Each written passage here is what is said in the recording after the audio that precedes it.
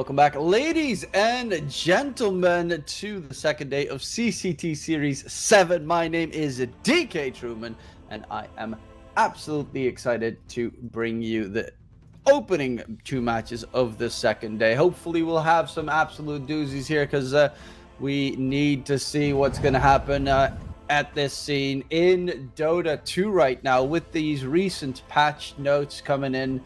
All the heroes changed, the entire map changed, everything is now different, timings are completely off, everyone's panicking, but we got some fantastic exhilarating Dota. As you can see, we have as an opener One Move versus Asakura, second game of the day Passion UA versus Robot Yagi.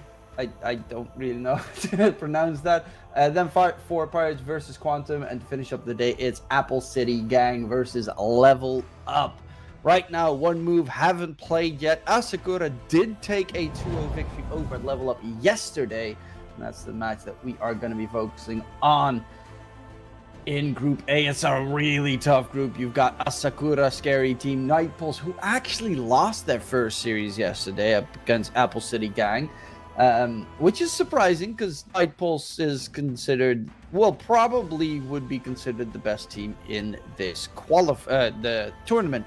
So it is surprising that they go 0-1 in day one. There are plenty of matches still to be played here. And top three advance on towards the playoffs. Bottom two are eliminated from both the groups. Yeah. Now Group A on coming in. Looking forward to seeing what kind of heroes are being picked. I did have a little bit of a checkup on Asakura. They went for a double Lesh pick yesterday, double Monkey King pick, double Darkseer pick. They stuck with three the same heroes in both game one and game two. So if One Move have noticed that pattern, which I definitely think that they did, they should be able to counter it, or at least ban out those heroes. Because the only heroes that they did swap around yesterday were a Tiny Crystal Maiden for a TB and Jakiro. Speaking of which, Jakiro, of course, this batch also just straight up buffs. Beautiful hero as the moment. Here we have a very scary team: Asakura, 7yesu, and Young G, the big prime players of that lineup, that have definitely proved themselves multiple times over. But on the other side, they're going to be playing up against One Move, a team that has not showed its hand just yet, as they are going to be playing with a substitute. Chodex is playing instead of SSS. But One Move, of course, a team that has recently qualified for the Fissure Universe Episode 4, will be which they did qualify with their player SSS previously, will be competing in the Fissure Universe, which this time is going to be an online event, so unfortunately not another offline event. Just want to mention that. The draft is about to go on its way. Disappointing that One Move doesn't have any pictures of their players. They're all only a little bit green, and hopefully that will be during the tournament resolved, so we can have some pictures associated with it. Production, if you want, I do have a good picture of Chodex, so I can always send that your way so you can fix that. So at least he's the only one that is not covered in that case. There we have it. One Move, they saw it. Darkseer first ban. Makes sense. DK also on the other side. 100% makes a lot of sense, because DK is just stupid. They heavily buffed DK, which is a wild thing to do, considering last patch he was already very strong. I'm actually going to quickly check what his win rate is right now. 56%. Abaddon's is 55%. My boy Wyvern 54. I need to play more Dota again.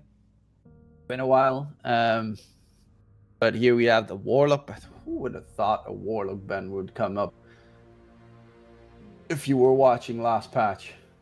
There was barely anything Warlock related. Very few people did still play the Warlock. It's still an obviously amazing hero to watch and have for big old team fights, but first phase ban material, that's not something I would have anticipated just yet. There we have our first pick, Abaddon. Yeah, I mean, stupidly high win rate hero. They ban out Lifestealer, which should technically count to the Abaddon, but I've seen Lifestealers get hammered by Abaddons lately. And the TB on the other side, because TB is actually really good in lane. As a off-lane TB against an Abaddon, it's very solid.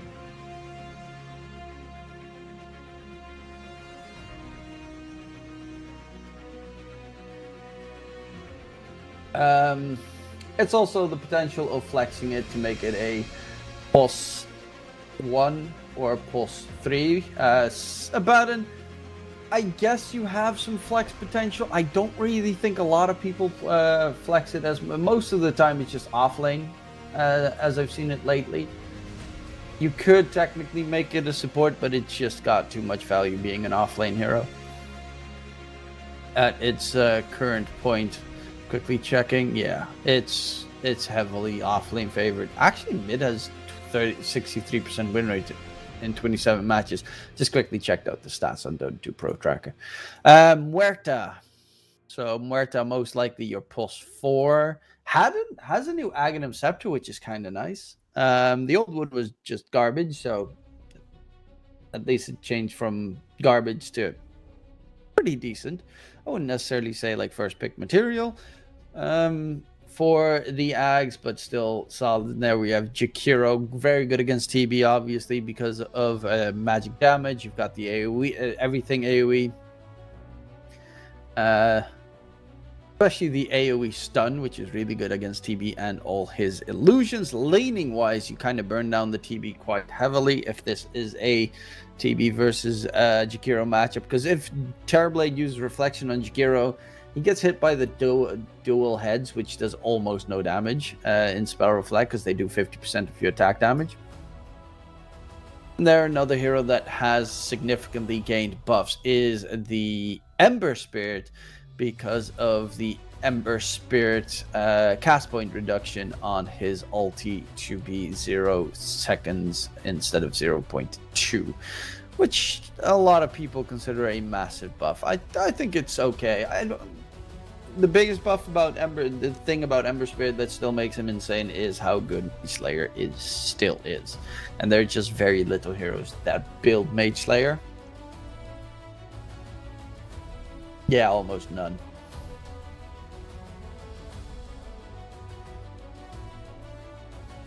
Now, Asakura. You've got your opponent's mid laner already available. You could Huskar, which is what a lot of teams do. They go Rubik, good spell steals, Ice Path, Macropire, Aphotic Shield, Searing Chains, I guess. But they're gonna go Shaker. Okay, another hero that should win its matchup against the Ember. It's not a guaranteed. I think obviously Shaker should normally beat any melee in the game, but it is like Ember can do decently against Shaker. Not great, but I've seen Embers tie it up. Some of them even win the mid lane match, but it should still be like 65-35% win rate favorability to Shaker, because it's just easier. Ember needs to play on his tippy toes. Primal. So with the Primal pick, it's looking like offlane Primal, Ember mid, Hero 4, Abaddon 5? What are they planning here? Unless they're going to go Abaddon safe lane, which not really a lot of people go for anymore, but technically could still work.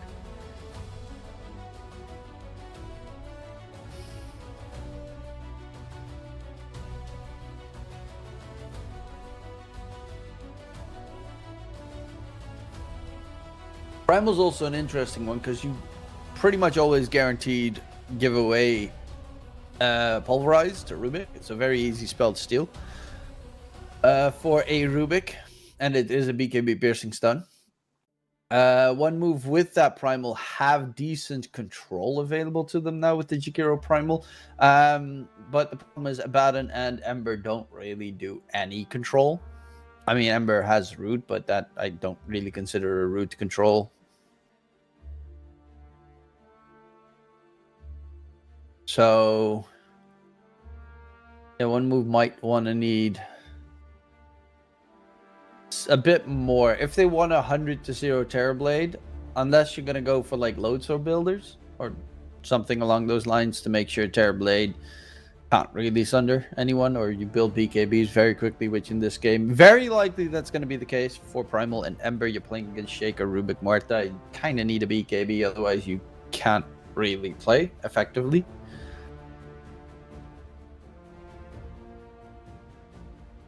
And on one move, the Doom ban, Sakura ban out the little Mereska. So they're really expecting this to be a safe lane Abaddon, which wouldn't be the wildest thing. One thing about Abaddon safe lane against a Terrorblade is, of course, Terrorblade likes using Reflection to counter enemies.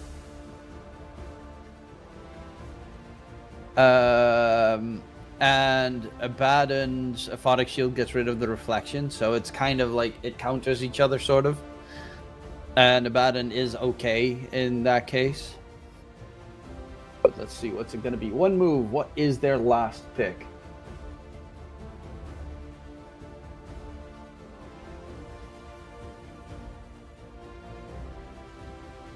Who is it going to be? I don't even know if they're necessarily going to go for a support or a core. So it would be... Because if you play Abaddon 5 and you get, I don't know, Drow Ranger. I don't know why you specifically mentioned Drow Ranger. I mean, technically it's amazing against Terrorblade. And with the Aphotic Shield defense from Abaddon plus 5, you actually keep the Drow Ranger alive in lane, which that's the reason why I kind of like the Drow. I don't think I've seen Drow Ranger this patch.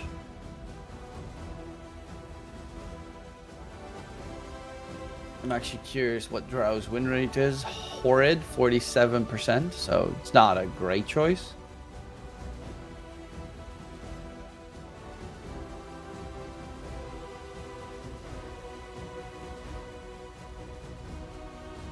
Okay, so they're going to play Bounty plus 4, then Chikiro 5, Abaddon safe lane, Ember mid, and Primal off lane. Which, they don't really have amazing burst on one move. They have a good amount of like gradual poke and prod damage that they can work with. The only thing I'm a little bit worried about is... I mean, Asakura doesn't have sustain. Okay, so that's the big plus. Like, one move has good sustain in Abaddon, of obviously. Primal Beast and Ember are also not the easiest to kill heroes. And with Bounty Hunter being able to find vision all over the map on Rubik's and Muertas, it's actually pretty nice. Yeah, I think I like one move so far, but Asakura, they're going to last pick Dawn. Yeah, they lacked damage. And then they picked damage. They lacked sustain, and they picked sustain as their last pick. I like that. The Dawnbreaker pick. It's also a way to counter the Primal Beasts when he charge pulverizes into enemies. It has its drawbacks, but being able to make sure that lanes are being pushed out is great. One big problem, though, for Dawnbreaker might be this game that... if Dawn wants to ulti and Bounty Hunter is like sneaky beaky all over the place, he might be able to catch out a Dawn ulting. And if he does that, then he just interrupts the Dawn ulti in the team fight, and then they are hero down, and then they probably lose that fight. So that's one thing that Dawn could be caught in, and I think not me. That's like his biggest objective, I guess, in the later portions of the game, because at one point the Bounty all he is a glorified ward, unless he gets really good farm, but I doubt it.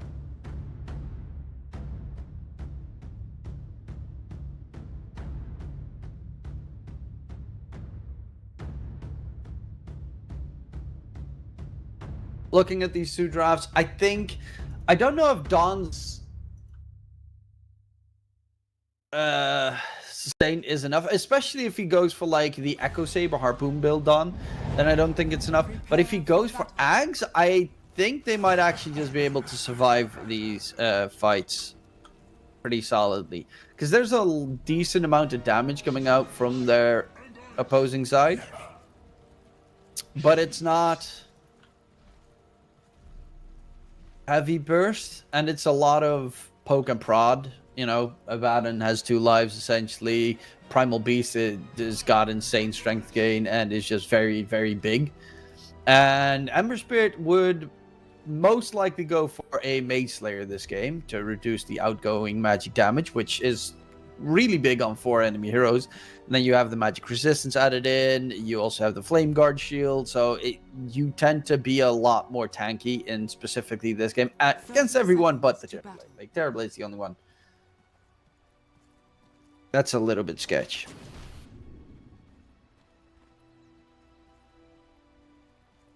The rest should be just fine.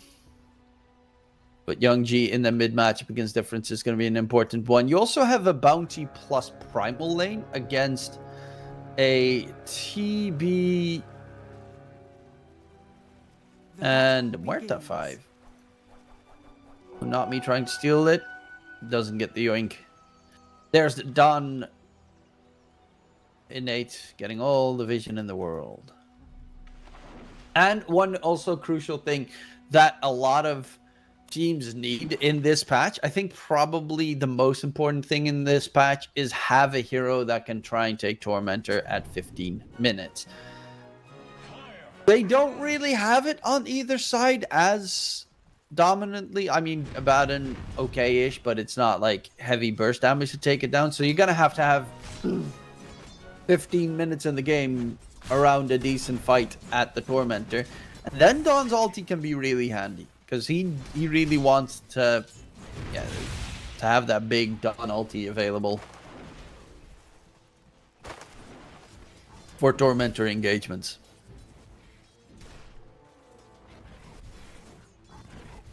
Liquid Fire, Liquid Frost. The double trouble Wombo combo.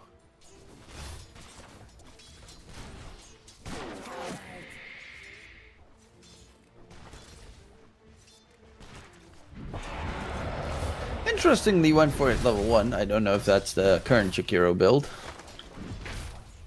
I've watched a decent amount, checked out a decent amount. Haven't gotten down to playing though.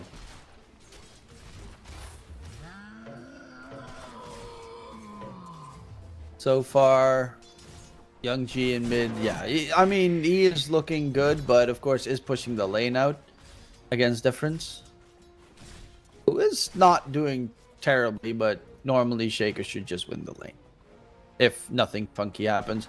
Rotations wise, I mean, Jakiro could rotate. Bounty obviously is more of the rotate hero, but I think this supports rotating from Muskur is very scary. Speaking of scary, Ryan is chasing after the Rubik the entire time. Doesn't have his dual breath, is literally 1 experience away from dual breath on this Jakiro, so that he would be able to probably kill the Rubik at that stage, but right now won't be able to successfully get that done.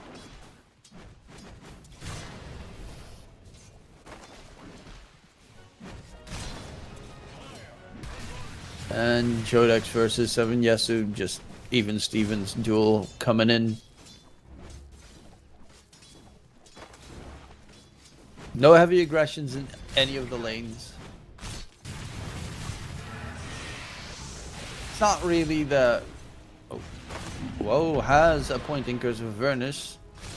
Doing a lot of damage in the bottom lane on towards those 2 heroes. But it is... very annoyingly, Bounty Hunter hiding. Wait, how did he get the healing loads? Okay. He got the healing loads topside, while Vanilli was also standing in the Lotus pool. But yeah, the one annoyance about Bounty Hunter is that he just stands next to you in the Lotus pool and in the experience pool. And also the fact that they still didn't nerf Glimmer. That's probably the most annoying.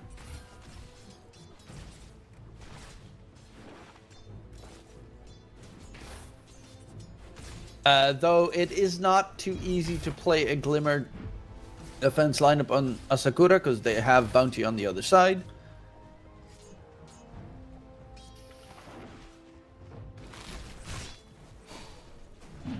Chodek's doing really well in the top lane.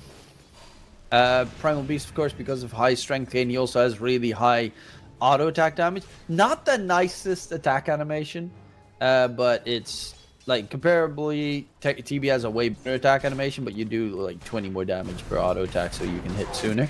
Metamorphs is used. They're trying to bully the Primal a bit, but he gets big ol' armor with the Uproar. And now they just have to wait for it. Young G being chased in mids. Chains comes out. Young G, can he get stunned up? Not me. It's a bit of a dangerous dive. And Not Me will just pick up the bounty runes. Of course, in this patch right now, spawn at 4 minutes. It is interesting though, now that it spawns at 4 minutes. It does mean that mid laners have to decide on their 4 minutes and 8 minutes runes if they go for the bounties or the power runes / water runes, obviously at 4 minutes. Not Me now chilling bottom lane because there is no metamorphosis on 7 Yesu, so they know they don't need any more support top lane. They're going to chase in after Vanilli. Bottom gets slowed down, takes a lot of damage. Is that going to be first blood? They're chasing deep. He gets out of range. Lift up, drag back on the Jakiro. Though Woe is also in the area. He's got that level 2 Curse of Avernus on Dawnbreaker. Dawnbreaker's just melting. Not Me gets first blood. Yeah, like Abaddon isn't a great hero for like heavy burst, but running away from Curse of Avernus with that 15% slow and constant DPS is just not doable. Bit surprising that, you know, this bounty hunter got that first blood. Oh, XP rune. Sorry, regen rune. Going in for the Rubik. There's the slow. Rubik going for the TP. Does he get away? No, he does not. Difference gets the snipe. Takes him down. And yeah, there's no no bounty rune in the river. That's just a visual bug on my mini map.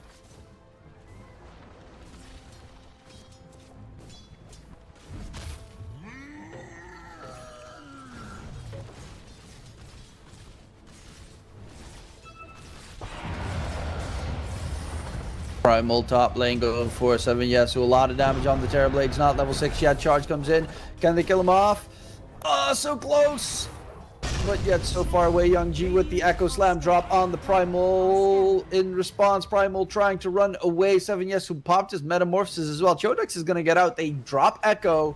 They TP in the Shaker and they gain nothing. At least they keep the Terrorblade alive, which is, I guess, a win. Bottom side, they're fighting for the experience rune. It is going to get yoinked by the Dire side as Woe will lose his life. So it will be a... the other Shrine of Wisdom hasn't been picked up yet, I guess. Or at least it doesn't show it visually on the map if it was taken or not. That's weird. Ember going top side, Terrorblade so close as level 6, but this time he will not get away. And a difference rotation makes indeed the difference to get the kill secured. 1k net worth lead, a 4-1 move right now. Net worth wise, they're all pretty close.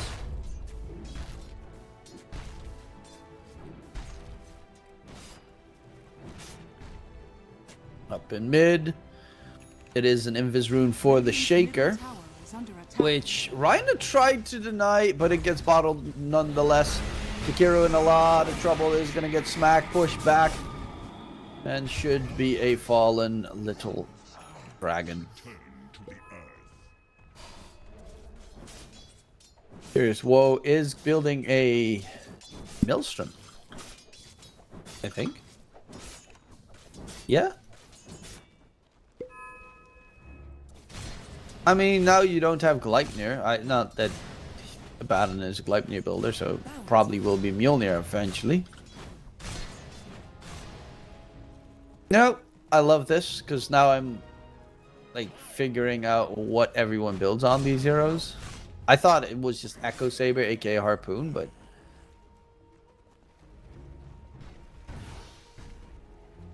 okay. I'm quickly checking out Dota 2 Pro Tracker. I do not see Milstrom in any of the builds. I'm curious to see how this build's going to continue and how it fares this game.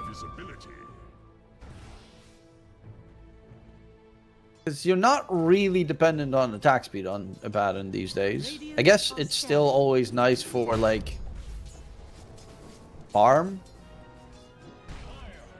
And you still don't build any other decent farming item on the hero. You're not like a Battle Fury builder. Actually, it's Milstrom and Battle Fury. Or you go hand of Midas, but that's... eh. You're not really that attack speed dependent. Dire's courier has been killed. Okay. Power Rune spawning. It's going to be bottom side. Shield Rune picked up by Young G. He should be just fine. He's also over halfway towards his Blink Dagger. That's going to be really the moment when they activate on Asakura, when they can make plays around the map. Their supports are really strong for it. The only downside is you've got this pesky little bounty hunter constantly looking around for enemies in the area. Oh, Vanilli. He's got Dust. He's got a Sentry and an Observer. Spots out the bounty hunter. They're going to try and chase him down. Is going to get pushed back towards Young G, and Not Me gets caught and taken down. Nice catch there from Vanilli. And yeah, this is also the downside of the bounty. He is not level 6, and he has been roaming around so much that it's going to take a while before he's level 6. While the other supports... Rubik's making some big ancient stacks.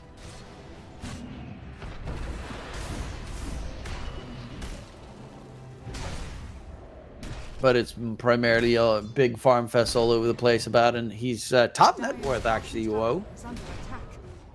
Dire's structures are fortified. Radiant are scanning. I love the fact that Jakiro can now use Liquid Fire again on buildings, because it's so good. That attack speed slow. And Rubik gets the Aphotic Shield stolen, but is still going to get caught on the back end.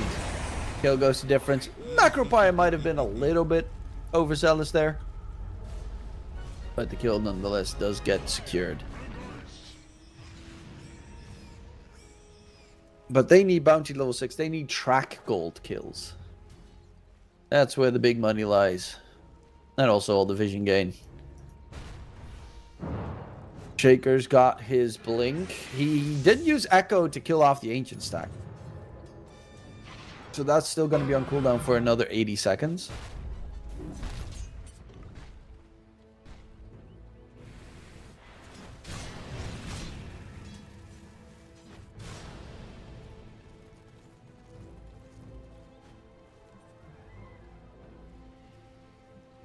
While Don's build is a Blade Mill plus Pipe. So yeah, okay, he's going for more of a defensive supportive build. On Dawn, then I expect a very decent timing on his Aghanim Scepter. As his third item, most likely. Topside, Chodex. He knows they're coming. He's running away. They're going around. They've got the blink on Shaker. Chodex might not expect this move to come in. They place an Observer. They spot out the Primal. And they're going to walk up the high ground to try and kill him off. Chodex does get the charge away, and a 3-man smoke gank failed. They actually TP in. Difference gets a amplified damage rune. Sleight of Fist almost blows up Vanilli. They're going to go for multiple kills here, so they spread their attention between the two supports. And Slime Yao taking down Vanilli is going to be the next one. Is bounty tracked for good measure. And they get 2 kills on the side of one move. And gank goes too deep and too dangerous. Really good job there from Chodex, dodging everything about that gank. And Woe still hasn't left that top net with spot. Now he finished up with the Maelstrom. Queued up the Mjolnir next. I guess the plus side of Mjolnir on a Baton is you just pop it on yourself and then run in the fight, and like no one can't not kill you and no one can kill you.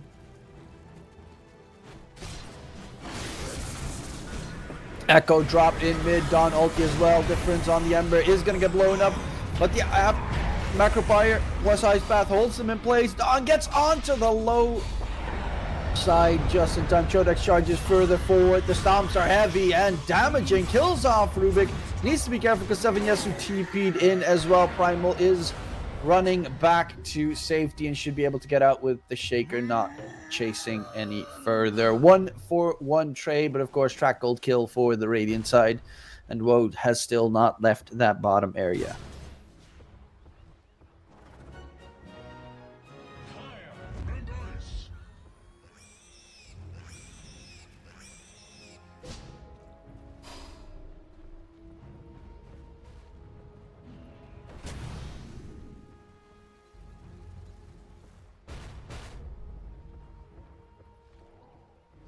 Young G being spotted. Oh, going in. Primal, charge, forward. Can they kill him off? Young G, Haste Rune is going to get pulverized, caught, and killed. Going for a second difference. Will find Slime Meow. And a lot of damage in response, but difference gets a double kill. And again, track gold money. Even with those track golds and 5 kills ahead, they are still only 1k in the lead.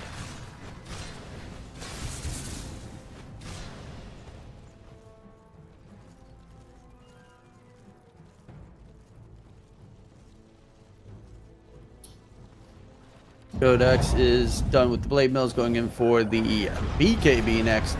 7 Yesu Manta.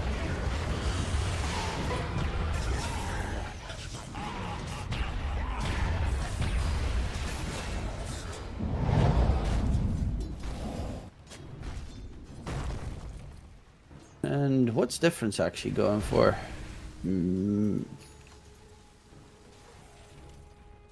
Okay, Mage Slayer. Okay, Mage Slayer just has a very strange build now. I was like, I don't really know what these items combined make up. So Gloves of Haste, Orb of Venom, Cloak, and Cornucopia make Mage Slayer. Yeah, that's weird.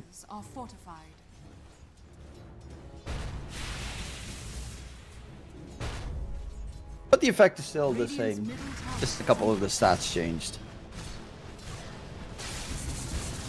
And they also did get that 15-minute Tormentor, which essentially is 1500 plus 250 per player. So that's... sorry, it's 1400. So that's 2650 gold going to the Radiant side. And very importantly, the first shard of the game went to the Jakiro. Oh, that shard's actually pretty nice. Liquid Fire no longer shares cooldown with Liquid Frost.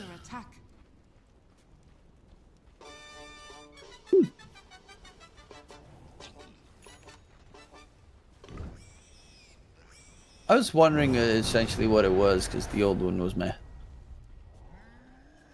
Yesu spotted, Dust Use, on the run, Bounty Hunter is going to get tracked by the Rubik. Ooh, that's not good.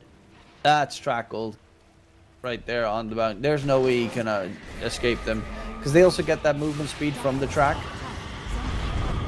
So yeah, he's essentially just a freebie and a track gold kill. Plus now Rubik has track available, so if they can spot out some other kills. Radiant's bottom tower is under attack. Oh, whoa, a lot of damage taken. Borrow time used. Dawn ulti comes in. Chodex in trouble. It's a nice macro fire damage on 7 Yesu. Terrorblade is dead. Echo Slam gets dropped. Almost keeps War alive, but difference with the Sleight of Fist will get rid of Vladik. Is focused by the tower. The tower, is it enough? Okay, that fissure definitely will chime in for the kill. 2 for 3 trade. Chodex still alive, trying to run away. Bounty is back in action. But this is all track gold kills for the Rubik. Young G charged that. Primal going in, takes the kill, and dominating streak for Chodex. Sneaky little beaky there. All three, so essentially they had a 3-for-3 trade, but all 3 cores of Asakura did get taken down. Big Dawn ulti, but the Sunder was already used on Woe. And then they drop everything to kill off the pesky. Very survivable Abaddon, who did go for the Echo Saber after his Maelstrom instead of going for the Mjolnir. And is now looking to build up the Manta style.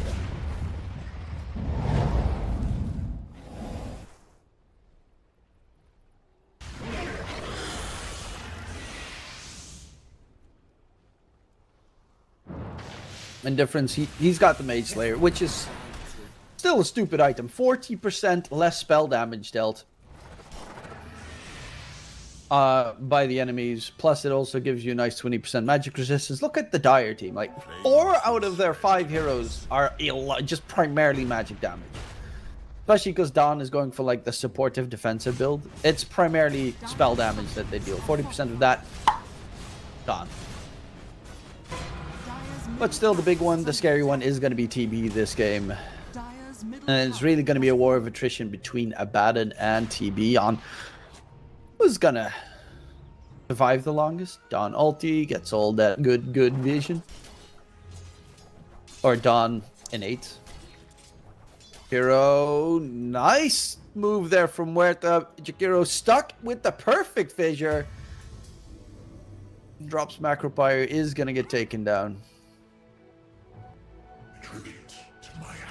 While Difference is jungling, chasing after 7 Yesu, there is still a tier 1 tower topside though, which is almost full HP.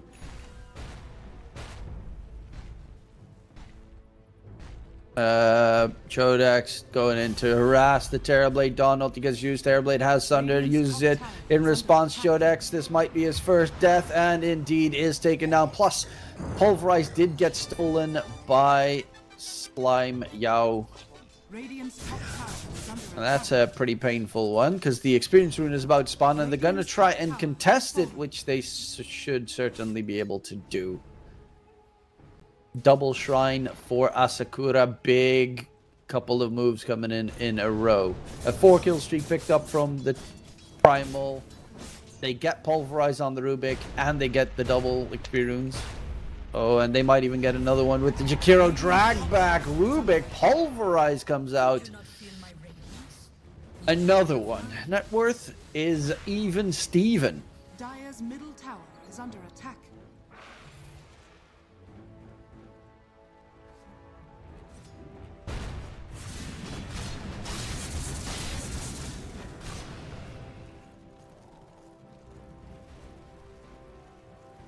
Whoa, walking about. Difference closing in on his BKB. They spot out the Dawn. He is tracked. And they kill him off, though.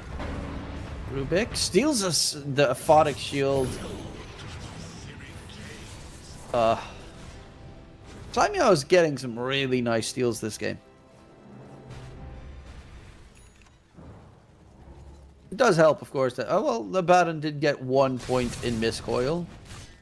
So Woe has a point in Miscoil, and that is primarily just to try and make sure that the Rubik doesn't steal a Aphotic Shield. Or borrowed time.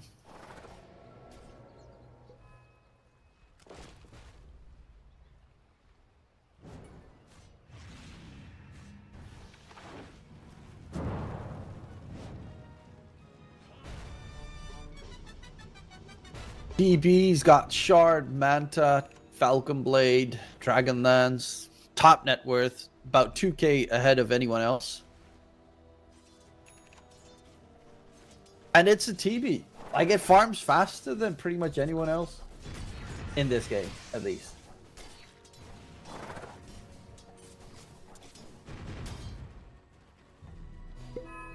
Also, with that tier 1 tower still standing in the top lane, like, he doesn't have any threat around him. Because you have Dawn ulti always to back you up. Now he's got the Hurricane Pike done. But yeah, he's got Dawn ulti. He's got TPs very quickly right behind him if need be.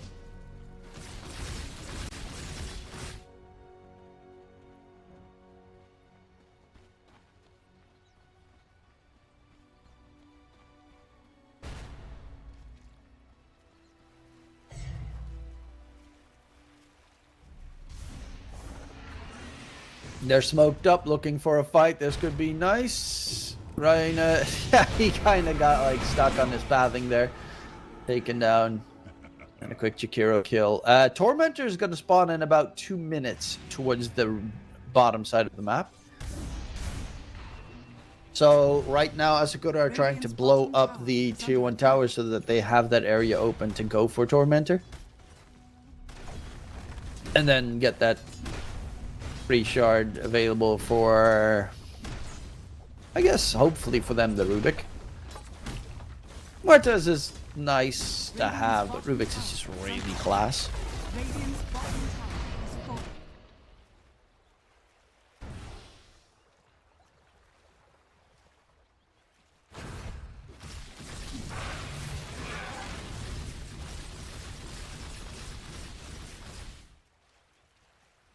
But yeah, they're content with this on Asakura. Very much content with the state of the game. Next item is going to be the Scotty on TB, which is going to be big movement speed reduction onto the Abaddon, plus healing reduction. Which is going to be really important. Abaddon is going to have problems chasing after this pesky Terrorblade at that stage. Because Terrorblade has Hurricane Pike. They also have Force Staff on the Rubik. That's about it. Shaker's closing in on his Ags. Tormentor is about to spawn. But no one from Asakura is in the area. They might want to go for Roche as a trade-off, but it's just... Roche is not even that good this game for Asakura.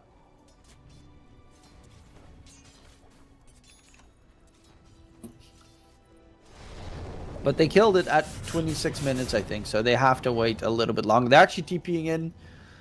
Asakura knows one move's plan.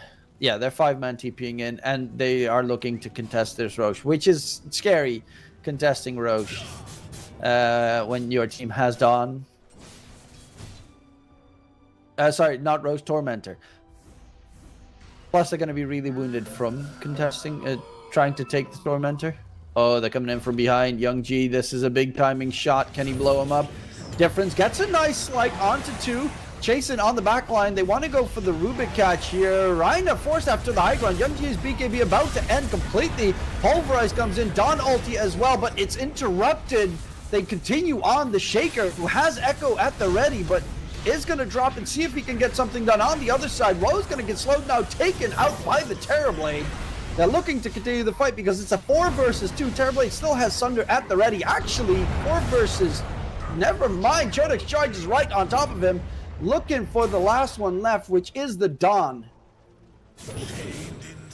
And Dawn is going to get slowed down. This is track gold money. Dawn wants to go for Difference here, who is a little bit too close, but Chodex pulverizing his opponents. Difference gets the kill. Track gold coming in. But they're very wounded and cannot secure the Tormentor right now. Which gives a chance for Asakura to come back into the area and contest it. Depending on if they're going to send Woe back to bottom. Probably going to TP in to defend it. As Asakura, they have bigger issues with trying to rejoin the fray. They're going to go for the Tormentor. Should be able to secure it. That fight was really spread out, so I didn't really see everything at the same time. I was watching Shaker get completely caught. He didn't have... He's 1k away from his Ags, and that might have been the difference maker in that engagement.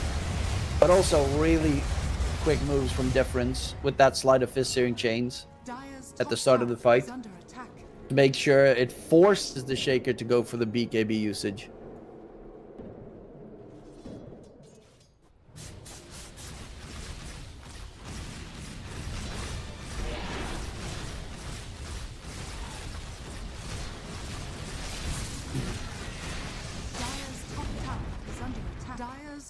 Codex, he's got Shiva's done, so that's the healing reduction against the Dawn, which is always nice. And next item is going to be the S and Y build.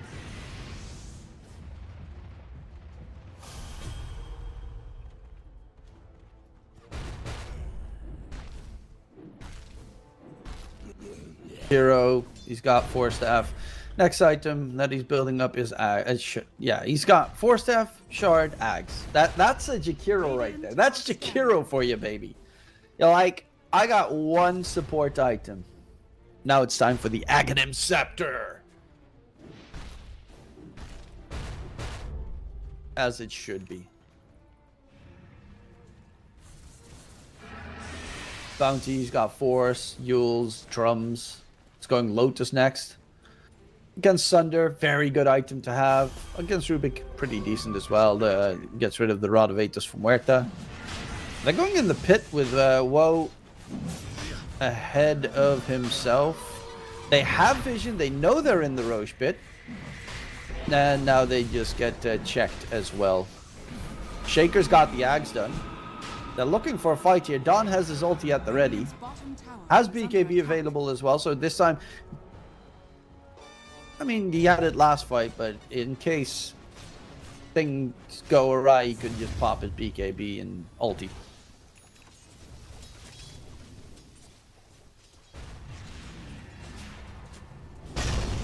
Oh, Echo dropped onto difference, has the BKB available, gets the sleight of fist off, goes in for more. Dawn ulti flies through. Slime Meow still alive. Big heal coming out from the Dawnbreaker. Primal's dropping low. Chodek's in a lot of trouble. Force Staff, is he going to get away? No, he's not. Vanilli with a nice snipe. Woe is the next target. Is going to get slowed down by 7. Yasu. Ice Path not going to do anything. Abandon's back to full HP, but can he get out of there? Fear comes right through. Not a kill secured here for one move. And Woe is going to be able to get away. Surprisingly enough, Difference is the one that actually also gets away. He's building up his own Shiva's Guard in the meantime, and they're going to go for Roshan now on Asakura's side. Which, again, it's not like amazing for them, considering TB is not a good Aegis carrier. I guess you could give it to Youngji, but they're going to give it to 7 Yesu instead. Who's got the Gunpowder Gauntlet. Your next attack deals an additional 120 magic damage and splashes to units with... Okay. With the extra attack range, million range on it. Yeah, I'm actually curious what neutral items everyone has. Shaker's got the... I find it weird that Ninja Gear is now a tier 3 item. I don't like that. I think it's too early. Dawn has Nemesis Curse?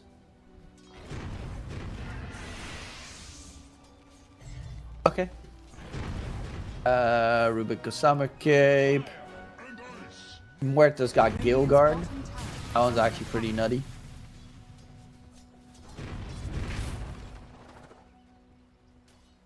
Bounty's got Whisper of the Dread. As their daytime vision reduced by 15%, but their spell damage increased by 10%. That's weird. Like, daytime reduction on bounty hunters, kind of weird when you're essentially just walking ward. And your spell damage increased by 10%. What? Shuriken toss.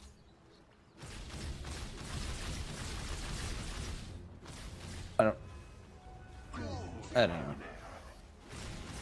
Radiant's bottom tower is under attack. That feels like a misclick. As it's definitely not one of the preferred tier 3 items you want. I wouldn't even consider it to be arguably the worst.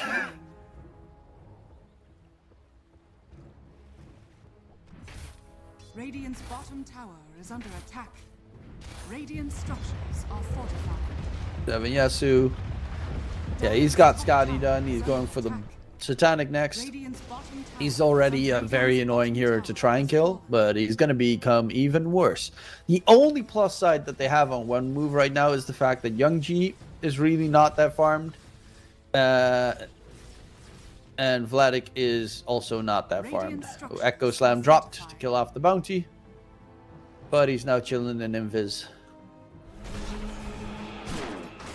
And will be able to walk himself out of there towards mid. Difference with a little bit of harassment. Sleight of fist lasts forever. Jumps out to safety.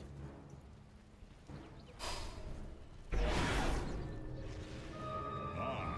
top tower is under attack.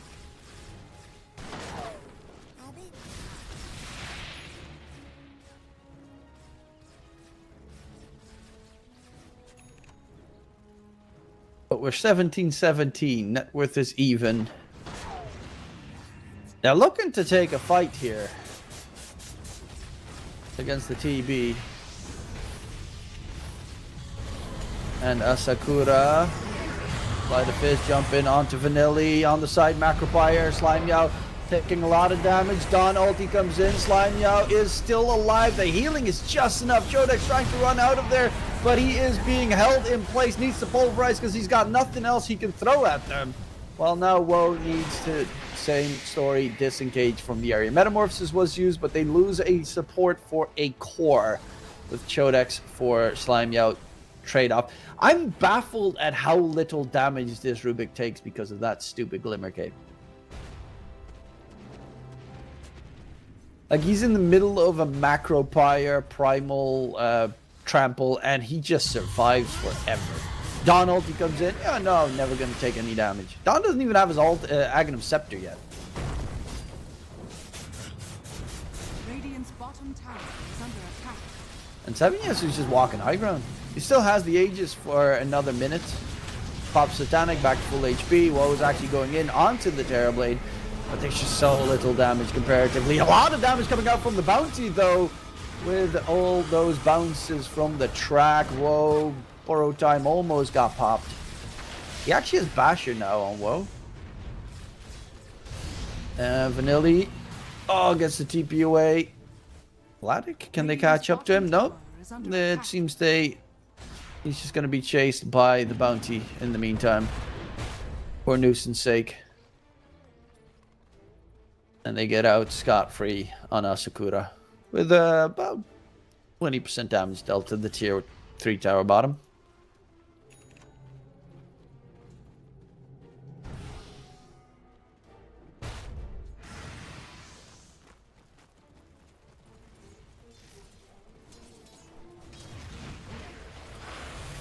It's getting a little bit problematic here. Because, of course, Primal Beast is not a great farming hero. So, it is falling off a little bit more. It's not building into his Ags, for instance, just yet. Which will be a nice item to get somewhere in this game for extra damage. Because they are lacking damage.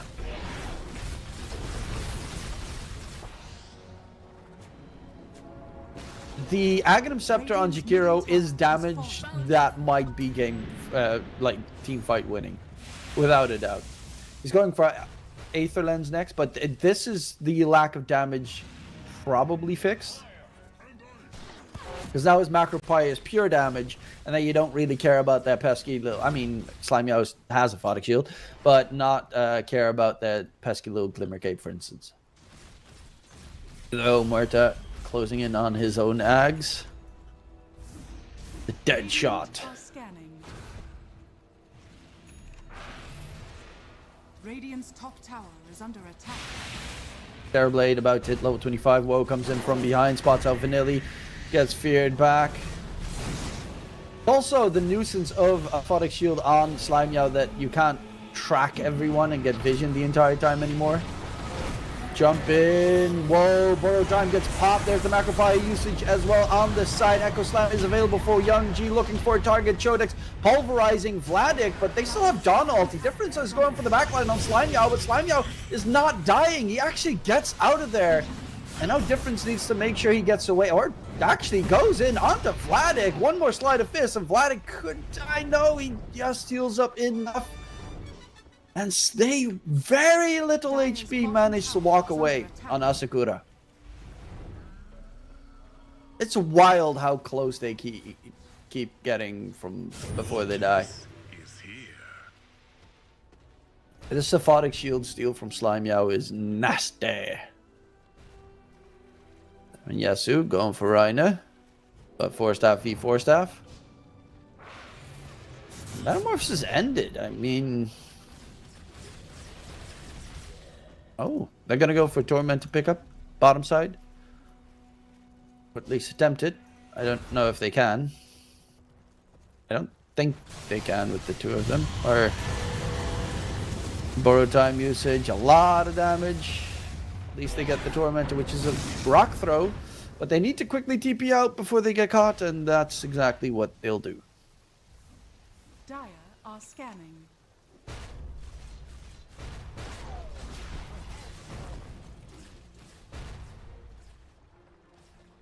Roche up in Dire's top tower now. is under attack. Roche up in now. Roshan's banner, Aegis available.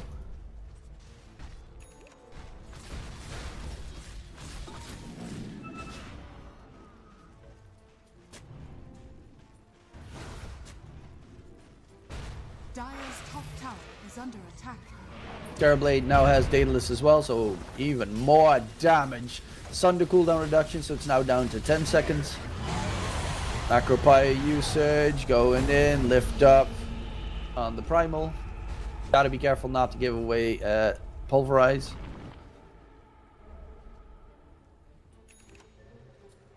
And Woe is going BKB actually on the Abandon. What's his level 25? AoE Miscoil, Curse of Avernus attack speed bonus. I mean, normally I'd say Curse of Avernus attack speed bonus seems to be the logical one for safe lanes, right? But if you get Shard, and then the AoE Miscoil, like, don't you do a gazillion damage with your Miscoil then? Oh, bounty. Bye-bye. Invis gets stolen, so he's got Shadow Walk now. Rubik's got Blink Dagger flying out. Yeah, they're gonna go for Roche, get the second Aegis with the banner.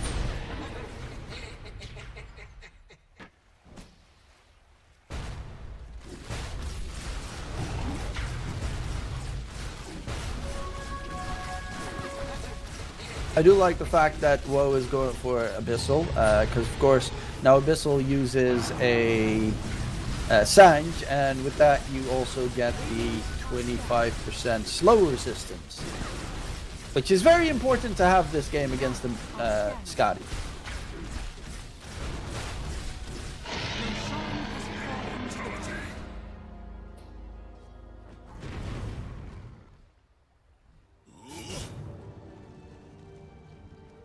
Quite helpful.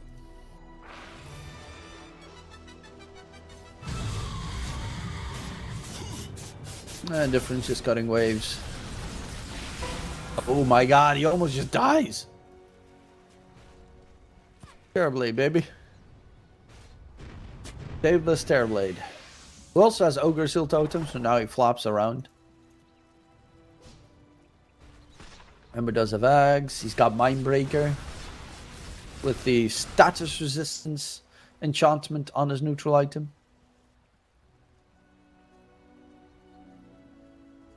Ogre Seal on Abaddon, Ogre Seal on Primal. Hero's got Ceremonial Robe. And Bounty's got the Crippling Crossbow. I like that one.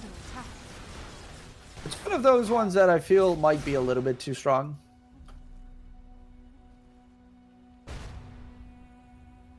Dire's top tower is under attack. There are 3 Ogre Steel Totems on the Radiant, on the Dire side, and 2 on the Radiant. 5 Ogre Steel Totems picked up Dire's top tower for the tier 4 neutral items. And the high ground push comes in. They have a banner if they want to drop it.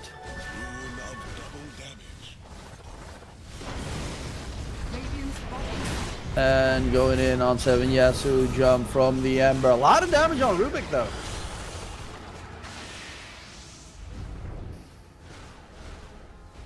That was quite a significant amount by difference. He has that amplified damage rune, but they are going to be able to get the range racks. Primal charge. Try and get rid of the banner. Borrowed time gets popped. Oh no. No borrowed time for 65 seconds. And Metamorphosis is about to end. That's a saving grace.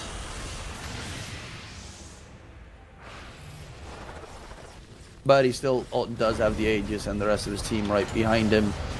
Jump in, drag back, Terrorblade dropping low, first life gone, going for the backline, quickly kill him off before Terrorblade comes back. Dawn is actually surrounded by the wrong side. Echo Slam drop, doesn't really do enough damage. Terrorblade, he doesn't have meta, the Echo does get dropped. Whoa, is gone! Shodex on the run.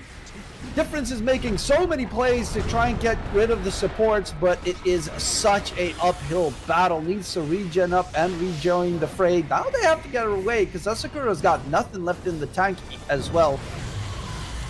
Same with Difference. He doesn't have any more fire remnants. There's one down that he can jump to.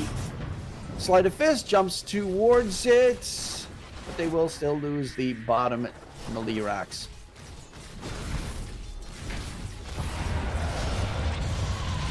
Jodax charging forward, has Pulverize available, but got to be careful with the continuation fight. There's actually no creeps. Fortification came in. Holding the Dawn. Macropie is back up in 10 seconds. Sunder gets used close on the Different skill. Still has a Fire Remnant that he can use. Ice Path onto the TB, but he's got another Sunder ready. His Metamorphosis came back up, and that is the melee racks actually secured. What a long, drawn-out fight in the bottom lane.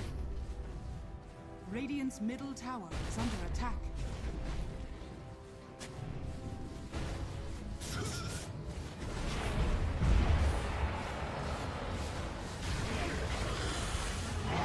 Macropire drop on TB.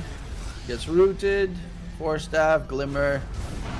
Gets him out, but he has a Sunder at the ready, and yeah, that's the problem. 10 seconds on Sunder, he's got Satanic, he's got 4k HP, 42 armor. And his next item's going to be Butterfly. Well, actually TP topside, so they know that he doesn't have a TP available. If they want to take a fight now on Asakura.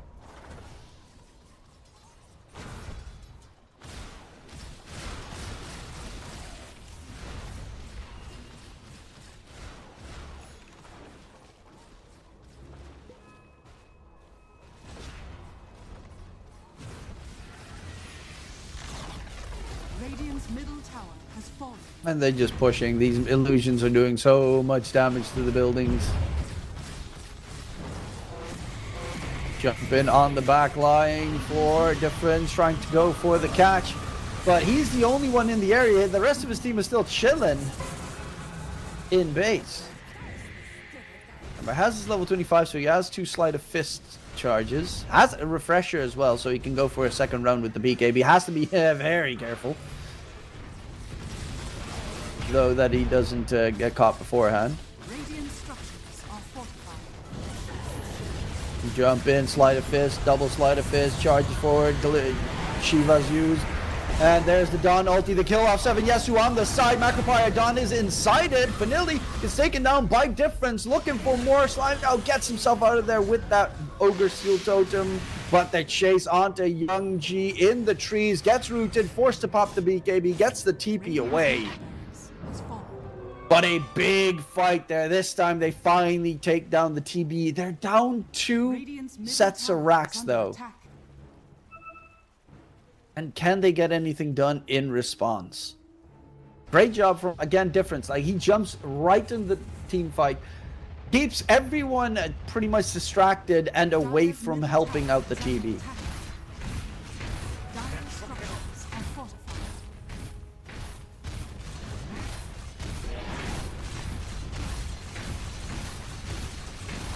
And they're going to go for some push. Baton is, of course, pretty good with pushing, but so is the Primal. He's got that 40% more bonus damage to buildings, Colossal, and with the attack speed increase from Curse of Avernus and the facet of Curse of Avernus, even the Primal Beast hits fast. So this is actually really nice pushing combo. Look at how fast they break these buildings. Jakiro even has Liquid Fire if need be.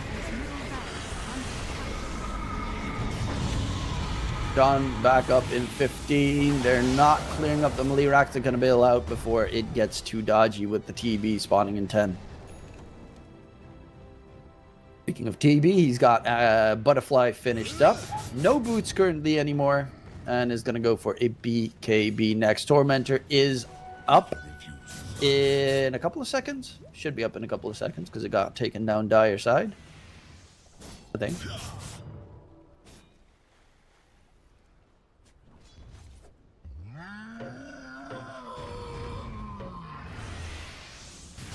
And Abaddon is going to go for Aghanim's Blessing. Aghanim Scepter / Blessing next, which is always huge for a team fight late game. Then you're gonna have Abaddon with the borrowed time. Aghanim's Blessing. Oh, he needs to be a little bit careful though. He used borrowed time. Bottom side is gonna kill off the Tormentor, but they're right on his heels. Can he get the TP away in time?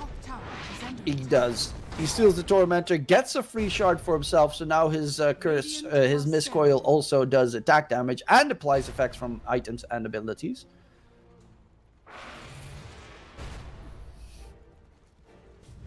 And if he gets Ags on top of it, uses the Miscoil to heal up his allies, they just boom, boom, boom, boom, boom, keep themselves all alive. This is actually pretty big. Like, right now, Abaddon is becoming very scary. Like, obviously, TB is very scary, but Abaddon is just that big survival core that keeps his teammates alive. Ember with the double, with the Refresher Orb, huge. Primal is closing in on his own Ag, so you're going to have break effects on Shaker, so that his Aftershock doesn't do anything.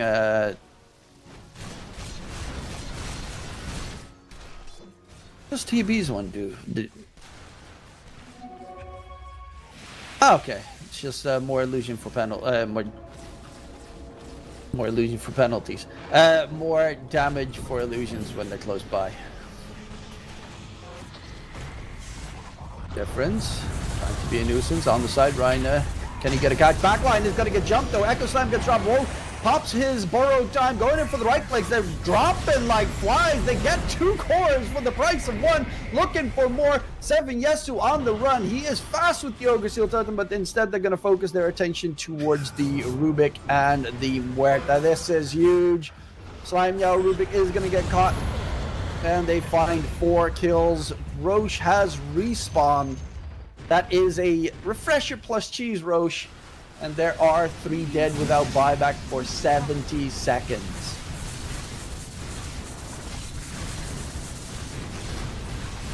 That was phenomenal jump on the back line.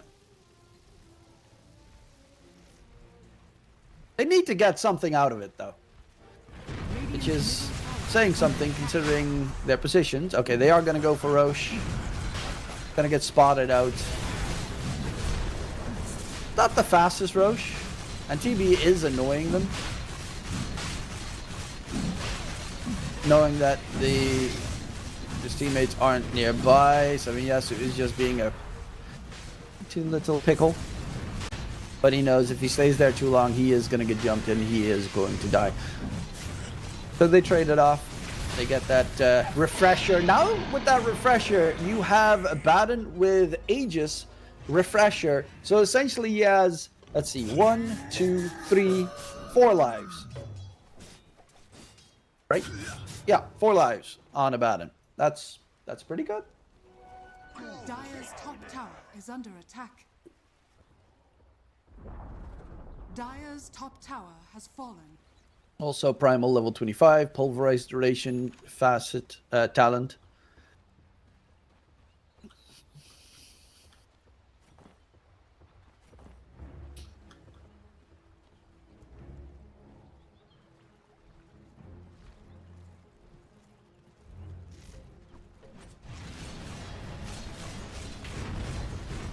Wow!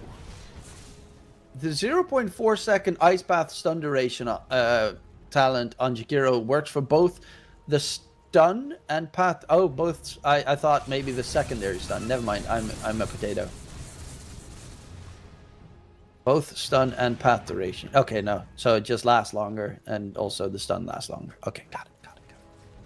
I was thinking because Ice Path now has a second stun with the facet. I was wondering if that like was OP, but it's not OP. Oh. Whoa, jumps in. Borrowed time gets popped. First life gone. Macropire gets used in the area as well. Jodex is charging forward very aggressively. They're going to turn their attention to Vanilli instead. Dawn ulti used. This is still not an Ags Dawn, but Abaddon is going to lose his first life. Has to swap in the Refresher. Still no deaths come in. Vanilli is going to be the first one to die. There's going to be a nice Ice Path onto 4. Echo Slam gets dropped, but Wall heals up everyone with his borrowed time. They just all back to full HP, baby. Late game, Abaddon is here to play. Wipe them all out. GG gets called. Game 1 goes to 1. Oh my lord. Everyone full HP because Abaddon's borrowed time is bullshit.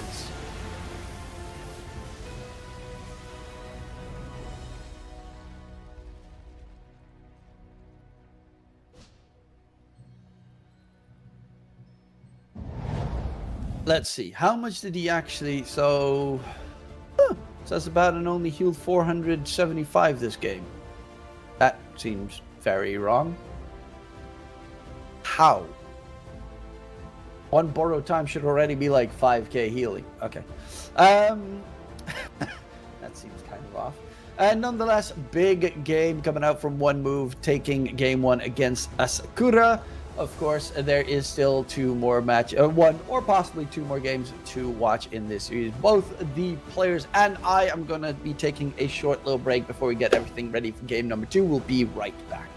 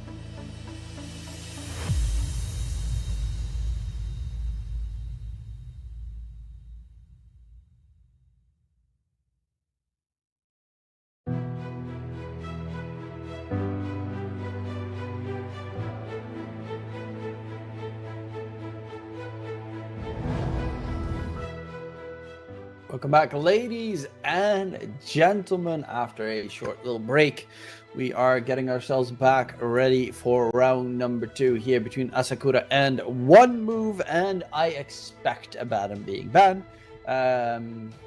this time around because it was kind of nutty how much it didn't do anything for the entire game, then got Ags, and then no one was able to die anymore. So that's kind of sketch. In what came through. On the other hand, there's still plenty of heroes that need to be removed. Leshrac is one that you don't want to play against if you are One Move, for instance. DK, as we see, is getting banned. Ember might even be a hero that you could consider banning with how insanely good it is. Last game, phenomenal performance from him. I think Chodex as well, my boy. Stood out with the primal, especially early mid game, late game, a couple of great catches.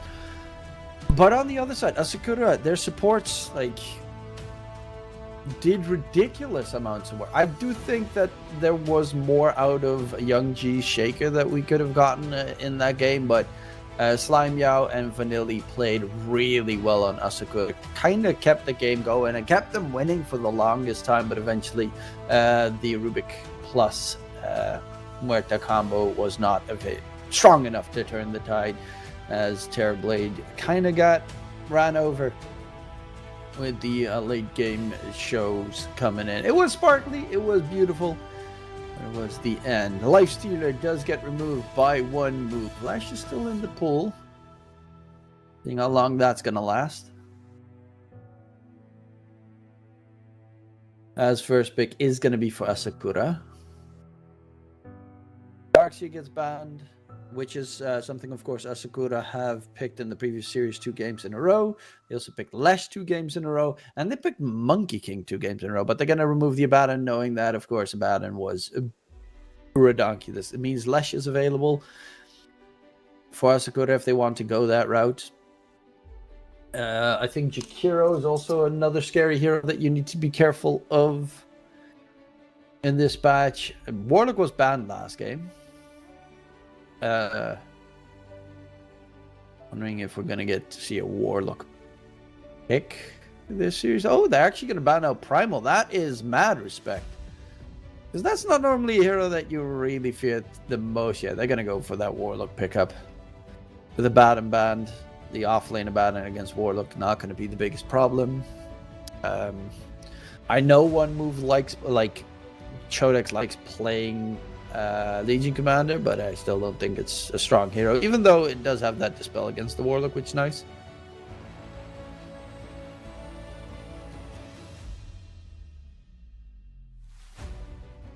But One Move, what big hero is left for them to take?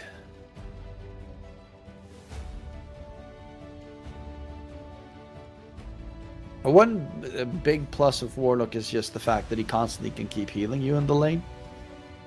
You just spam Shadow Word on your safe laner, and he should most of the time be fine in lane.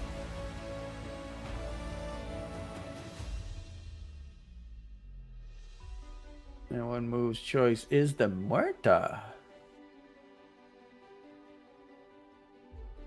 Do they play it as a flex, or is it just straight up their post 4 to deal with the Warlock?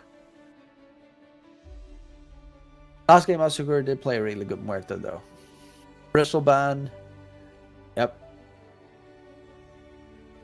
2 heroes banned out that Chodex loves to play. The Ember Spirit was not surprising that they removed it. And then on the other side, really wouldn't like to play against Lesh right now. Leshes were kind of like insane in how good it is.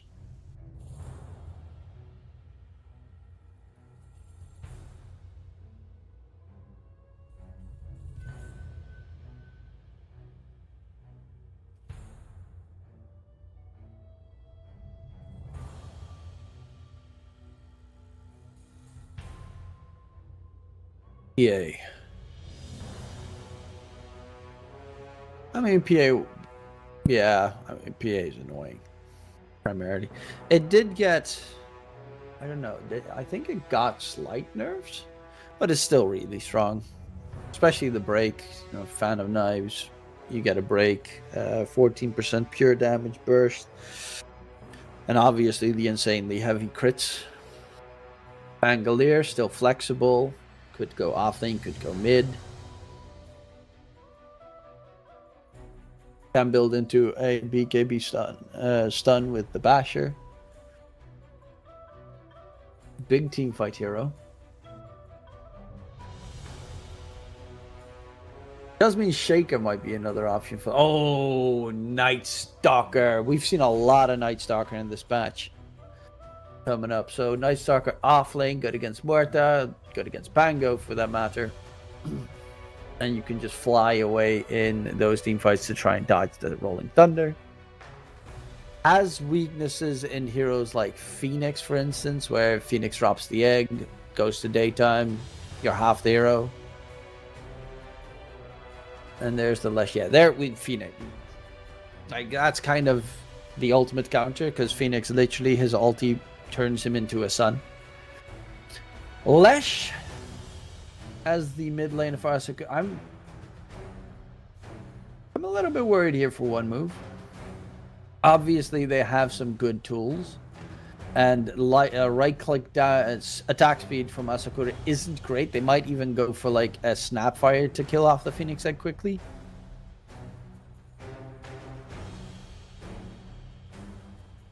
But one move, the scary part is if they show their hand right now. Because you know you're playing against Night Stalker offlane, so you might as well pick up your safe laner and then last pick either your mid or your offlaner, but it really depends on what the plan is. For one move. Because do you want to show that the Pangolier is mid or off lane right now? Or do you want to, which I would assume is the flex that you still want to keep till the very end.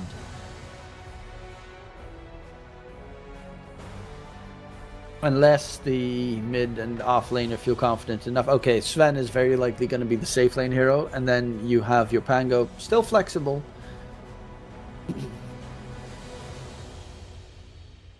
I haven't seen any Svens lately, so I am curious. What's his win rate? It's not great. 49%.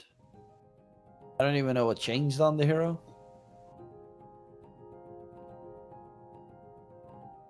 Sven. Base armor increased, base strength decreased, base agility decreased, strength gain increased. Facets. Okay, his heavy plate facet got buffed. Wrath of God no longer decreases Sven's base damage. Bonus damage per strength decreased. Okay. They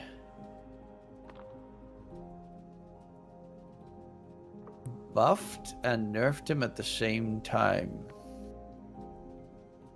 So they buffed the cleave damage. Cleave damage, but they reduced the cleave spread.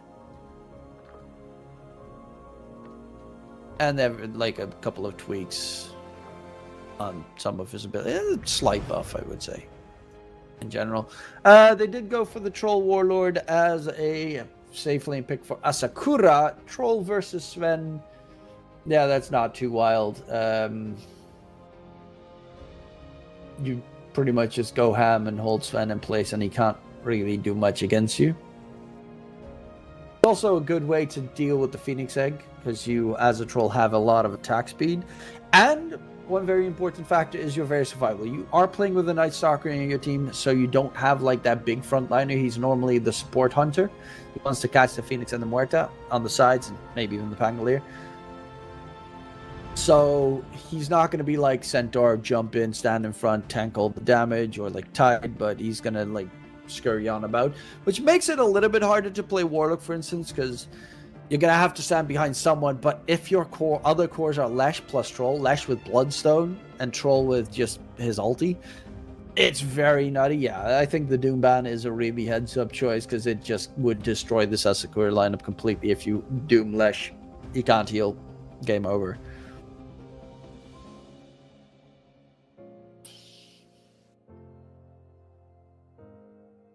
Unless they're gonna go for some like weird Sven 5 Muerta safe lane.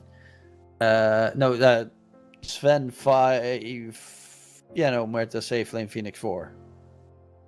Or some weird stuff with Sven off lane, but I don't really think they're gonna change that up. They banned the puck? Did they expect this to be a support Lesh?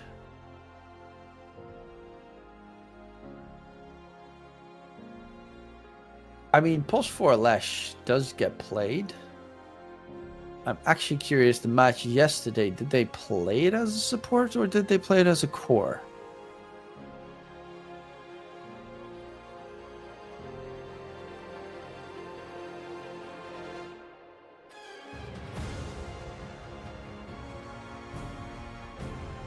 Okay, so they played it as off-lane Lesh yesterday in one game, and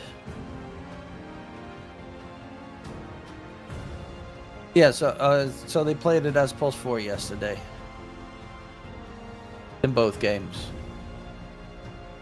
with the Lesh. So they are expecting a mid last pick from Asakura, but it could still be the Lesh, of course. Lesh would beat Pangalia pretty senselessly.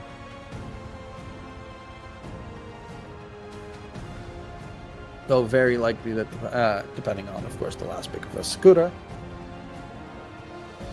Actually, Lesh would also beat Sven, right? Because his Diabolic Edict's pure damage. Okay, Storm last pick mid. One move. What is their choice against it? You're up against the Storm and Lesh. Like, Anti-Mage would be so good against those two heroes. Bad against Troll and Night Stalker, but so good against Storm, Lesh, Warlock.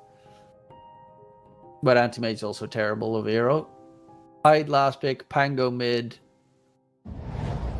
They have big AoE team fights on one move. And the Tide Shard is amazing against Storm plus Night Stalker. It's actually really good against them. You don't really care that much about Warlock in lane. I kind of like it. I don't know if they have enough damage, which is weird considering they have a Sven. But consistent damage to deal with Troll Warlord, essentially. But like one move went on towards the team fight, whereas Asakura looks more to be, you know, quick kill, get out, quick kill, get out. One move they've got Sven with the his aura tied with just building into auras most likely. Phoenix Sunray heal plus all of the AoE that he does. Yeah, I'm kind of liking one moves draft. I don't know if it's gonna be good enough. Because it really does feel like the Phoenix Muerta are just sitting ducks most of the time. And Tormentors aren't their easiest tool to take on one move. Like, you don't really want to pop God Strength for it, for instance. On the other side, you have Troll, which can solo it, for the most part. So last game, there were 0 Tormentors picked up by Asakura, and I think 3 picked up by their opponent. Maybe 4 got picked up, actually, by one move. So I think that's a very big objective that Asakura needs to zone in towards a little bit more.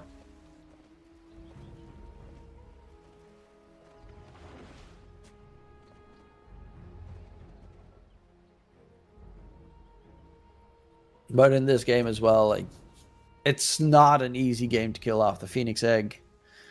Their best attack speed hero is the Troll.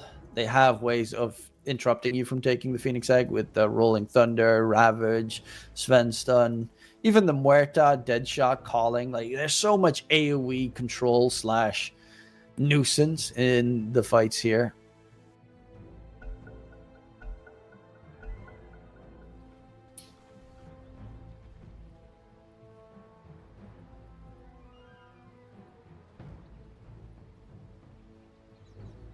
Kraken shell gains permanent damage block when an enemy hero dies under the effects of Anchor Smash. Okay. I mean, essentially that could be pretty nice to have against Troll in ultra late game. Blubber. Oh, whoa, walking up the high ground. Okay, an early fight comes in. But you're up against Warlock, Fatal Bonds, Sven on the run, Phoenix same story, a lot of damage dealt. That's going to be first blood for one move. Level 1 fighting against the Warlock really hurts. Oh wait, there's a Night Stalker in this game. That means it's going to be night, day, night. So Tormentor's going to spawn topside at 15 minutes in the game.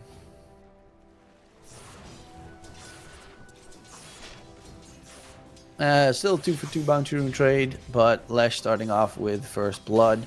Has the Mythanthropy facet, so you're gonna need that Icarus dive on Phoenix. Honestly, this top lane could be getting destroyed if they're not careful, because Lesh is insane in laning damage when he gets level 2, level 3 especially.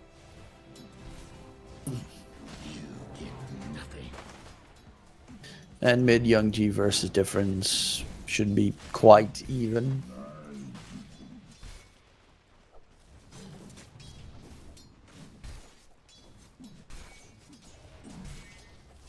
And Warlock's just going to be a nuisance for the most part, keeping 7 Yasuo alive the entire time, healing him up. Fatal Bond's nasty to deal with, except for Tide. He doesn't really care, but the Muerta still takes a lot of damage in the process.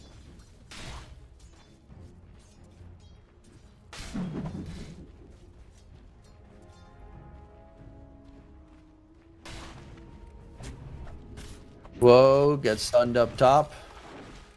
Yeah, Phoenix was not there to help out his buddy. And this Sven, it's the plus side of Sven though. Even if you get destroyed in lane, you can always catch up if you have some jungle stacks. Going in, Troll Warlock takes a lot of damage actually. Can they kill him off? The healing, is it going to be enough? And Nilly body blocks as well. 7, yes, it will be just fine. But it does show how dangerous it is with the fear into the gush slow / armor reduction.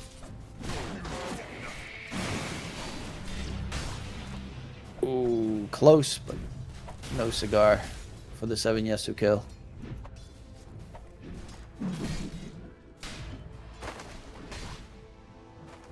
Now topside, whoa, Sven. Yeah, this Sven is just getting bullied. The double lane pushing wave as well.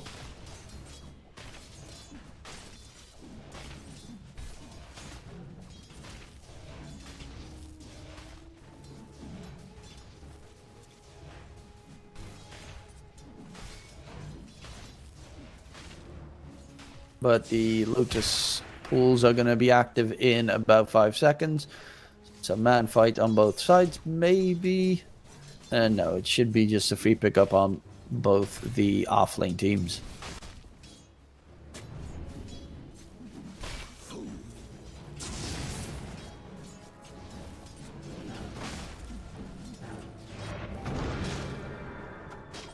But mid lane though, close difference almost kills off Young G, who doesn't have Electric Vortex, so he actually didn't have the chance to make the counter play. But has to be a little bit careful of the swashbuckle shield crash, of course. And Difference does get the kill. Takes down Le Storm. We'll need to get the water rune that spawns soon enough, but still nice kill secured for Difference in that solo mid 1v1. And top side, bottom side, a lot of damage dealt. Warlock with the Fatal Bonds level 2. Forces them back.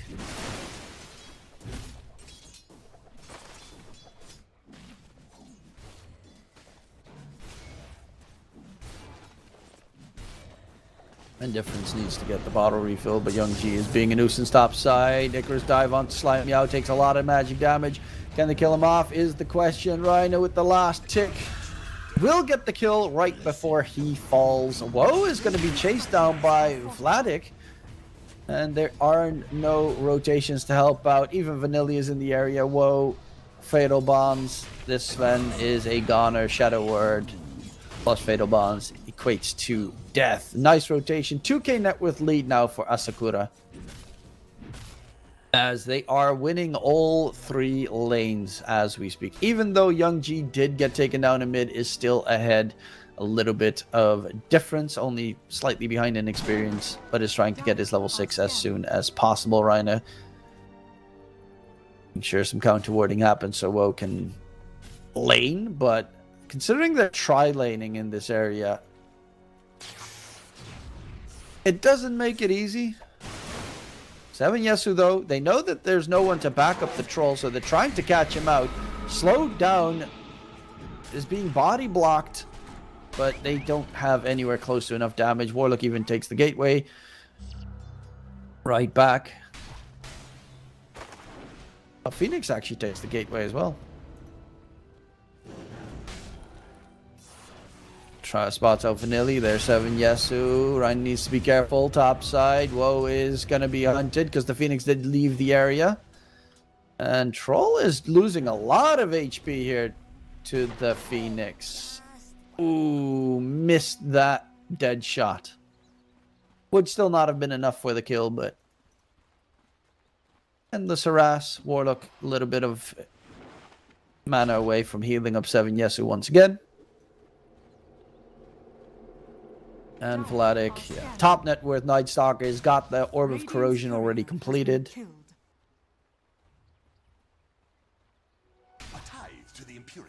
And Sven is forced into the jungle. Yeah.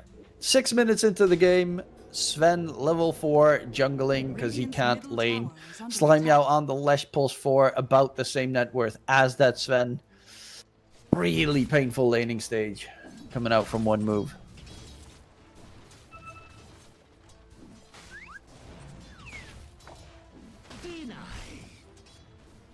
Diabolic Edict, pure damage, is nuts to lane against for a Phoenix plus Sven. Phoenix doesn't have dive, he's dead. If Sven, well, Sven is just dead.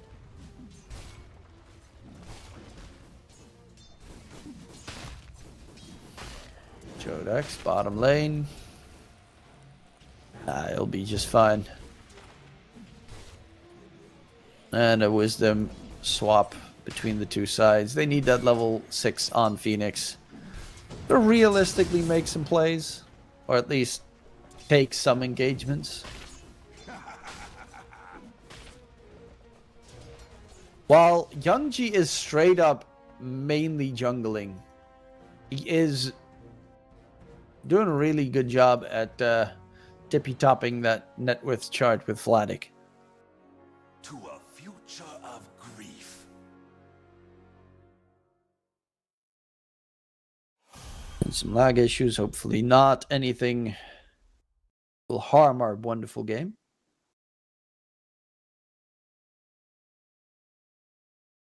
But we're also a solid 7 minutes into the game, which does mean that we can now have neutral items. Anyone close to theirs? Okay, big pull already done on the troll. Storm has occult bracelet. That is also the main reason why why the Storm was jungling, is so that he can get neutral items for his allies.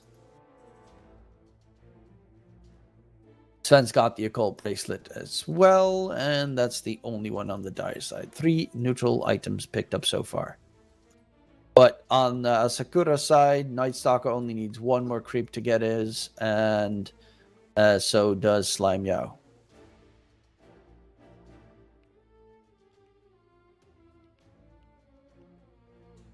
That's the spirit.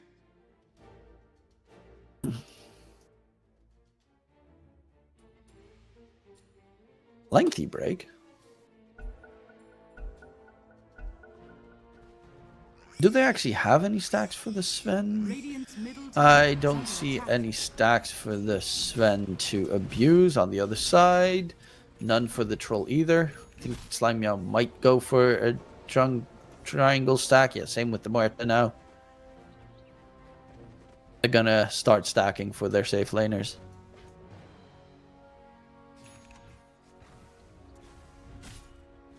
Oh, they're actually... Never mind. Contesting for the lane rune, power rune bottom, power rune amplify damage rune for Pango. And that could get him to make a play. Amplify damage rune, rolling thunder at the ready. Also has the orb of destruction for the extra and orb of corrosion.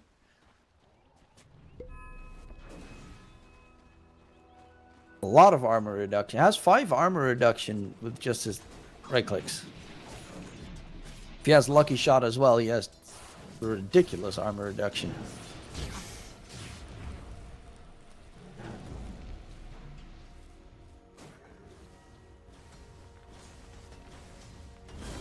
Push towards bottom, tier 1 tower under siege.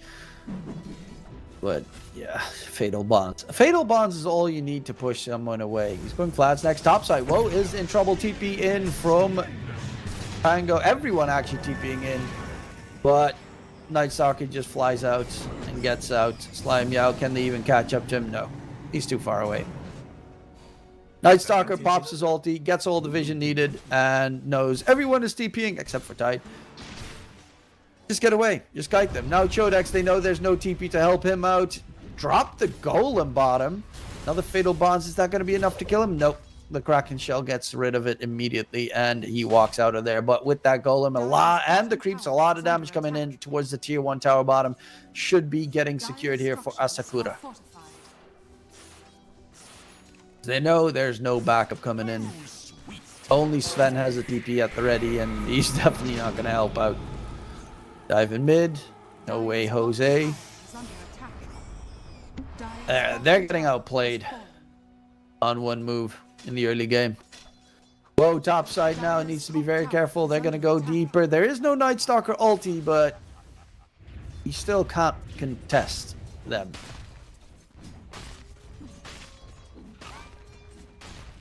Radiant's middle tower is under attack.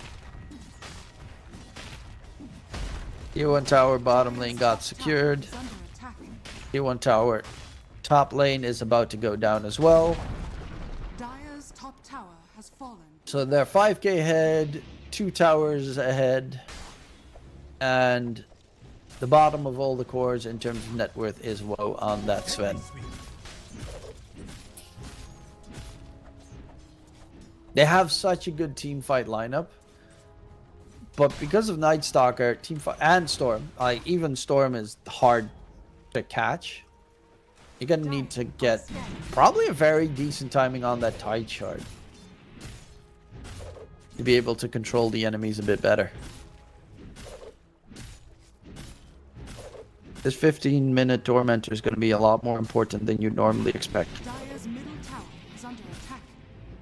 Radiant's bottom tower is under attack. Because if you get that shard on the Phoenix for his Sunray, that can be a game changer. Get it on the Marth, it's not that great. On the other side, getting it on Warlock's pretty neat. Getting it on Lesh is insane. Dire's middle tower is under attack. If you get it on Lesh, 15 minutes into the game. Double core TP mid. Try to help out, and immediately Asakura just go away. They know they just TP'd towards mid, so Sven cannot really get much backup. Are scanning.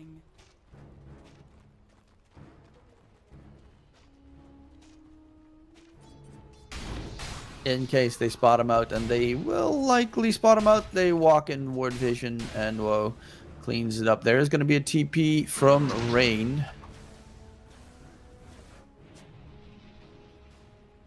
But a lot of dodging and weaving on both sides. Codex, after his Vlads, is going to be building up into the Mage Slayer.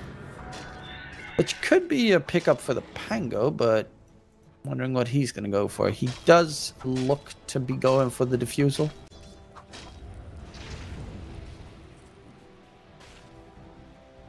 Which is probably the better choice.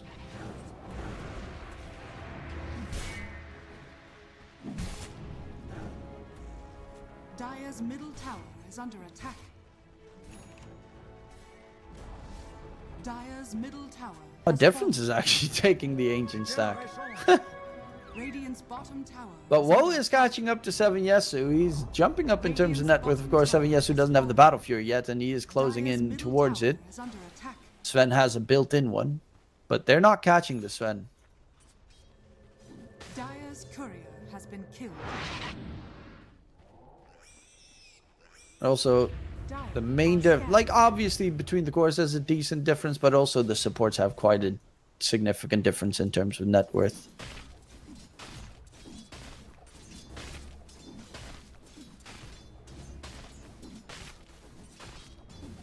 And all 3 tier 1 towers of 1 move have already been secured.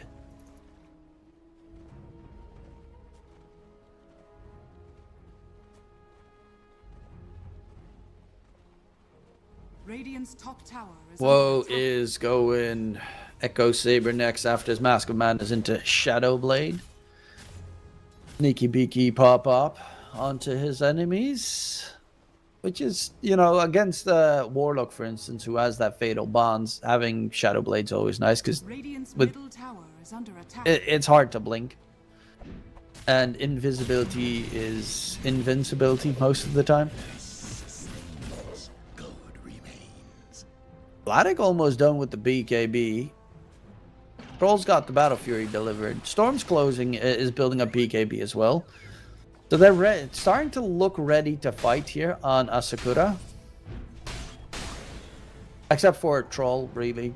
Realistically, he wants to just mainly focus on farming. But with the Night Stalker BKB and the Storm BKB not too far away, you might want to take an early engagement. They want to go for Tormentor fast. They have an Observer Ward in the area. They ping it out as well. Night Stalker is TPing topside. Yeah, both teams are looking for a fight. Smoke up. It is going to be daytime in 10 seconds.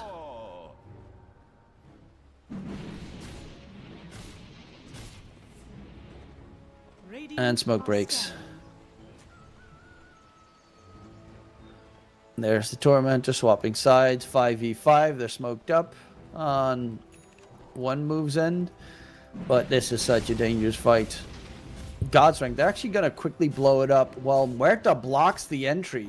And they take down the Tormentor. Don't lose too much HP. Did use God's Strength though, so continuing a fight here is pretty scary. There is going to be a Ravage blow. Gets a 2-man casual and then continues. Warlock is dead. Phoenix Egg gets dropped in the area. They're trying to get rid of the Phoenix Egg with the right clicks, but why are they going to be able to do anything? No, they lose 3. They have to zip out. What was that? There was only a Night Stalker next to the egg trying to kill it off. They lost the Warlock instantly. And then Troll just walks in to immediately get blown up. That net worth was a 5k lead. It's gone. What was top net worth? He's got his Echo Saber now done. They got a free shard on, unfortunately, Muerta, but I guess he gets some Spell Amp and Spell Lifesteal in his ulti. But that's a pretty big swing. I mean, even Chodex on the Tide is almost done with his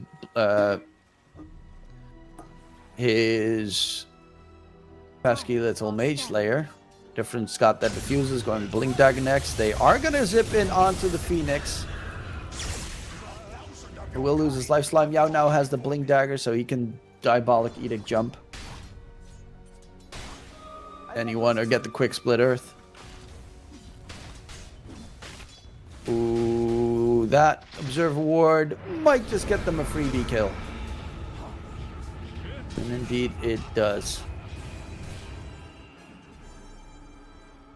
7 Yasu's going for the Yasha probably this game.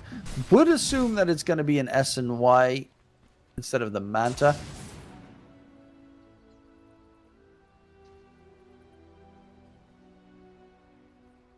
But it, you know, that's still an assumption. Oh, this is nice. If you press on the troll, you can see... Okay, now you can't see anymore. But now when you're spectating someone and they're building their neutral item, you can see their choices as a spectator. That's actually a really nice change that they added in. Wondering if you can, like, see... No, you can't see all of their choices in the guide by menu thing. But it is nice. I did see, like, what options he has. Though you have to be, like, on point and really fast to be able to do that. Like Lesh now, for instance, he can build. And he just built. Damn it! Warlock is about to have all of his neutral item thingies, and then he can build. Come on. Kill a creep, someone. One more creep.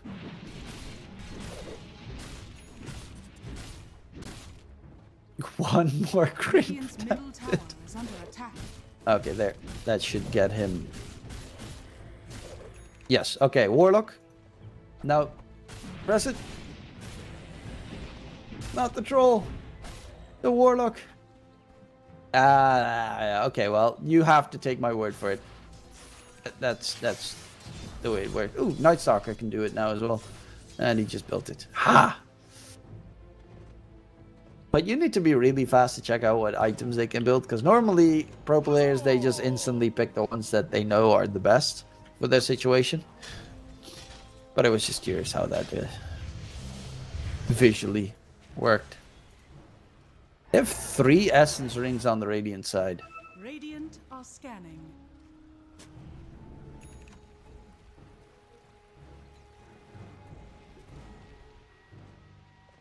Tumbler's toy on Tide. Og. Mini blink, baby. Mini blink. Radiant's middle tower is under attack. But one move with a 1k net with lead. Woe's got the Shadow Blade, looking for a target. Spots out Vladik. Is going to get the stunning. God Strength usage. But he's going to be just fine. Night Stalker ulti used. Phoenix Egg in the area. Rolling Thunder comes in. They're trying to kill him off. The Warlock Golem gets dropped. Zip out from Young G. They lose Sven. Stun onto the Night Stalker. His BKB is about to end. Slowed down heavily. Ravage gets thrown out to try and kill off the Night Stalker. Will be burned to death. Loses his life. Chodex on the side. Healed up by the Rain Sunray. Young G zip away. Out of mana. Chasing from difference. Double kill secured. Up the high ground. Not me getting pushed back. But Vanilli. There's 7 Yesu right behind them. Not me should be just fine. Slime Yao is the 3rd one down. Vanilli is going to be chased by difference. It's not going to blink forward to catch out the Warlock, but 3k net worth lead. Yes, they lose Woe, who was top net worth, is still top net worth, but they get 3 in response, including 2 of the cores of Asakura.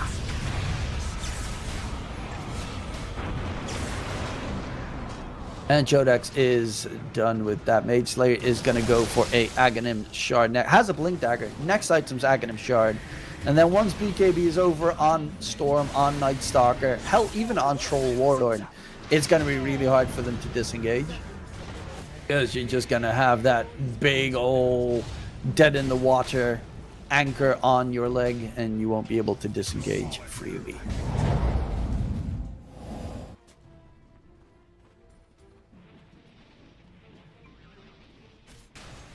Phoenix Forestaff. See Sven. Anything interesting? Muerta's got the Rod of Atos going Glimmer, Forestaff. And difference is going for the Shard. Preemptively, it seems. Night Stalker, he's got BKB Blink next. Nullifier just to blow up the support. Speaking of which, that's Slime Yao caught by Woe. Gets a free solo kill. Shadow Blade walking about.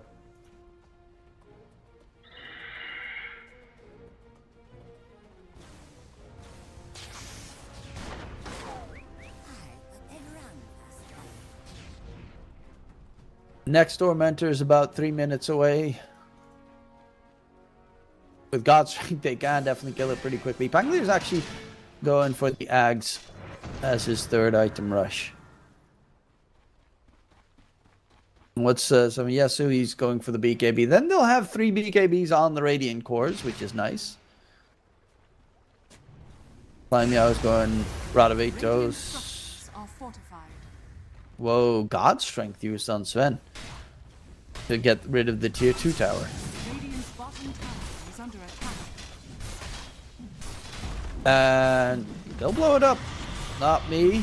Pops his ulti instantly. Fears back the troll. Ravage gets blown. Troll's dead. And they find the Lesh next. What was that damage? Blanik dies on the side to Woe. They find 3 kills. They can just walk up the high ground. Is under attack. God Strength is about to end, but they do a ton of damage. And their straight up team fight is just superior. Radiant's bottom tower. Jodex tanks the tower, doesn't really care. Tier 3 tower is going to go down. Maybe a range rack's added on top. Radiant's bottom tower has fallen. Yeah, I think range is a better choice. Well, melee is obviously the better choice, but I don't think you have enough time with the respawns and such. But very bad move from Asakura. Like, Troll just he has a BKB, by the way. He walks forward, starts right-clicking Muerta, gets instantly just dunked on with that Fear dead shot back, blink Ravage from Tide, and he's gone. They also still had God Strength going on the Sven, so he just like 3-shot the Night Stalker. We didn't even get off his ulti. Now they know that Phoenix's egg is on cooldown, so they're looking for a fight, looking for a catch. There is no Ravage for another 60 seconds. Phoenix does dive forward, out of range. Can he get away? No, he cannot, but Woe comes charging in. BKB used in time. Woe's now surrounded, has God Strength available again, has a BKB, but Troll is charging him down. Sven is dead. Chodex going for the man fight against 7 Yes, who popped his BKB plus his ulti. He doesn't actually have a save left on the Troll. He is dead to rights. Night Stalker, Rod of Atos in place. Young G, do they want to continue this fight? Chodex Glimmer Cape walks out of there. I guess they're down 2 heroes, but I don't think they're in that big of trouble. Chodex charging forward. He's too tanky. Without the Troll, they can't kill off the Tide. Zip in forward, going for the Muerta. Loses his life. Youngji is almost out of mana. Needs to be careful because Difference, of course, has that big swashbuckle mana reduction. And now the chase is on towards Slime Yao. Blow him up. Double kill comes out. Chodex, he's got dead in the water in 1 second. Can he get the interrupt? No, he cannot. And the Warlock gets the TP out of there. But at least they do manage to kill off Woe, but they lose the Troll once again. And at this stage, it's not you're up against only Troll. Like, Difference on that Pangolier, he's got the Aghanim Scepter done. He's 1k behind Woe. Codex is also really farmed, tied with the Blink, Force, Mage Slayer, Vlads, Shard.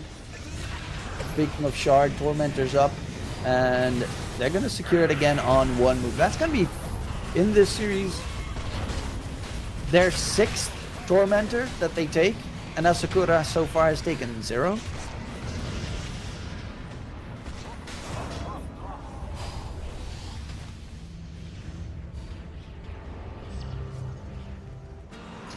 That fight was pretty nuts, and they keep on staying around the area, which is surprising because without Troll, they definitely cannot kill Tide. With that Mage Slayer, with the Vlads, with the fact that he's got 22 Kraken Shell block added on top. He does 75 damage block, plus 22. He's a big boy.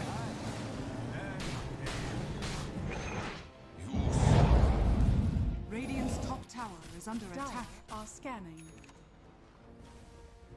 Radiant are scanning. They're looking. They're looking for a catch. Asakura knows they're being hunted. But, okay, instead 1 move, head into the Roche pit. Secure the first ages of the game. 28 minutes almost hits the mark. I was expecting Storm to actually lurk about to secure the experience. Or the... not rune, but whatever you want to call it. Rolling Thunder in from Slime Yao, trying to catch out the Lash. Chodex spots out 7 Yesu. That's a big target. Night Stalker ulti used as well. Rolling Thunder is about to end from difference. He goes into his roll-up. Kill gets secured. There is a problem on towards Bango. The Phoenix Egg does get dropped in the area. Difference gets up to the high ground, and Night Stalker is dead. 3 kills secured. 7 Yesu on the run. Still has his ulti available. Storm needs to just disengage. 7 Yesu is very fast. Is he going to be fast enough? Yeah, they spot him out. Woe's chasing. Storm, in the meantime, is also being still chased by Difference. Blink up towards 7 Yesu. Troll ulti used, stunned up in the process, taken down. Troll cannot run away with that anchor on his ankle.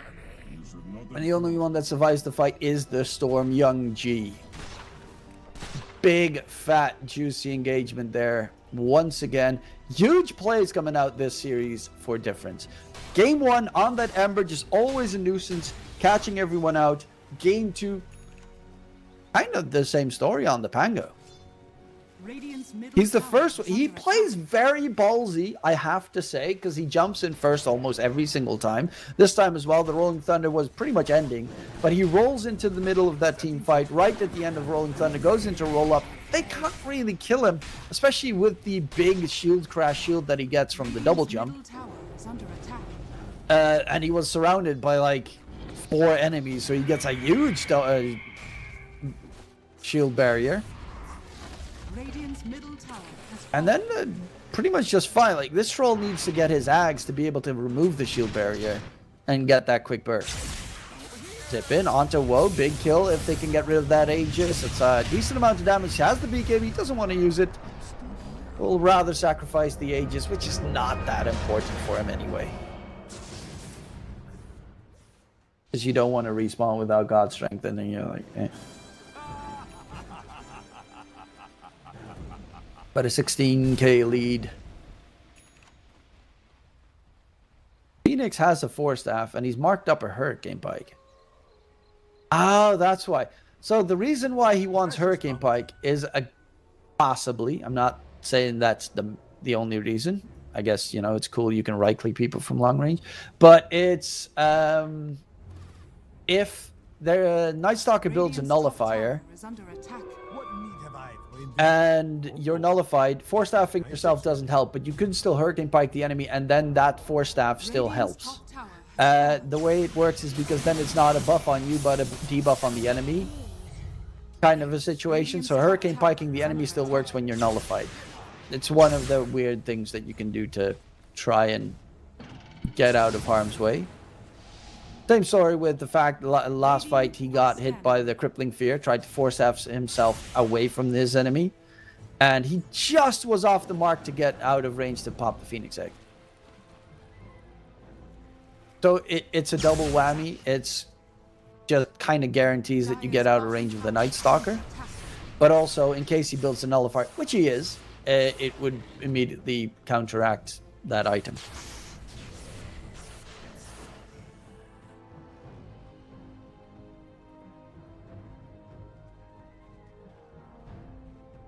Yesu, he has the S&Y done. They're going to spot out Vladik. Woe's got the stun and the break. Gets the stun in. Is it going to be enough? One more hit.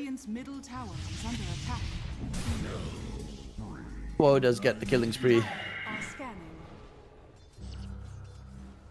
And Chodex building up into a Scythe of Vice.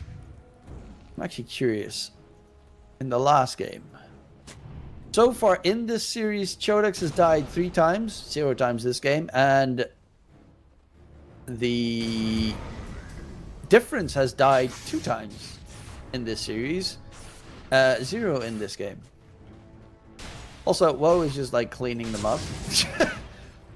He's walking about, hey, free kill. On to the next. Hey, free kill. On to the next. Basher done on Pango. It's a Basher being built up on the Sven. Muerta is trying to solo up Vanilli. Vanilli taken care of.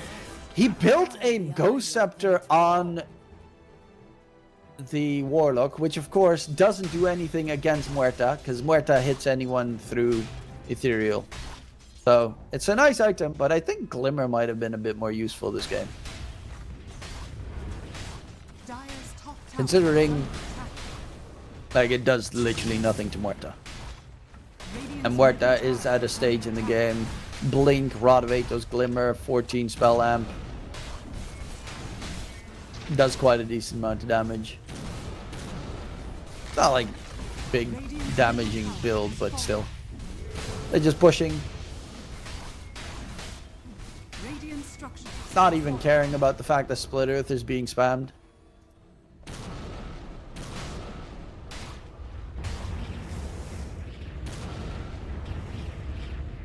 Radiant's middle barracks are under attack.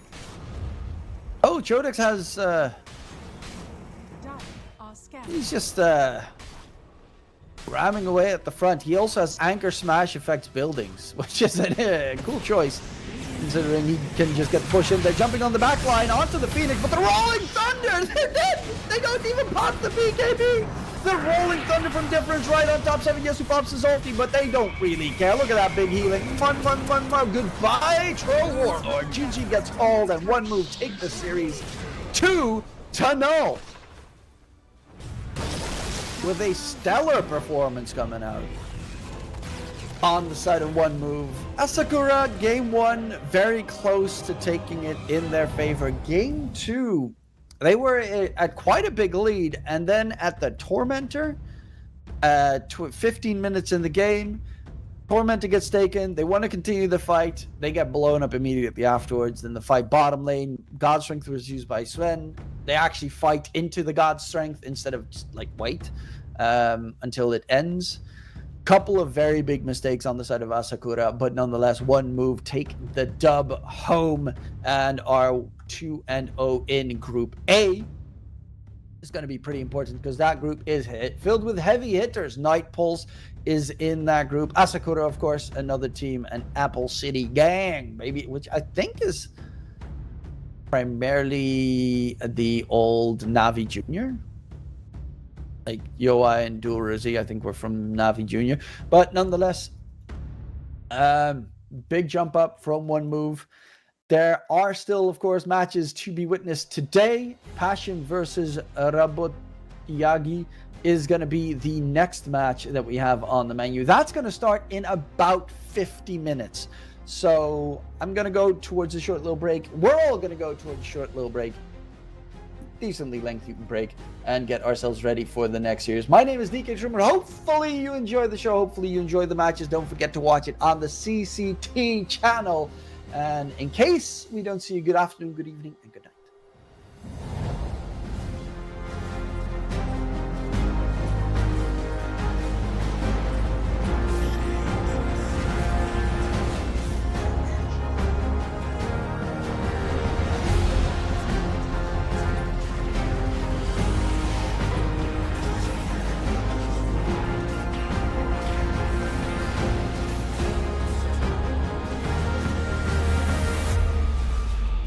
Dire's top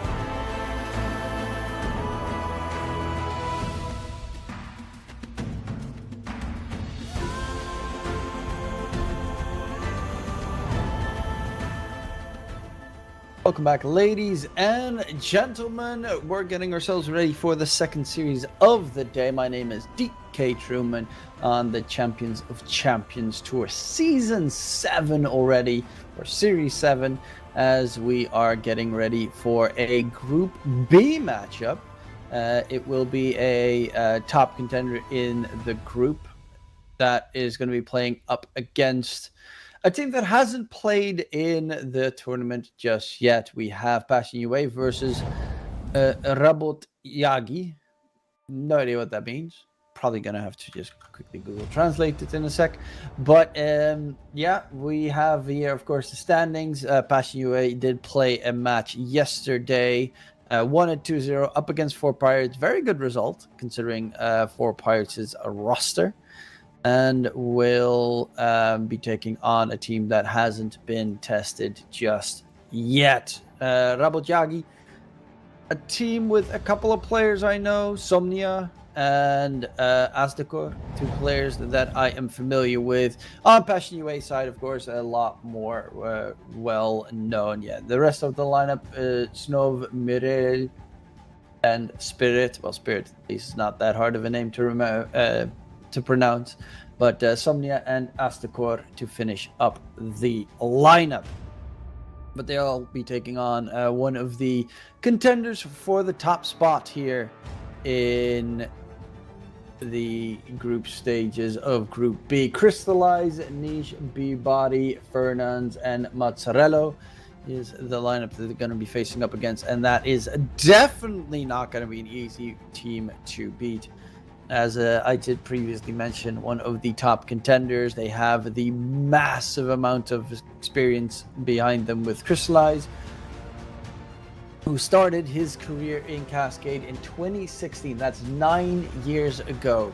He is currently 25 years old. The guy has had an absolutely phenomenally long esports career in Dota.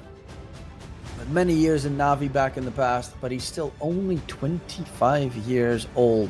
So definitely a top contender there that you have to be careful of. The draft will be, of course, starting momentarily. A couple of things in this patch that have really sprung out. Abaddon seems to be quite busted. DK's OP. That's definitely one. DK is definitely OP. Every single team bans it pretty much every game. Lashrak gets spam pick slash ban most of the time as well. So it is not an immediately known patch yet. There's still a lot of things that you need to pay attention to. One important factor is that we saw in the previous series, One Move won the series. They got 6 Tormentors in 2 games compared to their opponents who had 0. So they had a lot more of their focus trained towards the Tormentor, which is about almost a 3k net worth swing if you take it from your enemies. Yeah, and around the 15-minute mark, having a 3k net worth swing, get a free shard for your supports, plus everyone getting 250 gold. That's pretty big. Even if you would lose Roche, like, who cares about the first ages anyway? It is pretty big. And the 4 minutes bounty runes, like, all the timings are a little bit off. Now you also have the like heroes. Like Bounty Hunter were already very good last patch, but this patch very annoying to deal with when it comes to contesting for the Lotuses and the experiences. Well, they're not runes anymore; they're shrines, I think. The Lotus Shrine and the Experience Shrine, because he just stands in just next to you and annoys you into oblivion. But yeah, a lot of things still to be discovered this patch. A lot of things that are already known to be OP. I love the fact that there is some more diversity in terms of the heroes and, of course, the neutral item aspect. Though I do think that there's an obvious favoritism to certain neutral items, as I've already seen. A lot of games have like 4 of the same, which makes it very hard to to continue. There is a little bit of an issue. The last player has not connected just yet, so we're going to go towards a short little break. Otherwise, you're going to get crazy from all the talking that I do. We'll be back after the break.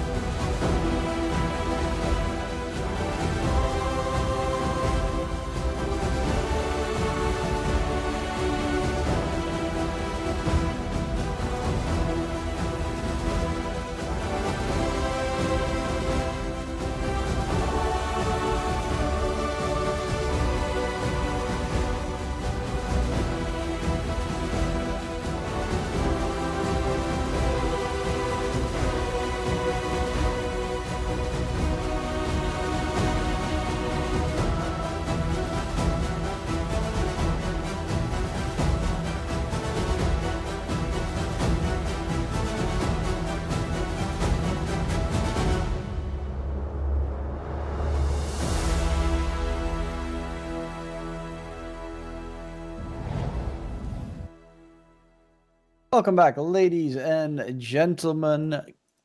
Game number 1 in this series is about to start. Well, it has started its draft. We already have the first couple of bans gone in. No Darks here, no IO, and the Radiant bans all make the most sense. Even Tide being banned out. But Passionate UA go for the Magnus into the Lifesteal. Lifesteal got first phase banned both games in the previous series.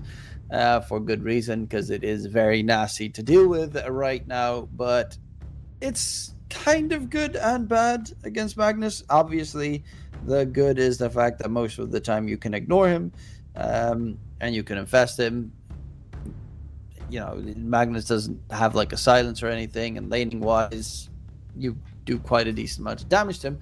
But RP still pierces BKB, which is something that Lifestealer doesn't like playing against. But for the most part, Magnus, Lifestealer should be a solid pick here.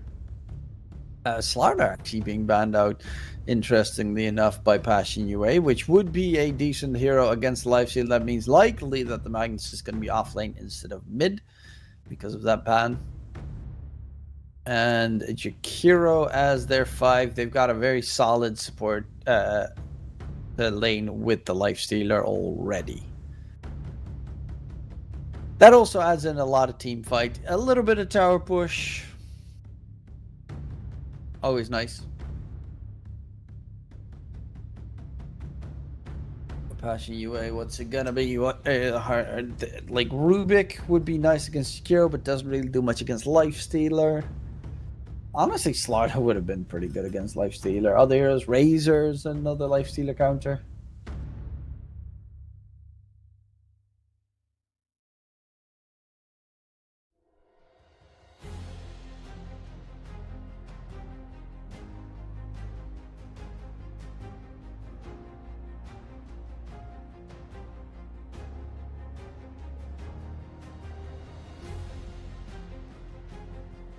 Yeah, Marta has been picked by a lot of plus 4s in this patch. It's also got a silence against Lifestealer, which is very nice.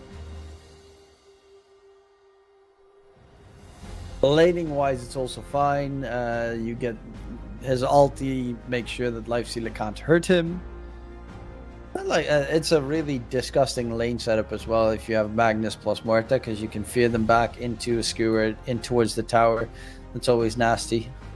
And laning wise, it does pretty well against Jakiro.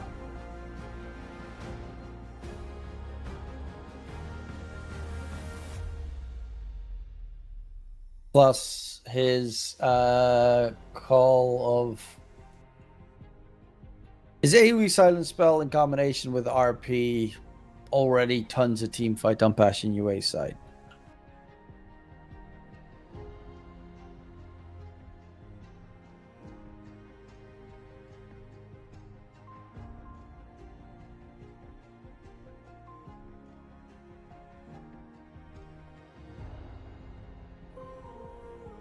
Crystal Maiden. Crystal Maiden had some interesting changes, I think. Primarily focused around the Arcane Aura change. Oh yeah, now you could use Arcane Aura's Arcane Aura activation to give yourself spell amp. But then the mana cost of your spells increases by 50%. Yeah, that was it.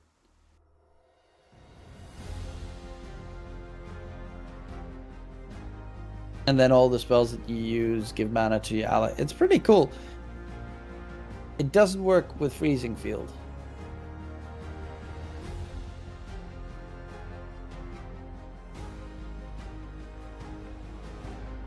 Or at least the ability duration is paused during Freezing Field. Can't be cast during the ultimate with Aghanim Scepter, but still has a full effect.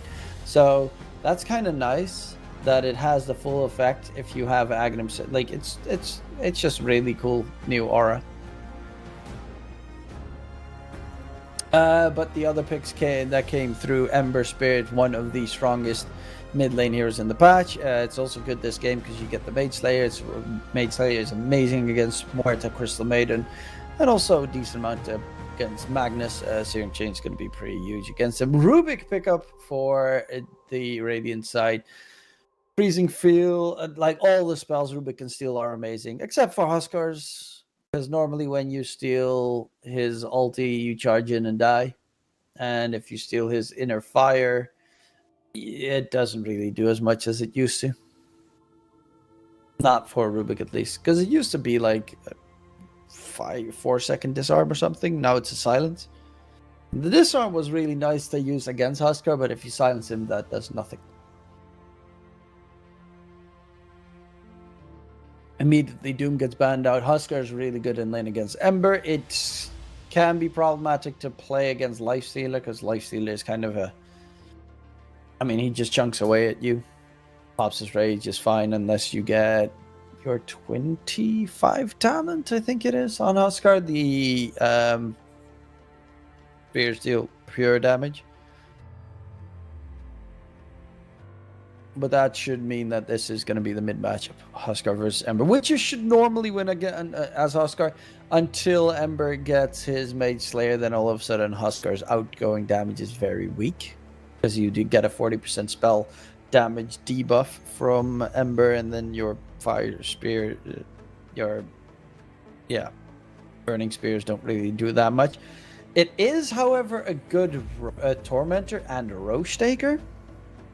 I think that crucially is a big aspect here, is that Huskar is pretty solid at taking the Tormentor early on.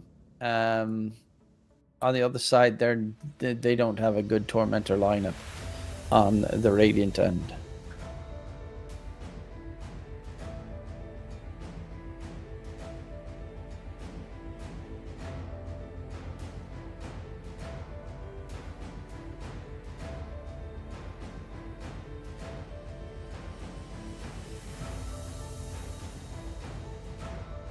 Robojagi, aka hard workers in English. The more you know. Pudge ban, Slark ban. I love the fact that they banned Pudge. I mean, I don't really necessarily know why, but they banned it. Unless they're gonna go Muertos, everybody. Which, doubtful. Passion UA against Lifestealer. What is a good... I mean, there's so many possibilities that you could go if you're gonna say. You could technically put Magnus safe lane as well.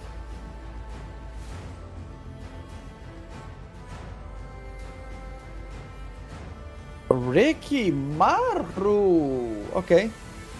Silence is always very solid. It's a support hunter, first of all. And the Silence plus Diffusal, incredibly good against Ember Spirit. Doesn't work that well against the Underlord, but even against Lifestealer, if you catch him in that area, it can be quite difficult to deal with. Kind of forces Lifestealer to get a BKB. This game, looking at these two drafts, I think Huskar can have a really good game, depending on his facet. For the most part, they are very tanky on the Radiant side. Passion UA, the biggest problem for the Radiant is control, I would say, against Ricky. If he gets Manta, he doesn't really get caught that well. Again, you also upgrade the Diffusal Blade. Then you don't really get caught by the Underlord anymore, or the Ember Spirit that much. Like Jakiro's Ice Path is probably your best tool. Yeah, I think this could be a really, really nasty Ricky game where they just have no control over him. The only thing that could be problematic for Ricky is Underlord plus Lifestealer are very tanky, and Ricky is more of a gank control hero than like actual big fight hero. So I'm curious to see how it's going to end up. Nonetheless, I would definitely favor the Dire draft over the Radiant one this time around.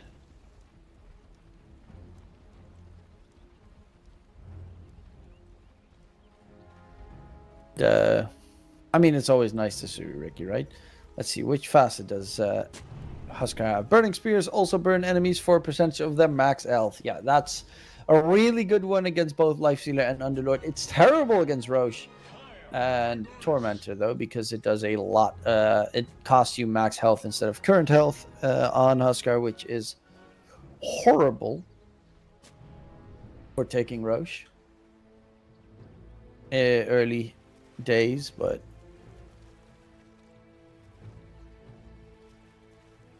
nonetheless, 30 seconds to it is a really good one to kill off Huskar Underlord late game, especially if you get to the point of the Burning Spear duration facet.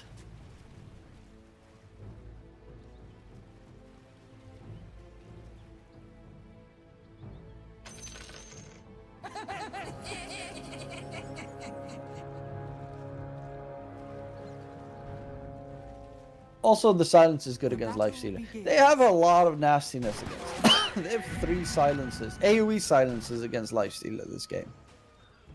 He is guaranteed gonna have to build BKB, otherwise he's well, maybe Manta, but probably BKB, because of Ricky. Smokescreen makes it rough to get out of, especially if you get the shard, then your allies can't even force staff you out of the smoke anymore.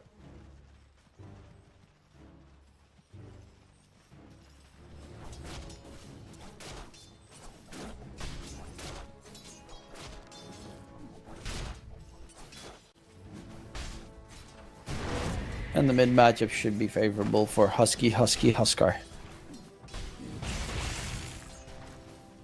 Whereas side lanes, I mean, Lifestealer should be fine for the most part. Jakiro can easily die if he gets sent back with a dead shot into Skewer combo. And topside, Rubik is one of the weakest laners, and Crystal Maiden is incredibly strong in laning.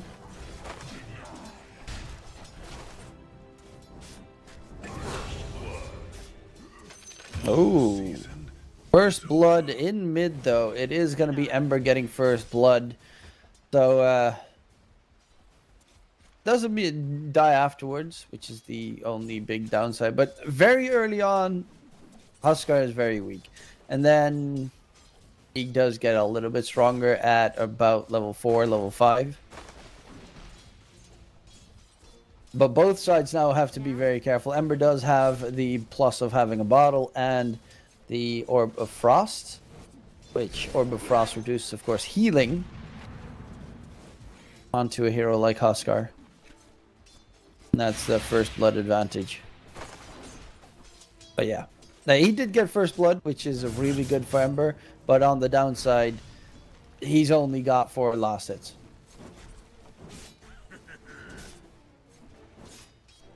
Which is a painful trade-off.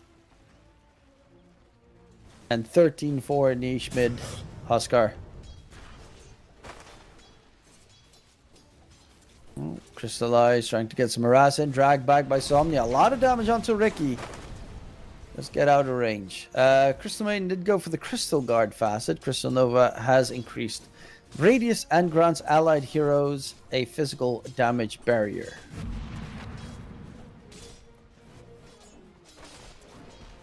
I'm actually curious. Which one is more favored in this batch of the 2 facets? Definitely Glacial Guard by quite a lot more.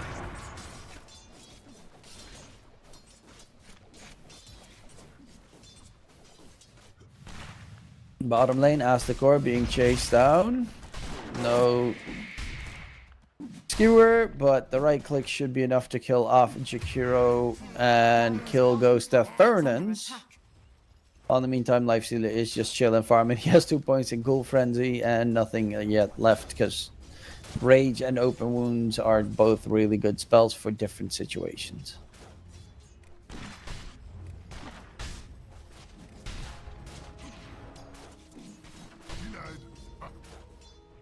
I'm happy that you can't bottle refill anymore. Thank the Lord Gaben that you don't have to TP mid to refill bottles anymore.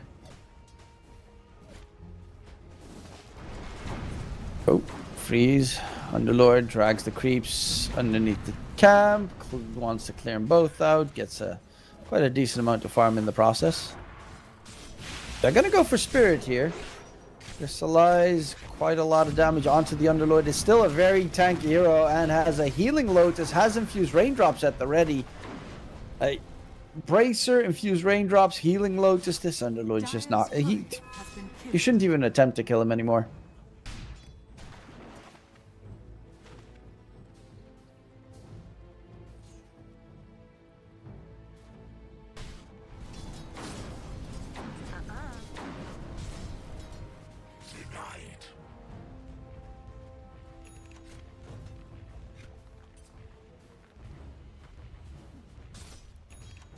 But no real heavy aggression so far. Mid niche is getting a little bit out of control. Full orb of corrosion on the Ember, but top side crystallize. He still has Blink Strike. But Somnia is trying to bait them in with his 20 magic wand. Gets the kill onto Mazzarello. And a big one there for Somnia. Crystallize dropping low. The Firestorm spam afterwards. Yeah, Crystallize is struggling a little bit in the top lane. Somnia wants to zap him really badly. Might have actually... No, he needed a zap plus a right click to be able to get the kill there.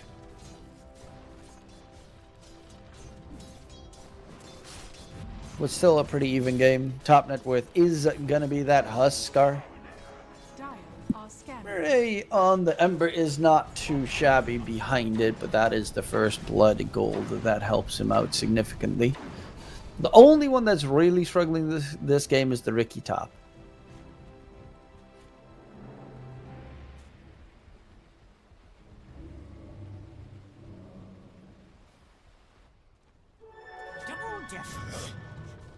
Somnia, double damage picked up. Level 4.5. This is looking to be a very fast level 6 on the Rubik. The way things are going, especially if he manages to pick up the experience shrine. Crystallize, held in place, lots of damage. TP comes in topside by Fernandes, wants to go for Somnia. Nice shot. They get slowed down. Mazzarello has the freeze, holds Rubik in place, chase in from Fernandes. Will they get the kill? Mazzarello is dropping low, but the target is going to be a Spirit instead. Has 8 magic wand charge. He's not going to even pop it. They get a double kill. But the rotation from Aztekor should be able to clean up Crystal at the very least. And now it's going to be XP Rune or XP Fountain thing time. Can I even select it? I want to know if I can't press on the structure, the shrine.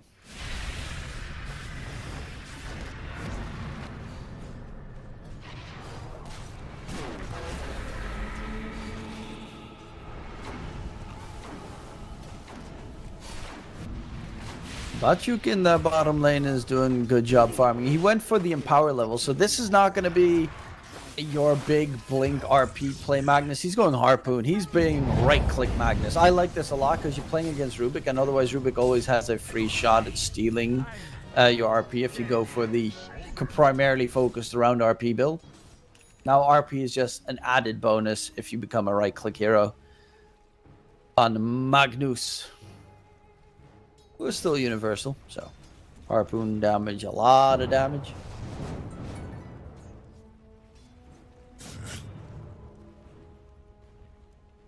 Armlet done on the Huskar. Crystallize. Yeah, he's going Diffusal Blade. He's going to go for a more fighting build on the Ricky. Actually, Spirit, surprisingly enough, doesn't have that great farm, but they are looking to go for a fight here. Maybe kill off Crystallize after he respawn once again. But TPs are a threat. If a Huskar TPs at a good moment, you are done for. Same story bottom lane. Snov wants to get some farm going, but there's a Crystal hunting from behind. RP usage on the Lifestealer. He doesn't have any infest target nearby. Gets silenced off Speared back, almost gets the infest going, but does lose his life. Triple kill picked up by Morelli, though, in response. But they will make sure they at least make it a 2-for-1 trade. Dire's top tower is under Though, Crystallize is here. Batyuk as well. They're hunting for this Jakiro. Will supposedly get caught without any response coming out from him either. 3 kill streak picked up by Crystallize. So he's trying to catch up on the Ricky. Level 4 Empower picked up for the Rubik. This is pretty big just to keep the Lifestealer able to continuously farm heavily and faster. 40% cleave. Dire's And he's gonna middle also tower is walk under up attack. towards Ember, give him the Empower buff. His cores are gonna farm a lot faster thanks to the Rubik.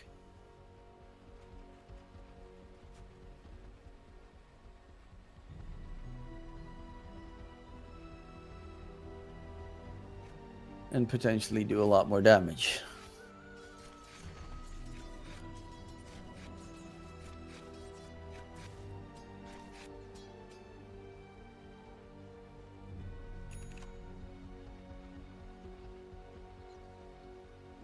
Oh, he also has the Facet. Empower is always on Magnus. Each of his subsequent attacks increases his self bonus by 5%. To the max of 25%. Oh. That's kind of cool. I didn't know about that Facet. So yeah. He always has 60% cleave on Magnus. If he has max level Empower. Dire are scanning.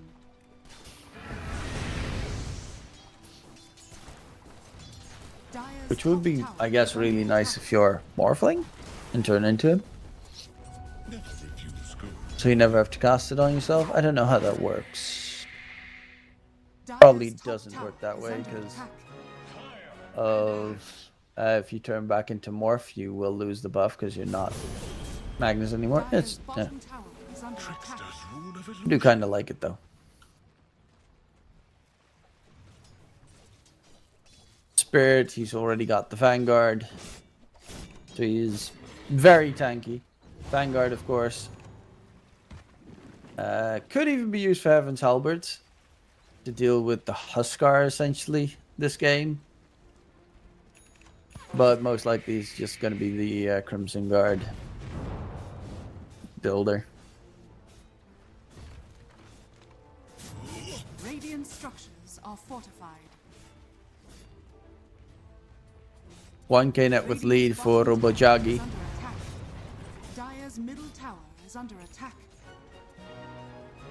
But Nisha's top net worth. In 3 minutes, Tormentor's going to spawn, and that's going to be the first big objective to fight for. Charge in from the Huskar. Has the armlet. Needs to try and walk away, but okay, his toggles are nice. But the lift in time from Somnia to interrupt any chase for more. Freezing Field immediately gets interrupted. That was stolen. Crystallize jumps to Fernance, but the double man slow, double man kill. Fernance is going to be a 4th one down. The only one left alive is Magnus, who's just going to continue his farming frenzy. Huge team fight in towards mid and a massive lead there for Robojagi. One bad team fight cost them dearly. This'll come in handy. Field also got stolen by Rubik, but immediately lost its chance to do any damage with the fear coming out from Fernand.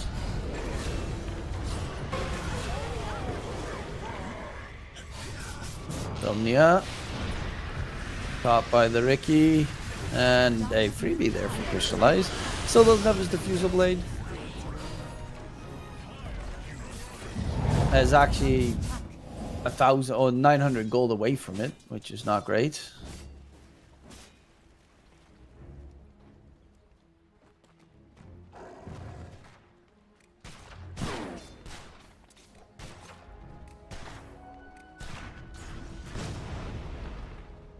And Ember's top net worth. Got the Mage Slayer now done, so the damage output from Huskar, Muerta, and Crystal are really low. And Sanj next. I'm assuming it's going to be a Sanj for a SNY. Sorry, a Cayenne Sanj.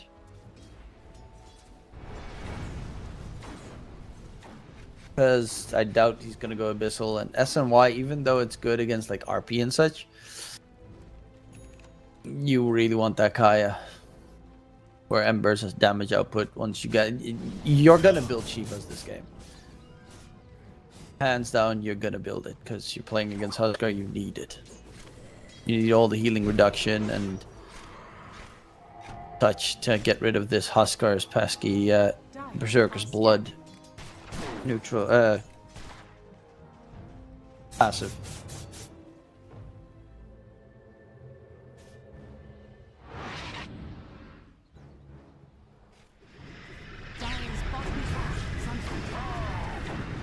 They do get the kill onto Spirit top side, which is going to get Crystallize his Diffusal Blade done.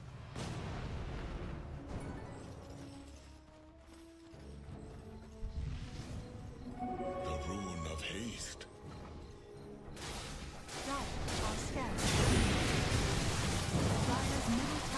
Jakiro, Radiant side, going for the Tormentor bottom side. It's scanned out, but they're too late to respond. And it will be the Tormentor. Shard goes to Jakiro. And they also, of course, all get 250 gold. So that's a big pickup there. As they were kind of losing control. Well, not necessarily control of the game, but they weren't expanding their lead as they shoulda, woulda, coulda. It was slowing down. Spirit is spotted out by Crystallize. Bottom tower is under attack. And has a Heaven's Halberd on the Underlord done. Going for Glimmer Cape. Ugh, I hate the fact that Glimmer Cape works so well still.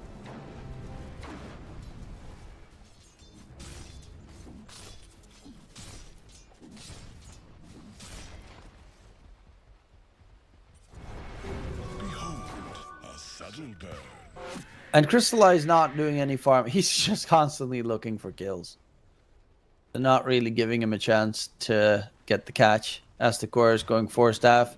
You have Somnia going 4 staff, so they're going to have tools to get out of the Ricky smoke themselves. Oh, my bad. I was being called. I should definitely mute my phone.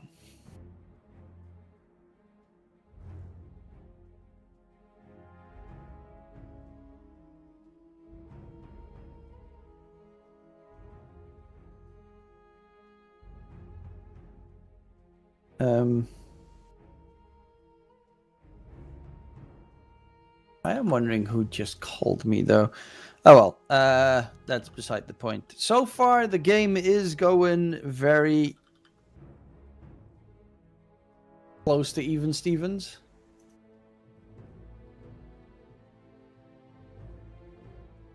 Yeah,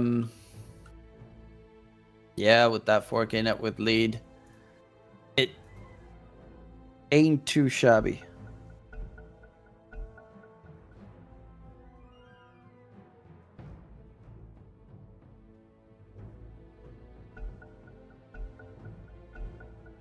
Lifestealer's got his armlet done, is closest. He has a Sacred Relic now to be delivered, so he's going to have a Radiance at a very good timing. Topside Crystallize is going to get caught on the Ricky. Can he disengage? No, he's going to get spam rooted in. Taken down. Mozzarella tries to TP out, but the Jakiro will shut his TP attempt down. 5k net with lead right now. And yeah, they're just on a wear and tear, and it just feels like it takes too long for this Huskar to really be able to do anything in the game.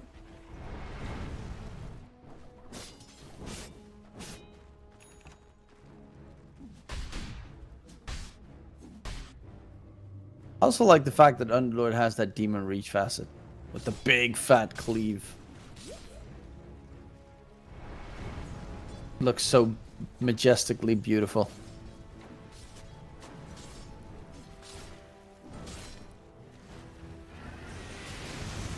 Fernandes has Rod of Atos.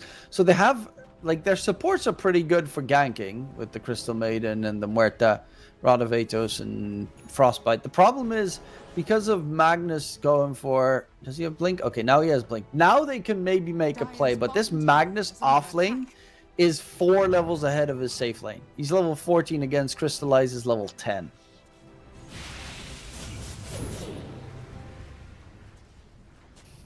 Crystallize walked up the high ground, spotted out his enemies. They don't have a sentry there, which is pretty big.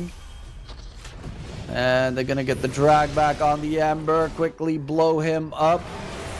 Or a little bit slower than quickly, chasing for more is that Ricky. Onto the Jakiro he goes. They don't have a Force Staff just yet. Roots from Spirit are pretty big. Crystallize going to get away. No, the magic damage is too much. Niche is now going to get chased down by Lifestealer. Tries to right-click massive. Lead him away. Skewer in from Batyuk. Magnus kills off 2. The supports are dead. Spirit's gonna get surrounded. The infest is nearby as well. Comes out. RP onto 2. Batyuk is the real right-click core here, as he does phenomenally in that engagement. They go for the tier 1 tower mid, and that net with advantage. Snow before the sun, and it just melted completely. 8k net worth damage by the Huskar that fight. Very quickly get the initial kill onto the Ember, take him out. If Ember is gone with that Mage Slayer, the output damage of the Huskar jumps significantly. Now is the SNY done as well. As you see in this fight, great skewer catch coming out from Batyuk, making sure the 2 supports have been taken down, while Somnia in the meantime dies bottom in the live feed. And then Batyuk, like, the skewer to get the 2 supports, to then get the 2-man RP immediately afterwards. Beautiful stuff. Radiant's bottom tower has fallen. Fire and ice.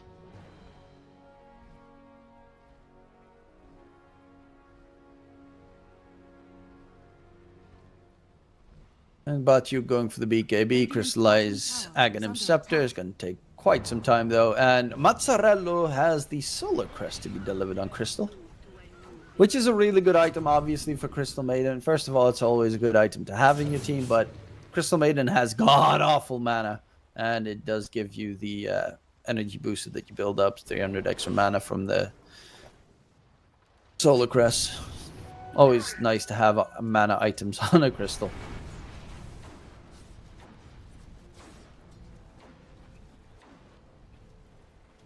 Vernon's actually has a Dragonlance. Huh.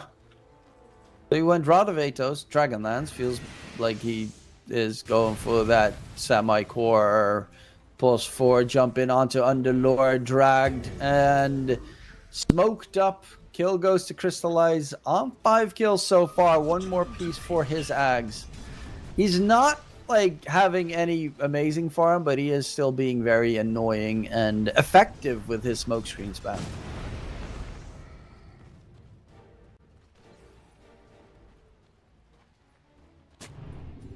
And eventually with the Ags, all he has to do is jump inside either the Magnus or the Huskar and deal tons and tons of damage while being just tricks of the traded.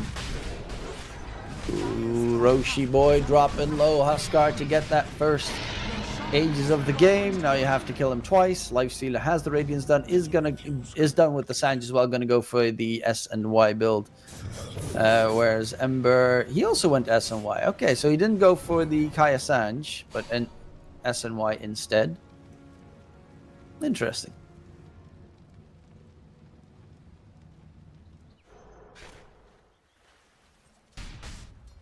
Hero's got Force Staff going Glimmer. Somnia's got Force Staff going Ghost Scepter. We saw it last game. Going Ghost Scepter against Muerta is kind of weird, but I can understand because you're playing against a Huskar, a Magnus, and a Ricky. So it's really good to have Ghost Scepter. It just always feels a little bit off if you can't use it against the Muerta. So Crystallize spotted with the dust. Ice Bath not going to connect, but the Crystal Maiden is going to be left behind. Niche. Disengage, runs fast thanks to the Wandering Whirl buff, as Crystallize is still trying to run out of there.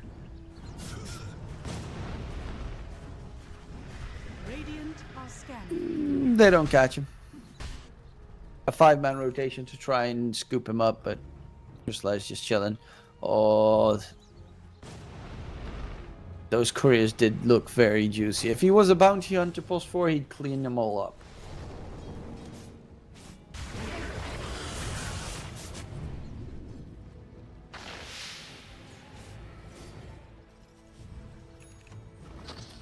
Batyuk. Skewer back, drag the Underlord in the loving embrace of the Dire side. He's stuck inside the smoke, dropping low, doesn't even get a single cast off, and he is dead. Niche immediately looking for more, spots out Somnia, 2 hits, can he chase for a deeper amount of damage? Gets slowed down by the Marsh Mage, or the Marsh, whatever the thing is, Croaker. With the tendrils of the deep, Somnia still trying to juke his way out of there. 4 staff, does he get away? No, he does not. Crystallize shuts him down. And Crystallize now with that Aghanim Septidon is going to go for the shard next so that they can't 4 staff their allies out of the smoke anymore. Plus the armor reduction is always nice. The tier 2 tower gets secured. Hurricane Pike on the Huskar now. So he can even try and kite out the lifesteal a little bit more. Who is really in these engagements not doing anything? Radiant's bottom tower is under attack.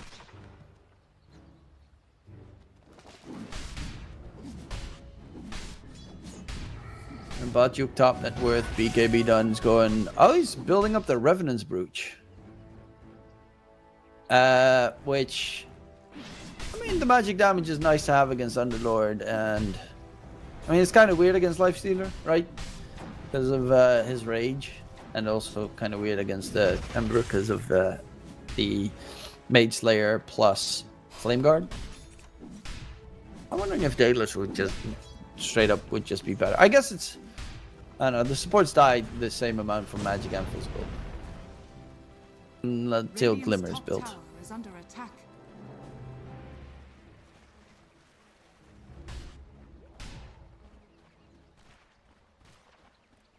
They're waiting for the next Tormentor. It will spawn momentarily on the bottom side of the map. Dire's middle tower is under attack. And that should be either Muerta or Crystal getting a free shard. Crystal Clone is really, really good. Muerta's Pierce to Fill is also pretty good. 30% spell. Lifesteal is always nice. And the 2% spell amplification.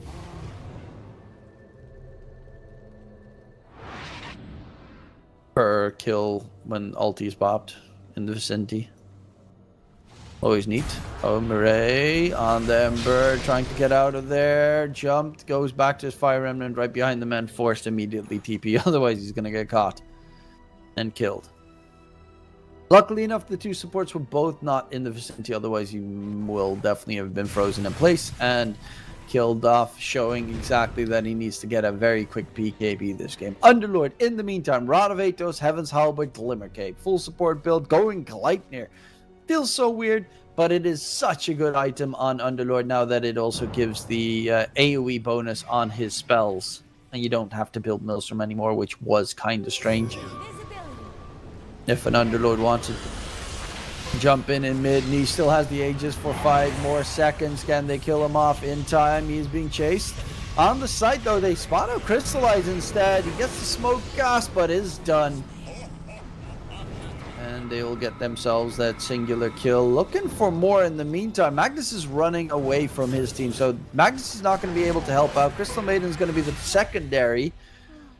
And with that death, that will be the end of the chase.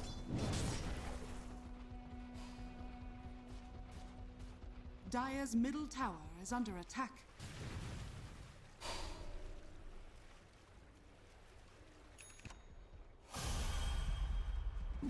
Dire's middle tower is under attack.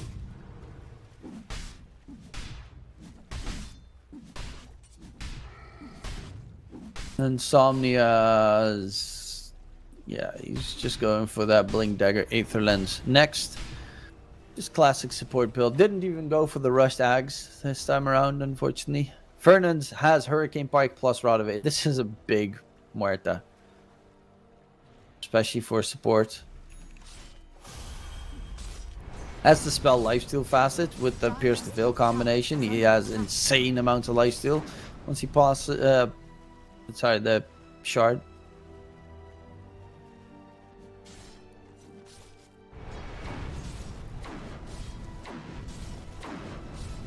Dire are scanning.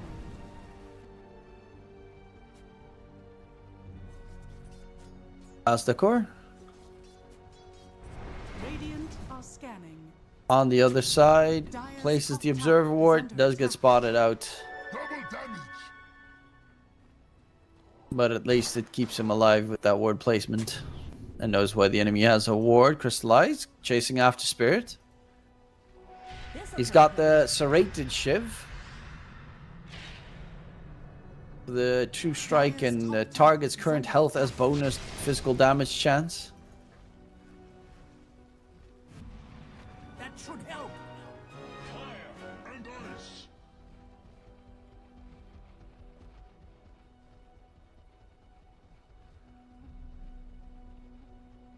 But so far, still only a 2k net worth lead. Roshan might respawn in 30 seconds, but it might also be 3 minutes and 30 seconds. Dire's top tower We'll have to wait and see when the second Rosh of the game will respawn. is under attack.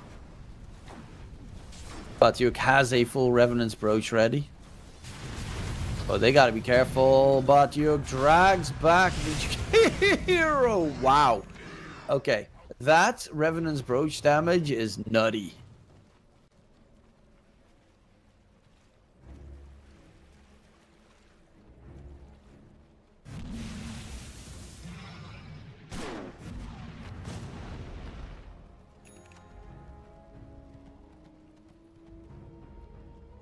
%30 chance to do an 80% crit.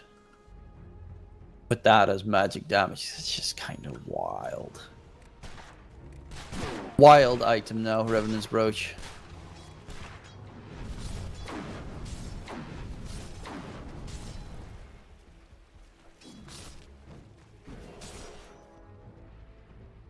Dire But they're waiting until the next Rosh is up. It's gonna be... Can't I see when Rosh respawns? It says guaranteed that it responds within 2 minutes and 10 seconds. It spawns sooner, then even spectators don't know when it spawns, and that's weird for tournaments. But I'm under the assumption that it just spawns after in 2 minutes. I'll keep an eye on it though. Burnons being chased by Ember, who is infested. Crystallize there. Hold the Ember back. Gateway comes in, and they'll kill off the Muerta. On the back end, though, Niche is charging in. Jakiro dropping low, burning up in the meantime. Batyuk in the pit needs to get himself out of there. It's just going to get right-click down. Lifesteal blows him up. Niche needs to find a disengaged target here. We'll get the Hurricane Pike back to the high ground. Crystallize trying to keep him away from the deeper chase. And Crystallize will get the TP out of there. They lose Mazzarello. And make it a 3 for only Jakiro trade. This Lifestealer just butchered the Magnus. He also has the serrated Shiv now, so has the extra 10%, 20% chance to do 10% current health as bonus damage, which is a lot. If you get like a big hit in on the Huskar and Magnus.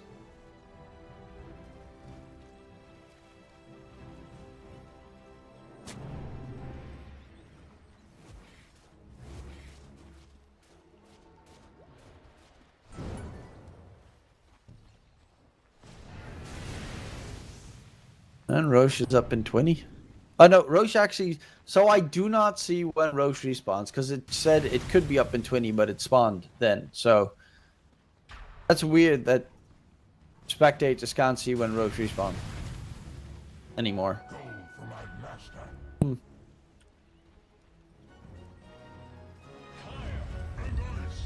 But they are in the pit. Big roar from Roche. Lifestealer's got Ags. Oh. Lifestealer's Axe is really hard to deal with. Roche is dropping and half HP Huskar.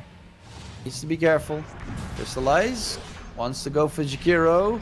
Needs to get himself out of there. He made a little bit of a mistake, but there's going to be a jump onto Somnia on the side. Will he be able to get the kill? They lose one support on either side. They actually buy back on Crystallize because they want to fight for this Roche. Niche on that Huskar is being chased down. The Huskar, can he arm the toggle his way out of there? He's in trouble. Hurricane Pike to the side.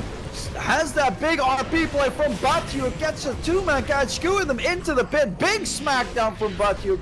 And that is big boy Roche coming in. Niche still did not die, but an absolutely phenomenal play in that area. RP onto to drag them all back together. Batyuk is playing out of his mind this game. Yes, Magnus is playing a full-on carry mode. Yeah, I want to see that replay. Crystallize went a little bit too deep and immediately got blown up. On the side, Batyuk gets a drag back, make sure that Rubik's out of the picture. Confess. And then he waits. Just walks into that area on Batyuk. BKB, RP onto 2, drag them all towards Spirit. They're inside the smoke as well, so they can't even use their spells from that crystallized buyback. And they take Roche, walk up the high ground, and with that, Roshan's banner are going to clear up the first racks, look to make it a set of racks, and they will clean it up. Go for a second set of racks. They have that Aegis, of course, on the Huskar, so they feel kind of invincible.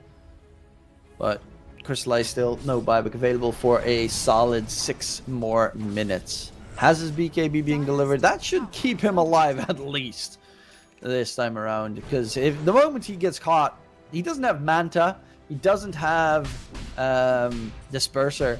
So the moment Crystallize actually gets caught inside a Pit of Malice, he just dies. It's kind of surprising he doesn't have a Manta. But BKB should at the very least keep him alive from this point on. Going for Nullifier that way. They can't. If he jumps to support, support's dead. Like, there's no way they can save him. Or save themselves inside the smoke.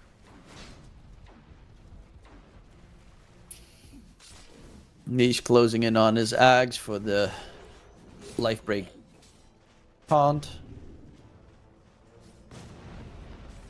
Spirit is just out of range of detection. Glimmer capes himself. Oh, they're just too slow, otherwise they would have been. Oh my god, as I say that. No! They counterplayed each other. Fernand's made a little bit of an oopsie, but Spirit is still alive. Stays alive. Glimmer keeps him going. Niche now needs to get himself out of there, and Spirit doesn't die. Big save with the Glimmer.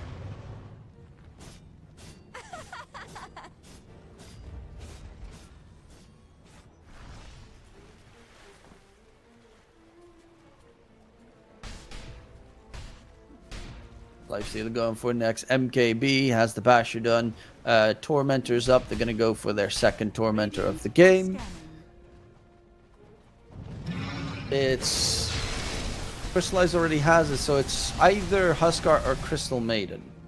And it will be the Crystal Maiden who gets that Crystal Clone. Always neat. Never refuse gold given. But you're going for Refresher on the Magnus. They're infested inside the Ember Spirit. Smoke gets broken. Batyuk walks up the high ground. Freeze onto the Ember. Hold him in place while the backline is being chased down. He still is infested, and Batyuk is going to be the one that's going to get targeted. Skewered to the side. Batyuk pops the BKB, charging away. RP gets whiffed. But still no one has died. Macropire dropped in the area while Spirit, Underlord will tick down, and finally they do manage to get a kill. Has a buyback, has a Fiend's Gate. They want to continue a fight.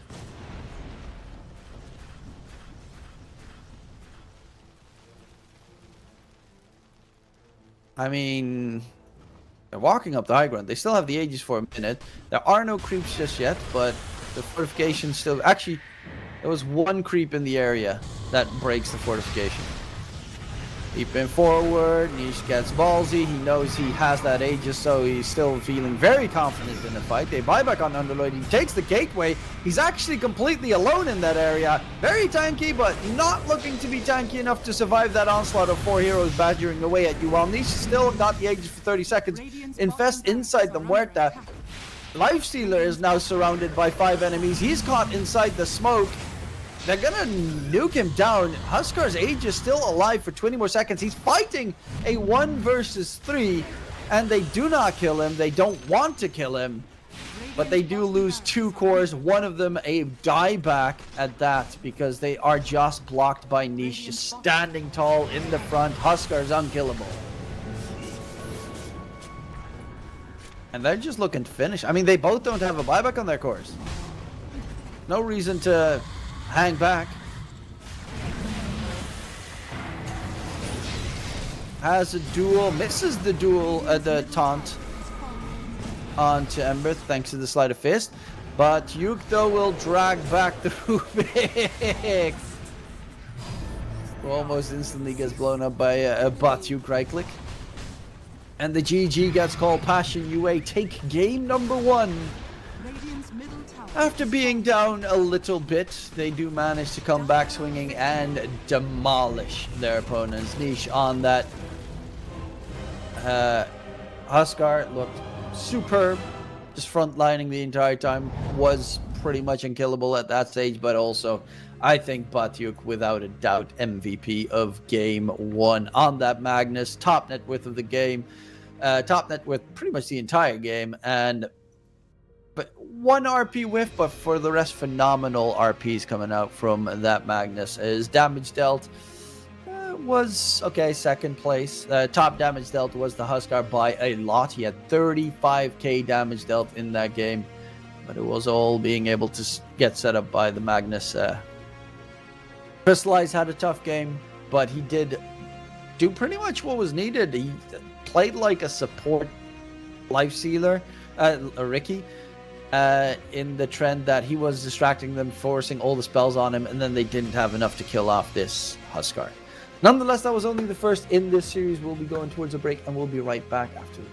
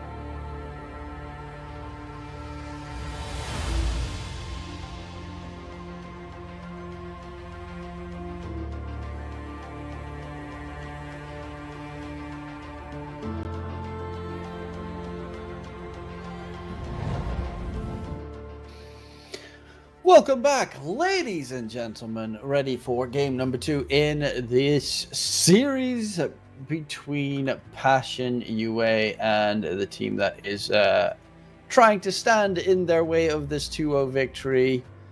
Of course, it will be Robodyagi, a team that actually did look pretty good in game number 1.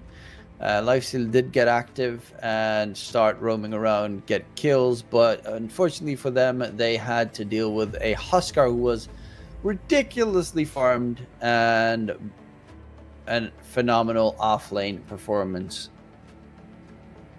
on the side of Robodyagi. Sorry, on the side of Passion UA, who are definitely a scary contender to continue on. Let's check out if there are any ban changes. Magnus does get removed by Passion UA after that game 1. Understandable. Everyone's banning Tiny right now. I have seen some safe lane Tinies. I guess that's the reason why. But from the heroes that are still left, Huskar removed.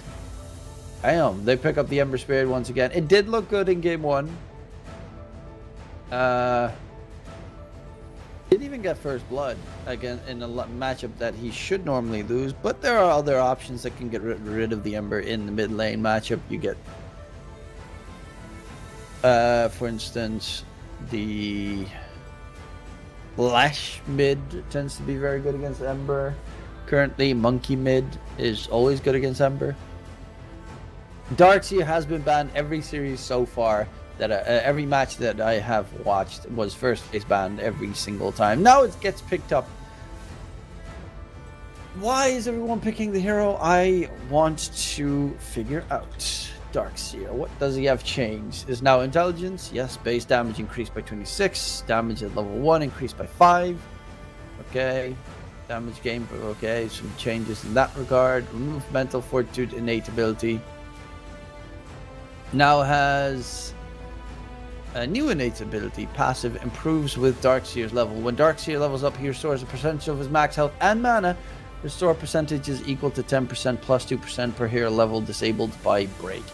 Other words, his laning stage is a lot stronger because every single time he levels up, he gets 10% HP and, very importantly, the mana back, which is always nice considering you can just spam more of those pesky little orbs, shields, and also the considering he's back to being an intelligence hero, the old innate didn't really do that much for him anyway. Attack speed, his fastest quick wit, attack speed per intelligence increased from 0.5 to 1. Not that the hero is really renowned for being a right-click hero.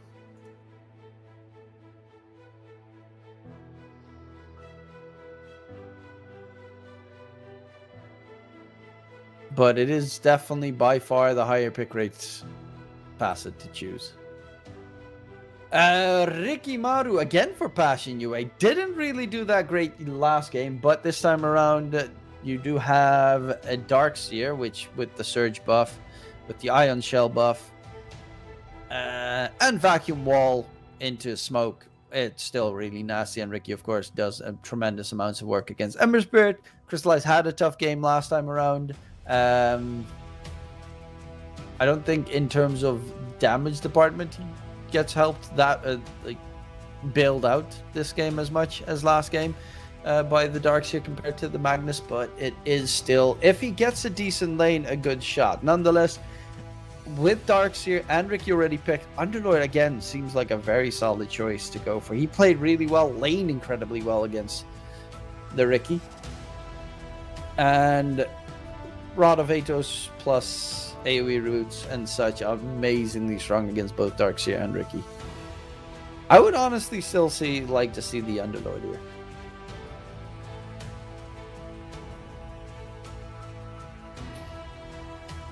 Plus Muerta. Muerta also goes for Rod of Atos, so then you have so many routes this game to deal with for the Ricky. Chikiro instead, so Chikiro 5, Muerta 4 most likely. Chikiro, same story against the Darkseer, you know, they like to fight on top of each other with the Darkseer Riki. Ice Bath, Macropire, gets rid of the illusions pretty quickly, gets the control on all of the illusions. Riki burns very fast, and you can also hit an easy Ice Path. But it's a surprise coming in because they pick up the Lifestealer, meaning Riki is probably a +4 support with the Darkseer giving the Iron Shell to the Riki and making it a lane dominance situation. They go for the Lifestealer Shadow Shaman instead. Lifestealer cares little about Muerta, cares little about Ember. Takiro might be a bit annoying, but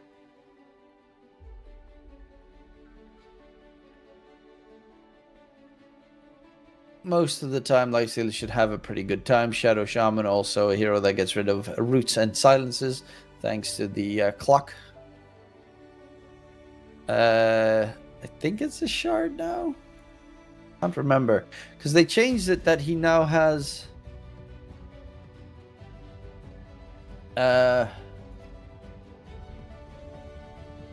He has a different facet actually. He doesn't have Cluster Clock anymore. But instead, he now attacks people and they turn into chickens for a second. He has a Hex on auto attack. Which is really cool but weird. No one goes for a massive Serpent Ward. Even though it's still pretty cool. It's like a gazillion damage. To finish up the second phase of picks, it's going to be the Doom pickup. On the opposing side, you get the Doom on the Darkseer. Or the Lifestealer should make it very hard for them to continue fighting. Normally. I mean, maybe not, because the thing is, if you Doom the if you Doom Darkseer, he's probably gonna die. If you Doom Lifestealer, he might still get surged and get out of harm's way. But it's not horrid. It's not great either.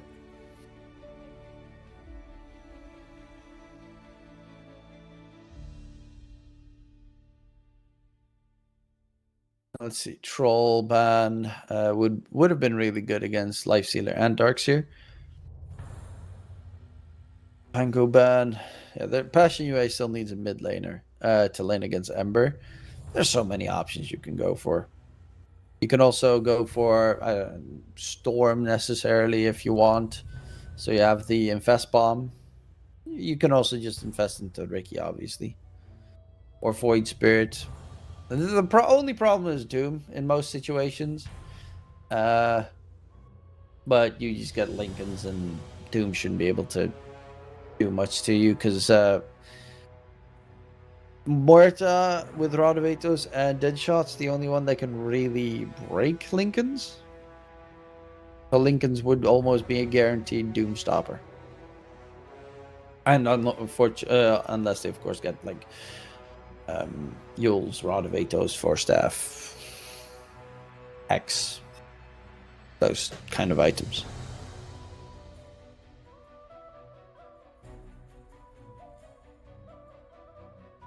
Ursa would be good against Lifestealer. That's also out of the question now.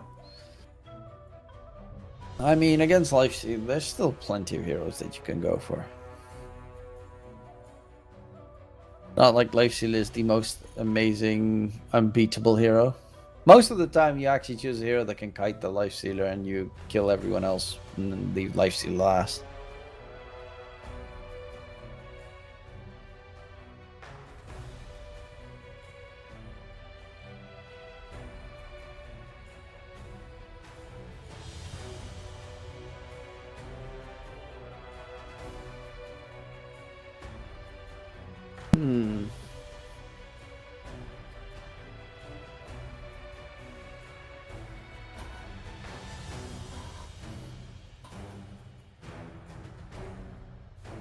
They're taking their sweet, sweet time here.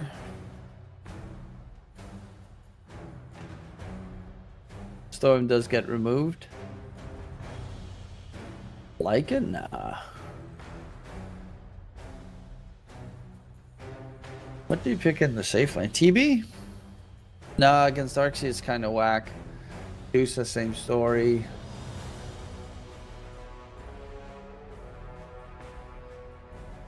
Wraith King, CK, no. But Alchemist, which is technically a weak hero against Lifestealer, and also you don't want to give illusions away to the Darkseer. It's a tempo hero.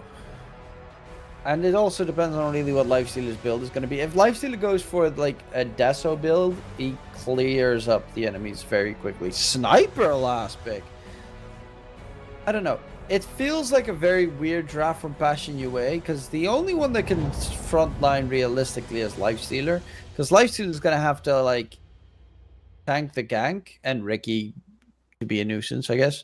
And then Darkseer Vacuum Wall with Sniper popping away shots from miles away. I wouldn't necessarily immediately say Passion UA's got a superb draft. I do think that because they have a Lifestealer against an Alchemist, they have the slightly advantageous draft. But that's just because Lifestealer has a really good game. If he doesn't get doomed, Ember, Doom, and Alchemist are very weak this game to the Lifestealer. But it also does feel like they have no real synergy / team fights. I mean, they have team fight, but they don't have like big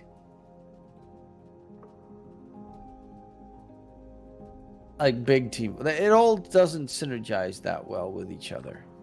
But that's, you still have a Ricky with the Darkseer. Like, it can become really nasty very quickly.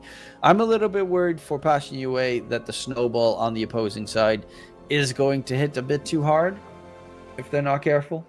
Because Lifestealer, if you go for the Armlet Radiance build, it takes a long time to be able to be active and join the fights. And it doesn't really feel like Radiance is that amazing of an item this game either. But Passion UA is the quote-unquote better team. So arguably they should have a pretty good chance.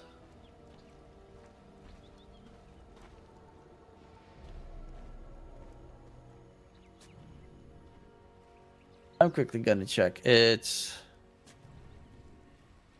Yeah, they normally don't go for Deso at all on Lifestealer anymore. There really no one? I don't know why Woe went for a Midas Battle Fury build in his pubs, but that's just psychotic. He actually did it an hour ago. Dude just came back from playing a 2-map series and then got... Okay, yeah. Radiance. They'll go Radiance.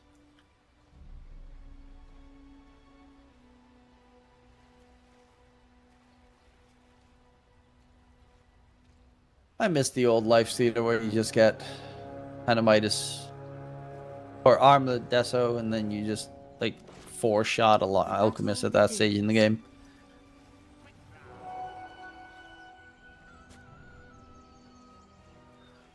Those were the days, my friend. Thought they'd never end.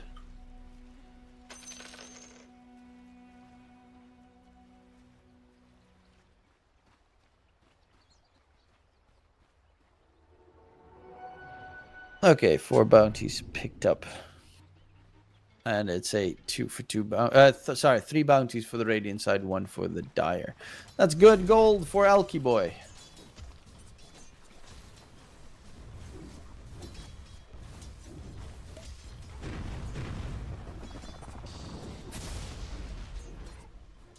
Oh yeah, and they also buffed Alchemist's giving Aghanim Scepters effect, which means nothing because no Alchemist core is ever going to give a Aghanim Scepter away. Radiant's courier has been killed. Oh, Sniper did go for the ghillie suit facet. So it's a right-click Sniper in its entirety. I've seen like snipers swap between the two. Most snipers still like to go for the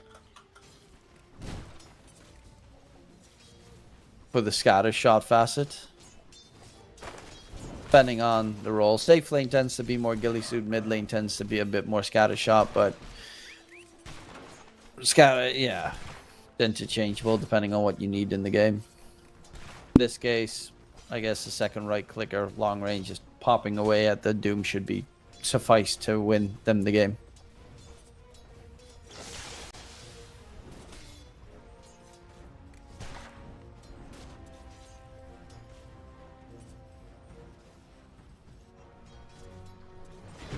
Vernon's already stacking the Triangle Ancients. Like, he's going for huge stacks here. And with Darkseer, you can kill them pretty quickly. Obviously, Lifestealer's not going to focus on killing them, but Darkseer can just pop a couple of Iron Shells and clear up those Ancient camps. It's not the fastest and most reliable one, especially if your opponent has an Alchemist, because Alchemist can be pretty disgusting. And stealing it with the Acid Spray, if he knows that it's being taken, so you always have to be a bit careful in that position.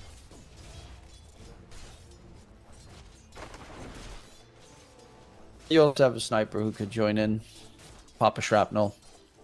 I think personally I like the Ghillie Suit Facet a lot more for two reasons. One, it gives you that sniper attacks do not reveal from Fog of War, which is, I guess, you know, it's cool. But second of all, shrapnel gives you vision in trees and such, which gives you a better chance to just right-click at the enemies. The other one, of course, gives you heavy, quick burst, but the fact that you can have long-standing vision in trees and such to keep seeing enemies, I think that's just bringing you too much value, especially with a Ricky in your team. And Lifestealer who wants to have the optimal pathing.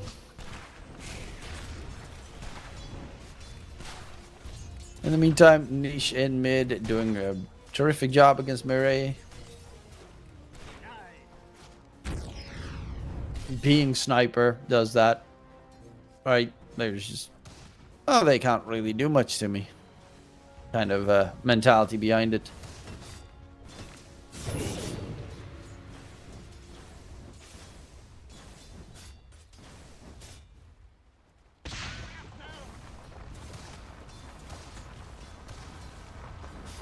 Radiant structures are fortified.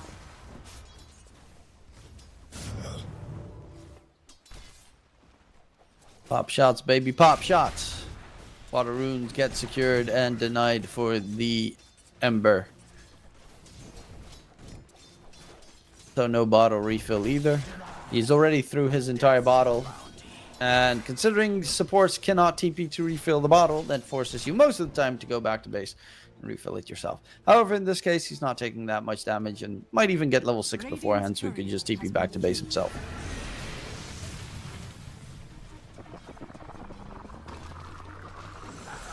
Alchemist stunned up by himself.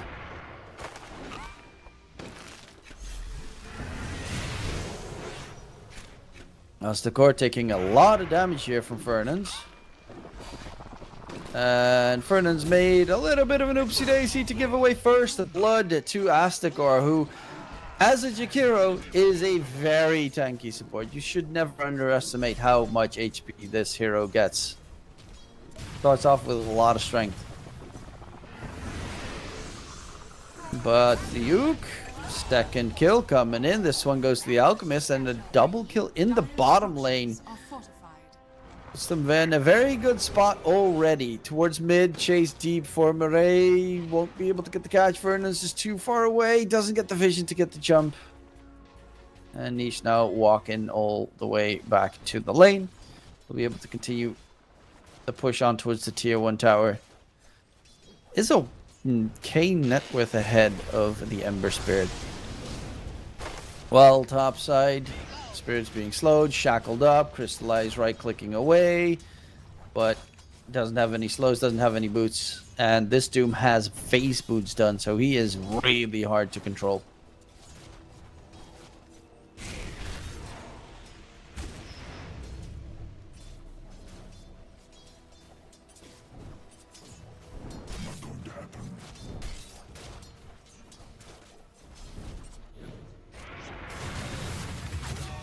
Oh, Assassinate being thrown out. Astakor is dead. Sniper is low on mana the entire time, but towards top, Spirit needs to be careful. One bad shackle in a tough position, and he does do be dropping. Like, this alchemist is really farmed. Kill and assist does, of course, help and all the bounties and whatnot. But Nisha on that mid sniper is just cleanly farming. Top side, Mozzarella, another target here for the Radiant side to kill. Also, don't forget, Radiant should win in terms of net worth because they have Alchemist and Doom. Of course, Doom has that Devourer, which also gets him the easy money. Bone Drums, though, not for the Hand of Midas, for the double money trouble. But Alchemist has Soul Ring done, and he's already starting to build up his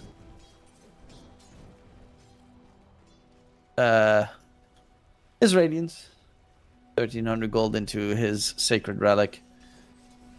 I don't think there's any way that they can stop him from farming unless you expend too many enemies there. And Fernan's, he's just clearing up the Ancient stack for the Darkseer. This is weird. So he's got the Ion Shell on him. Stands next to the Ancient stack. And because the damage comes out from Darkseer, but Darkseer is too far away, Fernan's just didn't take any damage. Like, the Ancients are... Why is that a thing?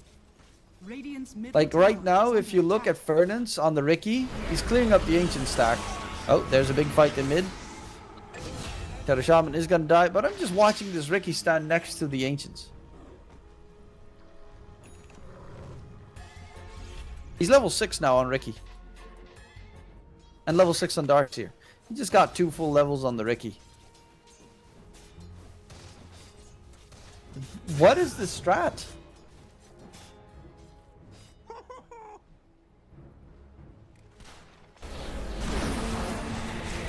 Doom thrown out onto Crystallize, and yeah, there's no way you can get out of there.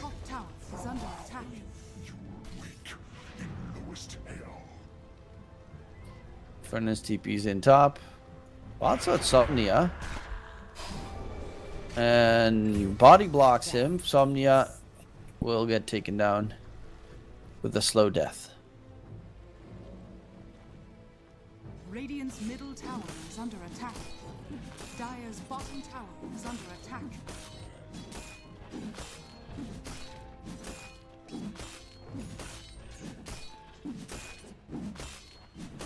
Alchemist, he's only 400 gold away from his Sacred Relic. That's going to be about a 12-minute Radiance timing.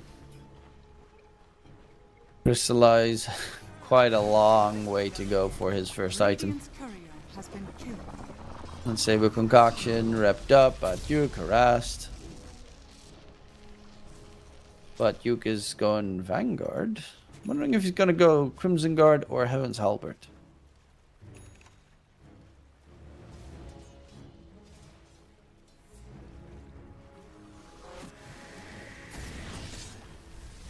Oh, Batyuk Darkseer Surge was used. Does lose his life. Another kill coming in. This time for Somnia.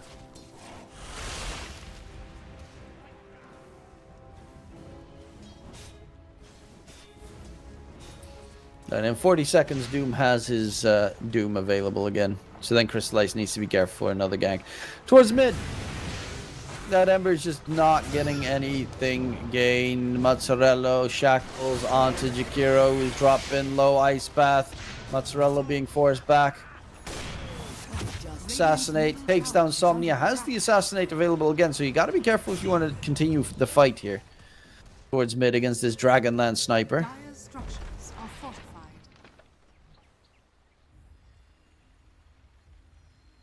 Dire are scanning.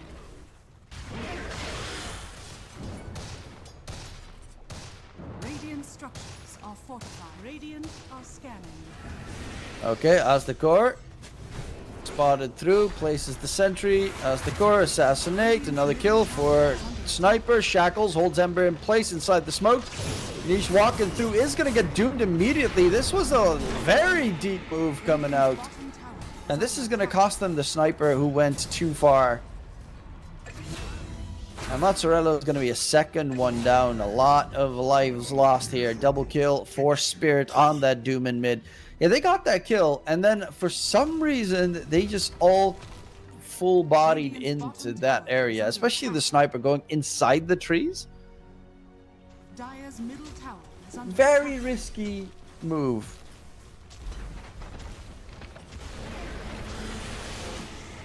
Oh, Ricky gets caught. Walks right into the sentry ward that they placed on the high Radiant's ground. bottom tower is under attack. Dire's middle tower is under attack. But you vacuum back as the core. Jakiro will be taken down, and that's going to be the tier 1 tower bottom lane secured with the life stealer rotation. He's going for the Radiance after his Orb of Corrosion, so not armleting beforehand, and is about half the net worth of Alchemist. Who's got the Radiance done is going Blink next. This Alchemist is huge. Patrick's got Heaven's Helmet though. Going Pipe next.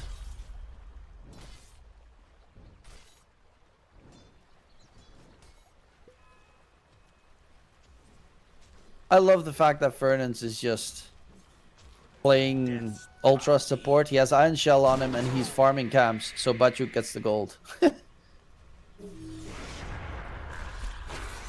Oh, Somnia stole a ancient creep. And Bachuk gets a kill in response on him. And this is also good experience coming out for Ricky the entire time, because he's got, of course, that experience facet chosen, where he gets extra experience from kills and assists. Doom is going Glimmer. Ugh. Dire's middle tower is under attack. After his drums. Ember's close to his Mage Slayer being secured. Fernance, Ice Path does catch him. Macro Fire, feared up. Try and surge, sprint out of there. Fernance, does he dodge enough damage? Tickling down, is going to be able to stay alive. Somnia is taken down in response by Bachuk. Walk forward. Murray charging forward into the fight. Shadow Shaman on the side needs help quickly. And there's going to be the super wardrop, loses life because the Ember was too close for comfort. Bachuk, can he do anything to keep himself alive? No, another double kill coming out from Spirit. Niche is infested. Jumping from Snov, who is going to get the infest jump against him, but needs to definitely be a bit careful there because his teammates were quite a bit away from that position. Nonetheless, it's going to be a 2-for-1 trade and another double kill for Spirit, who's finding some huge kills this game. 6-0-0 on the Dooms. Now got the Glimmer Cape available as well.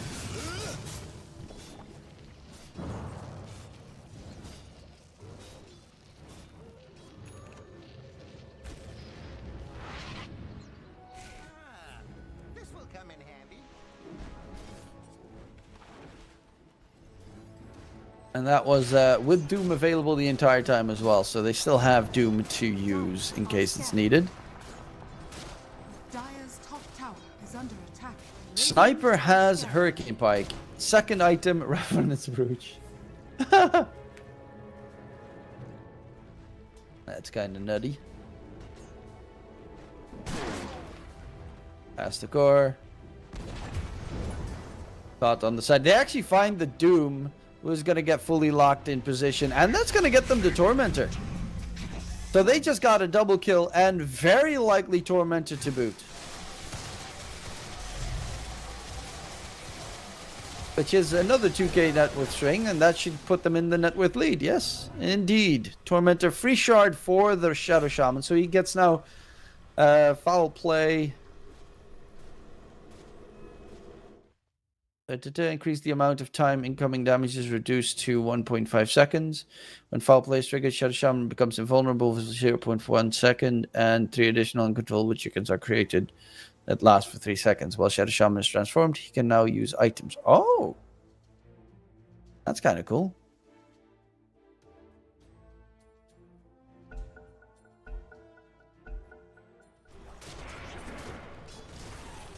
So that makes it a bit better for him to dip out, especially with Glimmer and Force Staffs and such coming in to play. The other one would have been Ricky Shard. That's also a really good one, though.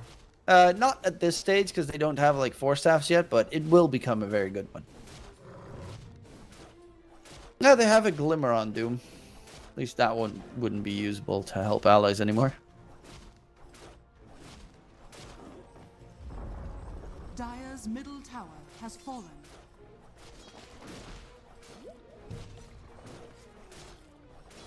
Radiant's bottom tower is under attack. Nov is almost done with his BKB after his Blink plus Radiance. Just like still not done with the Radiance part. He's still on the first one. Vernon's Diffusal. Ricky's closing in. But Niche has Chrysalis and Viper's pretty scary. Even though they have tools to kill him off, still pretty scary.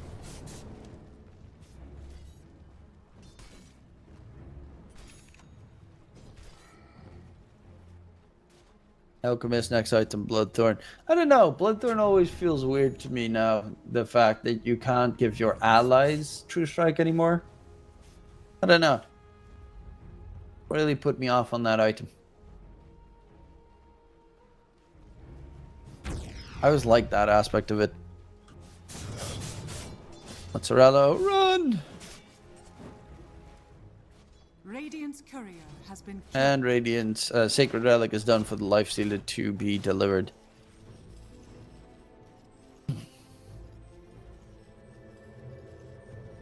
But Duke. Oh, towards mid, they find Niche. They did expend Radiant's the top tower is under attack. Chemical Rage. They only use Chemical Rage. They didn't even use Doom for that kill.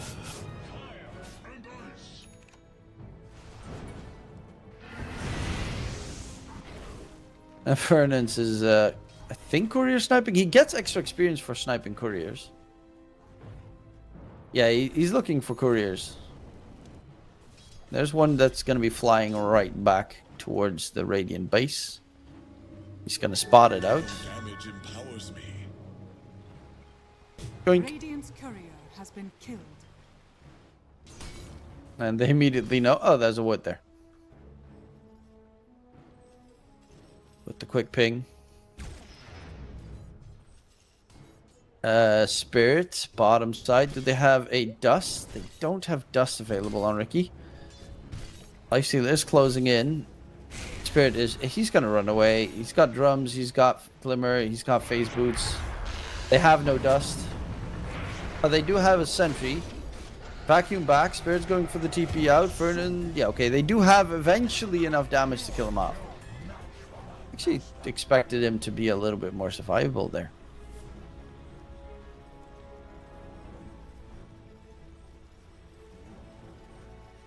I guess open wounds 35% slow is also nutty. Hex onto Jakiro. Immediately try and dip out. Alchemist gets himself, pops the BKB because otherwise he would have been stunned up. But they're going to quickly bail out on the dire side. BKB forced. First BKB of the game forced on the Alchemist. Radiant's middle tower is under attack. Doesn't have a BKB available anymore. Ask the core. Yeah, no, that without the Shadow Shaman, most of your control is gone. So taking these fights is fairly risky.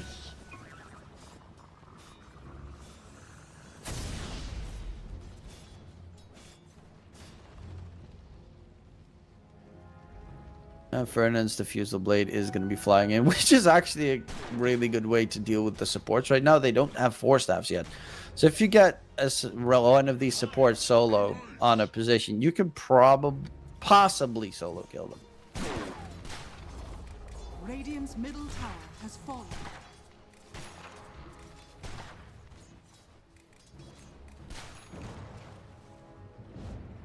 It is going to feel like all of the Dire's top tower is under attack.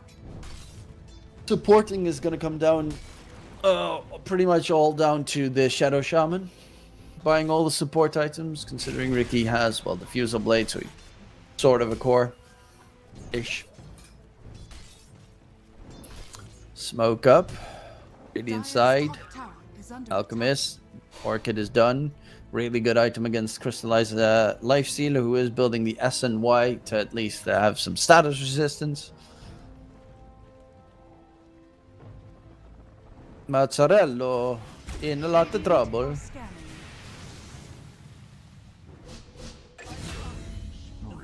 And we'll tick down. Didn't have a magic wand. If he maybe popped that, he could have possibly walked away.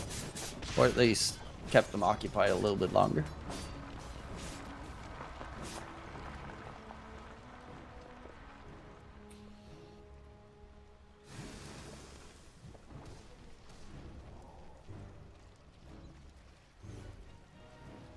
And Niche wants Shard plus BKB. Next Tormentor's up in about 3 minutes.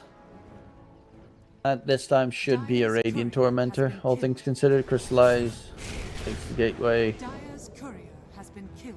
Yeah, no stopping Dire's him. bottom tower is under attack. Doom's BKB just delivered. Ember's BKB is almost done. Alchemist's Bloodthorn is close to being finished up as well. Dire's bottom tower has fallen. Jakiro's Force Staff is done. You've also got Muerta's Force Staff closing in. Force Staffs are going to be really important to kite out this Lifestealer and Ricky.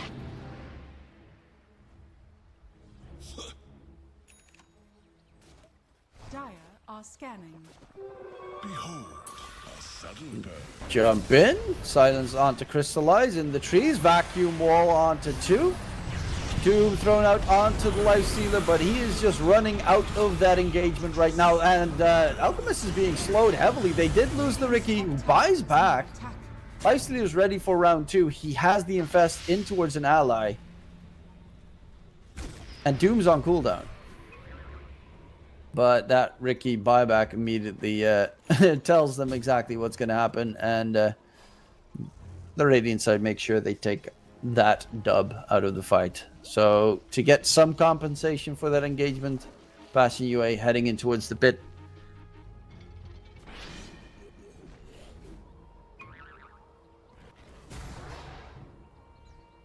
Yeah, Batyuk is building up Lotus. This is a really good pickup to have at this stage.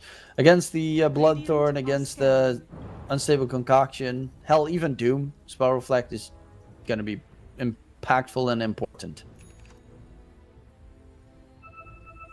Roshan has fallen to the Dire.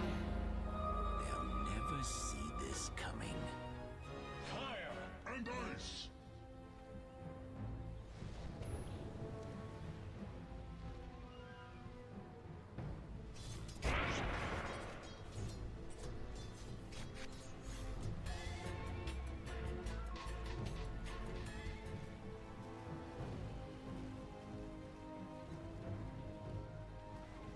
Nov 1. Almost done with the shard. It's a way to, I don't know, help an ally a little bit. Fortunes change. Basic Dispel is always nice. Attack speed, movement speed, HP regen. Not really an item I'd expect from a core Alchemist. Normally you just hope you get it from Torment to number 10.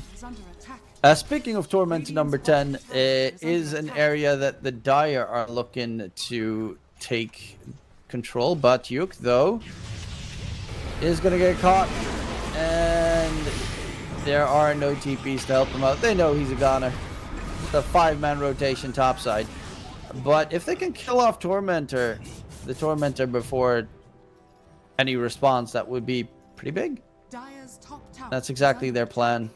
Sack the tier 2 tower, fortify it to keep them occupied. They need to take the gateway if they want to reach it in time to contest it, but I don't think they're going to be able to do it or even care at this stage. He's going to get the free shard.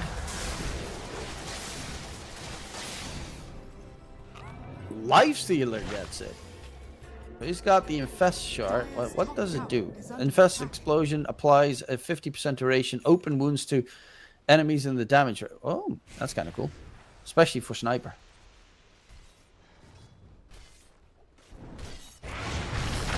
Spirit spotted out, pops the BKB, he's gone.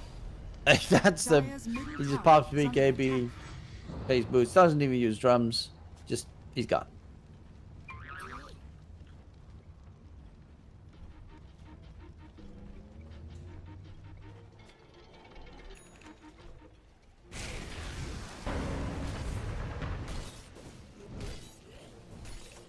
Lifestealer still has that Aegis for another 2.5 minutes.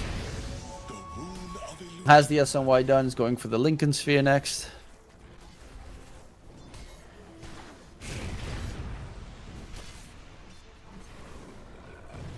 And oh, Spirit just gets out of range. Just a split second too late. Otherwise they would have gotten a huge kill. Yeah, Shadow Shaman just doesn't have a Blink Dagger yet. That's the problem. He doesn't have Aether Lens, Blink Dagger, or Force Staff. He needs to literally be hugging anyone who he encounters to be able to take him out. And Ricky needs to get Shard soon.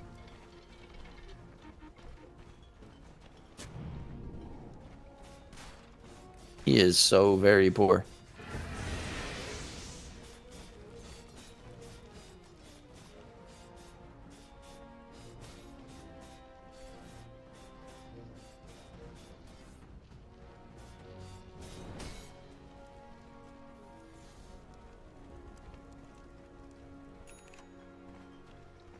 What's the Ember going for?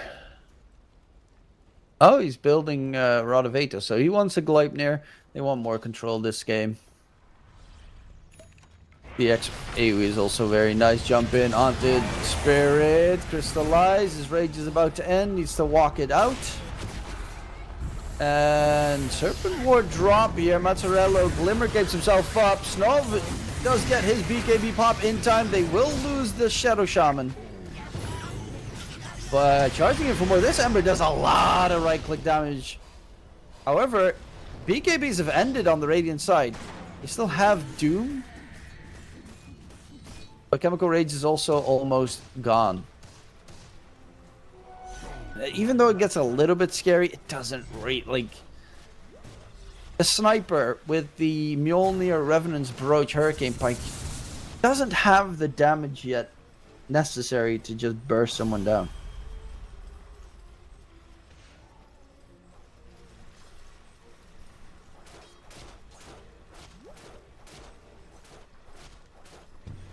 It did get pretty close though. The main difference was the fact that the Radiant have heavy sustain and the Dire doesn't really. That Alchemist, he pops his Chemical Rage and just heals up so fast. Sniper, like, they need maybe a Skadi on him just to reduce the healing that his opponents take. They already have the Orb of Corrosion, but maybe a Skadi or Shiva's on the Darkseer. Speaking of which, he does have that Loadstorm done, going for the Blink Dagger next on Darkseer. With a big wombo combo, vacuum wall.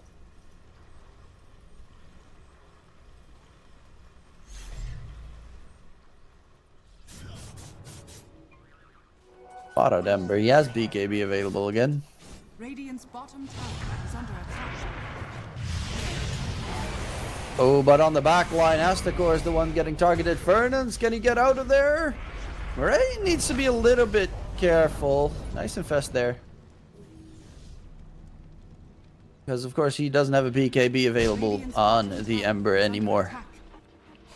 But in the meantime, Alchemist is just growing and growing. Eventually gets to the point in the game where he can give away Aghanim Scepters to his allies. The Ember Spirit loves an Axe. Doom likes an Axe. Muerta is building an Axe. Jakiro loves Axe. Jakiro's Axe so good.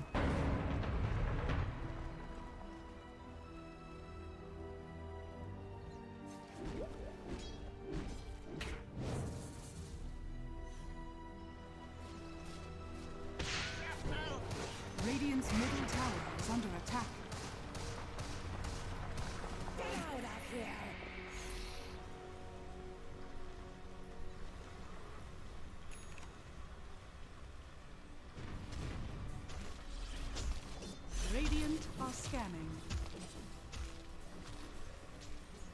They're just chilling.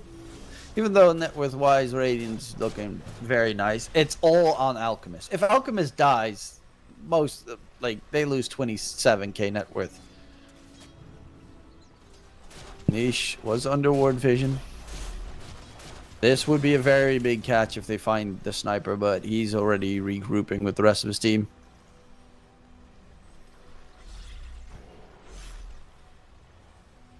And they don't know, yeah, Doom showing himself there in mid. They now know where the Radiant team is.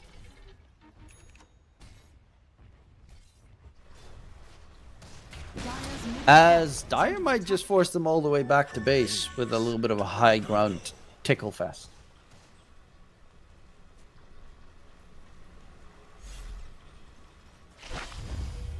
Fortunes change.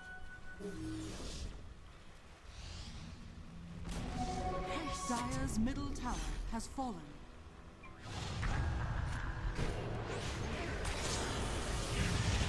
Ember. Then fast bomb comes out, vacuum wall onto 2. Nice and simple concoction. Doom onto the life stealer, and that life stealer. Lotus came out just a second too late. Life stealer's dead, but Juk needs to run away. As Sniper wasn't even involved in that little engagement, but Juk peered up, controlled up, has that Lotus spell effect. Dunk. Oh, that's actually a 2-man stun because of it. Ha! That's kind of funny. And Bajuk gets out of there.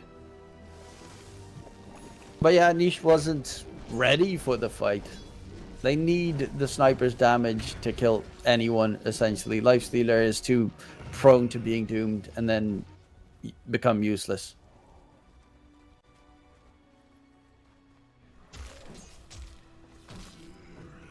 First Lifestealer with this Lincoln. Oh, he actually did not go Lincolns. He went Basher instead.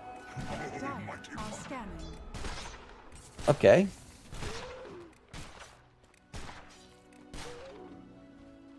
Sniper has his BKB. Lifestealer is going his own BKB.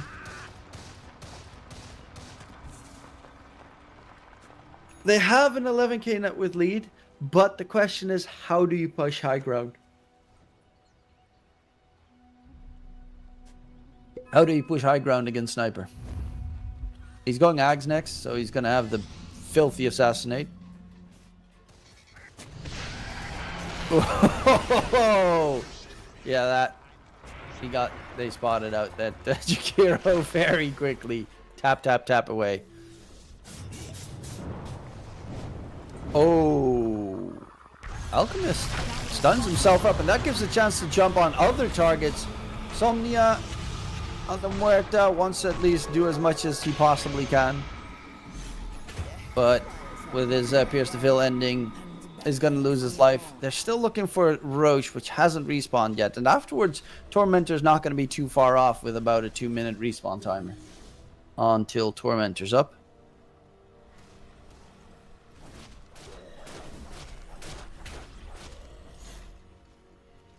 Doom's got... Okay, so Doom has the Shivas.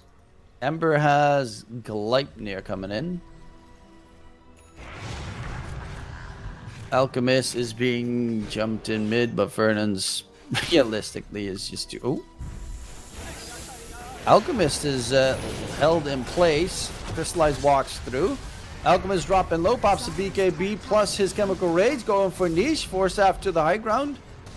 It's still fine. Murray is actually hexed up in the process, but a good catch onto the Sniper. Has the BKB. Can he pop it in time? Doom available for Spirit. He's looking for a target. Butchuk is being a nuisance. There's the Doom thrown out onto Crystallize, who needs to run out of the fight, but Niche is just popping shots like nobody's business. Assassination is not... Oh, gets the blink out. Wouldn't have been enough. Alchemist stunned up in the process. He has no BKB. Fernance with the smoke on top of the Alchemist. The shackles are the longest range you'll ever see. Niche assassinate on Astakor. They make it a 1-for-1. But Bajuk is chasing for more. He's got the blink available. Snov cannot use the unsafe concoction either. But a buyback from Jakiro will force everyone out of that fight. Nonetheless, they force a buyback on Jakiro and kind of cool down everything. However, Roche is up. I don't think they have the speed to kill it, though.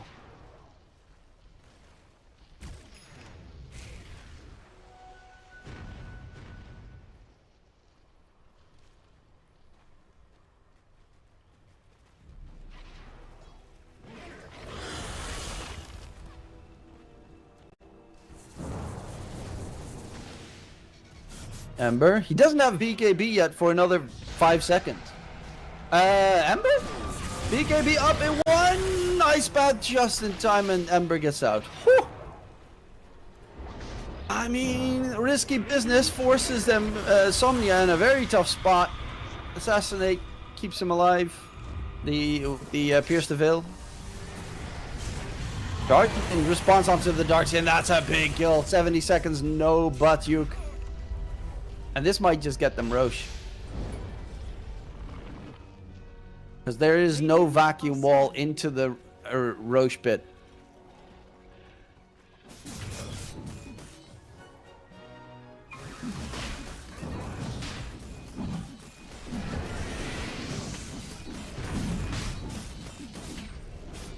And they are going to clear up that pit.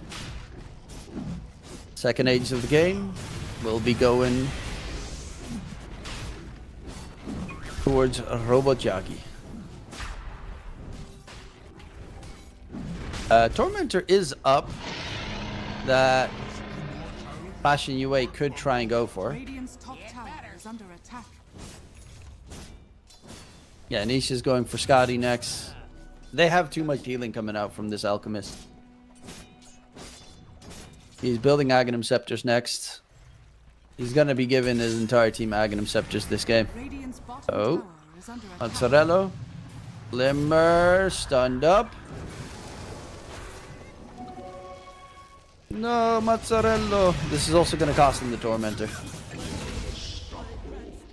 Very likely. Oh, or maybe even more. Spirit got hit by the silence from the Mindbreaker.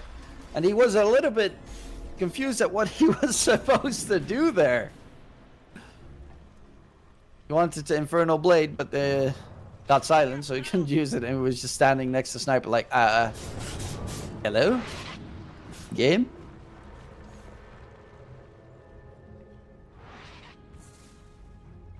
Crystallize gets the TP away. No Tormentor take so far.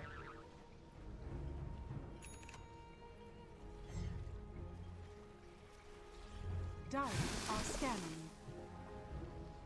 But it's still a game. High ground is really dangerous to push.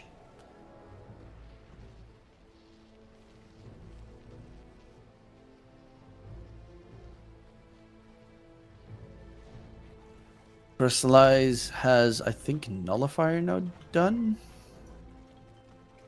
So that's going to be a good tool. Like, no Force Staff, no Glimmer. I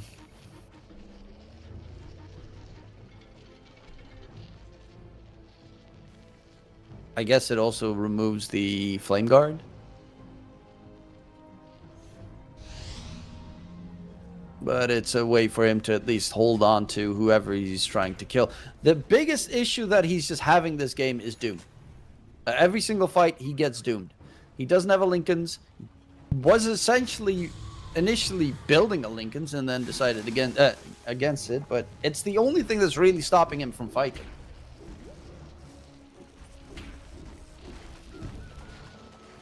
As Snov, once he has the Yags done, he can globally gift it to his allies now.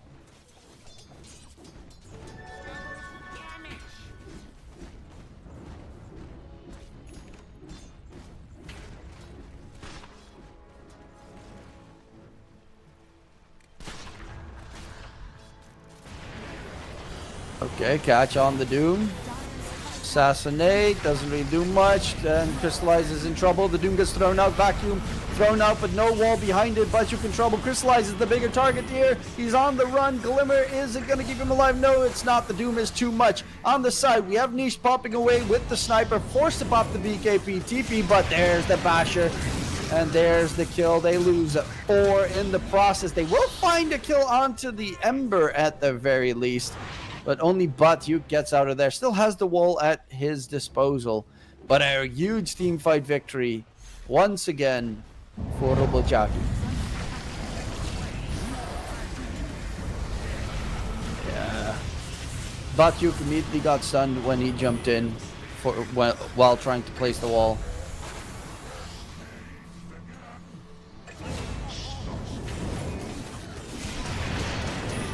Batyuk's trying to help out, but it's very hard to do anything here on his own. Still has the wall available. Dire's top tower has fallen. Miss Jan's doing kind of tons of work. Dire's top barracks has fallen. Doom has his Doom available in 15 seconds. So when Lifestealer's up, there's another Doom ready to just immediately take him out of the fight. Muerta has Ags. Ember has Ags. Jakiro is about to be done with his Ags. Could even get another... there's another Ags being built by the Alchemist. So he's going to give another Ags away, which is probably going to go to Jakiro. So he can go for like an Aether Lens. And I assume another one will go to eventually the Doom, who is building a Refresher.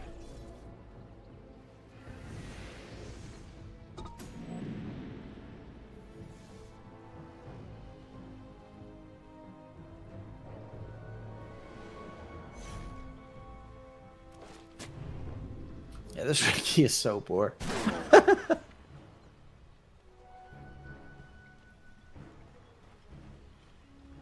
Well, at least get a Jakiro kill. And that's the gem. That's not a bad pickup.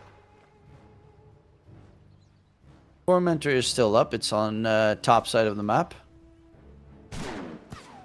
They might try... Like, Sniper doesn't have his shard yet. You might as well want to try and get it. He's the only one that doesn't have a shard. And his shard's really good. Concussive Grenade.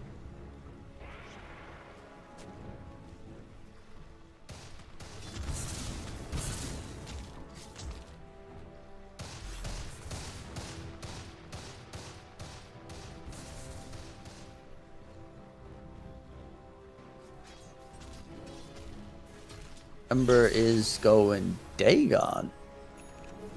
Spell Life Steal is always nice. Okay, yeah, instead he's gonna go Shiva's. That seems more logical than Dagon. I was like, you can kill off, I guess, an illusion with Dagon. I don't know what that's supposed to benefit you with. Dire are scanning. Radiant are scanning. Spot out Ember. Oh, this is a ballsy attempt. Shadow Shaman's trying to run in, but BKB was already used by the Ember. And he's going in onto Furnace instead. They get the stun onto Crystallize. They lose the Lifestealer. Oh my lord, what a bad mistake.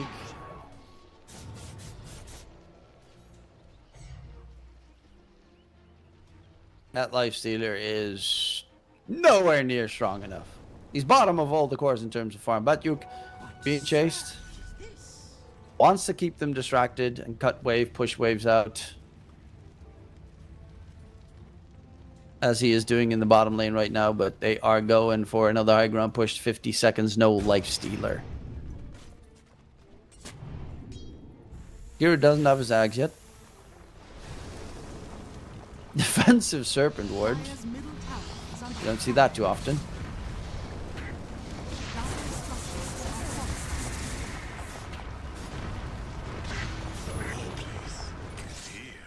That range on Sniper with the take aim is nutty. And they're actually just holding off because Sniper is Sniper. And also bottom lane was being pushed in, so they kind of have to deal with it.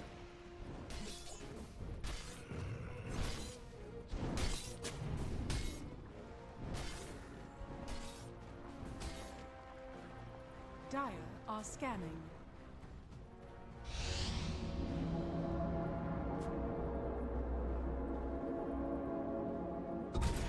Niche has the money for Ags. Would assume that he's gonna save money for buyback.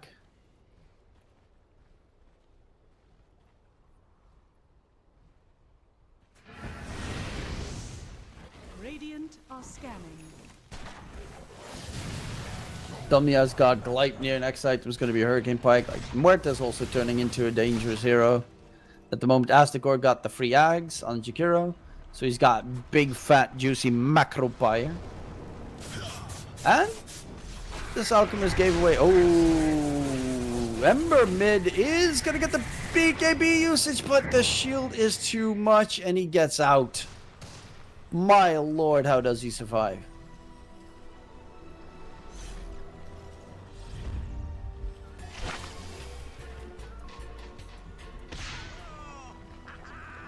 Like in that situation, you'd rather have the Daedalus than the Revenant's Brooch, right?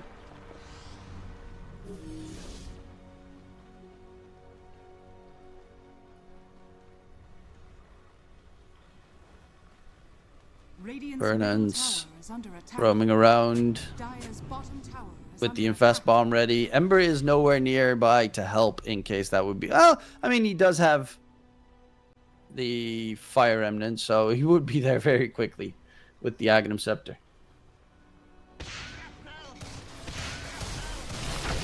And the last shard of the game. Dire's bottom tower is under attack. For Passion UA. Dire's bottom They all tower TP back to base. Now it's time to defend.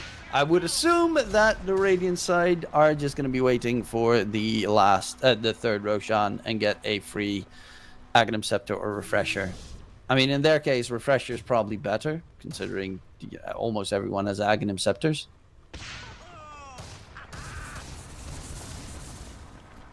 Yeah, Doom's up.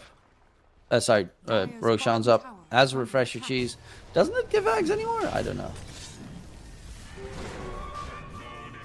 I guess it doesn't.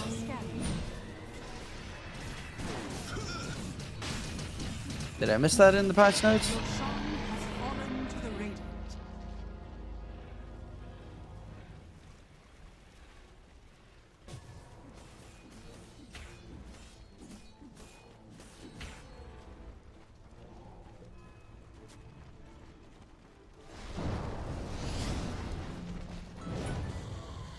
Going in for a deep jump. They have the Refresher on the Ember for 2 full rounds of everything, essentially. Same with Doom. He has his Refresher Orb at the ready.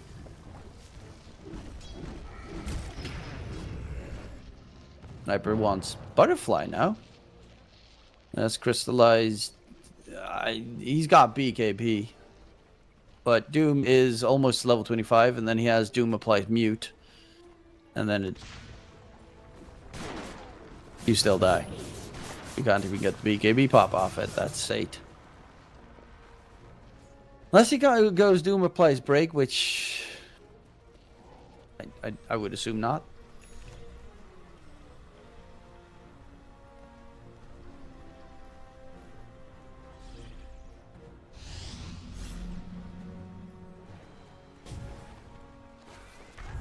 Alchemist, he does have that Aegis.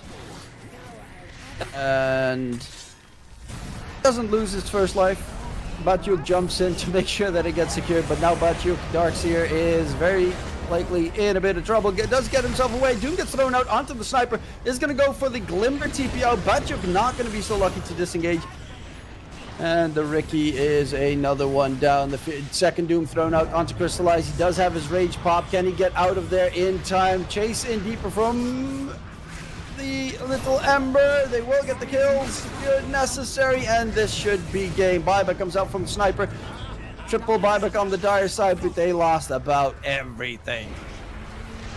Chase in for more. Hex comes out, but there's another jump in onto the Sniper, and the Sniper doesn't have a good way to disengage left, as he is stun locked out of existence. We, ladies and gentlemen, are going to a game number 3.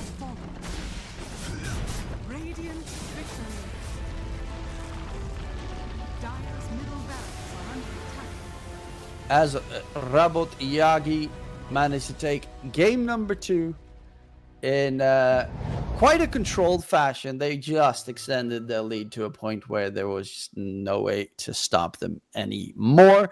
But a great job nonetheless from them against a pretty strong team like Passion UA. I do have to say, 2 games in a row, Crystallize has really struggled. So I do hope that he is going to be able to recuperate for game number 3 in this series. So we have a bashingly nice game 3 coming up after the break. We'll be right back.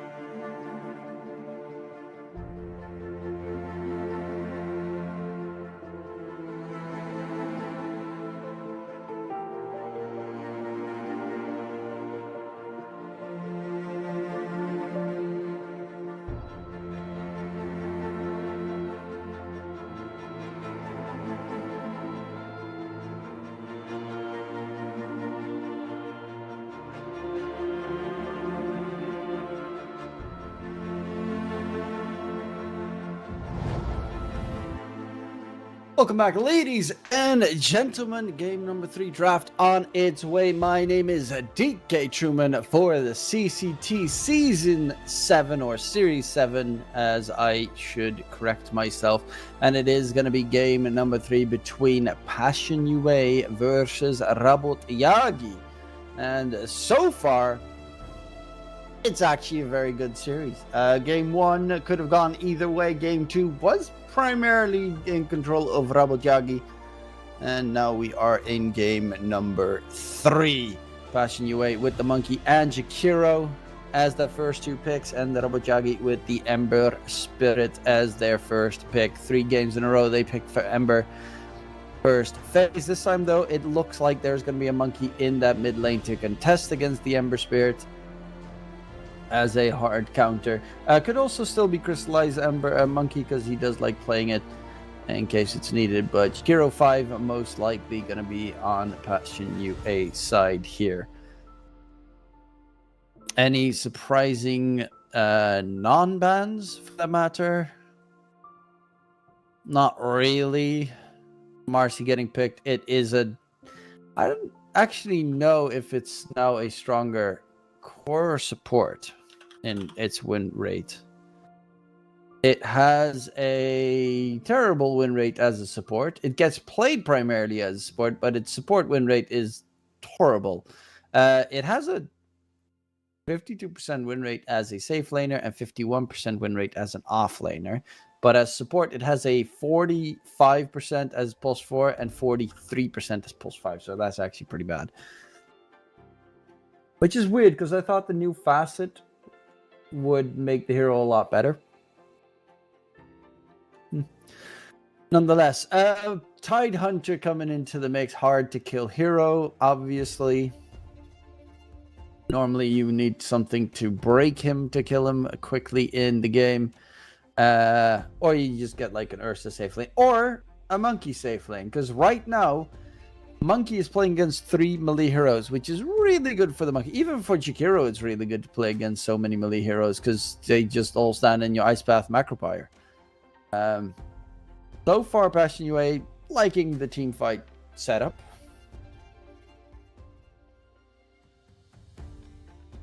If they add in, like, I mean, not like Mars, but something Mars-esque with the AoE control could be really nice.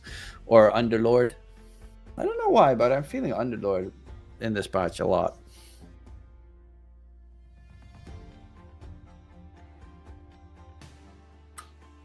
Let's see, Underlord, what's his win rate? Not great. But now Passion UA go for the Doom. Last game, they struggled really heavily against the Doom. Honestly, every single time Doom got his ult off, someone died, and most of the time it was Crystallized. This game, he has already 2 decent Doom targets, Ember and Tide. You Doom Tide, he's taken out of the equation. You Doom Ember, he dies. Level 25, you even get the Tide Doom Break, which is nice against Tide, if you like quickly want to kill him. But Shadow Shaman is another hero that I think has level 15 Hex Breaks or something. So that could always be a nice one to deal with the Tide Hunter. Later down the line, of course. But it's also very good against Ember Spirit, for instance. That's a crystallized hero. That's a very crystallized hero. It's also good against Tide because Tide's horrible at killing off the bugs. It is a weird hero, though. Especially... I mean, it could still be a flex and put as a support. And technically, Monkey could go mid, could go a safe lane, could even be +4 still. Passion UA just... The draft's kind of all over the place at the moment.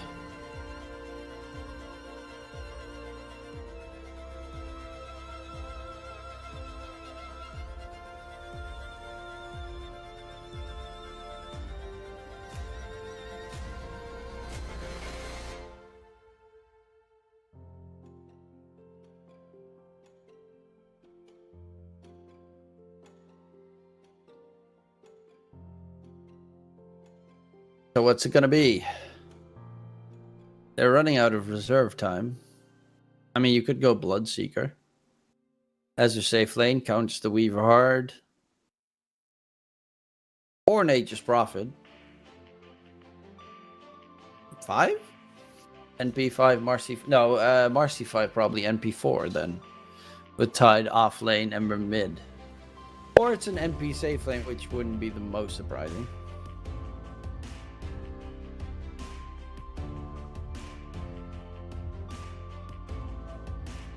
Could also be a Marcy safe lane and a Nature's Prophet 5, but Marcy safe lane against Weaver, I don't know. I feel you kited too much.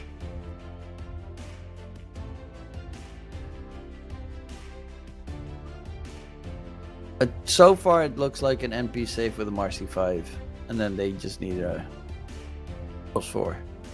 It's something Passion UA also thinks is the case.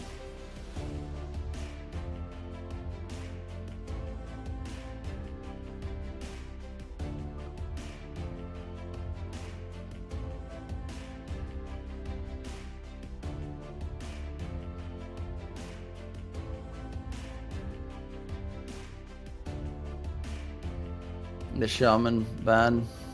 I was actually expecting them to go for it themselves. But it is good in locking down the Weaver in case he wants to do some shenanigans.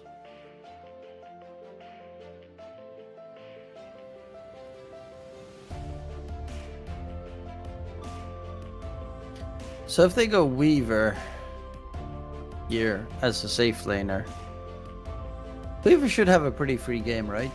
You get Manta or yeah, you can just get Manta and you're fine.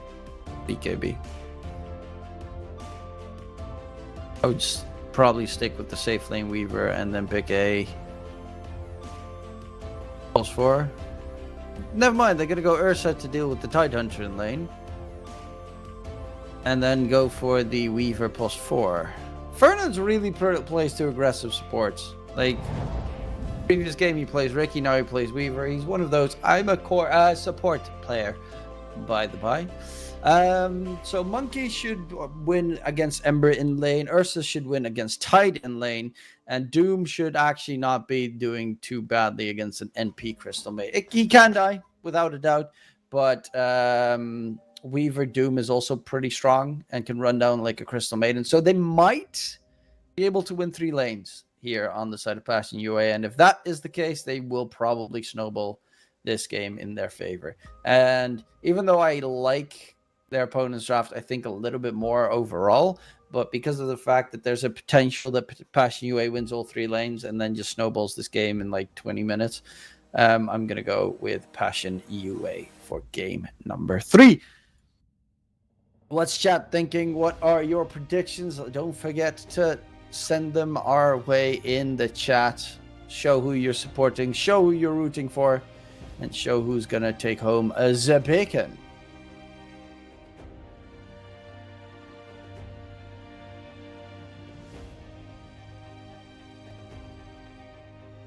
Weaver. Nonetheless, a lot on the line here, of course, for these two teams. Well, at least for one of the two teams.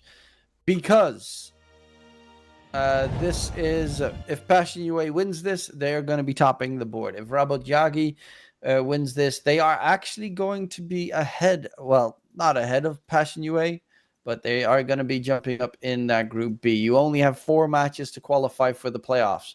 This is Rabot Yagi's first match in CCT. And this is also Passion UA did win their first series in the tournament up against, I think it was Quantum. Sorry, no, it was against 4 Pirates, which is a very big win, to be fair. 4 Pirates is a strong team with Otaka, Nati Narwhal, and Ariel.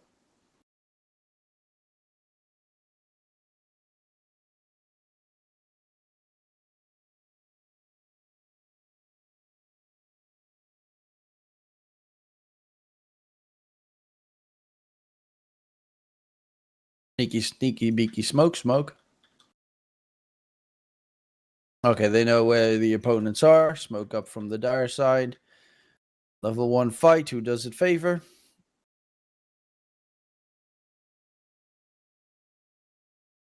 Greater Treant. God, that thing is 800 HP.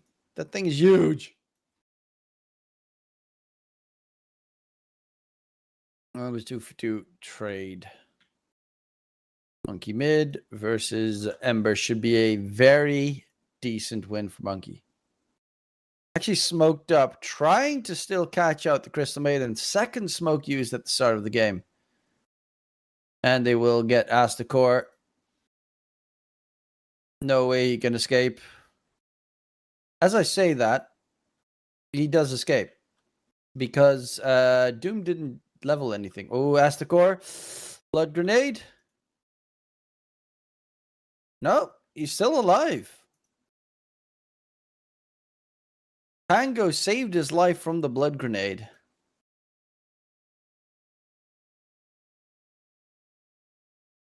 They used 2 smokes and a blood grenade to get that kill, and they did not secure it.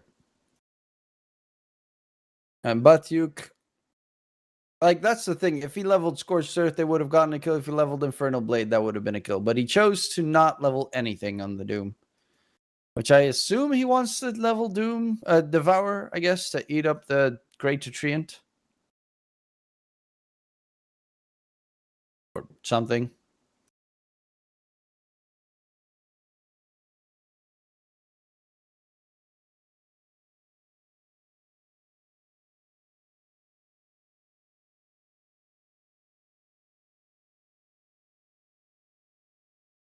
Uh, 6 last hits, 5 denies for Nature's. That's a good start of the lane, considering his Crystal Maiden wasn't there at the start. I mean, there was no one in his lane for the first wave.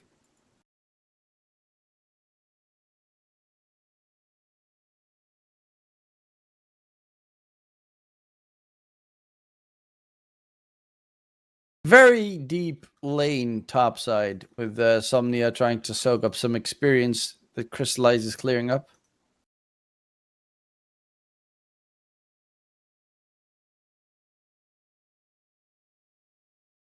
But yeah, he did level Devour just to eat up the big creep from NB. Could have gotten him first blood, though.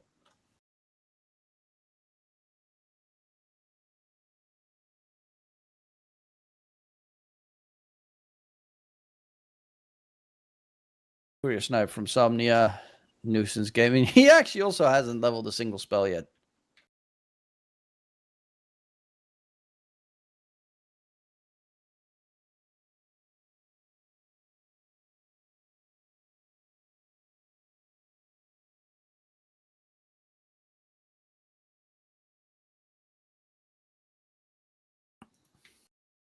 And a fight for the Lotuses is coming in. Both teams get 1 apiece.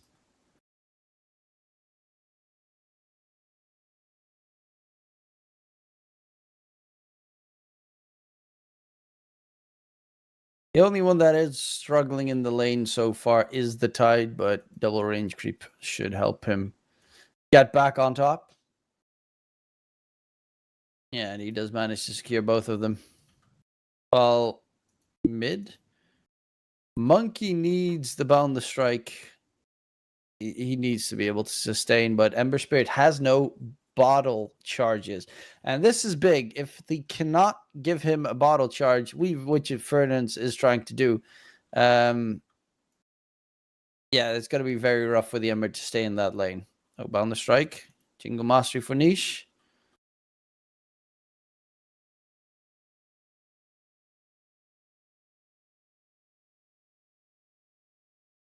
Insomnia in the mid area, trying to maybe help out, soak some of the experience while Ember goes back to base. Yeah, that Ember, very, very tough spot to be in.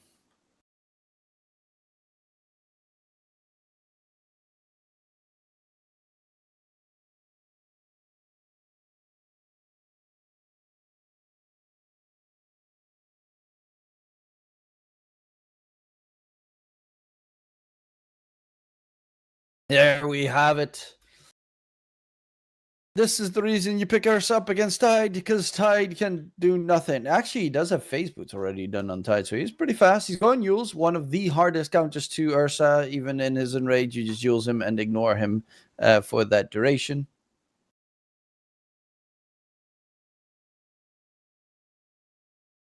Monkey is destroying mid. 2 of the 3 lanes are going really well. Bottom lane is the only one that is being won by the Radiant side.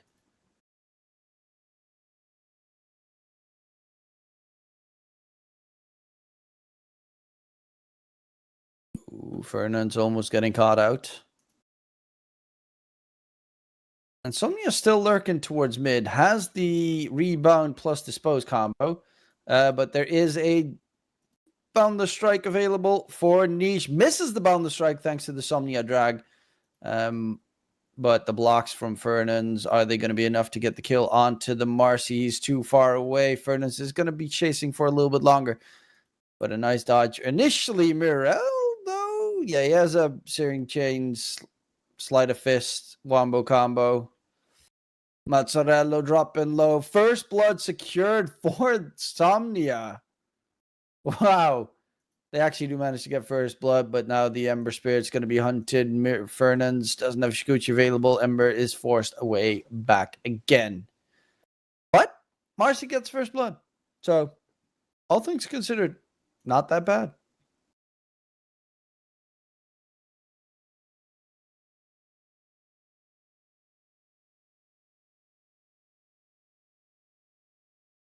Oh, Crystallize going in onto Spirit. Tide is the target. Take him down.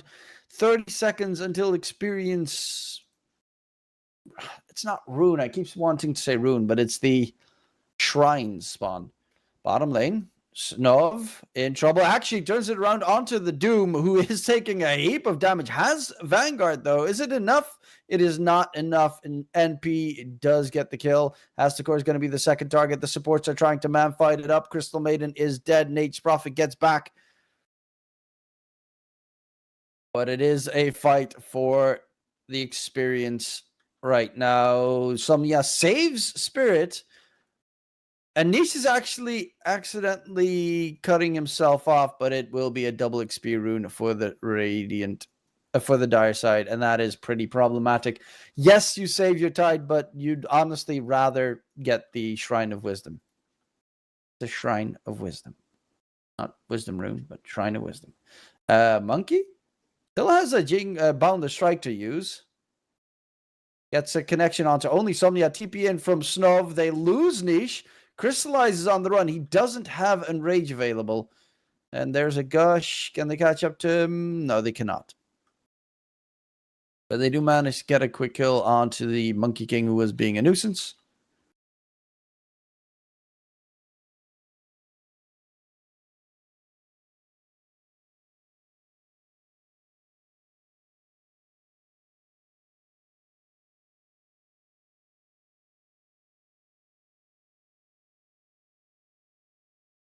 And Crystallize. Battle Fury building this game.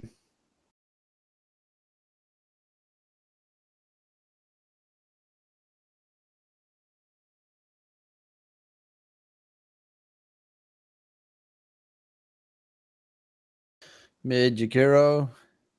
Help me. Will get caught out, but the chase is going to be on to Somnia in the bottom side of the map. Niche is very active on the mid Monkey so far. And top side, Crystallize wants to kill off this Tide Hunter. Pops his enraged to not get slowed down. One more hit. Spirit is juking his way through, but there is another Earth Shock. And that's going to be enough. Spirit gets soloed by Crystallize as the tier 1 tower bottom lane drops.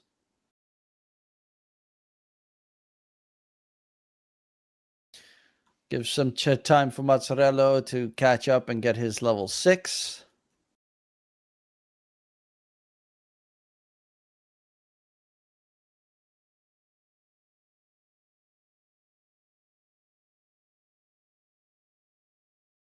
Oh, they're looking for a fight onto the Monkey. Ice Path onto 2.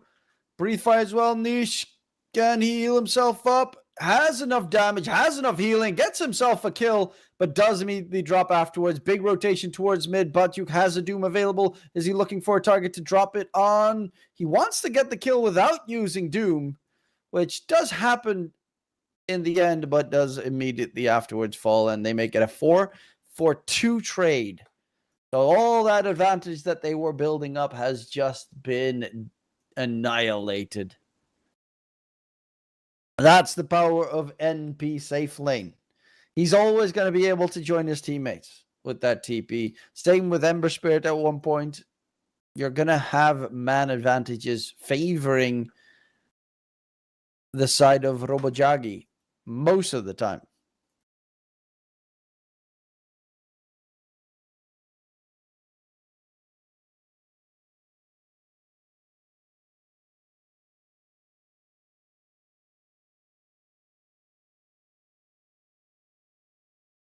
Ember towards mid. Did pop the Invis rune. Is going to stay alive. I mean, most of the cores are all close and supports are pretty even in net with. Slight advantage to the Dire cores, but only ever so slight. Towards mid, niche, monkey. Can he get his damage out? No, he cannot. There is a TP through though, and they lose NP is a response kill. Ice Path catch onto the Marcy, has no rebound available. They want to continue the fight here. Crystallize is in trouble. The Doom gets thrown out onto the Ember because Batyuk came in from behind. Need to interrupt the Crystal Maiden ult, instead a ton of damage, however. Damage does not always equate to kills, as it was a nice spread coming through. There was no Tide, no Ravage available on the Tide, even if he did TP. And they trade that Monkey for 3 kills. Actually, Monkey comes out ahead, 400 gold positive in that fight. Radiant's middle tower has fallen. He got the kill onto... Wait, does he have... Oh! He has the Wukong's facet. I was wondering how he killed him after. Is that the main facet that people go for these days? It is not, but it has a way higher win rate than the Simian Stride facet. So that's an interesting statistic. It has about... Oh, NP caught. Macropire, does he get the TP away? No, he does not. And yeah, they'll kill off Mazzarello in response, but that's a sacrifice they're definitely willing to take.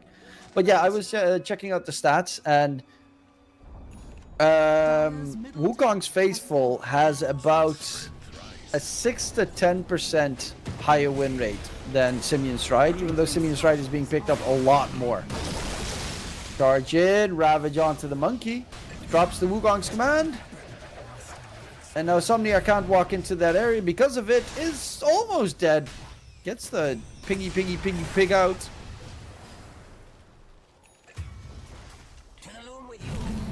And Fernand's now doesn't have a Quelling Blade or a Tango, so he can't actually get out. Watch yourself die.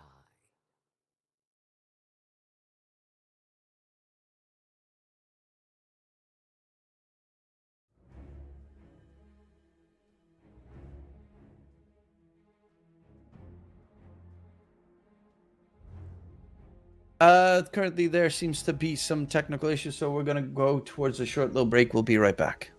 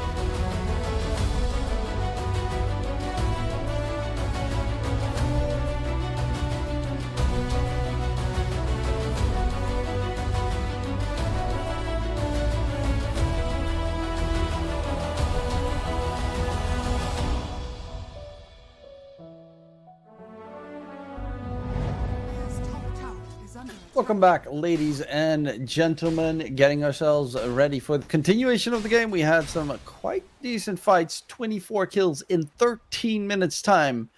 Crystallize even active on that Ursa, even though he went for the Battle Fury build. Monkey is going Manta first item.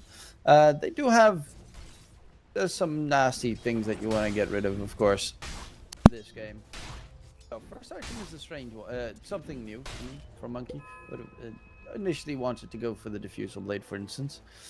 Tide's got Yules, counters Ursa heavily.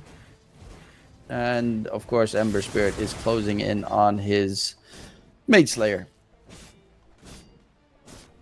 In the Roche pit, Dire's top tower is under attack. Ursa does clean it up pretty nicely with the bugs, of course, for the armor reduction. First age is secured, and that should probably give them an opening to also take the Tormentor soon enough.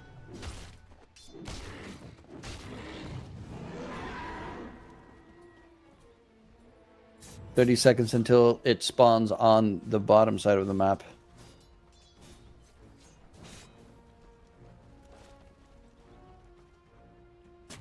And that's another 2.65k of good old moolah. Pretty short for either Weave or Jakiro, Are scanning. which is likely the case because they're hunting now after the Tide Hunter, who is doomed, deaded. Well, Crystallize got slowed down heavily. He's actually not dead on the Tide, and might even see he is going to survive it completely.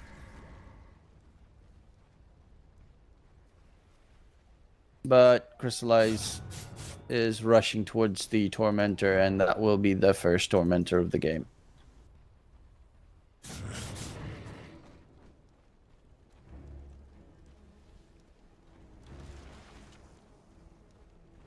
Dire's middle tower is under attack. And a free shard for Mazzarello.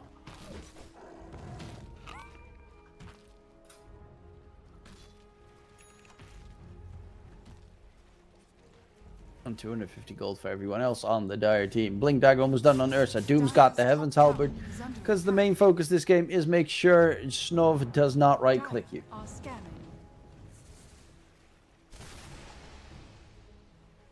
Radiant's bottom tower is under attack. What's Fernand's going for? Rod of Atos, Orchid. So he's just building another core game. Just like last game, he's gonna be playing another core. This time around, though, he does have a better hero in terms of farming, at least, than the Riki. As Weaver is a very solid farmer with the Shikuchi, Geminate attack. Especially once he gets the shard. He farms super fast. Dire's top tower is under attack. Dire's structures Topside are tier 1 falling. is going to drop. Defending it is going to be very risky. And they also have two great Treants who do reinforced damage, which breaks buildings very quickly. Bottom side looking for another catch on to the maybe Tide if he walks out of position. Dire's top tower is under attack. Oh, or not. Yule's on the Ursa. Yeah, this is really problematic for Crystallize. The Yule Scepter is destroying any attempt at a kill. Radiant's bottom tower is under attack. Doom's got a weird, like, he's got the frog thingy spells. So he's got Tendrils of the Deep, which is the stun Dire's top tower is under cone attack. thing that he shoots. And the, oh, and mid monkey, actually, Niche gets away. And that is Somnia using his Unleash in the process. But yeah, the aura is kind of weird, because you need to walk in water for the aura to work. Or something. Ice Bath misses the mark. Tide just walks it off and Crystallize again. This Yule Scepter from the Tide has saved his life 3 times Dire's middle already. tower is under attack. Big value item. Because they keep spending their dooms and all their jumps to try and kill him off. But if Ursa can't hit him, Tide just walks away.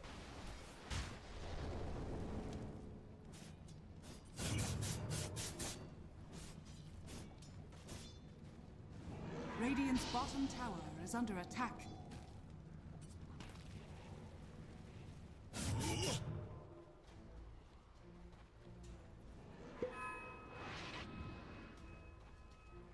Well, let's see what else is happening here. NP top net worth, not too surprising. He's got Wrath of Nature. And Wrath of Nature is insanely good for farming. The rune of haste. Vernon's trying to get away. They do not get enough control to hold him in place. There is a Searing Chains on Ember. And he is still looking for this Weave. He is guessing correctly where the Weave is going. He knows he doesn't have a time lapse. And Fernand's dusted, frozen, killed off. Astakor gets the kill on the side. Little tumbler toy booty hop from Jakiro to get out of dodge. While Crystallize is just going to focus his attention to getting the BKB finished up.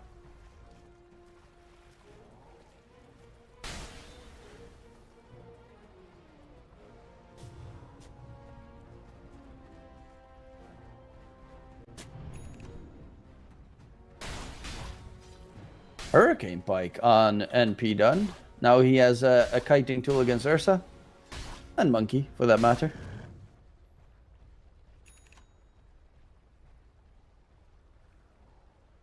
Remember when I said they have 24 kills in 13 minutes?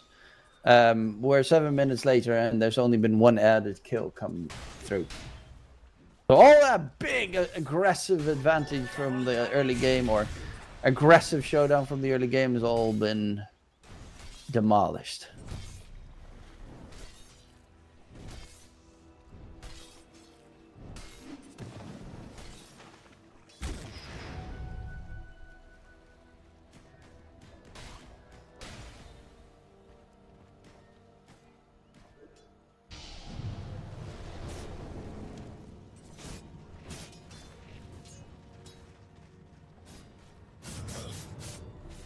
I guess both teams are just content with farming. NP's going for the Revenant's Brooch build, the Shard.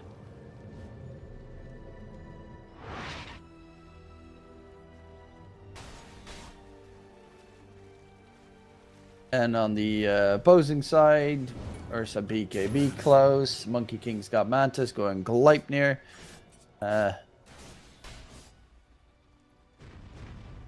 Sorry, not Gleipnir, Mjolnir. My bad. Mozzarella on the run will be caught out. They also have the Shard from the Tide revealed, and dominating streak for the Crystal Maiden, who's got drums finished up. Somnia's going BKB on the Marcy. They're actually, the Radiant side is the team that is aggressing. But with Crystallize's BKB done, might not want to go too deep. They have Doom available. They're TPing in. Monkey King is here as well. They're coming in from the side. Astakor is very quickly taken care of. Ravage gets thrown out. Crystallized with the chase after Spirit. Doesn't pop his BKB, gets lifted up. Bachuk still has Doom at the ready. Nice save there from Somnia. Is it going to be enough? Oh, instantly that blubber saves the Tide Hunter's life. Or does it? Crystallize will be able to catch him on the retreat. And a double kill secured.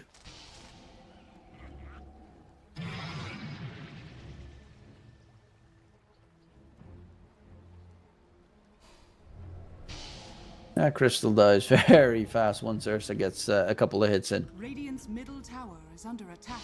Ursa Basher next. Crystal. Rod, catch by Fernandes. And Crystallized with another kill comes in. He'll back off. Roshan might respawn in the next 2.5 minutes. No idea when it's going to respawn, because we lost all that power to be able to spot when it respawns. So it's even a guesstimation for us, which is weird, right? So yeah, essentially, with the way it works at TI, not even the crowd would know when Roche respawns. Which on one hand, I kind of like as well, because then it's like, oh my god, when like we're in the same kind of stress as the viewers. which is a different kind of stress. Normally, when you see the full timer when it's going to respawn, you're like, oh, are they going to check the pit? Are they going to check the pit in time? Are they checking the pit too early? Now it's, Is under attack. you know, their guess is as good as ours. It could have already been up for a minute 30.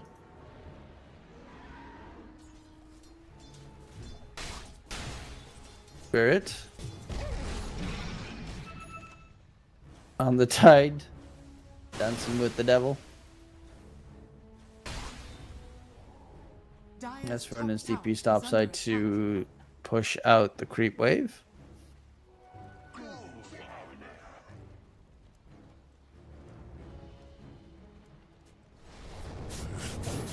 And Crystallize wants his shard.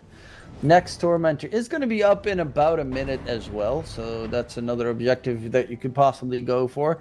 Spirit on the Tide Hunter. There is a TP through from the Nature's Prophet. Mozzarella dropping low, Mozzarella dropping dead, but on the high ground, Spirit just walks right into the loving embrace of Crystallize and Batyuk. Nice save from Somnia. Is it going to be enough to keep the Tide alive, though? He still has his Ravage, is going to die before he can get anything done. Charge for more. Wukong's is even being pump faked here. Ember Spirit's going to get controlled. Has that regen. Who's still trying to keep him alive, but Crystallize is getting mowed down by Snov, who's right-clicking from miles away, playing sniper gameplay. But it is going to be TPing out back to the fountain. Has a TP to go back into the fray. And will not go for it. But it is a 3-for-1 trade. However, the problem for them is they need Ursa. Oh, Snow catches out Niche and a big kill. Roche is up. He's taking the slow walk to the other side of the river, but he is up.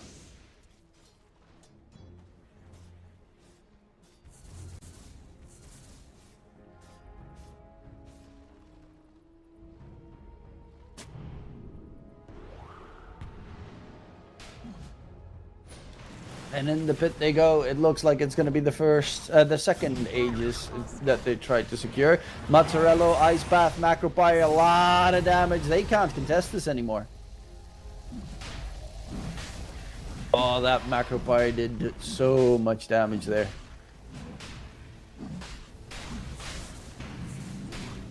And Roche is about a third of his HP. So Crystallize should be able to just walk in and clean it up. But they're looking to continue and go back in. New bugs being sent out. Ember needs to jump out of there. Smoke up. No Macropire for this fight. Doom is up in 15 seconds. So realistically, you probably just want to wait a bit. Oh, Somnia smoke gets broken. Vernon jumping through. They spot out Crystal. And Rage was used for that quick kill. And that will give them Aegis plus Banner. And probably Tormentor if they're fast enough. Radiant. Oh, Snova is actually spotting on the Observer Ward. They know where NP is chilling.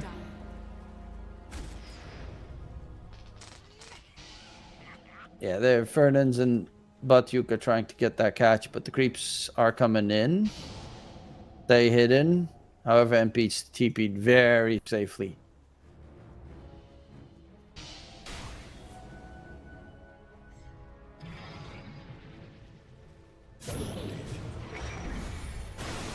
Oh, catch onto Jakiro. Ravage gets thrown out. Tide solo killing the Jakiro here. They get the kill onto 2. Fernands can't even get the time lapse off. Batyuk throws out the Doom onto the Nature's Prophet. In comes the Monkey King with the Boundless Strike onto 3, throws the Wukongs down. And it's the fact that the Tormentor was being killed off by Crystallize on the side that this fight didn't go a lot worse for the Radiant team. Free shard on Doom. So now he has Scorched Earth heals Doom and his controlled units for... I mean, his controlled units. If that ever does anything.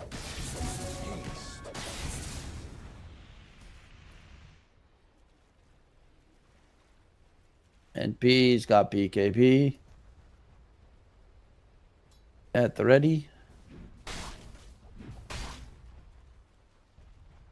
They have the Aegis, they have the banner, so high ground should be a potential option here. It's not going to be easy. The high ground push is kind of terrible.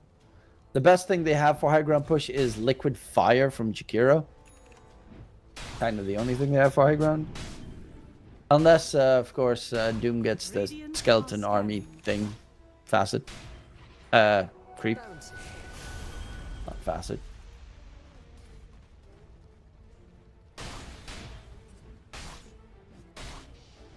Duke going for Shiva's next. Next armor. It was surprising to me that he threw out that Doom on NP and then was surrounded by 4 enemy heroes, pops BKB, walks away.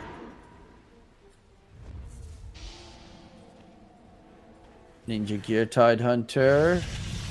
Back in onto NP. Fernand's Weaver is rooted. Gets out of there with the time lapse. We'll find the Crystal Maiden though. But that NP does so much damage at this point. If he gets a couple of right clicks in. Radiant's top tower is under attack. Radiant structures are fortified.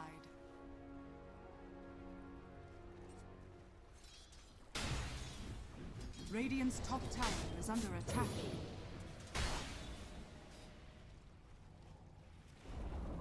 Radiant's top tower has fallen. Spirits? Dire's middle Shikuchi tower is under attack. dodges the dead in the water. Radiant's top tower is under Now Tide trying to run away. And trying to make sure he at least can't blink with the bugs and the constant chase from Fernands. But Forstaff gets him out of dodge on the side. They are looking to disengage.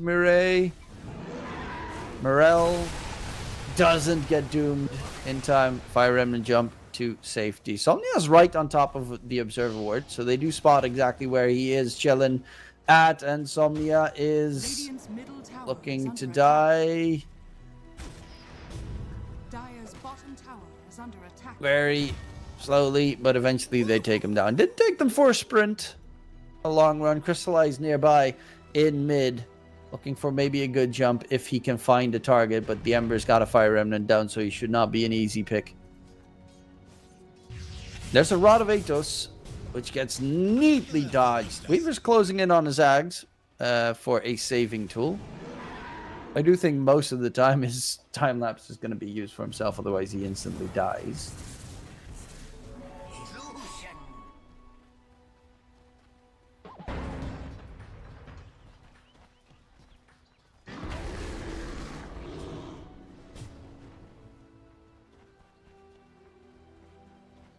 Ember mid.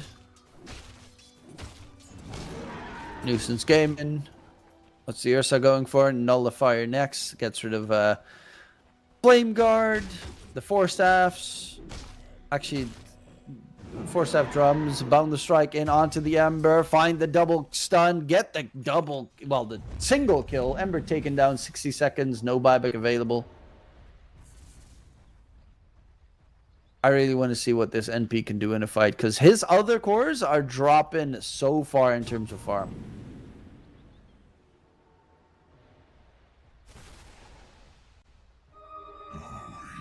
Radiant's middle tower is under attack.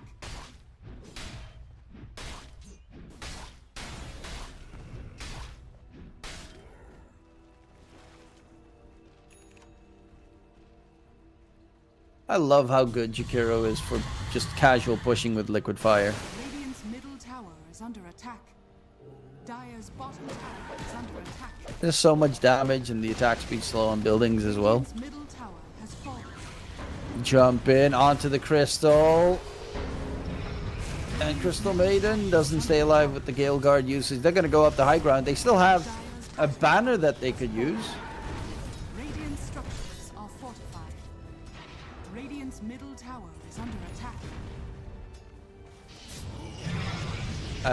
Ursa doesn't use... He still has the backpack, by the way, the Roshan's banner.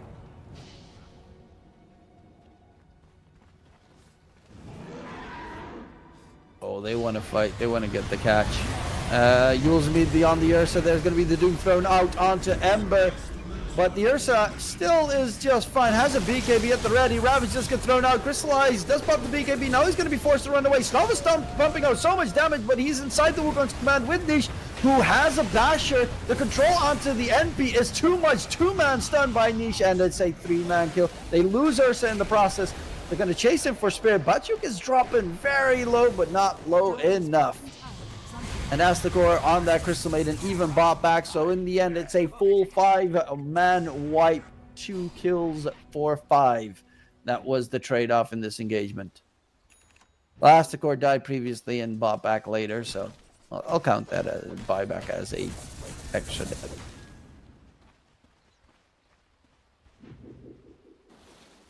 And Fernand's couple of hits needed to kill off the tower. Nothing Crystal can realistically do to defend.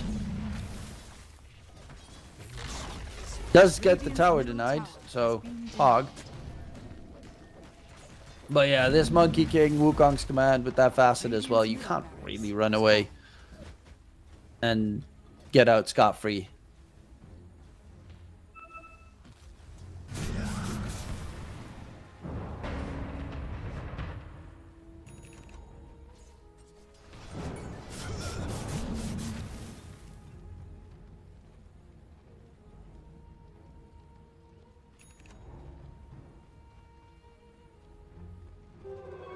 Invisibility. But this Ember, he just cannot get doomed every single time. Like, if he dooms, he dies. That's just it. That's game over. He's dead.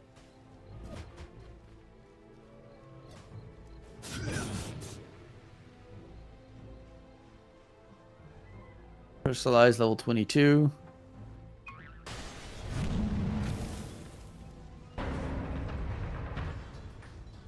Next Roshan is Roche number 3. That's a big boy. That's the one both these teams are going to be eyeing up. MP does do a lot of damage though in the fight, but the unfortunate part is Ember doesn't, and neither does Tide. So it's all the damage comes out from NP. And on the other side, Doom just gets rid of Ember immediately in the fight. And they also have Monkey and Ursa that do a ton of damage. They even have this possible save with the Weaver Ags. Now, who is closing on his Aether? Roche is up. That is a Refresher Cheese.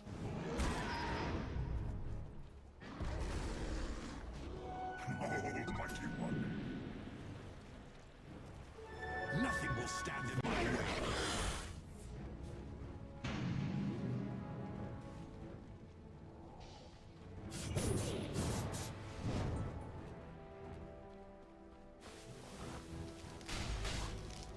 Chasing for more. They need to clear out the area, but they're just going to head into the Roche pit. The bugs with the Ursa. It's a very quick Roche take. Even if they hear the roar, they cannot respond or counteract it whatsoever.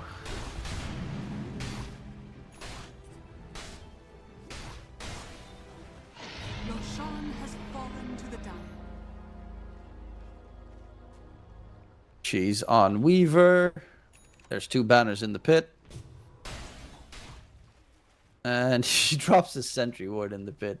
Because of the banners.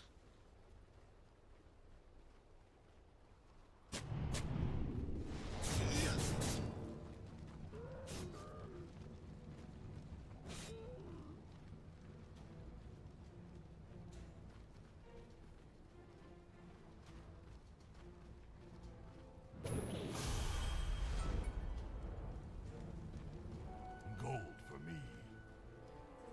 Radiant are scanning.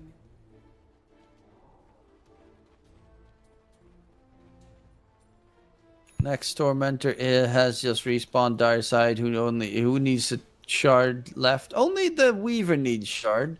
On the Radiant side, Crystal needs it. Crystal's actually pretty good this game, considering the 3 enemy cores are all 3 melee.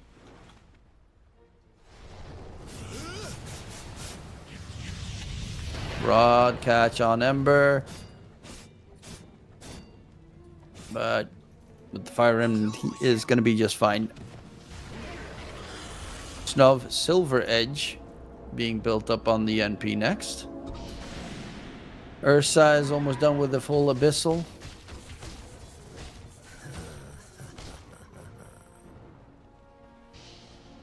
And they're ready to knock on high ground once more.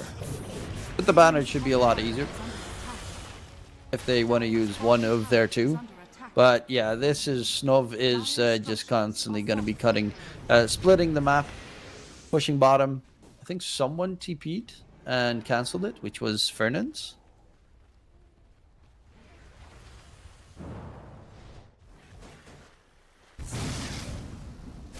Pull roots and run.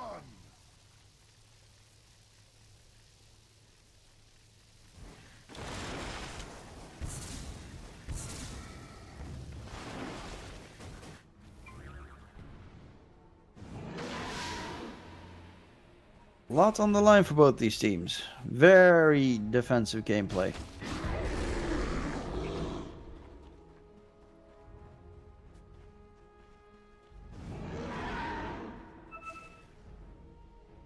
Dire are scanning.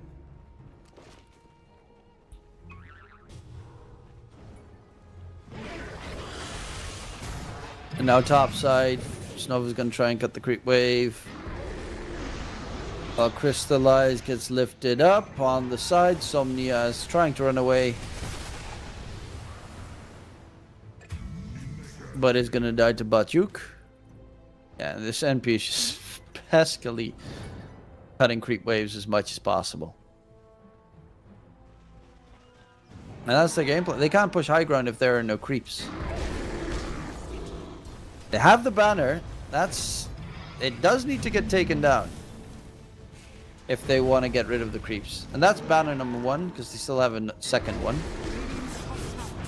Though the creeps are actually now out of range of the banner, which is problematic if you want to make the use of the banner.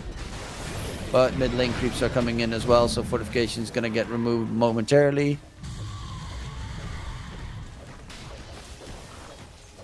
And then afterwards, top lane creeps are going to be walking in.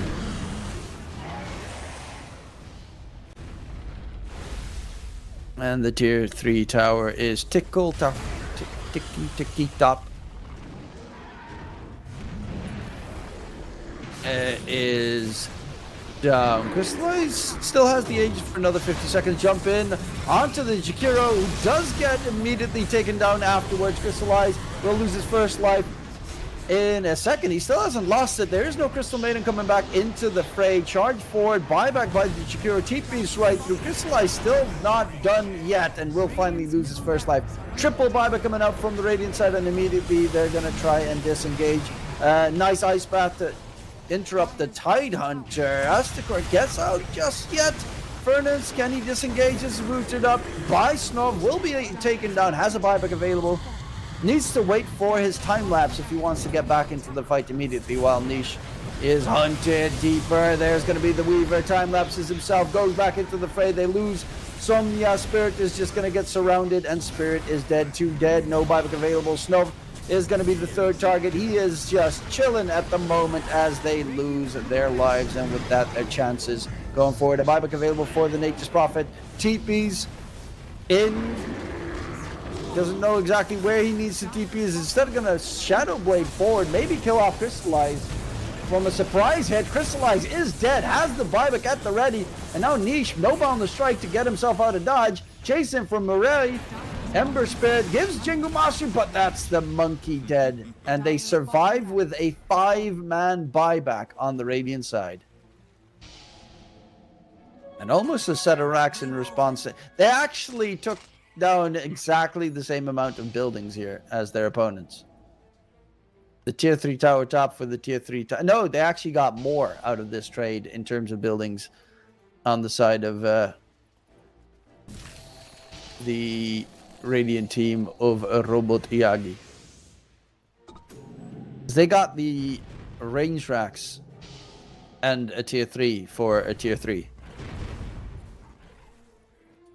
And that's also in the lane that they don't have a... the tier 2 tower is still standing bottom lane.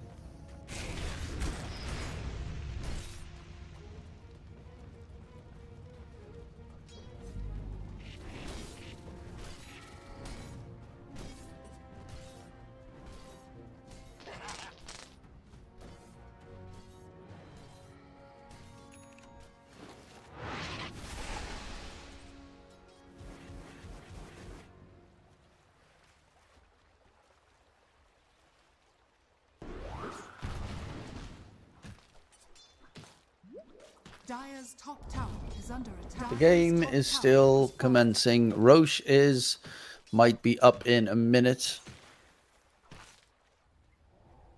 But every death they have now is a possible GG. NP has his level 25. Chose the Treant HP damage talent instead of the remove teleportation cooldown talent. Look at that damage on the melee racks. God. Monkey takes so long to kill it. To kill off the Treant.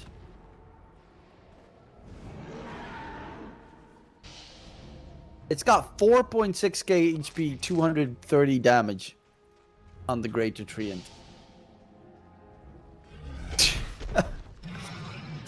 And he's just gonna keep spam teleportation and H skull. Teleportation, nature skull. That's just like right now they're going top to clear out to kill off the Greater Treant, and then he TP's bottom. Oh, he does send out the Greater Treant though. Interestingly, Ursa took the overpowered +3 overpower attacks instead of the Earthshock has 2 charges, which I would assume Earthshock has 2 charges is great considering you get 2 Fury swipes with Earthshock usage, and you also get the Enrage when you use Earthshock.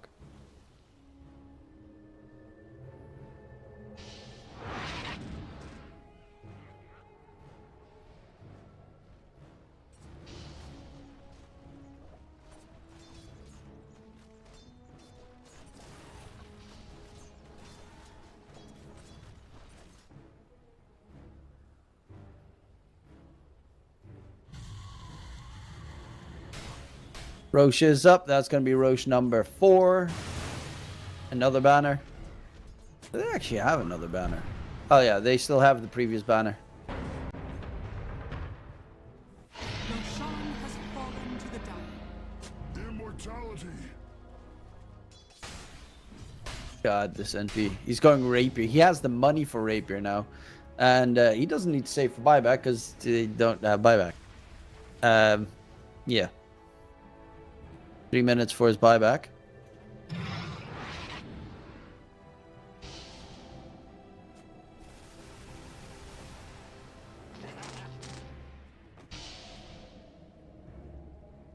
God. No great Treant on the side there. Haste. Like the scary thing is as well, if you split up the map with a right-click core on each lane, you could get surprised and taken down by an NP +1 just jumping you, like a random Marcy from the side coming in.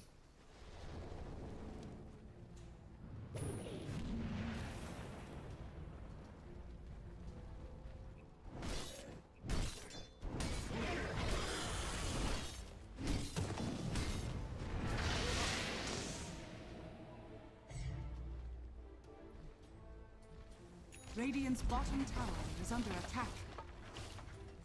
Ursa's got the Ags now. Bottom tower has fallen. Flying out, so he's got the 18-second Enrage cooldown.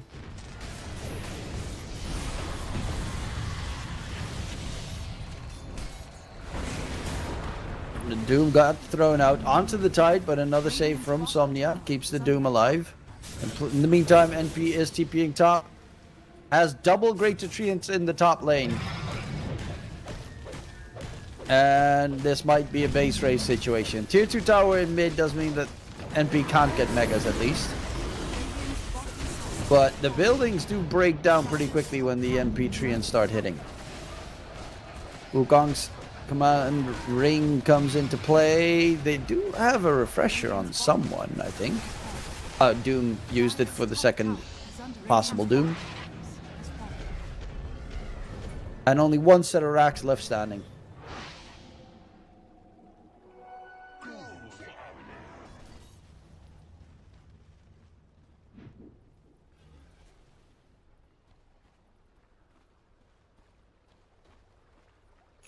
Creep wave bottom.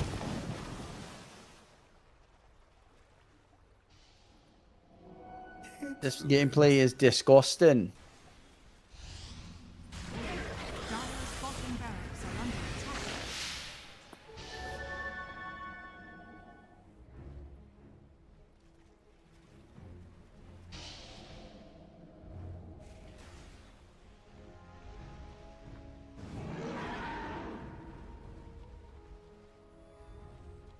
We're also closing in on possible tier 5 items. I haven't seen tier 5 items yet. Dire are scanning. The new ones. The old ones are kind of meh. I guess none of the tier 5 items are as like ridiculously OP as they used to be. They used to be like insanely ridiculously OP. Monkey has another Wukong's command to drop down bottom lane. Backdoor protection has come through, so the buildings are actually not dropping. It's just holding the creeps all together. Oh, jump in on Ursa. Niche spotted in the trees. Gotta be careful. But the bottom wave is being pushed out. We still have the Aegis for another minute.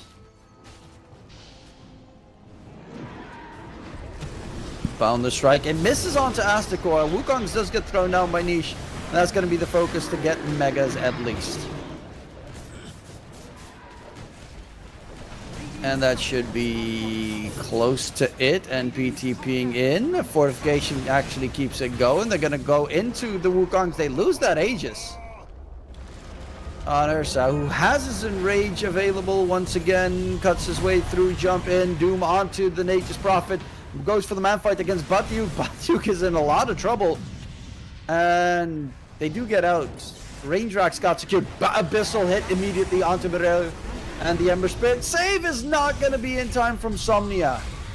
Charge in 4 more. Root up onto the Doom. They need to kill them all off. There are buybacks coming back in. Ember doesn't have the money for a buyback. Radiant's top I was wondering where MP was during all of that. The break comes out. The Ravage gets thrown. The Monkey is dead. The melee racks are so close. Crystal, he's going to take it down. One more hit. He gets pushed back to the side. It's still alive and kicking. They finally take it down. Megas get secured, but they lose 3 cores in the process. Niche bought back. Is now going to be surrounded by enemies. Is in a lot of trouble. Time lapse keeps him going, but the BKB usage is about to end. Has a cheese, but he has to use it. Throws out the Wukong's command. Maybe he can get a kill onto Astakor in response, but Niche is dead. Astakor will get taken down, so a dieback comes in, but a dieback on both sides has transpired as the Monkey has fallen. And that's Rapier gaming for the Nature's Prophet. Has another almost 10k left in the bag. Dire are scanning.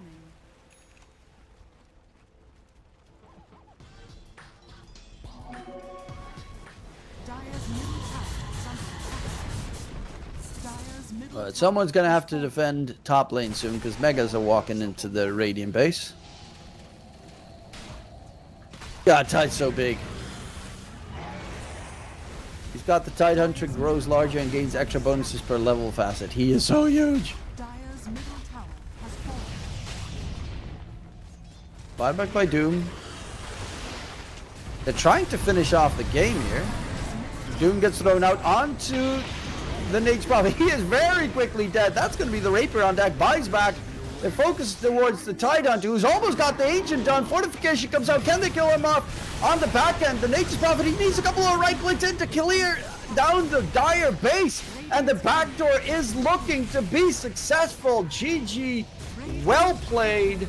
Huge play coming out. Huge upset. Rabo Diagi with an absolutely stellar performance. Take the win. I don't like the GG easy from the Crystal Maiden that fractured from looking at her, but nonetheless, a big play coming out from the Nature's Prophets, expending the time in the game, cutting the creep waves the entire time, and a little bit of an overzealous move from the Monkey King trying to secure that Megas, cost them everything on the side of Passion UA. This win is a huge one, and this might just upset the entire group stage. Nonetheless, my name was DK Truman. Hope is still DK Truman, actually. Hopefully you enjoyed the show. We are 41 minutes too far into the schedule. The next match should have already started, so I'm going to go off and I'm going to get swapped out. I think Otomo is going. Yeah, Otomo is going to be taking over. Have a wonderful evening, and in case I don't see you, good afternoon, good evening, and good night.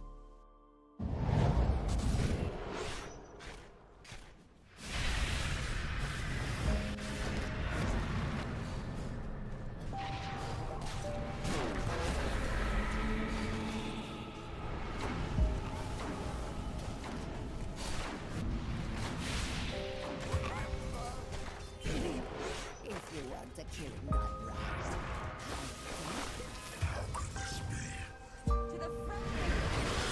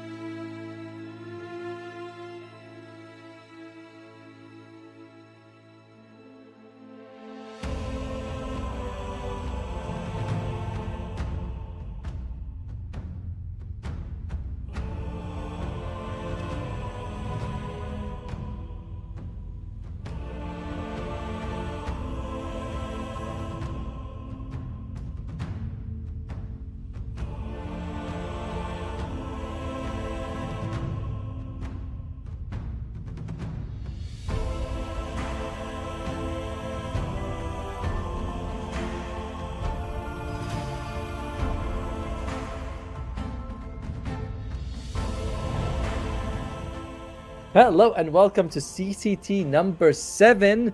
We're halfway, well, not halfway, we're halfway through the day, but we are nearly the start of the group stage, and we are going to be doing the third and fourth match together, which is going to be 4 Pirates versus Quantum and Apple City Gang versus Level Up. I'm excited to be here. You know, this is the 7th CCT. Each one's 50,000 USD. They're doing, I think, at least 8. I forgot if they're doing 8 or 12. They're doing a bunch of them. They told me, and I completely forgot. I was half there when they were giving us the briefing. But it's 50,000 USD, 30,000 to the first place. It's a lot of money on the line. And wait a minute. I'm not DK Troop. They're doing this thing in CCT where they treat all bald people like we're the same. I'm not. I know we have the same haircut, but I'm not DK Truman. You know, he's a different guy. All right, but yeah, we do have the group stage. We have 10 teams. We split them up into 2 groups of 5, and top 3 from each group advances, and where they're going up against, they'll be joining the second group stage with 2 of the invited teams, which are going to be, I believe in this one's One Win and Navi Jr. Actually, they go straight up to playoffs. Sorry, my bad. So yeah, that is going to be how it works out. So some of the teams that are, they're going to play a lot of games and they're not going to get any money because only top 4 make money. But let's look at the current standing very, very early. We're very early in the tournament. So, but this is current standing, which is Zero to Nasty at the top. And we have Passion UA with 1 win as well, but they have played 2 matches. Then we have Robo, that team is with 1 win. 4 Pirates versus and against Quantum, which I believe is what they're going to play. These 2 teams have no points, so they really need this victory. Because going 0-2 at the start, I don't think there's much chance of recovery. You could end it 3-2, but you're like at borderline. So that's going to be Group A. Let's look at Group B. We're going to have a Group B match after this one. We'll see the teams that are going to be playing in that group. Again, it doesn't really matter too much. We're going to have 1 move. There with 1 victory. Apple City with 1 victory. Asakura has apparently no victories. I think no, sorry. They have 1 victory. Night Pulse and Level Up have nothing. Our match is going to be Apple City versus Level Up, and again, kind of a very important match for Level Up. Apple City, you want to win. Getting 2 victories early is very good. Getting 2 losses is very, very bad. I believe the draft is actually starting. So let's look at the 2 teams quickly, just so we can get through this. So we can go to the graph. So you guys, we're going straight up to the draft. Who cares? We're not going to see any of this. We're just going to go straight up to the draft as the bands roll in is Dragon Knight, Abaddon, Tiny, and Leshrak for Quantum, whereas 4 Pirates get rid of the Nature's Prophet and the PA. How are you guys? Since we have a little bit of, we have time till the first pick comes out. How do you guys feel about the patch so far? If you, whatever you guys write, I do read it on the channel. So I like hearing what you guys have to say. 4 Pirates in the past, they used to like zoo heroes. I remember that they used to like go for like Beastmaster, Lycan, things like that, and try to push fast. Quantum, I'm not quite familiar with this team. I do know they've been playing a bunch of Lifestealer in pubs for Lucas, but he hasn't been doing too well. In terms of like MMR ranking, for 4 Pirates, they're between rank 50 to rank 400, which is really good. For Quantum, it's everyone's like 150 to 250. So it's a slightly narrower, like MMR concentration. Ooh, 4 Pirates, they started with Lifestealer. I can't believe it. We talked about him. So Lifestealer, the thing that he got was this Flesh Feast facet. Basically, he got a facet. Whenever heroes were given a choice between 2 skills as a facet, what you're essentially doing is you're saying you don't really get a facet. You have like a choice between, you have like 3 skills, and your fast is your 4th skill, which is kind of ass. But what happened was Lifestealer was that fast is like, oh, you can get more health from hero kills. So that's nice, and you get to keep rage. Because before, my fastest was rage, which was, again, kind of silly. All right, so you get up against Lifestealer. What does Quantum want to take here? PA has been banned out. Lifestealer has been played a lot. Nature's Prophet as well. So that's 3 of Lucas's most played hero. We'll see what they want to start off with. Oh, look at that. Enigma gets banned out. I like Enigma. Enigma's really good. He didn't get any changes, but he's just really good as a hero. So, he remains S tier. But they go for Beastmaster for, again, I imagine it's going to be Takizawa's hero. It is his most played hero in pubs right now. Makes sense that you are just going to be taking the things that you think are pretty good right now. We're going to second stage of bans. So we have offlane, we have carry being picked up. Nice thing by Quantum is that by taking an offlaner, they can ban out offlaners and not suffer, which, I mean, you only have one ban, so how much are you really you're gonna throw out? I think who has the next pick? Oh, it was Quantum as well. I guess they just didn't want to lose the Life Stealer, which is the Beastmaster, which is fair. I got a link to something. Oh, what the hell is that? From production. Oh, that's cute. He sent me a picture of a dog. I thought it was something work related, and they sent me a picture of a dog. I'm like, oh, that's very different. All right. So we're just gonna be waiting for the next round of bans here. Beastmaster pretty damn good against Lifestealer because you can just roar him, control him. That's a nice thing to do. But Lifestealer is also very durable. If someone gets roared on, you can jump on them. Beastmaster, what was the change? He did receive a change. I think he's got like some sort of shard change, and that's kind of it. Not too much. Not too many changes. Yeah. How's everyone's Valentine's Day, by the way? That was like 2 weeks ago. Did you guys have a good Valentine's Day? I mean, you're all Dota players, so everyone's dating a baddie. I'm sure that's what we say these days. So, you know, if anyone has any cool Valentine's story, please share. This is the format to share it, right? In the middle of a tournament while we're drafting. That's how we should work on it. Morta and Mirana get banned out. I know Morta's been seeing a surge in popularity. A lot of it has been because of the shard gets bigger, which is nice. It also like continues going, which is pretty good. But in general, I didn't think she got many changes. And Mirana very similar. She kind of got facets, although Solar Flare was a really good facet, but now it's like, oh, you have Moonlight and you can choose between locking people or better Starstorm. You can have one or the other. And Weaver comes out. I think in the previous series we saw a support Weaver with Aghanim Scepter. Okay. Weaver did receive changes. I'm very sure. I'm sure Weaver received changes. Oh yeah, the bugs take one more hit to destroy it level at max level. That's pretty damn good actually. That is pretty damn good to have. Alright, I'll see. Jakiro, love Jakiro. Pretty damn good against the Weaver because you do get a double hit. And Jakiro, have you guys noticed a trend in a lot of the heroes I'm talking about? They all, well, okay, some received facets. And Jakiro before, you were like, oh, do you want Liquid Fire? In which case you don't have a facet. Or you want to take Liquid Frost, which is a facet, but it's the same thing. It's your choice of the fourth skill. Now it's like, no. You get both.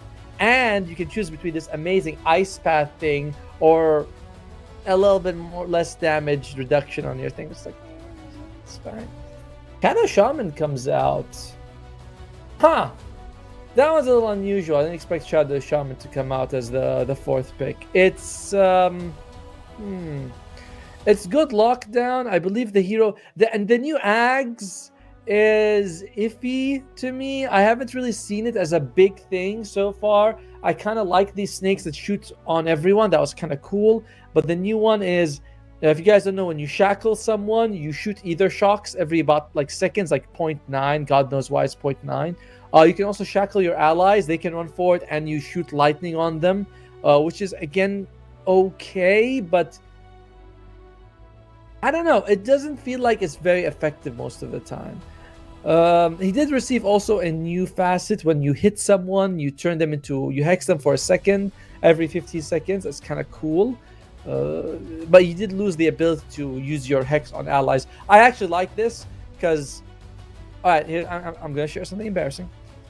Multiple times I've hexed my ally when they're standing next to the enemy. I'd go in, I'm like, I'm going to hex. I have the foul play. I hex my ally. I get report. I deserve it.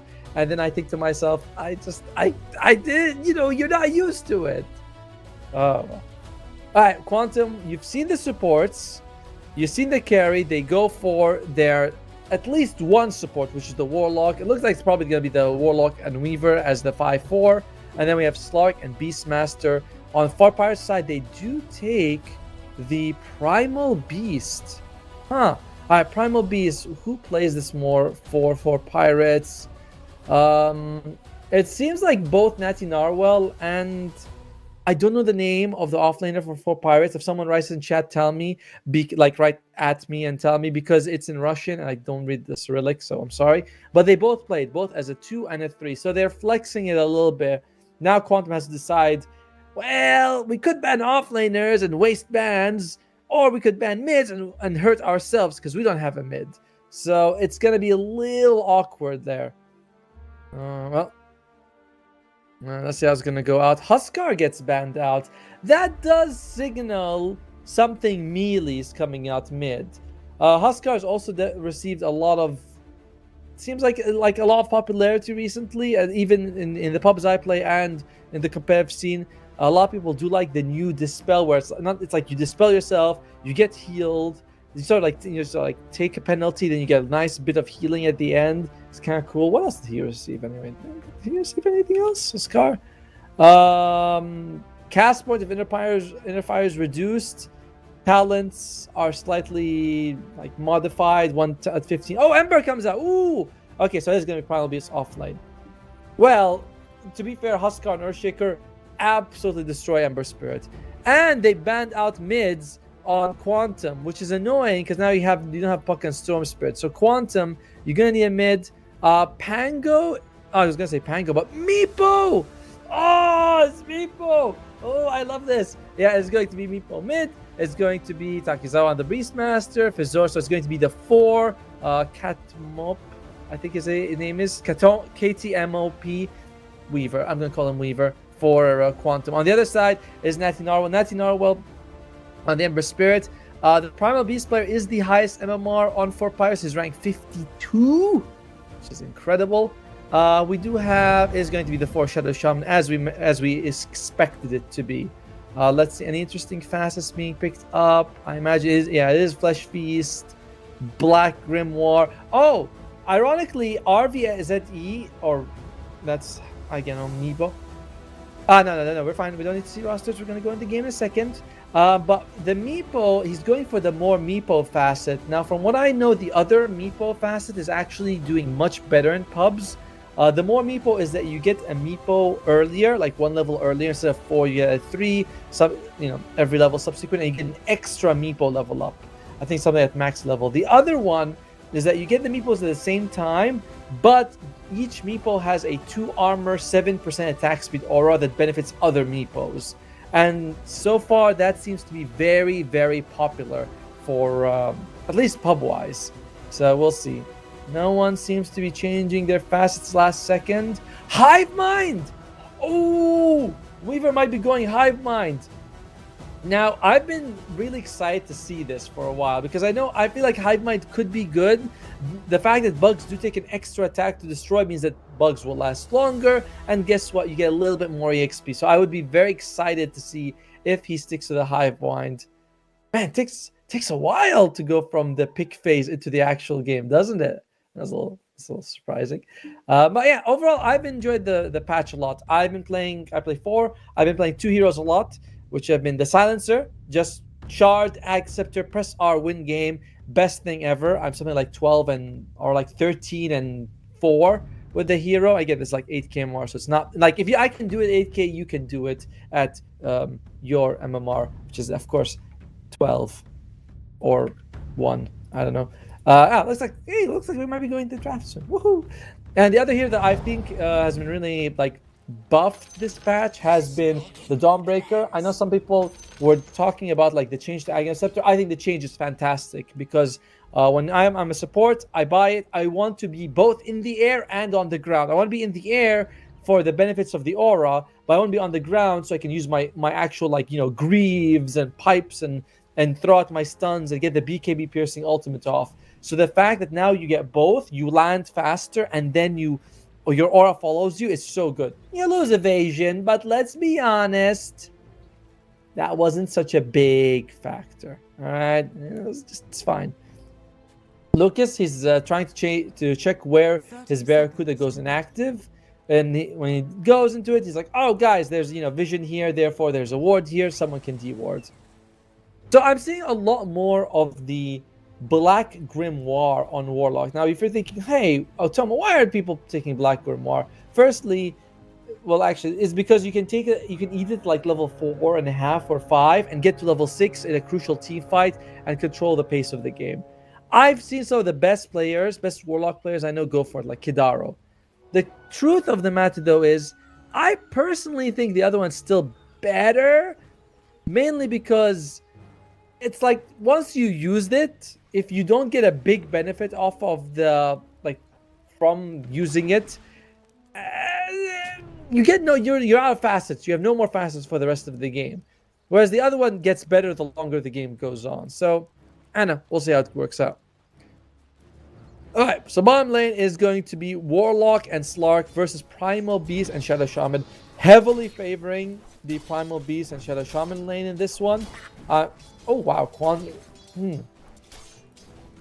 They switched the logos around, so maybe we'll see the odds again. We'll see how it looks.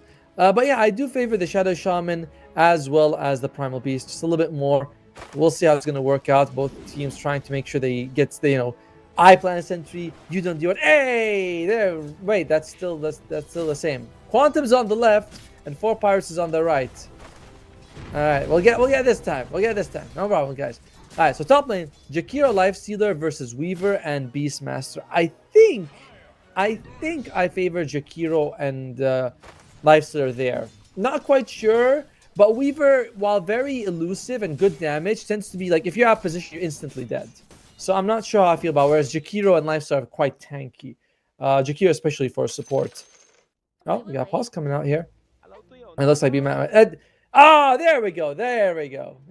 That's like you say, first strike, second strike, third strike, you get it right. So the odds heavily favoring 4 Pirates in this one.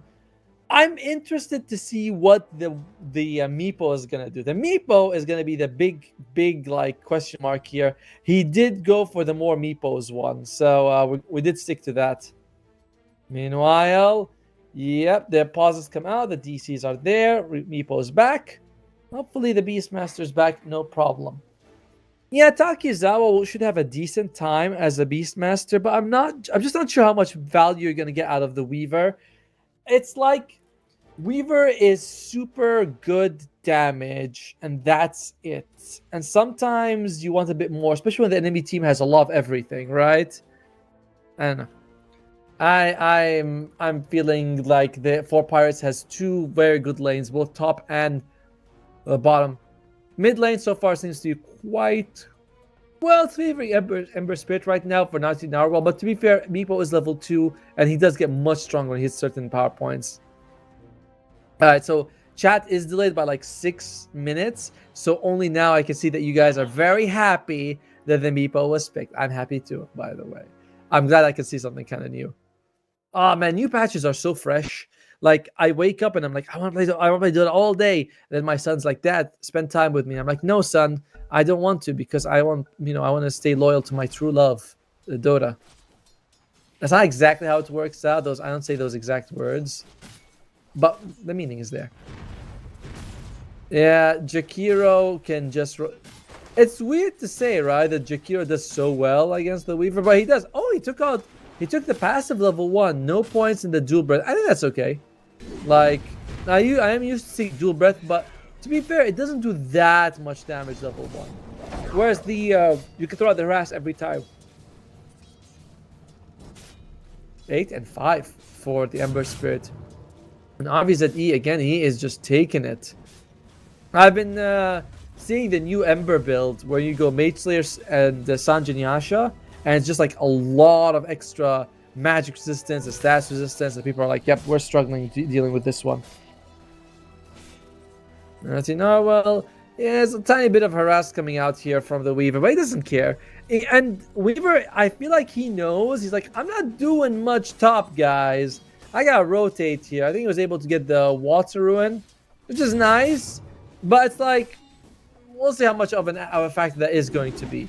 As so far, 4 Pirates, all 3 of their lanes looking very nice for them. Not that Quantum is very far behind, but it's just favoring 4 Pirates a little bit more right now. Someone says our chances are 50-50. Yes, that's true. Chances are always 50-50. I do like the new Lotus change, which is that I have to be in it for a certain amount of time. There you go. Otaker gets it. Rather than just whoever clicks it first. And guess what? They just take the bugs. They're like, let's just take the bugs and we can get some golden EXP out of it. Yeah, he did Hive Mind on Weaver. How much do you get? 14 EXP max level. 14 is a lot because you had procs every like half second or something. You can hit multiple people. You can definitely get a good amount of EXP from it. But I've seen I played it. I've seen other people play it. I've never seen Hive Mind give you more than like 2.5, 3,000 XP, which is good. It's just not that much. Oh, bomb lane. That block with the jump there. And I think he might get him. Oh, Lucas nearly loses his life, but he is able to make it out to safety. Rough. And this is something that, like, no matter how much the Slark hits the Primal Beast, it doesn't really bother him. And Warlock, maybe you can throw an upheaval, but guess what? We can just charge. He doesn't have upheaval, even, any points in it. Mid lane, looks like we might have a movement team. As Narwhal's got no health, but he does kill the Meepo before he dies. RVZE, oh, that's tough. And 2 immediate tips. I'm going to guess that these two teams like each other from the pubs. Oh, well. That is a very unfortunate rotation for Quantum right now. As we mentioned, all the lanes looking really good for 4 Pirates. Those odds were confusing a little bit. Meanwhile, again, the bugs come out. Not super ideal, but Perdak might still lose his life. Yeah, he's definitely dead.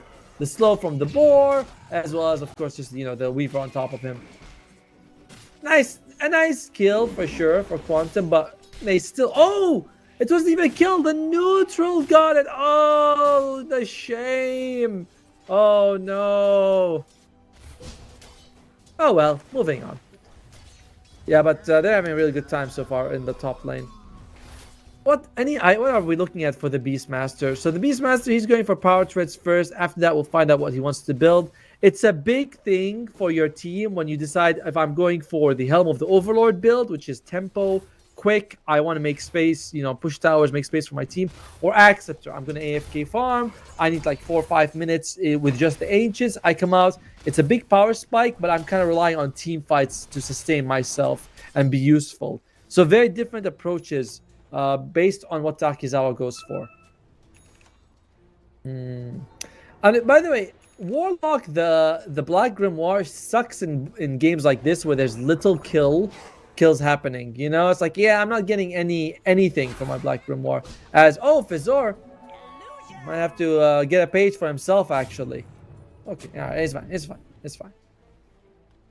Look at how do you guys feel about the new water stuff? So far I haven't really felt like I use the paths of the water that much. Like, they're kind of out of the way for me to even walk to them. So, it's like, oh, visually it's nice. I rarely even see it. Oh, Ariel might be in trouble. Tries to dodge the pounce, but he is in trouble. Can he get... Oh, my lord! The damage... Oh, you guys see that? Because he was fatal bonded to a bunch of things, the charge actually did so much damage to him. Very unlucky. Trying to get those bugs off. He does, but I think he's going to be losing his life. A huge win by Quantum getting those 2 kills. And despite the laning phase, we're talking about the CS, we're kind of praising for Pirates. In terms of net worth, Quantum's right up there. As Natinawa trying to go for a solo kill. He's going to have the double fisting soon. Oh! Hey, was that 1 fist? I thought that was 2. And it looks like he may have gone too far and he is going to lose his life. Oh! And I think they also got both Wisdom Shrines. Quantum, after what was a pretty rough, at least what looked like a pretty rough 5 minutes, they just lose, well, they just gain a lot. As 3 kills in a row, back to back. 2 of them are cores. 2, the double Wisdom Shrines, that's the big one. The 2 Wisdom Shrines is massive. As Takizawa is trying to run away, now there's an ice pass. It's not happening. He is going to be losing his life. Sorry, Takizawa. Oh, well. He's going Acceptor. So they are thinking that this is going to be a slightly slower paced game so that the Beastmaster has time to farm for himself. This guy probably betting. Dude, I don't bet. I've never bet on these games. It's very crazy to me. Unless that you mean someone else in chat. Oh.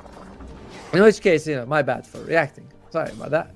Let's see. What are we looking for? For the Meepo, he's going for Diffusal. It's going to be...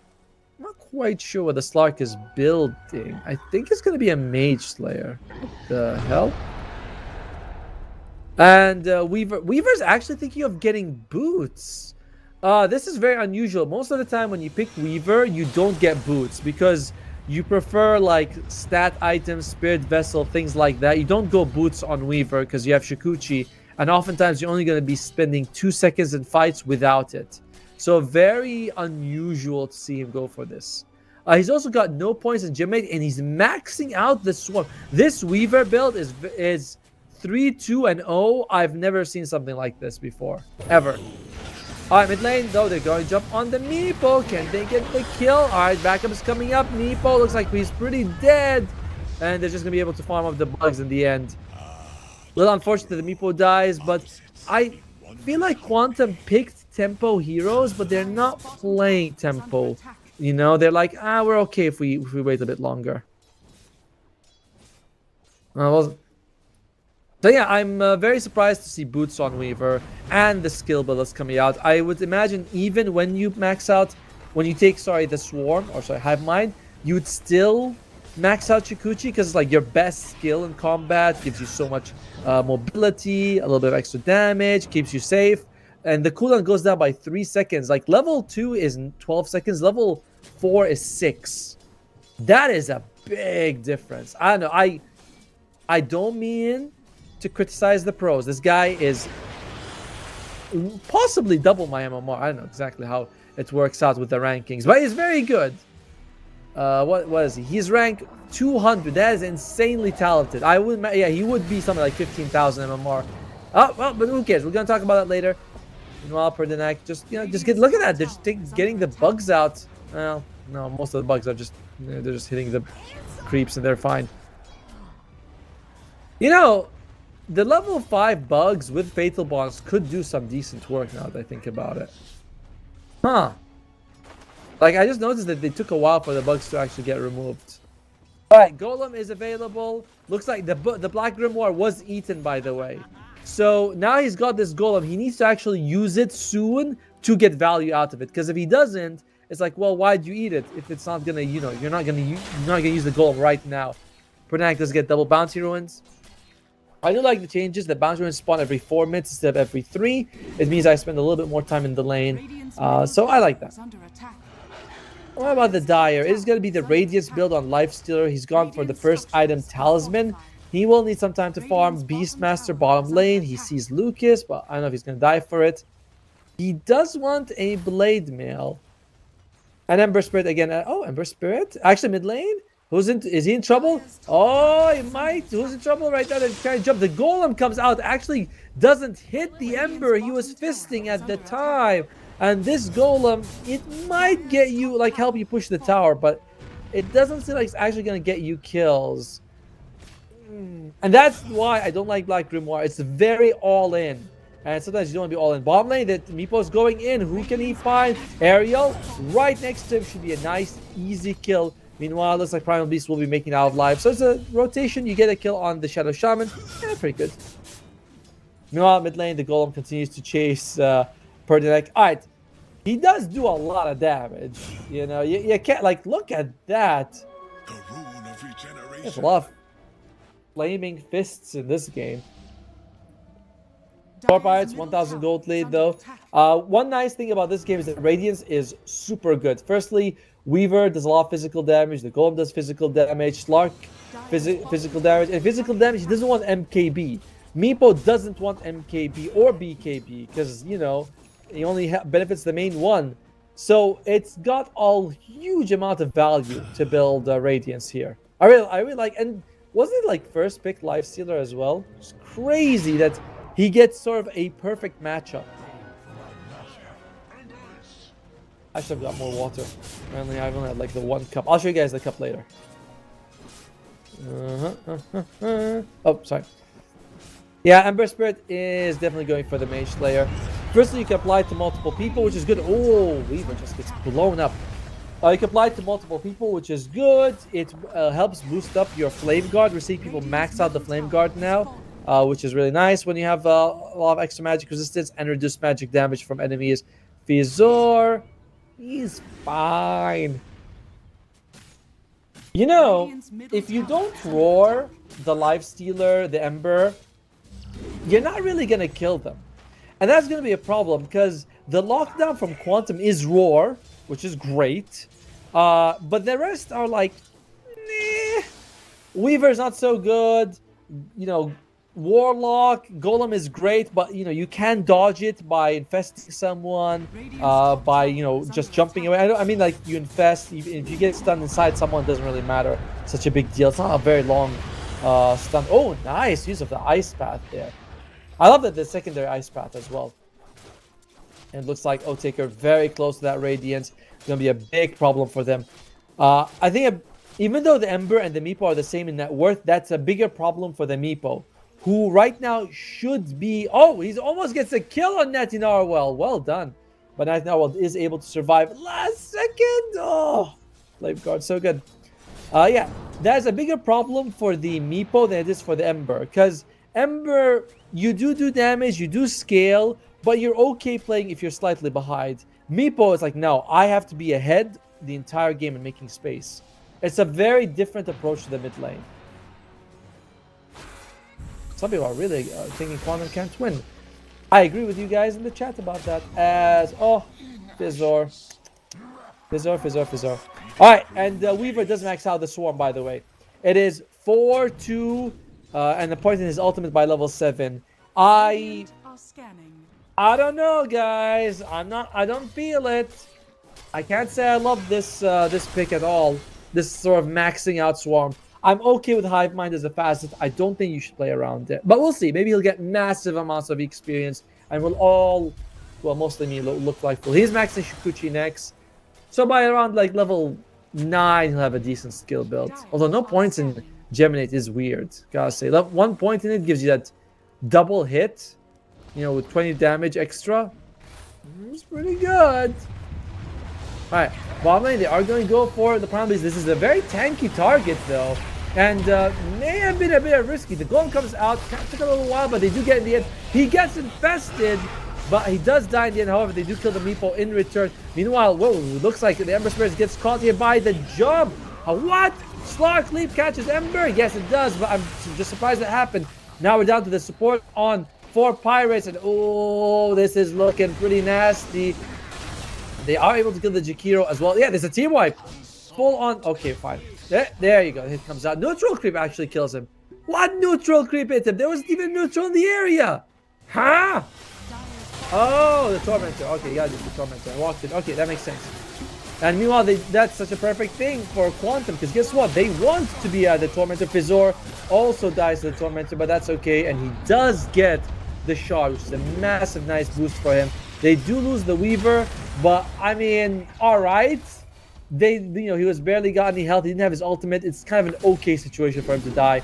And in the end, it's a massive victory for Quantum. Although on paper, I gotta say, that shouldn't have happened.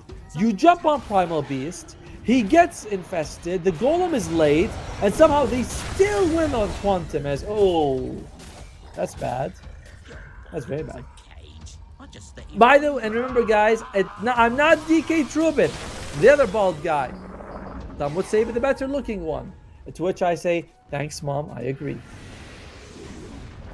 Wow. Ag Scepter, by the way, finished on the Beastmaster, very close to the Blink Dagger. Meepo is working towards the Ag Scepter, which the Mega Meepo. Slark does have both Mage Slayer and Echo Saber, and he's halfway towards the Ag. I feel like all of a sudden a lot of items have spawned. Weaver's got Tranquil Boots, Windlace, and he's working towards the Orchid. Very interesting build by him. He's going for the Shukuchi damage on Weaver. He gets Hex. Looks like he is going to be losing his life. Oh well. Most unusual Weaver build I've ever seen in my life. And I don't mean that as, I swear, I don't mean that as flame. It's just like, it's super unusual because you think, huh, is this really as effective as it can be? Meanwhile, Warlock has no points in upheaval, which is ironic because he does have the shard. But to be fair, he only just got the shard and it was from the what's it called, Tormentor. So it's not like he bought it. He'll probably, yep, he puts a point in the upheaval. Now he has it. I think upheaval is just such a nice spell. On the other side, apart from the Radiance Lifestealer is working towards the Sanj and Yasha. He doesn't have anything else. I think Sanj might be nearly finished. Oh, Primal Beast gets roared up. He is going to be was tanky, but he does lose his life in the end. They still have the goal if they want to throw it. Looks like they might need to. Oh my lord, the Meepo survives despite all the effort on him. Oh, the Throat's going early. I got 5 more games. Come on, Throat, I need you. Fizor does lose his life though. Jeez. Overall, I think we have to see the recap, but I think 4 Pirates are fairly happy. Yeah, they got a little bit more golden experience from that. And again, this is with them losing Primal Beast first. Huh. Primal Beast, by the way, he's got the Glimmer. Okay. And, Glimmer. Oh, Tumblr's toy available on the Chikiro along with the Keen-Eyed enhancement. I've seen some people talking about this you know, you have the artifact, the enhancement, is it good, is it bad? I like it personally. As a sport, I always go the GPM ones, and now I have double the chances to get it, which is very fun for me. But yeah, I'm all in for this new system. I do think it's probably unbalanced. Like in a couple of weeks, people will be like, "Oh yeah, this enhancement is the best by far." It's like worth 10k in gold, whereas the other enhancements are worth like 3k. And you'll be like, "Oh yeah, I can see it now." But at the moment, while we're in the discovery phase, I really dig it. I really dig the new system. Radiant's top tower is under Meanwhile, we attack. do have a Glimmer Cape on the Primal Beast. Now, I think that patches are balanced like a month before they're released. Because in the last, 2 weeks, Glimmer Cape has massively shot up in popularity, and everyone and their mother is buying it. Which makes me think that the patch was probably balanced a little while ago, and most likely Glimmer Cape will be nerfed in the 7.38a patch rather than the current one, because Ice Frog's like on a vacation or something. He's like, nah, come on, I'll deal with that shit when I get it back. Oh, the odds have improved for 4 Pirates. Oh no, wait. They've improved for Quantum. Sorry, my bad. I don't know these numbers very well. But yeah, it was odds were 4.0 for Quantum, now they're 2.7, which means that they're more likely to win. So you get less money for betting on them. Yeah, that's what I think. Yeah, Primal Beast Beastmaster working towards that BKB. A bit of a lull in the action right now, as both teams at 21-minute mark, both teams going for their own Wisdom Shrine. The Wisdom Shrine is a fantastic, much needed change to the game. Jakiro takes the dual breath cooldown talent rather than the extra attack range. When I was looking at the Jakiro changes, I thought people would max out his passive, the liquid, Fire Frost, just go for the shard, because this double, it looks really good on paper. They might be running into O-Taker here. And it looks like they are going to be able to make it out here on 4 Pirates without losing anybody. Mega Meepo is available. Oh, man, do I hate that Mega Meepo crap.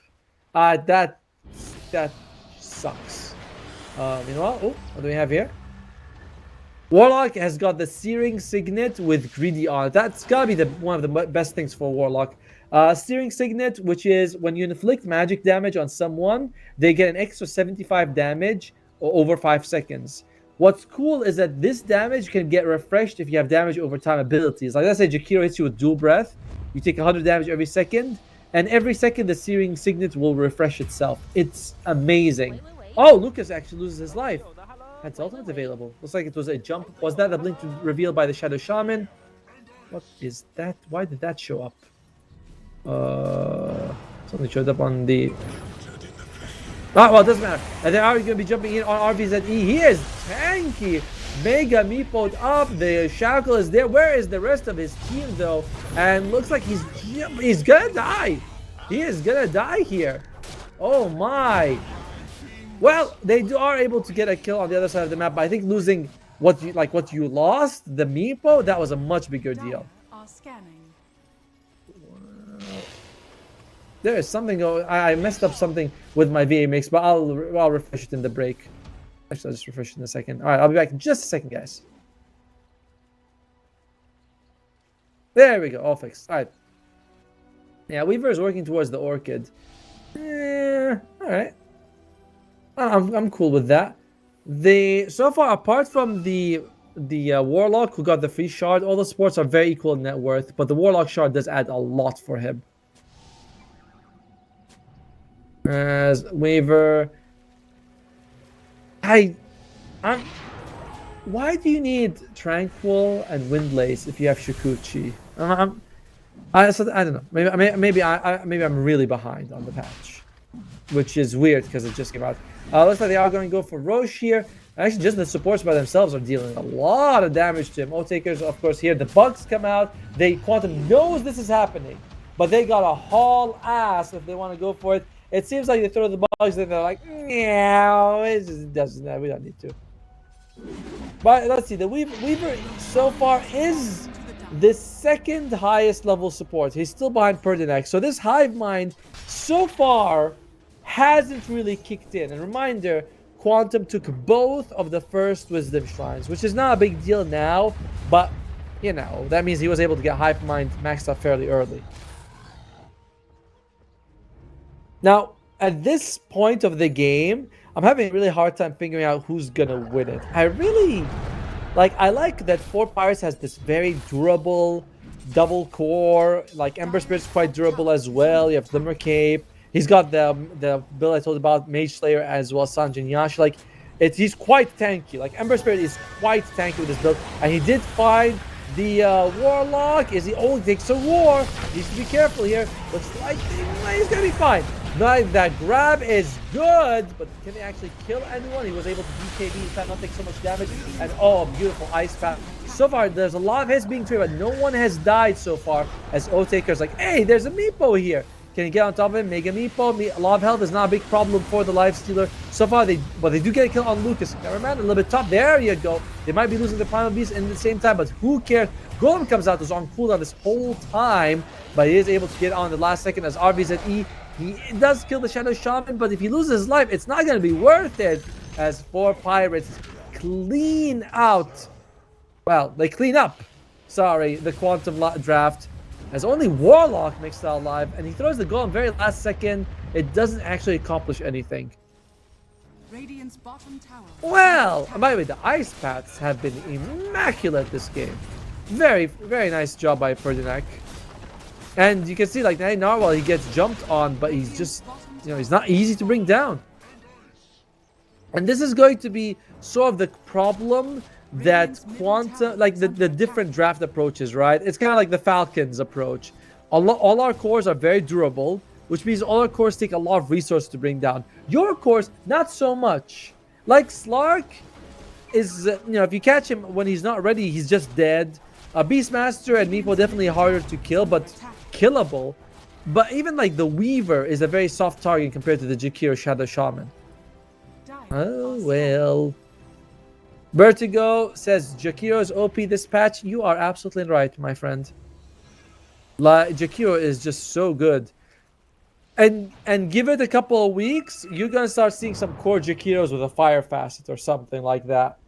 I don't think that one's as good, to be honest. I think no matter what, the ice fast is better, but you never know.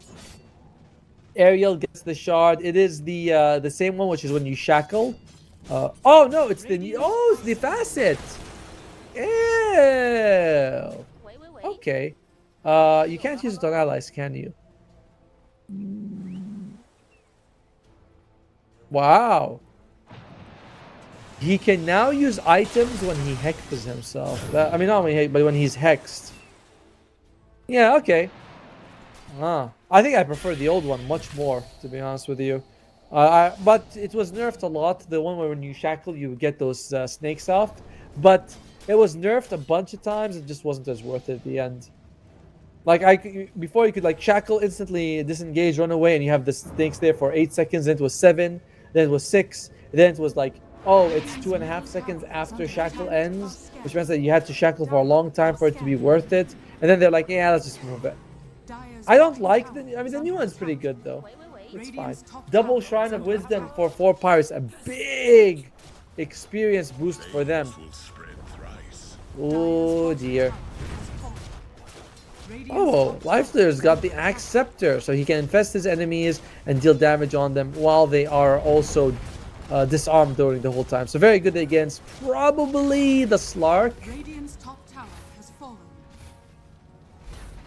I don't think you can dispel the disarm that you get from him. Man, that when I think of it, it reminds me of the. Do you guys see the comic for Lifestealer when he is inside the body and he takes over? Not a comic, so it was like the short film contest. That thing was creepy as hell. There's like 3 of them for Lifestealer, and everyone was like, "Yeah, let me make the scariest thing I can make in Dota." They're like, "Yeah, Lifestealer, let's do it." And right now they're going high ground. They are just hitting on those racks. Otik in the front has only 10 seconds on the Acceptor, so he needs to be careful that he doesn't go for it and lose his life. Brown Beast is using a Glimmer Cape for the extra movement speed. And looks like the Aegis is about to expire. There you go. It's gone.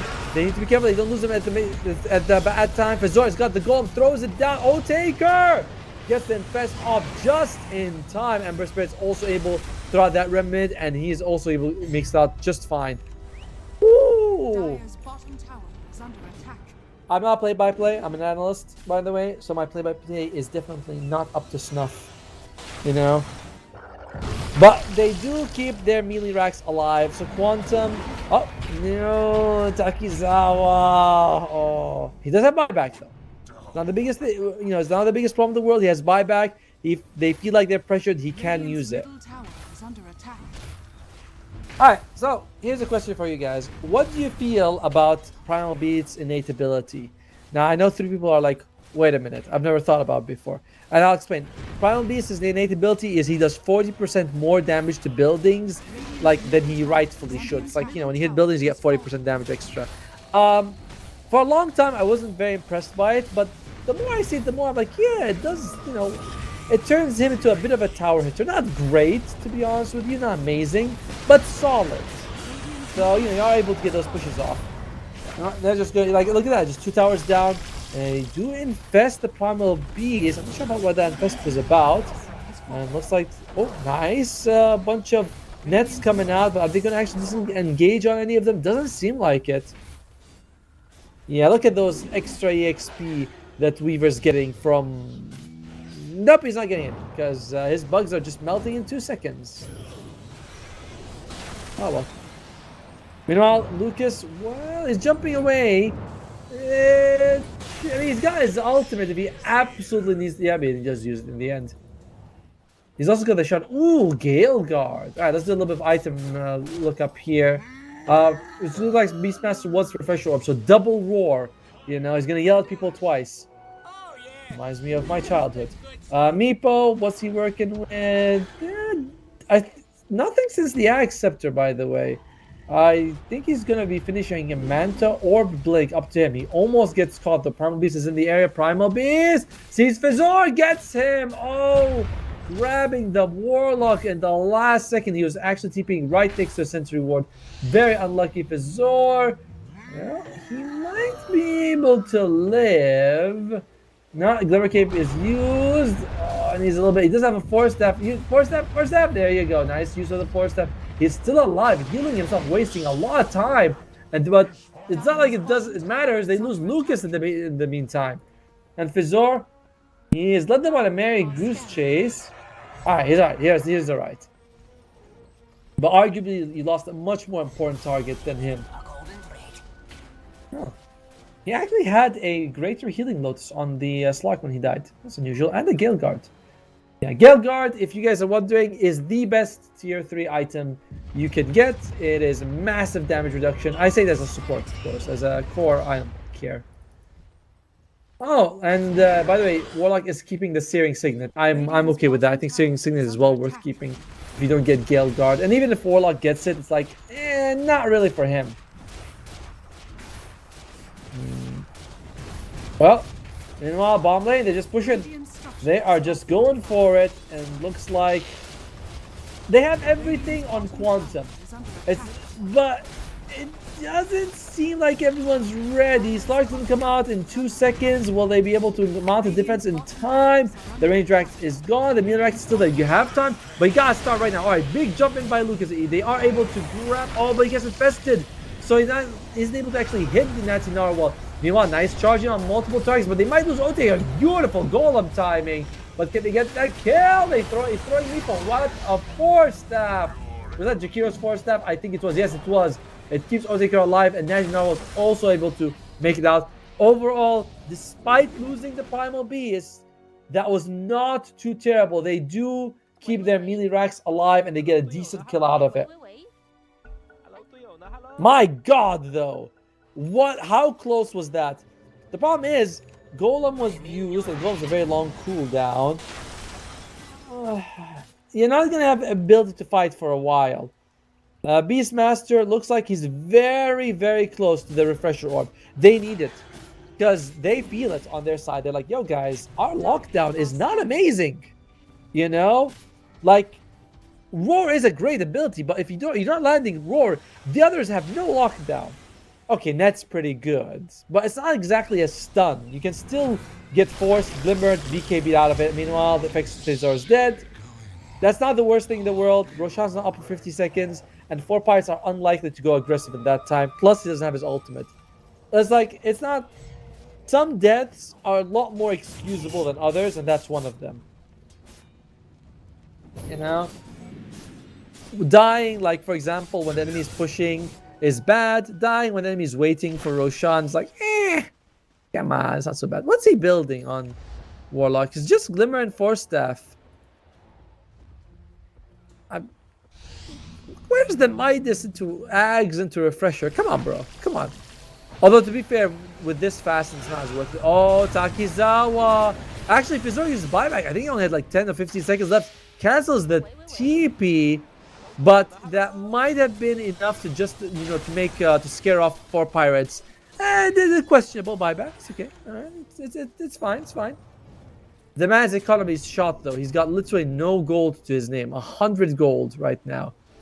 Meanwhile, the Orchid on the Weaver is a thing, I guess. Oh, Weaver. He is possibly losing his life. The shackles are there. Yeah, Weaver is dead. This has not been his game. This is the build, everything. Oh, Lucas is like, let me go in, but he does get infested. He can't hit. He's grabbed. He's pummeled. The man's taking all that buyback and using the time lapse to get there. Can they actually take this fight? Takizawa, I think he jumped in, already used his ultimate, but that's why he's dead. And so is the Weaver. And they're just cleaning house right now. Fizor also dies. I think he was like a couple of seconds away from... Yeah, only 5 seconds away from the Golem. A really bad time for Quantum to take a fight. And the Fest... Oh, actually, sorry, that's his teammate. Sorry, my bad. But I am... Oh, GG, they just called.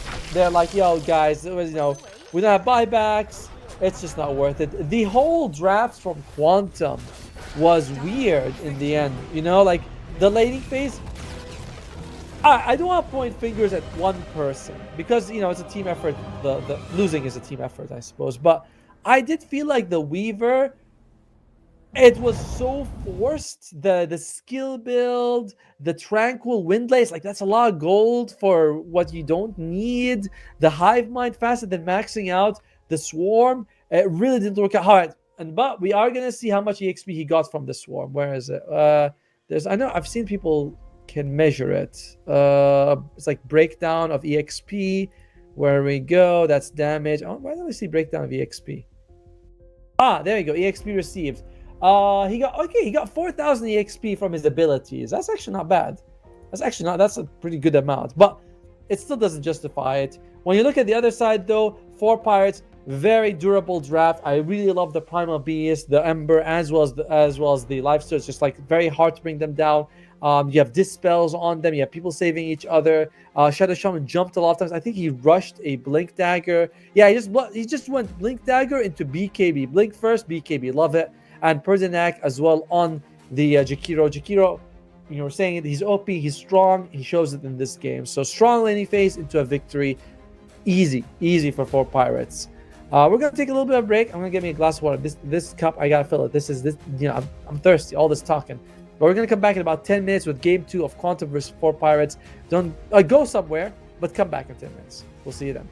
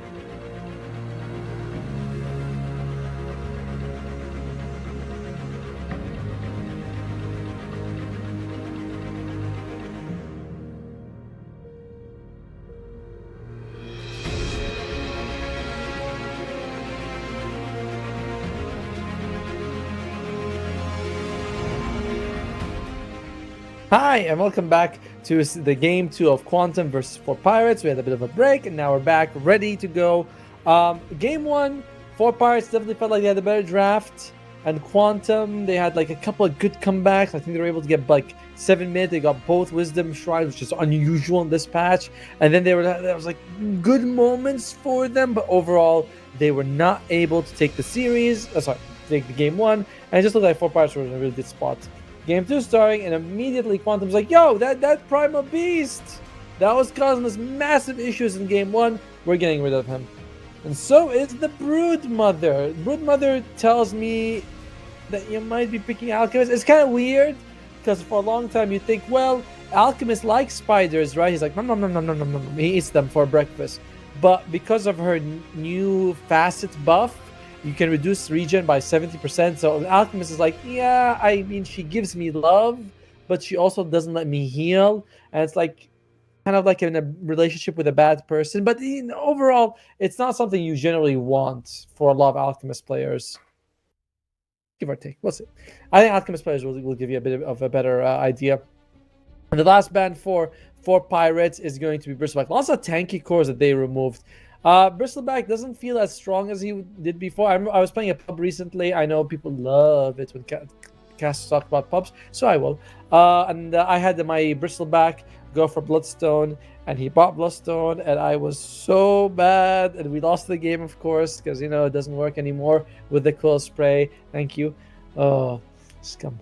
Anyway, in the meantime, though, Quantum, they open up with a Nature's Prophet. Very versatile hero. I haven't seen him as a support this patch. I've only seen him as a core, but he did get buffed in both aspects. Like his innate now gets bigger. It used to be 400 AoE. Now it's something like 600. So you get a lot more trees. Way easier to get that extra damage.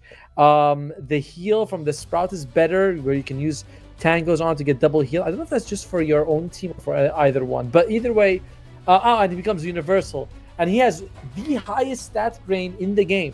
So being universal was for him a massive buff. It's like woohoo. As 4 Pirates, they go for the Pango. Now I'm pretty sure that okay, I'm not sure who will play it, Natty Narwhal or sorry, I don't know the name of the offlaner, because no one in chat. I said in chat, write at me and let me know how to pronounce 4 Pirates offlaner's name, because it's a Russian name and I don't want to butcher it. So I don't want to be like saying it wrong. Ooh, Dawnbreaker gets removed. Okay, that's cool. I feel like Dawnbreaker is premium support right now. I think the change to Acceptor is incredibly good. Like, you get Ags, and when you land for 3.5 seconds, you're unkillable, and you're healing everyone, and it's so good. Whereas before, you could land and just die straight away. I was like, ooh, I don't want that. But just so good. You get her Ags, you get her a Holy Locket, and you're so good, so good. All right, well, we'll see what 4 Pirates wants to remove right now. There, I think they have the pick after as well. What do you want to take? You're up against a Nature's Prophet.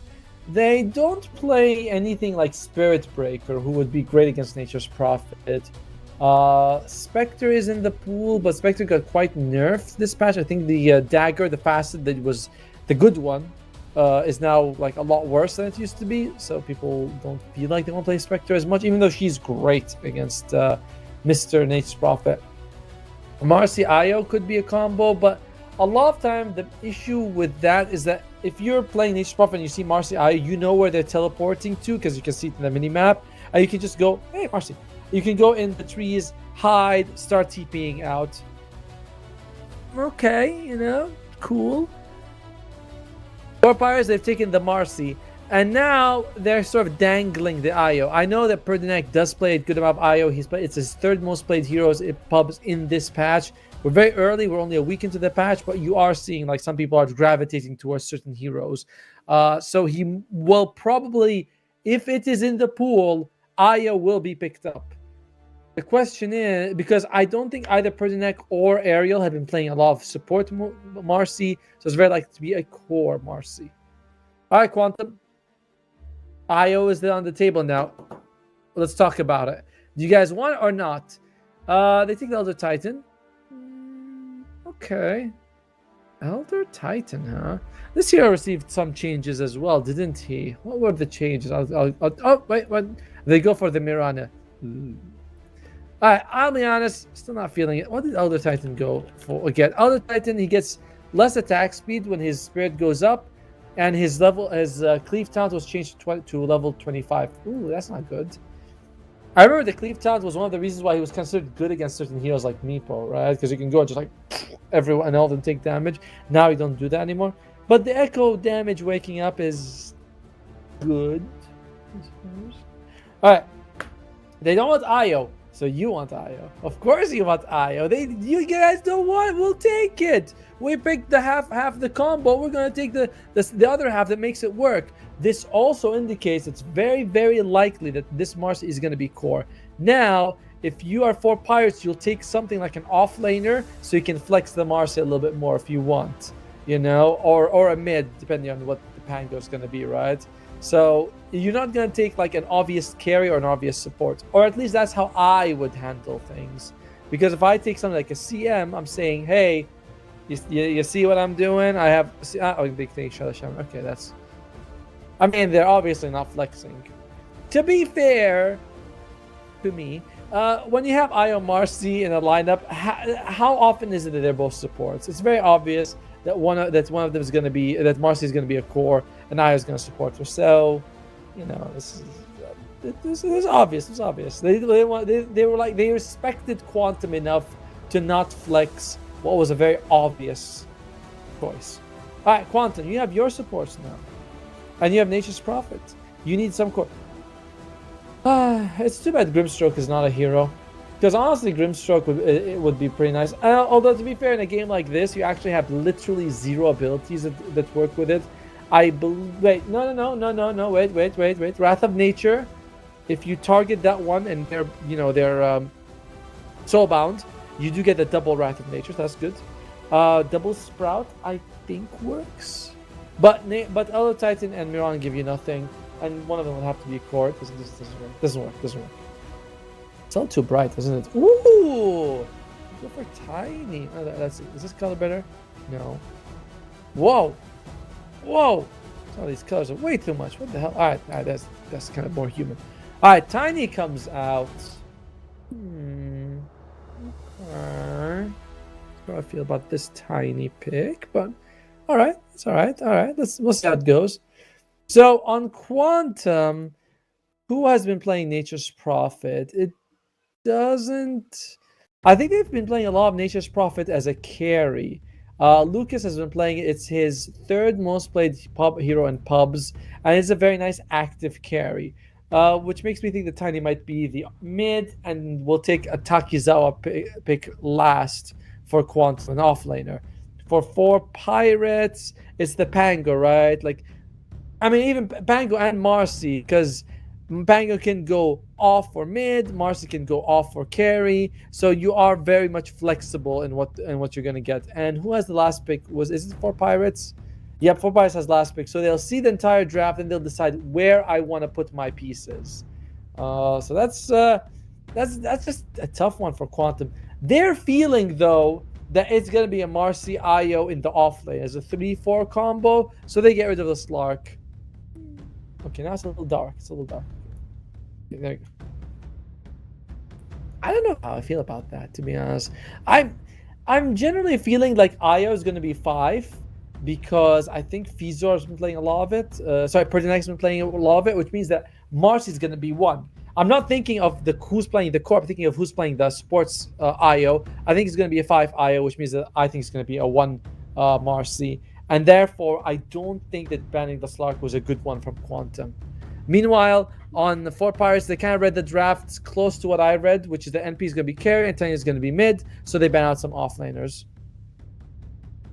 You know, so 4 pirates, you're very likely... Do you want to pick a Huskar mid for Natty Narwhal? Put him up against the Tiny? Not such a bad one, honestly. Not so bad. Alright, Quantum. Who are you banning? Who are you banning? You probably need an offlaner. Oh, they ban out Ember.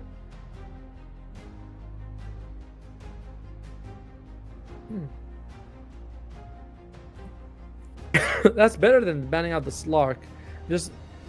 But I would have figured that Pango is a likely mid. And, I don't know. I'm surprised they banned Ember. All right, Night Stalker comes out. I talked to Divide Llama recently. There's a video of us on YouTube. It's Divide Llama ranks offlaners patch 7.38, and he was adamant that Night Stalker is one of the best offlane heroes in the patch right now. And a big reason why, of course, is because he has that new Night Train. It's not exactly new, but it's reworked. Night Train facet where you get level 1 value for free. You just get level 1 Night Train. Like you start, it's 5 levels, but you get level 1 for free. So it's still a 4-level investment, but level 1 is just given to you. And you get 60% movement speed and like 15 attack speed from the start, which is really nice. And of course, take the Underlord. Remember, we said Io Marcy won, and they're gonna probably be taking like a mid or an off in the last one. They just take an offlane on the Underlord. Okay. Now, Underlord was not exactly buffed this match. I think overall he was nerfed, but Divide Llama was saying that Underlord now feels better to play than before because he can get Gleipnir. Before, you couldn't get Gleipnir because the Maelstrom aspect of it was ass. You don't want it. But now Gleipnir doesn't build from Maelstrom. It builds from some bunch of stat items. I don't know exactly what. So you can get Rod of Atos, get Gleipnir, you throw out the Pit of Mouths on multiple people, you throw out the Gleipnir, you get the Pit of Mouths to activate again. It's so much better than before. Let's look at some of the fastest that we're seeing. It's Thunderbolt. It is the Fleeting Fury for the Marcy. That's alright, I guess. It's fine. Demon's Reach on Underlord. That's going to be different. Looks like a lot of people are going for the Starstruck on Mirana. I actually thought that people would go for the Leap because you can leap, root, leap again, root. But no, people want Starstruck. And Deconstruction on Fizor, which is that every second you lose like 1% magic resistance and 1 armor, something like that. It's really good. All right, so let's look at the two drafts. Who do we think is better? I do like it. Quantum feels a lot more aggressive, right? Imagine Tiny Blink, Night Stalker, Nature's Prophet. You have Mirana with Moonlight Shadow. Elder Titan in the lane is a god. It's pretty good stuff. Like they got good things on Quantum, much better than the previous game. On 4 Pirates, I actually feel like their draft comes off as a little bit more gimmicky, right? It's not, we got Ion Marcy, which is good, but sometimes it's kind of meh. We got Underlord. A lot of teams see him as kind of unpickable. So I'm half-half, by the way. Sometimes I get blurry. I don't know why I get blurry. And why am I so big? I'm so big. I'm not sure that I love the 4 Pirates draft as much in this game as I did in the previous game. But for now, we're going to go into the game itself, and we'll see how it's going to go. See if anyone changed any of their... No, it is Fleeting Fury. From what I've seen, this is actually the lowest win rate Marcy facet. So I'm a bit surprised that he goes for it. Demon's Reach as well is odd. Horse movement one. By the way, can anyone explain to me the Underlord level 10 talent of 5% invading force movement and it's his innate. Right, sorry.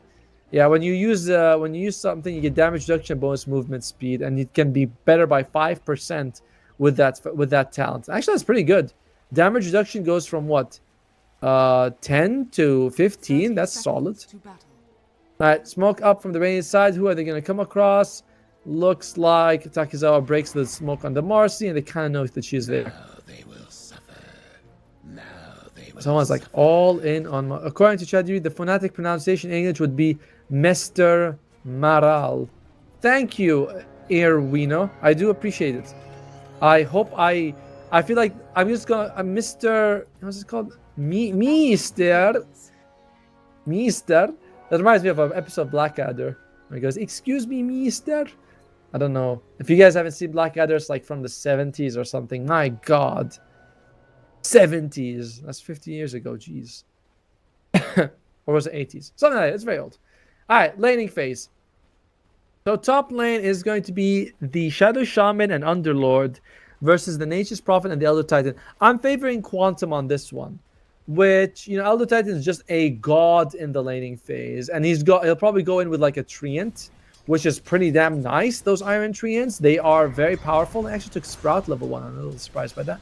And just, bash them in the face. Underlord is decently tanky and does decent damage, but I still think that if you're L10, you should be fine. Having said that, the man loses half his life in the first engagement without punching anyone. He's down to like a third health, and he's just going to be forced to like eat 2 tangos just to be back in fighting shape. Not the ideal start, I'll say. Meanwhile, he plants a sentry ward that gets immediately dewarded. So, rough start for Fizzor. Radiant's bottom tower is under attack. Reminder, I don't change my mind. I still think I like the 4 pirates. Sorry, not the 4 pirates. The Quantum duo top. It's just a really, really bad start for them. Alright, so bottom lane is going to be Marcy Io versus Mirana and Night Stalker. Yeah, this is a tough one.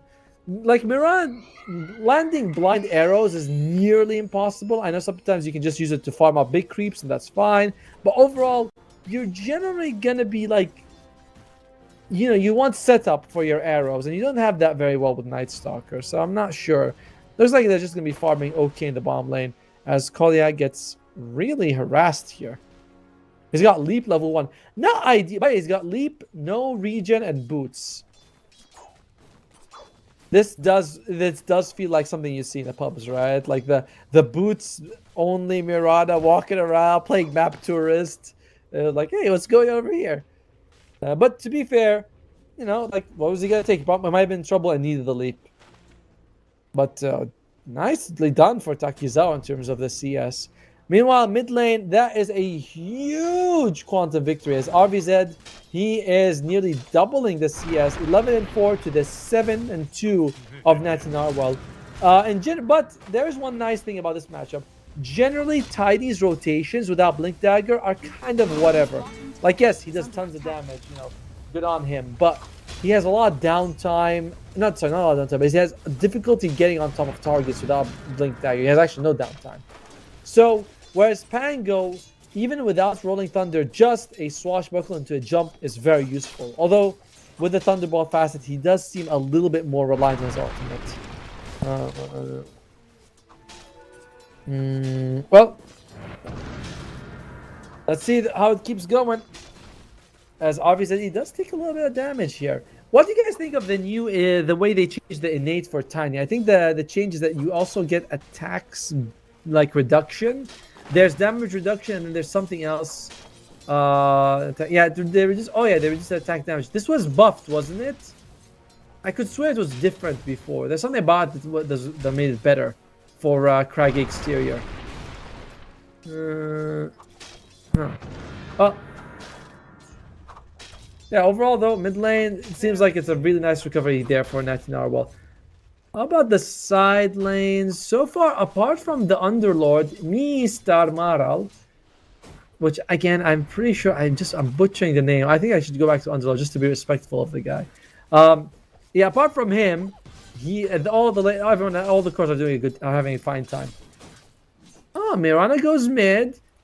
Level 2, but hasn't actually decided whether he wants to skill Sacred Arrow or Starstorm at this point. It's kind of like, which one's better? Which one do I want to take? Oh, all right. Bizarre walks in. I don't know if he's been harassing, but they have been winning top lane. Whether it's because of the Iron Triad. Oh, speaking of that, he's caught here. Fizzor does not have the Echo Stomp, so there's a lot of damage to Lucas. I don't know if they'll be able to kill him, though. Lucas nearly loses life. Oh, Fizzor! That was not the best. Sprout actually kind of pushed him close to him, and they can get that kill! Oh, Mistar gets it in the end, as Ariel takes a lot of hits here. And looks like, will the Sprout be in time? Oh my god, it is. They do get a double kill for Mirana, but First Blood is in favor of 4 Pirates. Overall, it's a nice exchange, I'd say, for Quantum.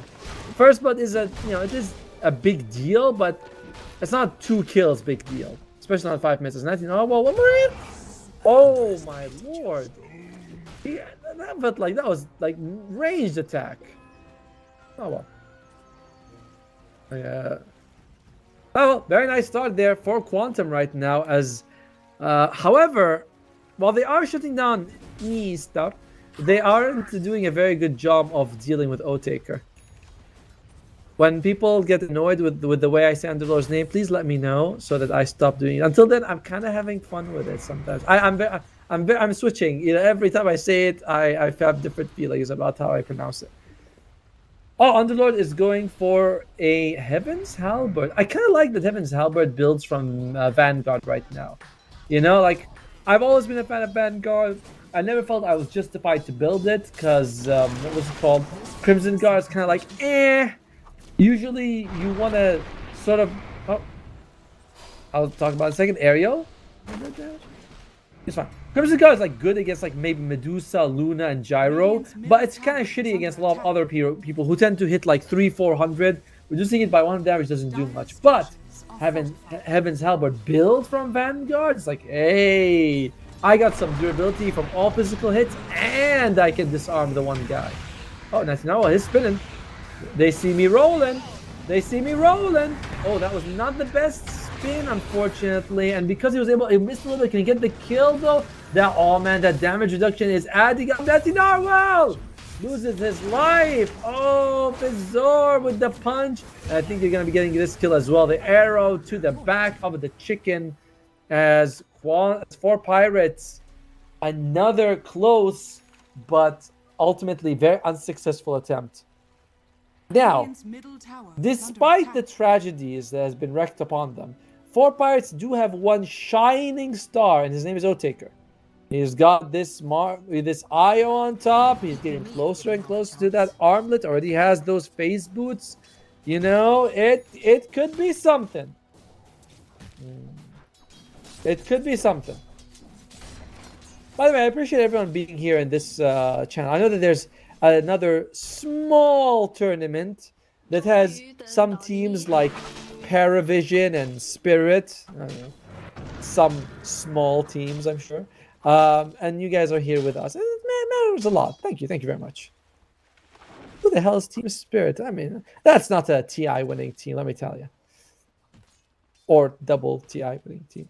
In the meantime, though, Night Stalker has really suffered, by the way. I'm very surprised by Takizawa suffering as much as he has.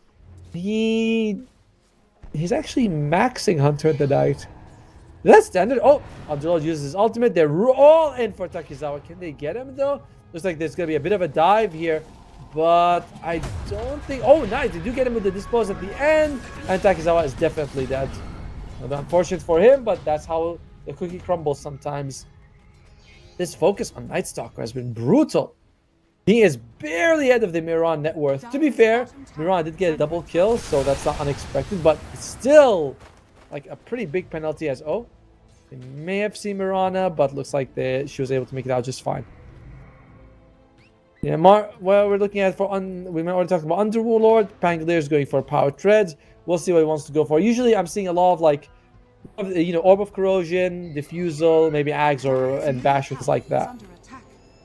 And I expect Ariel to go for a very similar build to the previous one, which is some Mana Region. Ooh, Arrow comes out but misses. Some Mana Region into Blink and BKB. BKB, especially in this game, nothing pierces BKB except Earth Splitter. I always forget that ability does that, by the way. Oh, yo, 4 pirates. But you know, Lucas is also farming just as well. He is going for the Molyneux, actually, after the Maelstrom. No stats there, but it's a very nice damage item to have for sure, and will help him farm. They're going for mid lane. They're just going to be pushing the tower here. Very nice active movement coming out here from Quantum, putting in some squeeze on the enemy side. As also Tiny is not far from the Blink Dagger. He didn't go for Soul Ring. I like this. I feel like sometimes go a bit too much with the mana. You know, it's like I'm gonna go for Bottle and Magic Stick and Soul Ring, and then I'll get Blink, and you're like, dude, come on. And then they want Phase Boost, so they get like the Blink super late. Here is just Power Treads straight up into the Blink Dagger. I'm gonna drink water in case the fight breaks up. So teams, please don't do that.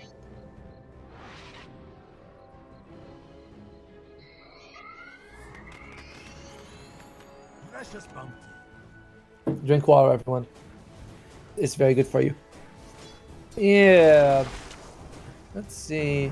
Yeah, the big loser so far has been Takizawa, as Star is actually doing a fairly good job despite having what I thought was a pretty rough laning stage.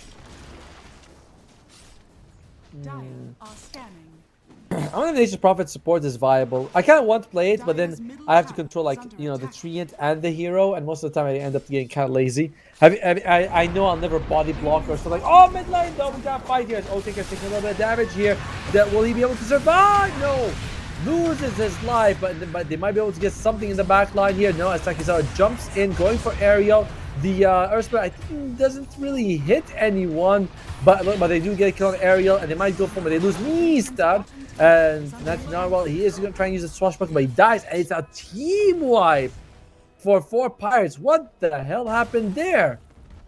Looks like they were able to catch the Mars, and that was a massive turn from that's a 3,000 gold advantage. Did anyone die from the Dire side? No, they just got multiple kills and lost nothing.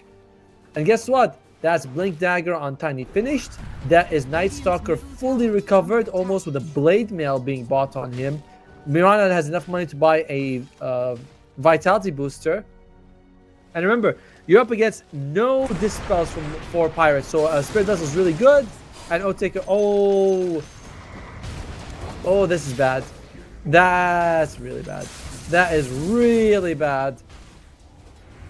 The big issue with killing Otik is that that's supposed to be your tempo carry. Remember, you've invested a lot. He is my fast playing carry. That means he's got to be making space right now. And he just loses his life twice in a row. And Takizawa, he has a tough time. He goes for Hand of Midas and it's like, yo guys, I'm recovering. You know, I'm right there.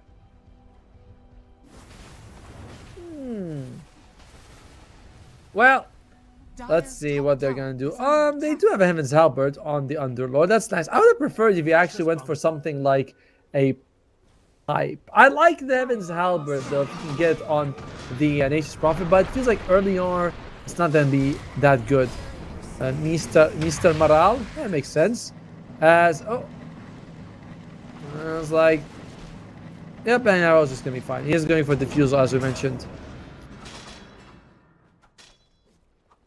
Now, sorry, Mr. Morale, not Mr.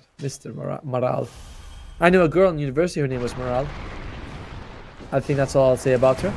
And while Underlord, he's in no man's land. He is definitely dead. It's going to take a little bit of time for him, but he's definitely dead. Oh, man. Mr. Morale loses his life. That's unfortunate. And now if you're 4 pirates, you have to start thinking, okay, guys, how do we come back? We got 2 global spells, so pickoffs should be ideal, right? But who goes first? Natty Narwhal. If you're in a bad spot, you can't roll. You're dead, and might take time for your team to show up to back you up. And definitely not the Shadow Shaman. Somehow Pango's supposed to find someone and then have the other 3 jump in, or you have really good wards. But if you look at the Dire wards, their sentries are amazing. They have like sentries near the river, sentries near all the camps, observer wards there as well. Like they are very defensive because they know they can be jumped on. It's really smart. You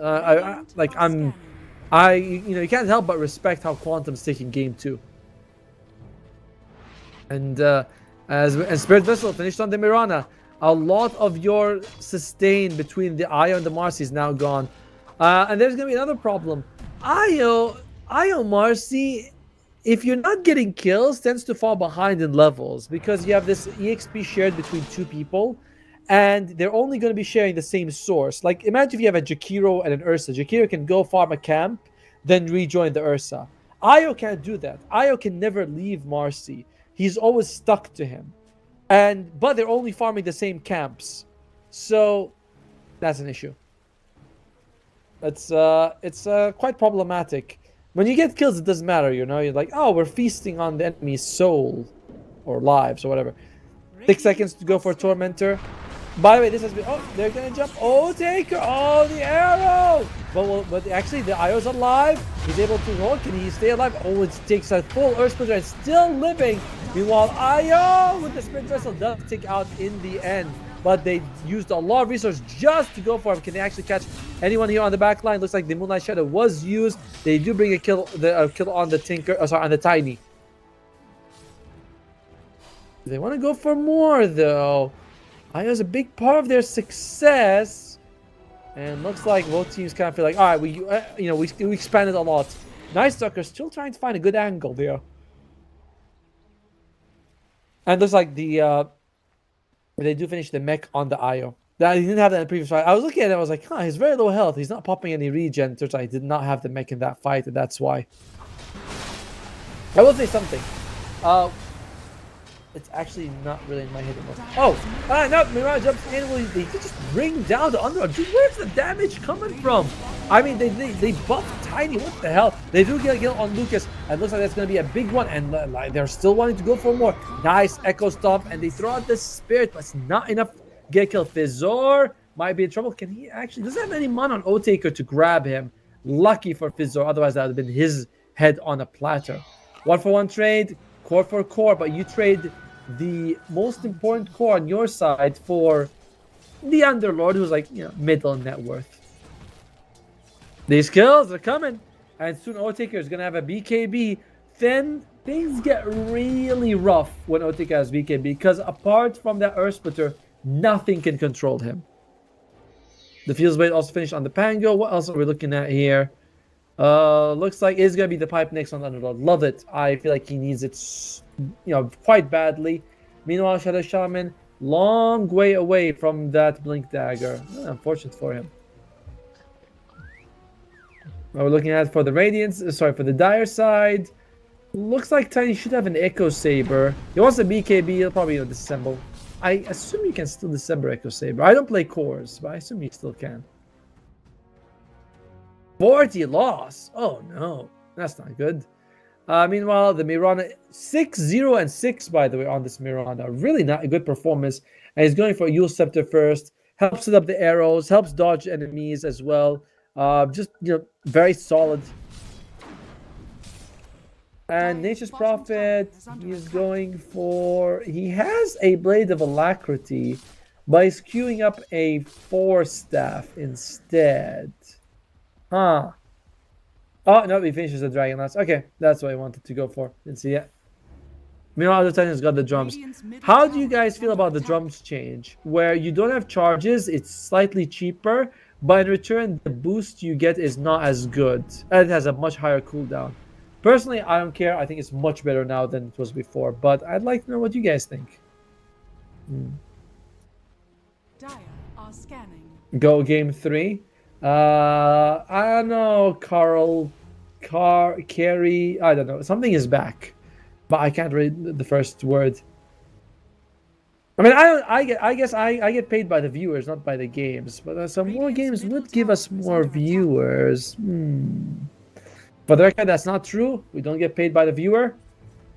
I think we get paid. Not sure. Production will tune in soon and tell me. Remember, they are wrapping around here on Quantum side. Their smoke breaks, so they kind of have an idea. RVZE links back, does not want to go in right now. As the Underlord is moving in forward. Your tankiest targets, right? He's got Evan's Halberd, he's got a cloak. Still only has an Orb of Destruction, but doesn't matter. And they are going to go, wow, just free Tormentor. Huh. That is some respect, I must say. And Pernag gets the Aghanim shot, which is the tether damages people. And Io is healed for half the damage. 120 damage a second is no joke. And if you hit multiple people, that's pretty damn good. Not bad, actually. That's a surprising... I feel like that's a good shard. I don't play much Io, though, so if anyone can tell me if you think that it's a good shard or not, I'd love to know. Let's see. Win percentage, what's it saying? It is actually favoring... yeah, it is favoring Quantum. 42 to 58, but they just got a free shard on 4 Pirates side. Man, Lucas is farmed. I don't know why that came. I think that came out way louder than I intended to. I'm sorry. Anyway, he's got Essence Ring with Brawny, and he's just farming up a storm. You have something coming out for him on the courier. What? Yeah, just the Hurricane Pipe. How much damage? He's also hitting for quite a bit of damage, actually. Like 200 because of so many trees around him. 40% extra base damage because of the Spirit of the Forest. And that's going to level up even more when he gets the final Wrath of Nature. Well, every like few minutes I hear my son whining because my poor wife has to draw things for him, and he doesn't like it, and then he gets angry with her, and I don't know how to solve that problem. Luckily, I'm casting, so when she says, "Can you help?" I'm like, "No, I'm sorry." Mom later, take her.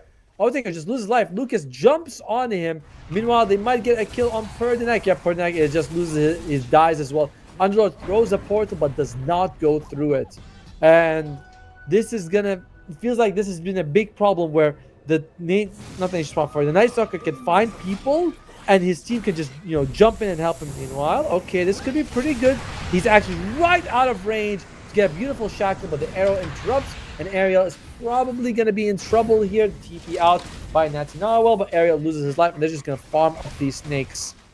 4-17 is the score. I said at the game start, I was like, I think Quantum's draft is better. I did not think it is that much better that they're dominating the game by as much as they are.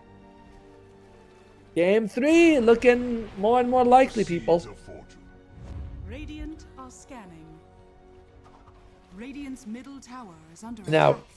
one thing you could say is maybe we remove like 2,000 gold from that net worth because it's in the hand of Midas on the Night Stalker. Sure, but it's still 5,000 gold, and your Night Stalker is still basically, he's a little bit behind the Pango, but he's still quite farmed. Oh, Underlord. Oh, he's going for Acceptor. Is that the one where you get a root when you when you use your ultimate? And increases the radius of Pit of Malice from 400 to an extra 100. That's actually a pretty big deal. Especially if you get the Pit of Malice slow after that. They are going in from behind right now. Who can they catch? Fizzor might be the first one. Yep, he's going to lose. Otaker able to get the jump for once on them. The Underlord, sorry, not Underlord. Yeah, the other time the ultimate comes out. Takizawa, can they catch him? Yeah, the diffusal blade slow in time. He's just too fast. Takizawa looks like he's going to be making out alive unless. Nah, he juked them. He jukes them completely. So they lose the Elder Titan. It's not much of a loss for them. It's a decent amount of gold in the XP for Pirates, but it doesn't change the the state of the game, which is Quantum is ahead. Yeah, my son's really letting it out today. I'm so sorry about that, people. You know. Now, Roshan is on the table. It is in the top area of the map. We'll see if either team decides to go for it. They smoke up from Quantum. They're thinking, hey, we just used Unleashed. They just used Pango Roll. They're probably not ready to take a fight. And we'll see who they can find. Looks if they go to the left, they might find Otaker. They go to the right, they might find Natty Narwhal. They're going to the right. Okay. Natty Narwhal could be the target here. Will his spider sense tingle at any point? The smoke breaks. Takizawa. He probably spawns him. Yes, he does. And they're going for Natty Narwhal. The jump comes out. He doesn't have the roll. He is dead. Daylight to protect you. Well, unfortunate, but at least they don't get Otaker +1. They do use the Twin Gate, though. They could catch these two guys here, as Ariel and Mr. Morale are on... Well, I mean, they're in the jungle. I don't think they have vision there. Lucas is TPing in, though. Lucas, does he spot him out? No, he's going straight for Roshan. A bit of a... I don't want to say risky play, but he did go in quite early without his team. Takizawa loses his courier. That's quite a big deal, actually. That one had the completion of the Sanj and Yasha. Sanj by itself is okay. Sanj and Yasha together. Oh, now we're talking. It looks like they're just going to be able to get a free Rosh. Game 1 also had free Rosh on. Teams don't seem to be contesting Rosh in this series. They're like, oh, you want Rosh? I will be happy to give it to you, Habibi. They don't actually say Habibi, they say something else. As RVZE, this could be a nice kill if they can get on top of him, but oh, I gotta say, Marcy, probably a very bad matchup against the Tiny, right? Like, all those fast hits that you do leads to a lot of debuffs, that debuff from his Craggy. Not ideal. Either way, he BKBs, it makes it out, and he also is able to get the Echo Saber after disassembling it. Meanwhile, they smoke up again from 4 Pirates. But they don't have... They do have the Unleashed right now. They don't have the Pango Roll, but that's still good. Lucas, that is a nice catch. They drop the ward. They find him. Does he have a BKB? He throws out his ultimate, but remember, the Tiny just used his BKB, so he's actually quite vulnerable this time, and they bring him down. Can they go for more? Lucas has his BKB. He's using it. Can they trade hits with him? Looks like the Underlord's going to try to get out of there. Takes quite a bit of damage. They trade. So far, it's a 2-for-1 because remember, that was an Aegis being lost. But can they make it out? I don't think you are. So it's a 2-for-2 trade overall. It's not great because you did. I mean, yeah, you used up the Aegis for Quantum, but you're happy to do that. Like, if you take a fight and Aegis is useful and has to be used, you're fine. Still, it's also a BKB charge, so it's not a complete victory for Quantum. They got nothing, you know, they got everything they want. So, but this net worth on Lucas is scary, man. He just ulties and that's it. He took the Nature's Call cooldown, by the way, so he has a 20-second cooldown, 50-second duration on the Treant. So he can summon, at one point he can have 3 of them pushing lanes if he wants to. Jeez, that's insane, actually. I'm seeing more and more people go for the Nature's Call cooldown, and it does seem to be like doing work a lot of times. I wonder if it's that good or not. Oh dear. Oh dear. Alright, let's look. O-Taker, he's got the Acceptor. So, you know, that's going to be a nice bit of silence a little bit. Cooldown also unleashes reduced. That's cool. Smoke comes out on the dire side. Who can they find? They might be going here for Natty Narwhal. He's probably going to break the smoke. He does. He needs to... Oh, Natty Narwhal is dead. Yeah, there's no way.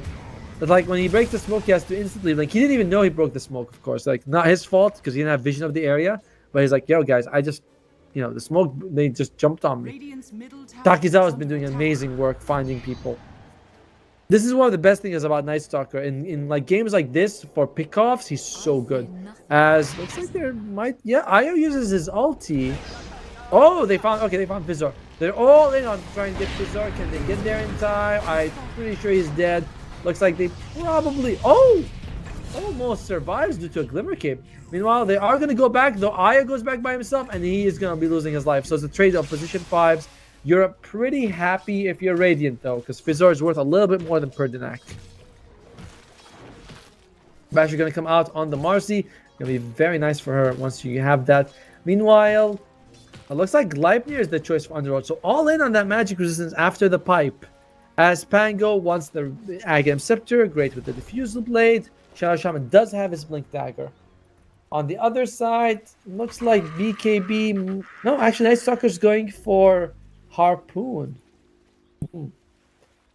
I'm somewhat surprised by that, since I would have thought that you'd want a BKB. But, you know, again, he's the pro. He knows what he's doing. Miran's got Yule's got the Spirit Vessel working towards the Boots of Bearing. And what does Titan have? He's going for a Lotus Orb. Lotus Orb, really good against, like, the Shadow Shaman. But the other 4, I don't really care. They're all AoE abilities. So, like, yeah.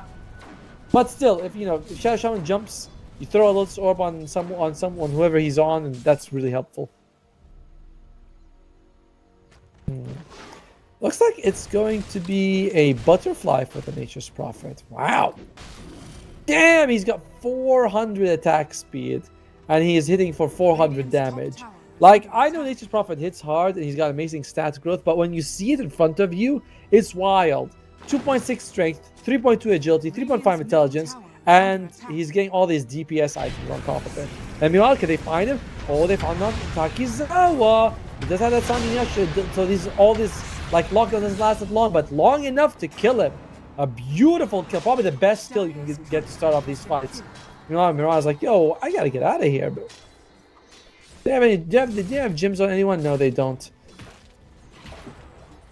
A good kill, but unfortunately with Roshan dead, you're not gonna be able to capitalize too much. There's a Tormentor, and they're like, yo, guys, let's go get the Tormentor. Oh, Brigand's Blade on Marcy. Brigand's Blade's pretty damn solid on the Marcy. He's actually took it. It's a tier 3 version of it. Whisper of Dread. Oh, Brigand's Blade on the Pango as well. Somewhat unusual, to be honest with you. I'm looking at any sort of, and of course Gale Guard on the IO because you want to survive as much as you can. Serrated Shiv. Gotta say, I'm not sure how good Serrated Shiv is. It seems odd. Was it 10% chance? Oh yeah, you have 20% chance to deal 10% of the target's current health as physical damage. That seems kind of good, right? Yeah. Every 5 attacks, I deal 10% guaranteed of their health. That's cool, I guess. I know the tiny has, it must be much better than I thought. And so is Nation Mob. All the DPS, all the cores on the dire side have gone for serrated shiv. Wow, is it really that good?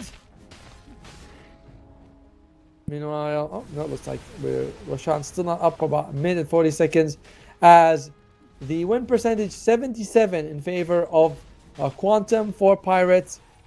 Honestly, I mean, I know that Nature's Prophet has a big net worth, and I know he does a big amount of damage, but I can't help but feel like the Mars gets on top of it, they're going to kill him. Meanwhile, RVZD kind of goes in for a bit of an aggressive attempt here. Okay, this Wisdom Shrine, everyone wants it, and they're jumping in. Will they go for Takizawa? Oh, flies away. Bit of an oof right there, ladies and gentlemen. Otaker is here. Remember, he doesn't have the IO. The IO had to go back. Otaker, where's my friend? Otaker just dies. No IO? That's a problem. Meanwhile, Neftal tries to jump in, but he's going to be losing his life to the tree up. Doesn't even need a tree, as the cores are all dropping on 4 Pirates. Does seem like it's a risky move to go when you already lost the your value of your Serpent Wars, but yep. Bardenak, he had to, his ultimate, he had to go back. He didn't take the Marcy with him. Marcy was like, let's just go. And that's what happens. I do like that Nature's Prophet taunt, by the way. It's really good. 17, 18,000. That's just a solo kill on Ariel right now. As 4 people are dead, Quantum going high ground right now. 4 Pirates, they have a glyph. They probably have like at least 1 more defense in them, but it is feeling real tough. Like, Otaker's the only one keeping up a net worth, and he's keeping up net worth while he's 10,000 ahead of the enemy carry. I don't know how to explain that as keeping up a net worth, yet it somehow still is. Like, the logic is baffling there. Meanwhile, oh dear, well, they get the melee racks for nothing, and of course these trees. Look at the trees. Trees just get the range racks by themselves, while Crit Stick is picked up on the Nature's Prophet, because why not? Looks like they think Roshan might be spawning. It's gonna be a long Rosh. 2 minutes and a half left already. Very long Rosh, actually. Booster bearing on the Mirana. Very nice to get away from the Underlords. He throws out the pit. As long as you're not rooted, you are able to at least walk out of it. Oh, I do think Quantum are doing the right thing if they push right now and don't wait for Roshan. It's like, you're ahead, you're taking all these fights. Why would you wait? Oh, RVZD. Okay, I think that's a shield ruin. Yeah, he just pops a shield ruin, and suddenly he's got extra, I don't know, 1,500 barrier on top, and you're like, all right, that wasn't worth it. Ooh, look at that! I've been hearing and seeing a lot about how good Revenant's Brooch is, which is each attack has a 30% chance to do additional 80% of attack damage as bonus magic. Wow. So basically you crit, but it's magic damage crit. Not bad if you ask me. Wow, it's really dark in the room I'm in right now. I have to make sure I open up the lights a little bit once we're back on me. Game's paused, and yeah, I'm struggling to see a way for 4 Pirates to clutch the series right now. It's looking very difficult for them. Someone's saying no hope. I agree. Doesn't seem like there's much hope for them. It's, the thing is, Marcy still deals a very decent amount of damage, but you're not gonna get there, Like, you're not gonna get on top of him unmolested. Yeah, when you get there, like, I don't. Okay, that was maybe a bad word to use, but I mean, it's like they're gonna be on your way, stopping you from getting on top of the Nature's Prophet. Oh well. Shadow Shaman might have to do something crazy. Maybe that'll help. And looks like the Dire saying, "Yeah, we're ready to go." They're the ones who paused. They're saying, "Whatever you're ready, let's go." What are we looking at in terms of neutral items? I'm seeing, by the way, 2 Brigand's Blades, 3 Gale Guards and 3 serrated shivs.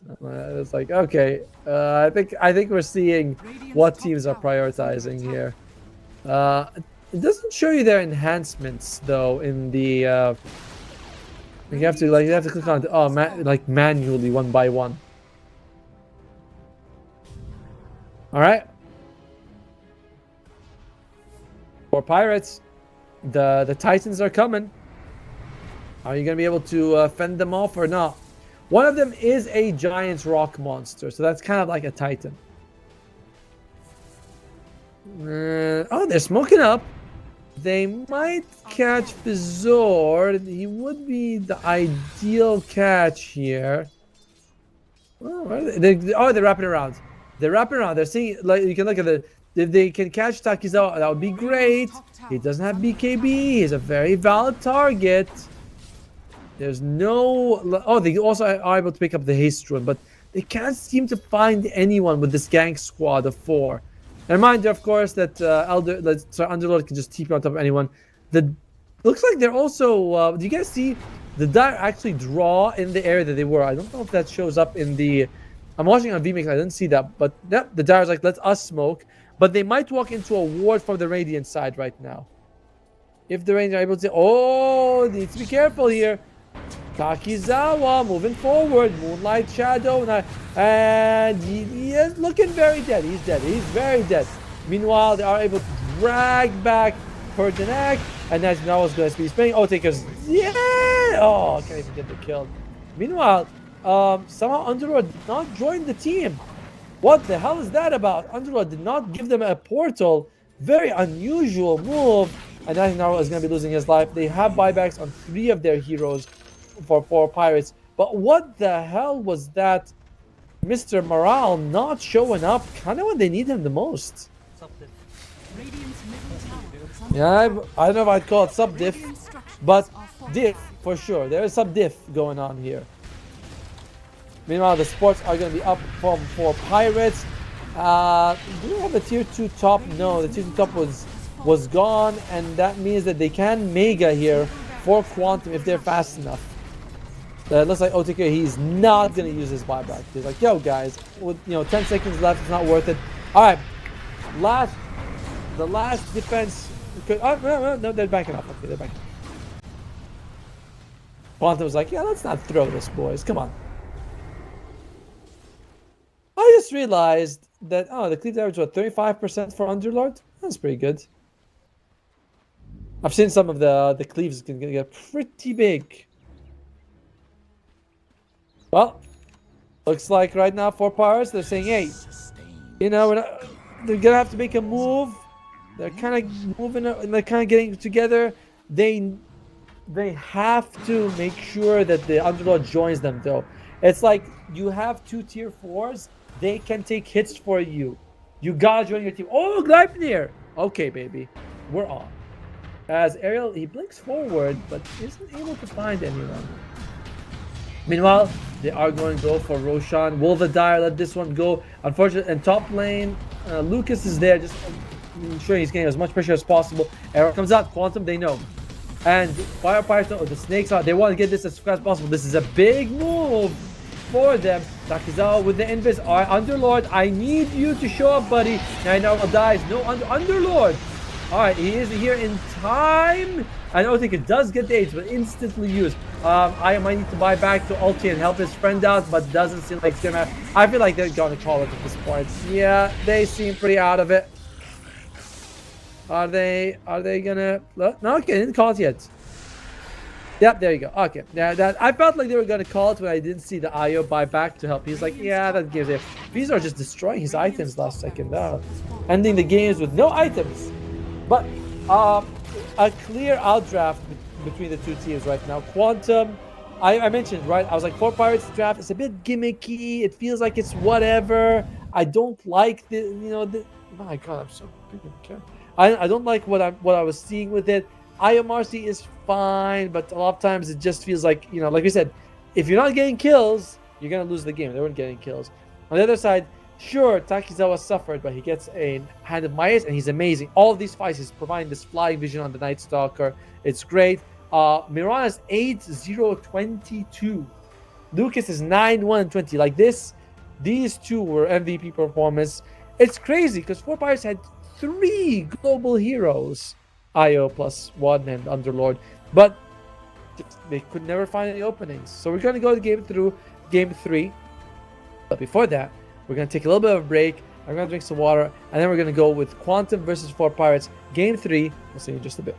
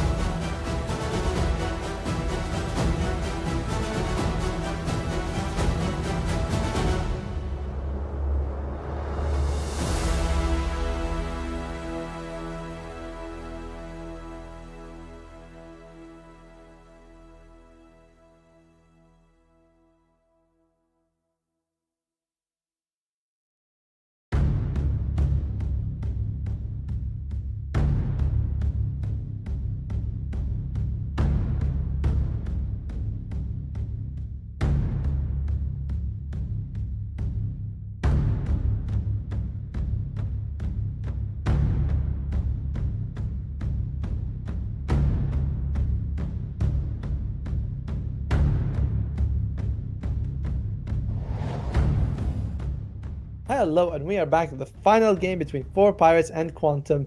And my god, we're gonna be so behind schedule. We already started the series like 45 minutes behind schedule, and now we're going to game 3. We should be starting the next series. Well, not should be, but like based on the timeline. But anyway, it's irrelevant. It doesn't matter because game 1 was a stomp by 4Pirates. Game 2 was, I would say, a bigger stomp by Quantum. I don't know why I have to move my hands like this as if it's the side. But it's, you know, that game 1, it's over. We're down to a best of 1. This one's for all the marbles. These two teams, if I'm not mistaken, they're both on the bottom of Group A. You can't go 0-2 this early. You can't start off your group stage when there's only 5 teams at top 3 advance. You can't go 0-2. You just can't.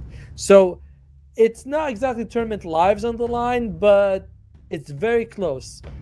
So we're gonna see how it's gonna go so far. I will say that Quantum's victory was, it feels like draft so far have decided the game, right? Like one team has a better draft, and you're like, yeah, that's it. That's game 1. I favored 4Pirates. Game 2, I favored Quantum. Game 3, just follow what I say, and you guys can, you know what I'm saying. All right. Quantum starts off with the Tiny that's going to be obvious at Ease Hero. Nice, strong mid laner. Good opening.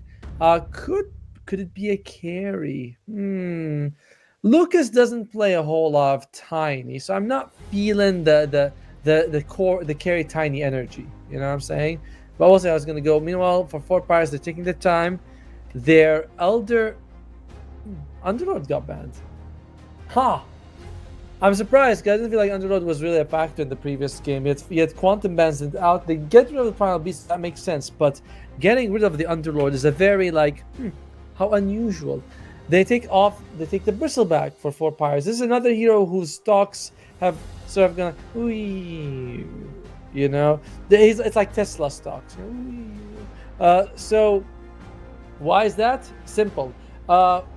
No, wait. Oh, yeah. Bristleback was going to go political. No, the problem with that is because Bristleback doesn't get any life leech from Bloodstone anymore. So that's not good. That's very not good. And because of that, it's just kind of like you can go for the Aura one with Snot Rocket. That is kind of the idea that you want. You take him as an offlaner. You take Snot Rocket. You take Auras. That was kind of the idea. We were trending towards that at the end of the previous patch, but Davide Lama confirmed it. Yeah, I think that's what really you have to do. I don't think you can play him the same way as before. I don't think he's carry material. All right, let's see now. Jakiro gets banned out by Quantum, as so does the Warlock. You know, I don't think Warlock is that good. I don't know why it took me so long to get to that thought. But I don't think Warlock is that amazing that teams are like first picking him or worth banning. He's fine. It's not like he's bad. It's not bad. It's very safe. Like if you pick Warlock, it's like picking like Ogre, where you're like, I'm always gonna get a decent thing out of him. But I've never felt like, oh man, you get Warlock, you see anyone go like hand the Midas Refresher, and you're like, wow, that's so good. Usually just going to get like the same support items with the BKB AoE piercing ultimate. It's good, but is it really worth that much? Is it worth a ban? Unless you have Enigma. Does Quantum play a whole lot of Enigma actually? Quantum does not play Enigma. And woo! I don't know why I did my mouth like that. But Winter Wyvern comes out for 4Pirates. Now, Winter Wyvern, in my opinion, is one of the biggest winners of the patch because of the changes to her ultimate, the fast that she got, where your Winter's Curse jumps from person to person as you kill people. That's really good. I think she also got some other changes. Let me check the patch log. Wait, I had the patch log open, but I closed it. 7.8. One second, we'll get there. It's taking a moment. Wyvern. Yeah, I think you got some extra stats and stats growth, and that's kind of it, really. Yeah, better stats, and of course, a great facet. I mean, that's what more could you ask for? Your facet is so much better. It's fantastic, in my opinion. Mirana again. Okay, all right. I mean, she won the previous game, and he was 6-0-22 on Mirana support. So It was definitely a really good Mirana game. This game you have some setup with the Tiny, although okay, it's all right, it's fine.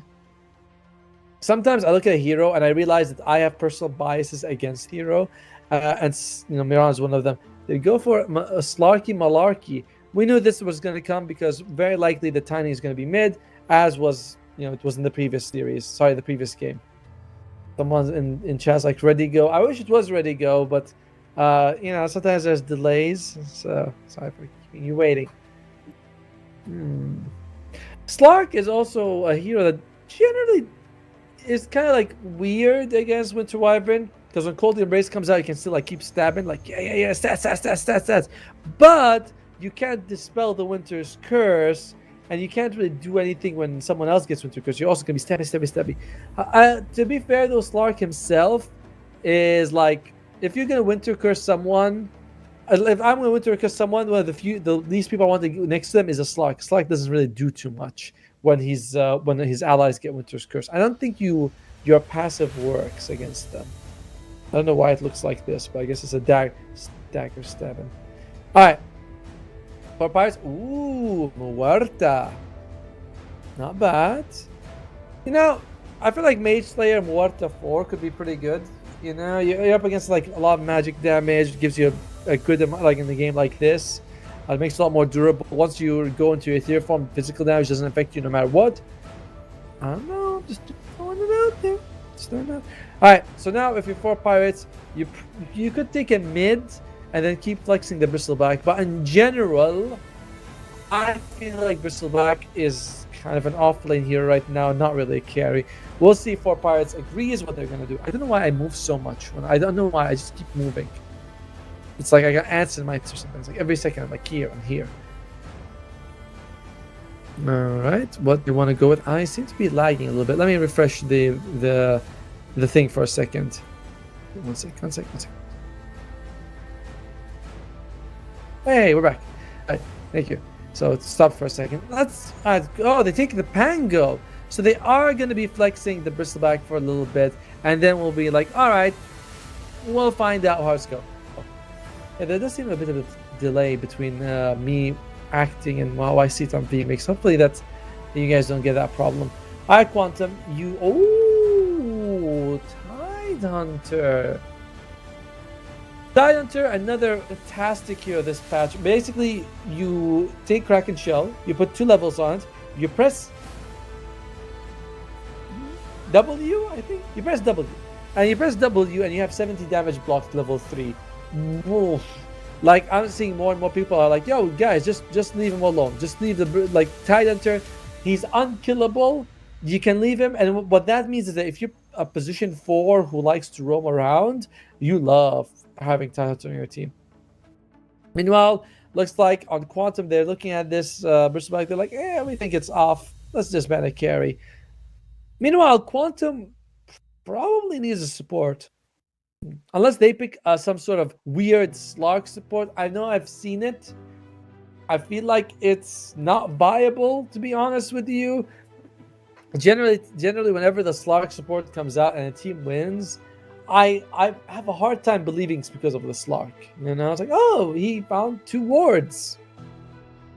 Okay, and for 4 pirates, they don't believe in Slark support. They're like, yo, guys, you have 3 cores. You're probably picking a 5 or 4, depending. I know Snaking makes Mirana work as a 5, but generally most teams prefer it as a 4. All right, let's see what we're working with here. As it's going to be the last ban and pick for Quantum. I would say Ursa would be problematic for them, right? I don't know if that's something the teams are picking, but if Ursa comes out, you can have that stacking Fury swipes on people who are Winter's Curse. Like, I don't damage them, but the moment they're out of it, I'm like, hey, you remember when you were cursed? I put like 16 Fury swipes on you. Thousands of damage. That would be the one I would want the most. What else? What else works pretty well? Tidehunt. Yeah, I don't want something that's fragile like a Drow. I mean, Drow would be good damage-wise, but And Bristle and Pango can make space, but I wouldn't mind going for another relatively durable fight. Mr. Sven, for example, would be something. The Brown Puck, they take out the Leshrac. There. This is going to be unusual. Leshrac or Slark support, maybe Tiny support. This is like, I definitely feel like Todd enters a core, and then I'm not sure who's, and Mirana's a support. The other three seem very flexible. Which one of them is going to go where? Like Lesh and Tiny. One of Ursa comes out.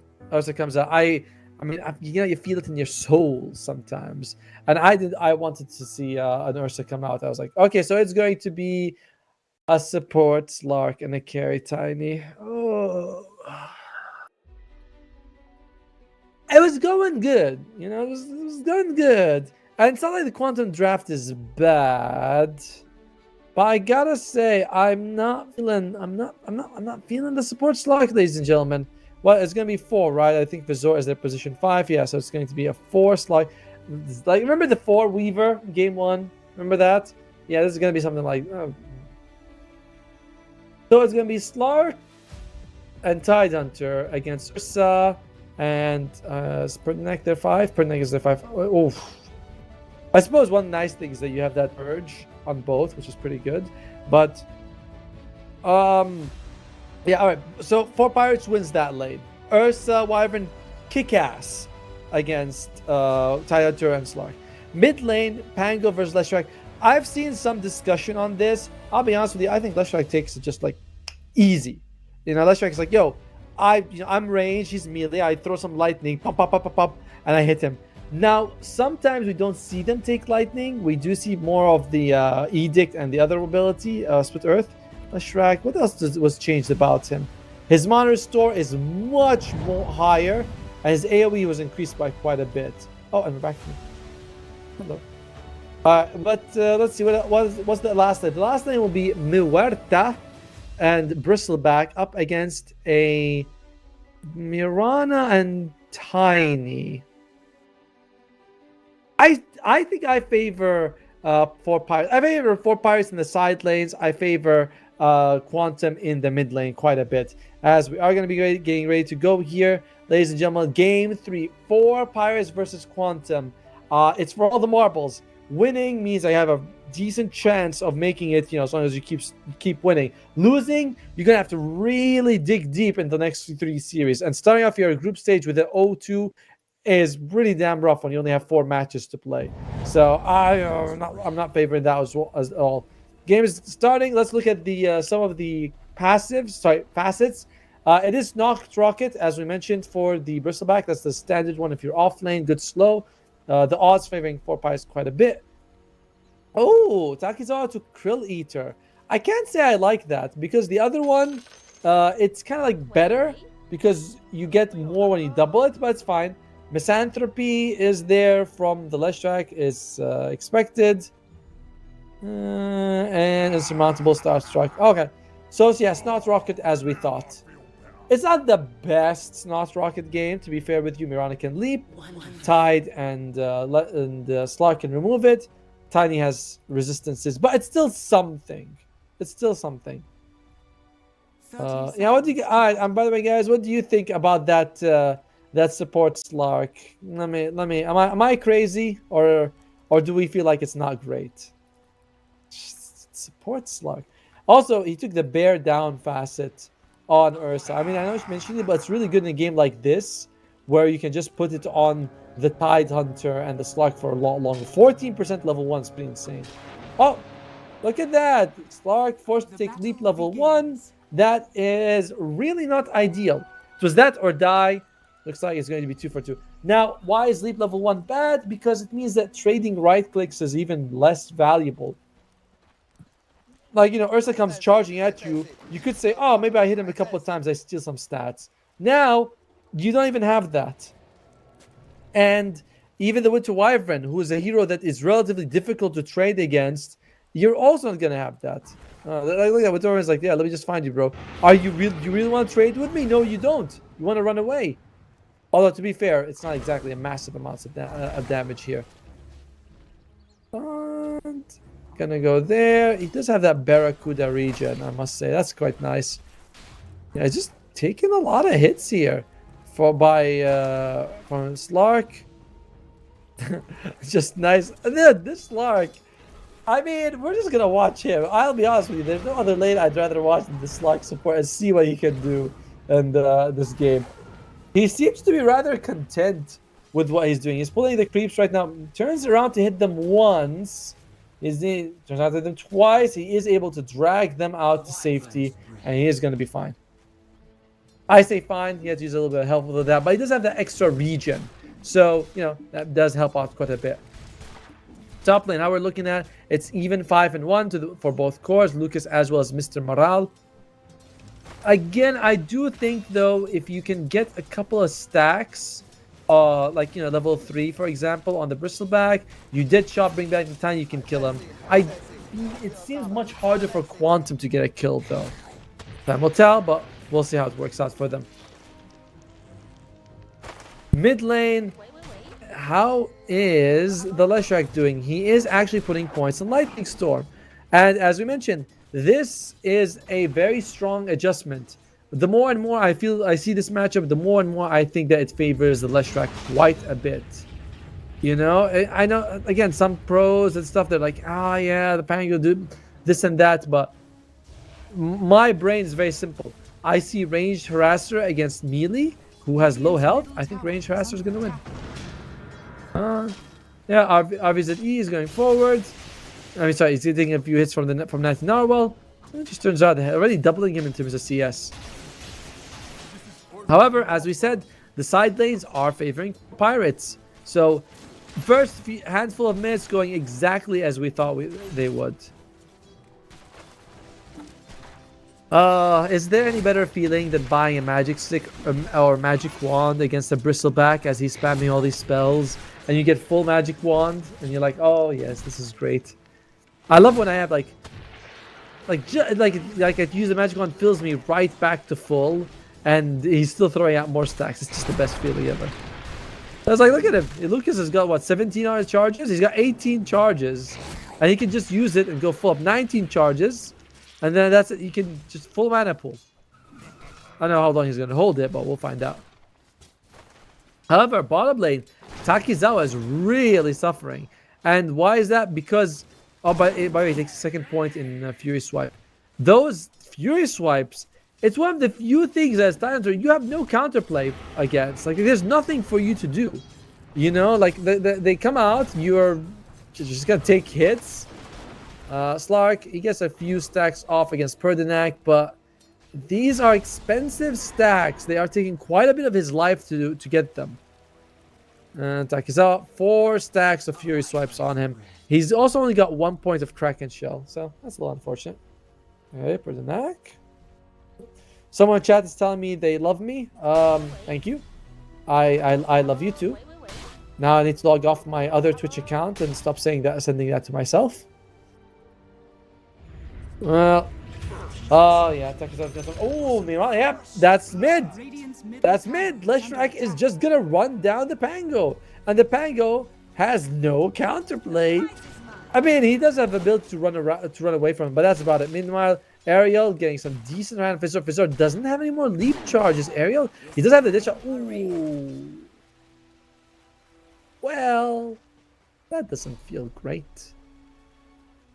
I'll tell you something. I love Mort as a hero. I love her as a I think she's fantastic. Look at that. Taking away some stacks. Perdinak is gonna be losing his life. Oh, he's actually saving the kill. What a nice guy. And Takizawa still gets it. Perdinak was hoping to die to the tower, but doesn't get it. Ooh, rough. And I believe that was still an edge. No, it wasn't actually. He didn't steal. Was he right next to it? And don't you get it if you're very close? Huh. That's weird. Obviously, he gets another kill though. And oh! The blood grenade misses. It doesn't really matter, to be fair with you. I don't think you'd have been able to get the kill either way, but I thought you were gonna get the kill.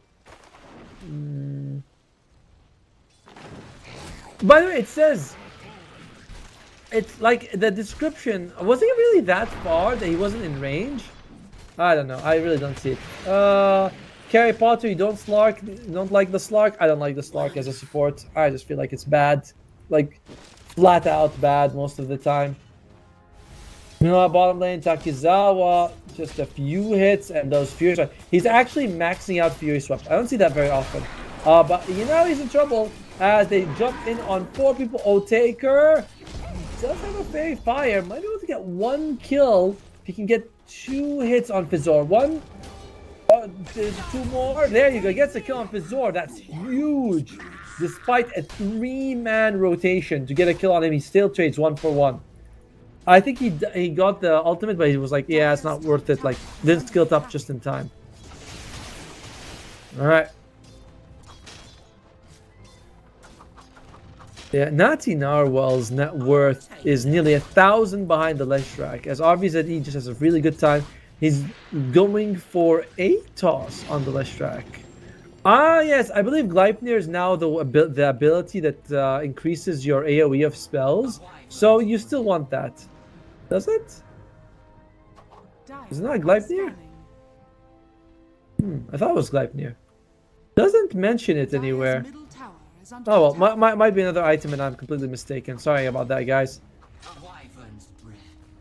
Well, in the meantime, it's just going to be very nice for Quantum in the mid lane, as expected. Takizawa is suffering, but not that badly. Meanwhile, the interesting one is Mr. Morale is starting to fall behind Lucas in the top lane. I thought Mr. Morale was kind of going to have a really good time. He will need definitely to make a pipe at some point on the Bristleback. Have you guys noticed that there's a lot less pipes this patch? I'm not sure what it is, but somehow there is less pipes. Gleipnir. Yeah, Gleipnir does provide the 75 AoE bonus, but I don't remember seeing it in the item. Oh yeah, the first thing says 75 AoE bonus. My bad, my bad. I'm so sorry.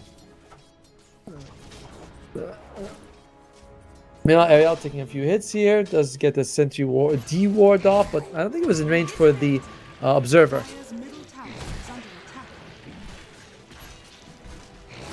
So that's looking pretty dead. No, we can, yeah, let's stick to net worth for now. Thank you, buddy.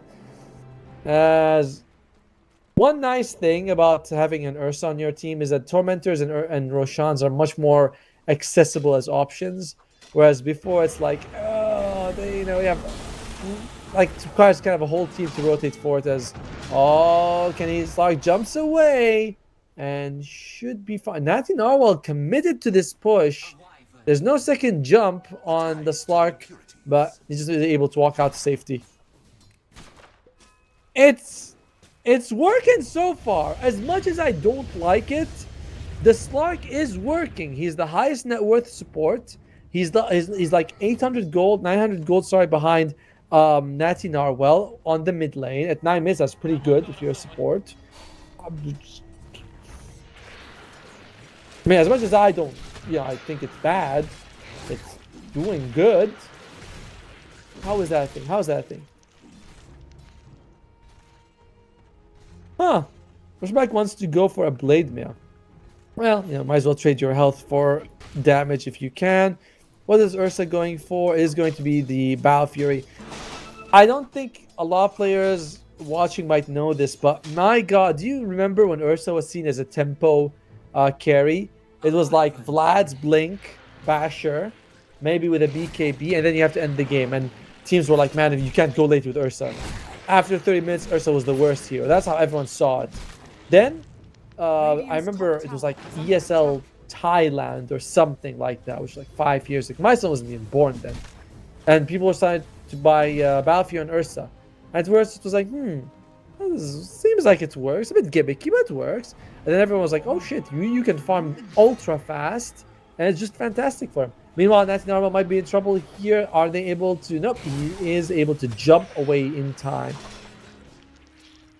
Yeah, it's kind of crazy how Dota goes through these like phases of, oh, here's a new idea. Seems kind of whatever. Hey, it's working. Hey, it's good. Hey, it is now the only idea. The best way to play this hero. Oh.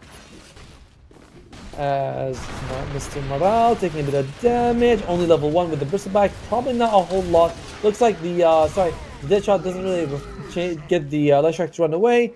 And we're going to be getting a kill on Mr. Morale.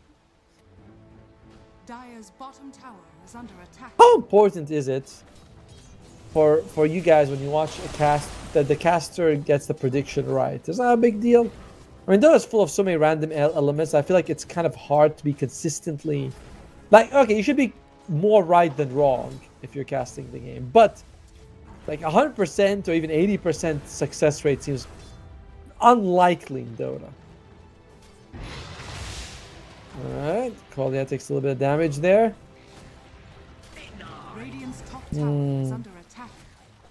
Well, in the meantime, despite what I thought was going to be a strong laning phase for 4 Pirates in the side lanes, at least, doesn't seem like it, as Lucas is quite a bit ahead of Mr. Morale, who is tied with the Takizawa's Tidehunter.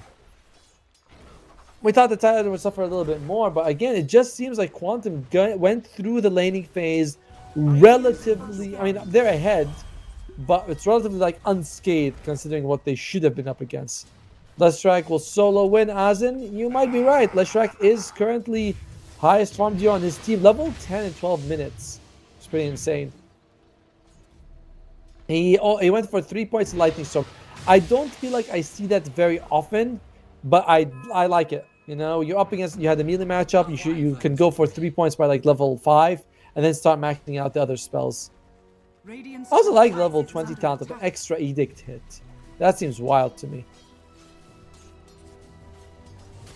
Does that mean... What about if there's only one target? Do both Edicts hit them? That'll be kind of cool. Anyway, Leshrac looks like they might be considering going mid here. You gotta say one thing about Quantum. Their ability to take down buildings, limited. Since Leshrac did go Misanthropy. I believe that's how it's pronounced.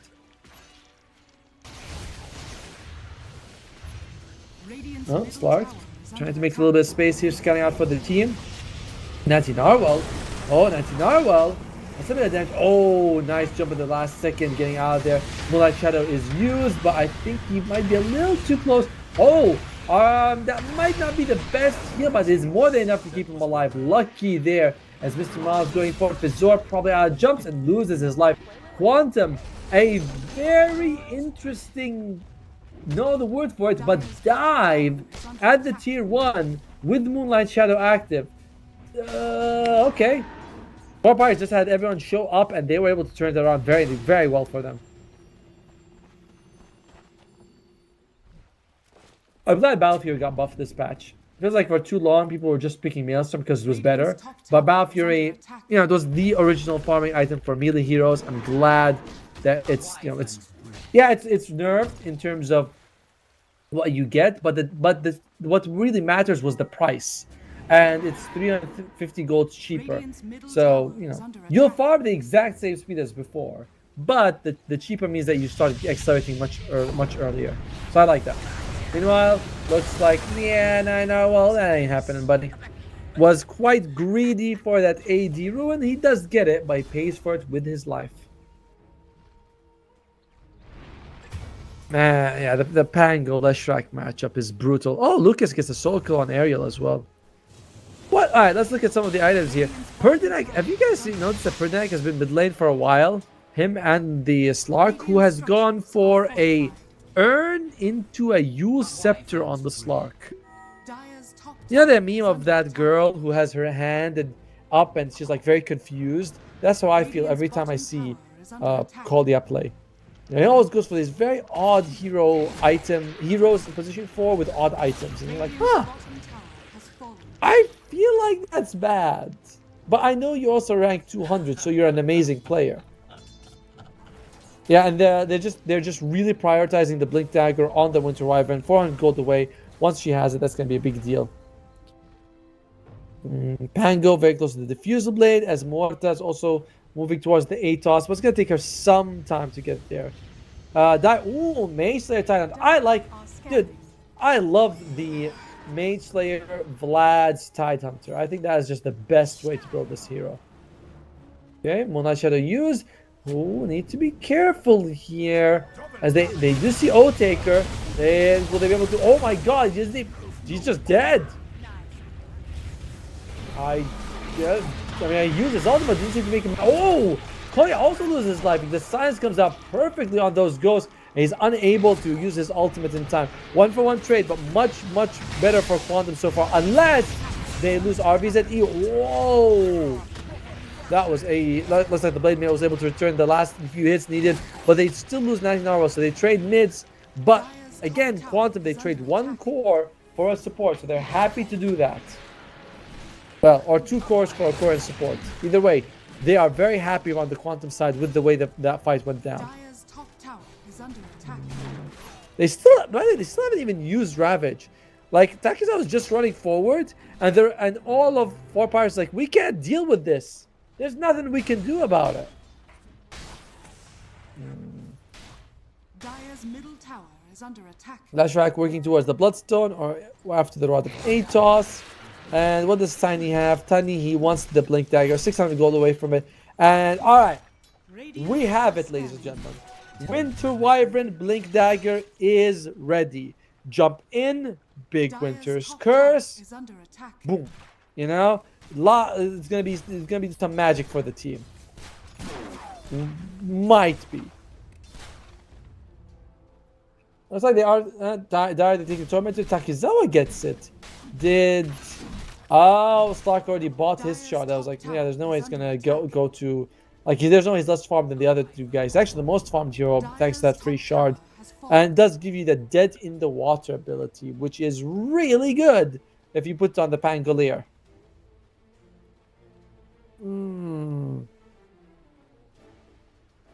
Oh, is that Brigand's Blade on the Ursa? Nicely done. You really do more damage every hit now, basically. Very cool.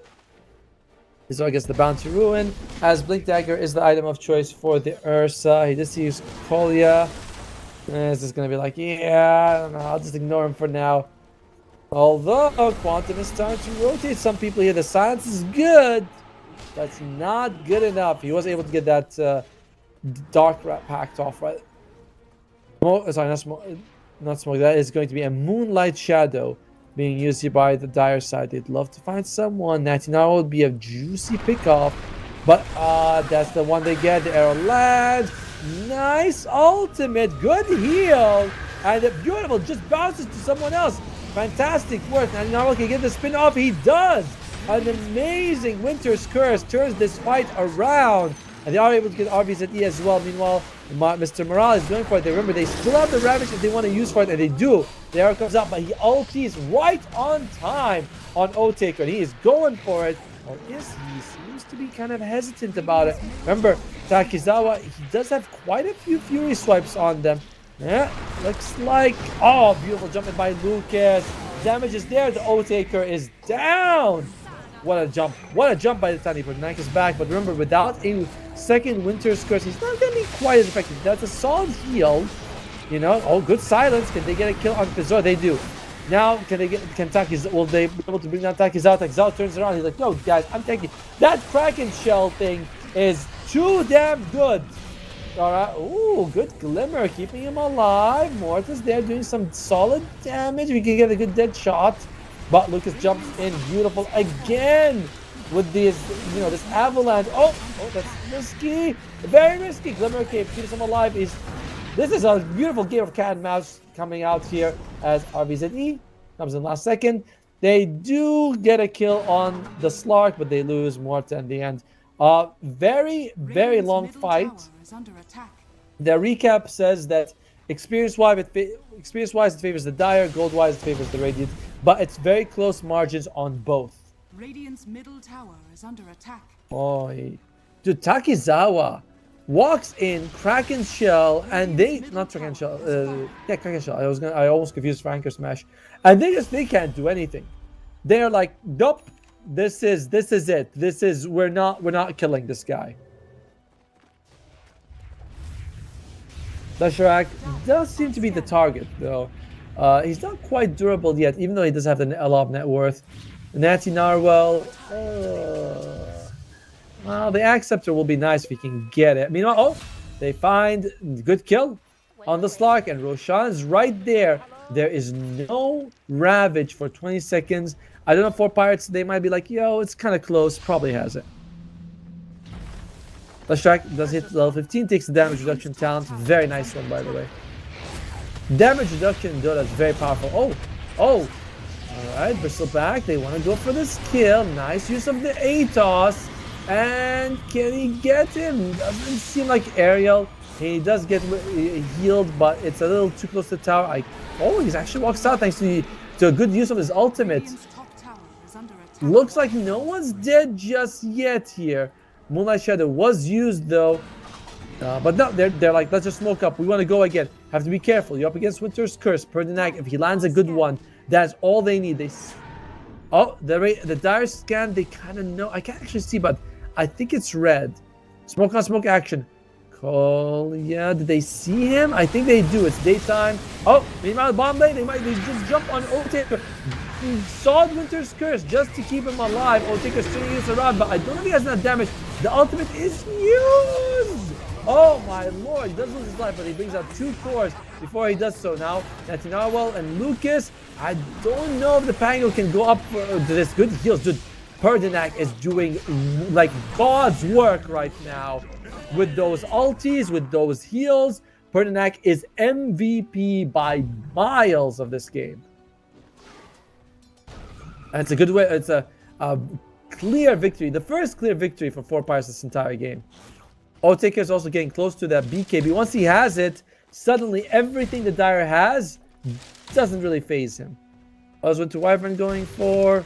I'd also take the Cold Embrace talent, right? 25 extra heal a second. Not bad. Especially with how clutch his heals have been. Glimmer Cape on the Bristle. And Muerta is working towards the Gleipnir. Feels like as Gleipnir got better for heroes like Underlord, it definitely got worse for heroes like Hoodwink and Muerta and Weaver, who were like, yeah, we could farm a bit with it and get some damage. Now it's like, not really. By the way, Stark has not built a single item in the last 10 minutes. He got the shards, and since then he's been working on the Yule Scepter, but it's been slow going for the poor guy. Bloodstone finished up on Leshrac. Alright. Durability is on the menu, boys. Actually, double Yule Scepters on the Dire supports. So, what's that? It's 2.5 seconds or 2.25? What is it? 2.5. So 5 seconds you put someone in the air. Very good against the Ursa. Reminder, Ursa, while he is enraged, his debuff resistance is very high to everything except Yule Scepter. Yule Scepter keeps you in the air for 2.5 seconds regardless. It's a very odd mechanic. I don't know why that's how it works. Alright, Winter Wyvern's got that Tumblr's toy. I like it. Does anyone have the greedy items? By the way, it looks like a lot of times... Oh, god damn, Ariel loses his life. Just walks in there. I was looking at neutral items. My bad. Sanj on the Bristleback. Very close to Sanj and Yasha. Still no pipe on the Radiant side. I mean, they're jumping on Otaker Lucas. Moonlight Shadow is there. He still has the ultimate here from Otaker. Might need to use it actually. Trying to turn this out. Feels like he's quite dead yet. Though, unless the team can show up in time. Oh, Perdinak, he was very close, but he's like, I'm not going to jump in and throw my ultimate in that situation. Or will he? He's in a very good spot to do something like that. What the hell? Taki's out of Tumblr's toy. Perdinak was like, does this guy know I'm here? What the hell? Close, but losing Otaker is rough. You really need this Ursa to have a good time, and he's not yet at least. If he has the BKB, he can BKB and TP out of every fight, but without BKB, that's just not happening. Meanwhile, the Dire Heroes, they just say, let's just take Roshan. Who did they give it to? RVZE, dude. RVZ, he's got Bloodstone, BKB on Leshrac, and he's already second most farmed hero with an Essence Ring on top, with a Kaya. This is no easy prey to bring down. Although it looks like Mr. Morale might give it a try. That was an interesting dead shot. Yeah, I wish I was good with Morta, but I know I mess up dead shot all the time, and because of that, I was like, yeah, this year's not for me. Does have that 1 point in Gunslinger. We'll see if he maxes that or not. Huh. No, the Gunslinger shot was really decreased. Remember when it was like 26 level 1? Now it's 18. Poor skill. Not as good as it used to be. Dungeon Yasha, there you go for Bristleback. And Ursa's got the BKB. Alright, alright.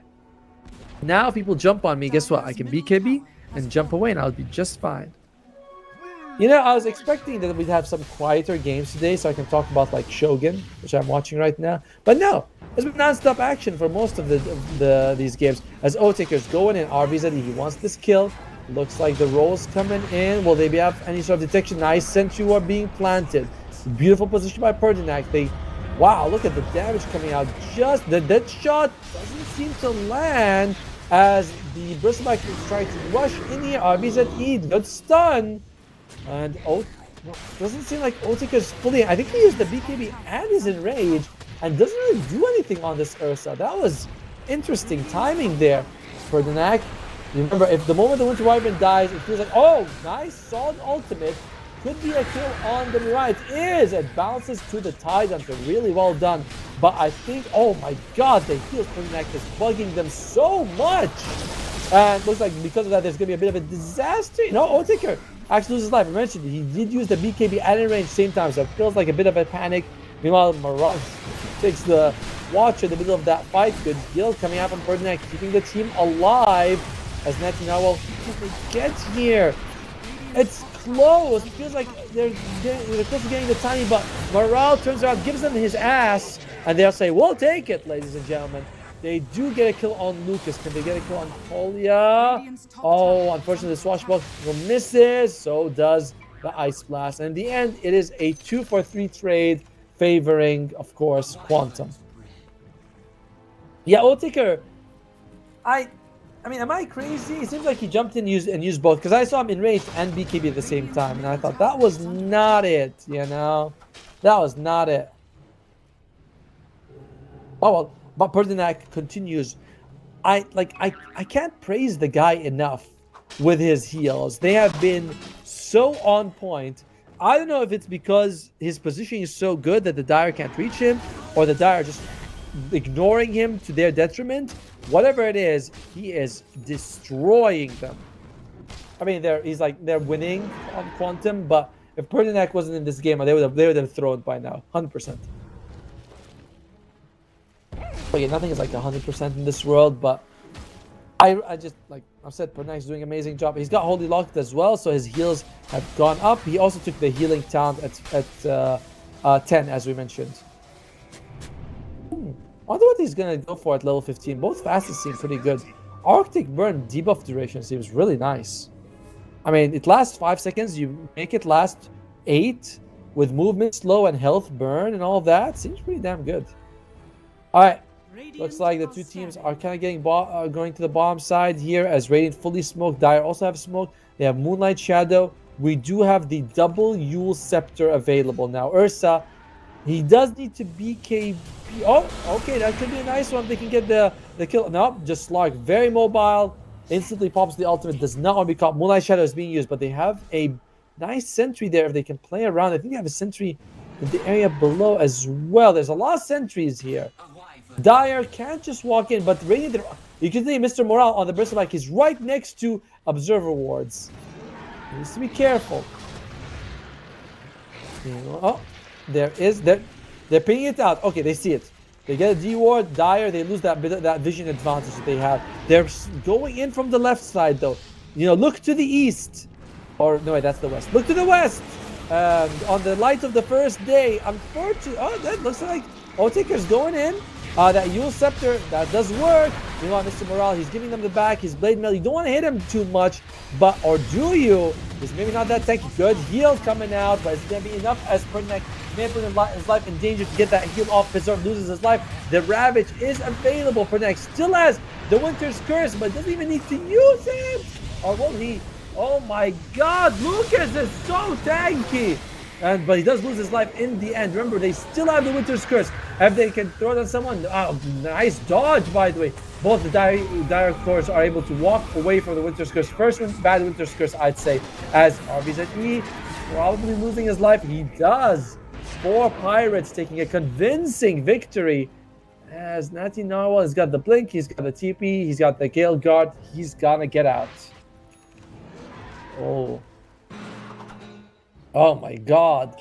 To be fair, yeah, okay, actually it was a 2 for 3. I didn't realize that. Pertinac, yes, he died. And his ultimate was kind of meh. To be fair, they were heading in that direction. If they had not instantly like U-turned on Takizawa and RVZE, that would have been a dead slot. But despite that, the heal on the first fight was incredible, and that was a big deal for them. Meanwhile, Tormentor dies. It's gonna be. Was it the new one? No, it's the same one. When Cold Embrace ends, it throws off these what's it called, Splinter Blast, and you reduce the cooldown by 4 seconds. Good he is. I feel like the cooldown reduction is a bigger deal. Oh, he did go for the Arctic Burn debuff. Quick item roundup. Ursa now has the Abyssal Blade finished, and he's going for the Shard, Winter Wyvern, same items as before. Bristleback wants to go for an Assault Cuirass. He already has a Hyperstone. They really are not prioritizing a pipe at all. I'm not saying that's good or bad. I'm just somewhat surprised.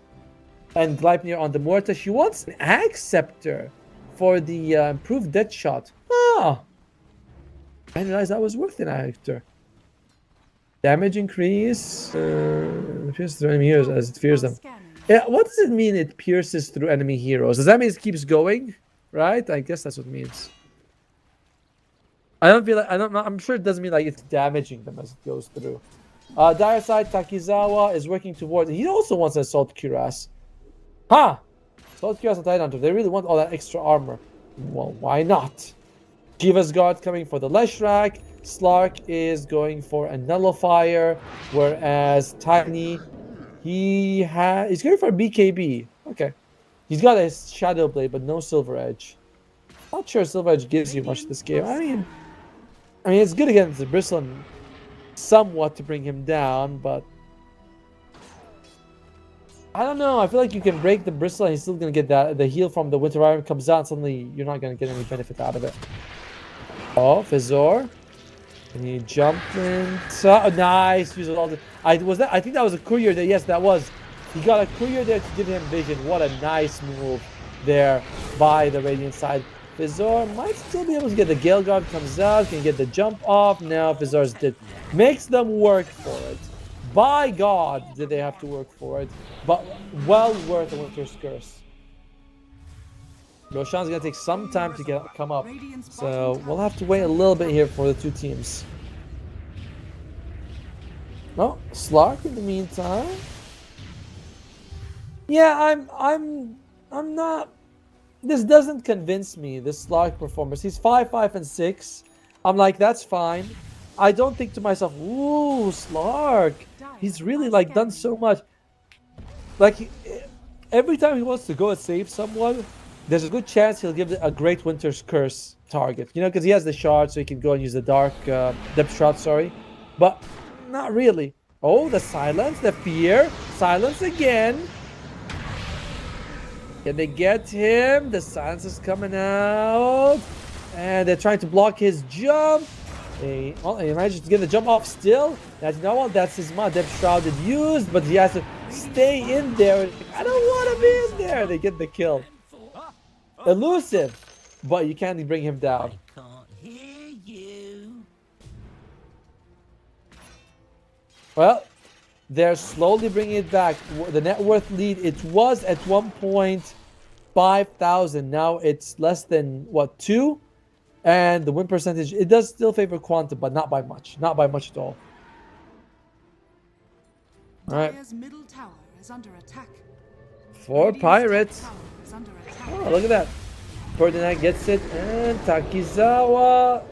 And he has his ultimate. He's like, yeah, I'm going to use it. There's no way he wasn't going to use it for that. They were just waiting for the TP to be used so you can cancel it as hits. Takes a while. He's going to lose his life at the very end. That's the biggest kill you can get almost. My faith. I mean, like, he might be 4th in net worth, but he is nearly equal to the Leshrac. These are huge gold, like, injections they're getting. I was gonna say investments, but I was like, that's not investment. Meanwhile, Roshan taking a lot of damage. The snot rocket is amazing for bringing down Roshan because you get better snots. Oh, of course, he has the salt cuirass. Oh my lord. Lots of serrated shivs in this game, which is what I'm expecting to see. Yeah, look, on the Radiant, they have 3 serrated shivs, a ninja gear, and 1 Gale Guard. On the Dire, 1 Gale Guard, 2 ninja gear. Sorry, two Gale Guards and 2 ninja gears, and 1 Nemesis Curse on the Tiny, which he swaps to the Ogre Seal Totem. Anyone's got any greed? Yeah. Radiant's bottom Yup. tower is under attack. The Winter Wyvern's got a greed. That's a good one. And that's about it. I feel like if you get GPM as a support, that's great. Anything else is kind of like, yeah, that's fine. You know, it's all right. But Radiant's bottom GPM tower is premium. Dire's top tower is under attack. 4 staff available on the Dire's Mirana. structures are fortified. Could be risky. I mean, the idea would be probably to push people away from whoever gets Winter's Curse. Maybe. Radiant's middle tower is under attack. We'll see how it works out. As meanwhile, with the Aegis in their hands, Otaker as well as Mr. Melar, Radiant's middle tower is Moral. under attack. Moral, sorry, they're pushing. I have to remember, I was like, what's the name of that girl who was with me in university? And I'm like, then I get it. Moonlight Shadow being used. This is as even as it gets. 22 to 22, less than 1,000 gold leads for the 2 teams. And it is a Moonlight Shadow, but it's not got much time left. As unfortunately, Spark reveals that there's a Moonlight Shadow going. The silences are coming out. They're beautiful silences with some fantastic fear, and he's dead. Oh, he is only a support, so it's not the biggest deal in the world that the Slark dies, but he shows off that, yo guys, guess what? We're using Moonlight Shadow. Taker. Oh, he has Urshak has 2 charges soon coming. Almost level 25. And now if you're Quantum, Are fortified. do you want to buy back the Slark? Possibly. Radiant's bottom Like, it doesn't feel like he's been bringing a whole lot to these fights. It's obvious that he uses the Shiva. That's only to spot if anyone's in that area. Because if they are, they blink there, they drop a ward or something. Maybe you can get a nice pick off or someone. Danny should build Silver Edge to break BB's passive. He does have a Silver Edge now. Chat is a few minutes delayed, so that's one of the reasons why I haven't mentioned it. But yeah, he does have a Silver Edge on the Tiny. It also breaks Ursa's Fury Swipes, by the way. That is breakable. It might not sound like a big deal, but kind of is. Because if he turns around to fight you, he won't get any of those Fury Swipe stacks on you. So, But for sure, the Bristleback is the best target to break. 100%. I've heard people be like, Kanda's is the break for mages. I'm like, for 6,000 gold, I'd rather not get it. Now let them stay unbroken. I've spent 6,000 gold as a support to get a ranged break. Like, no need.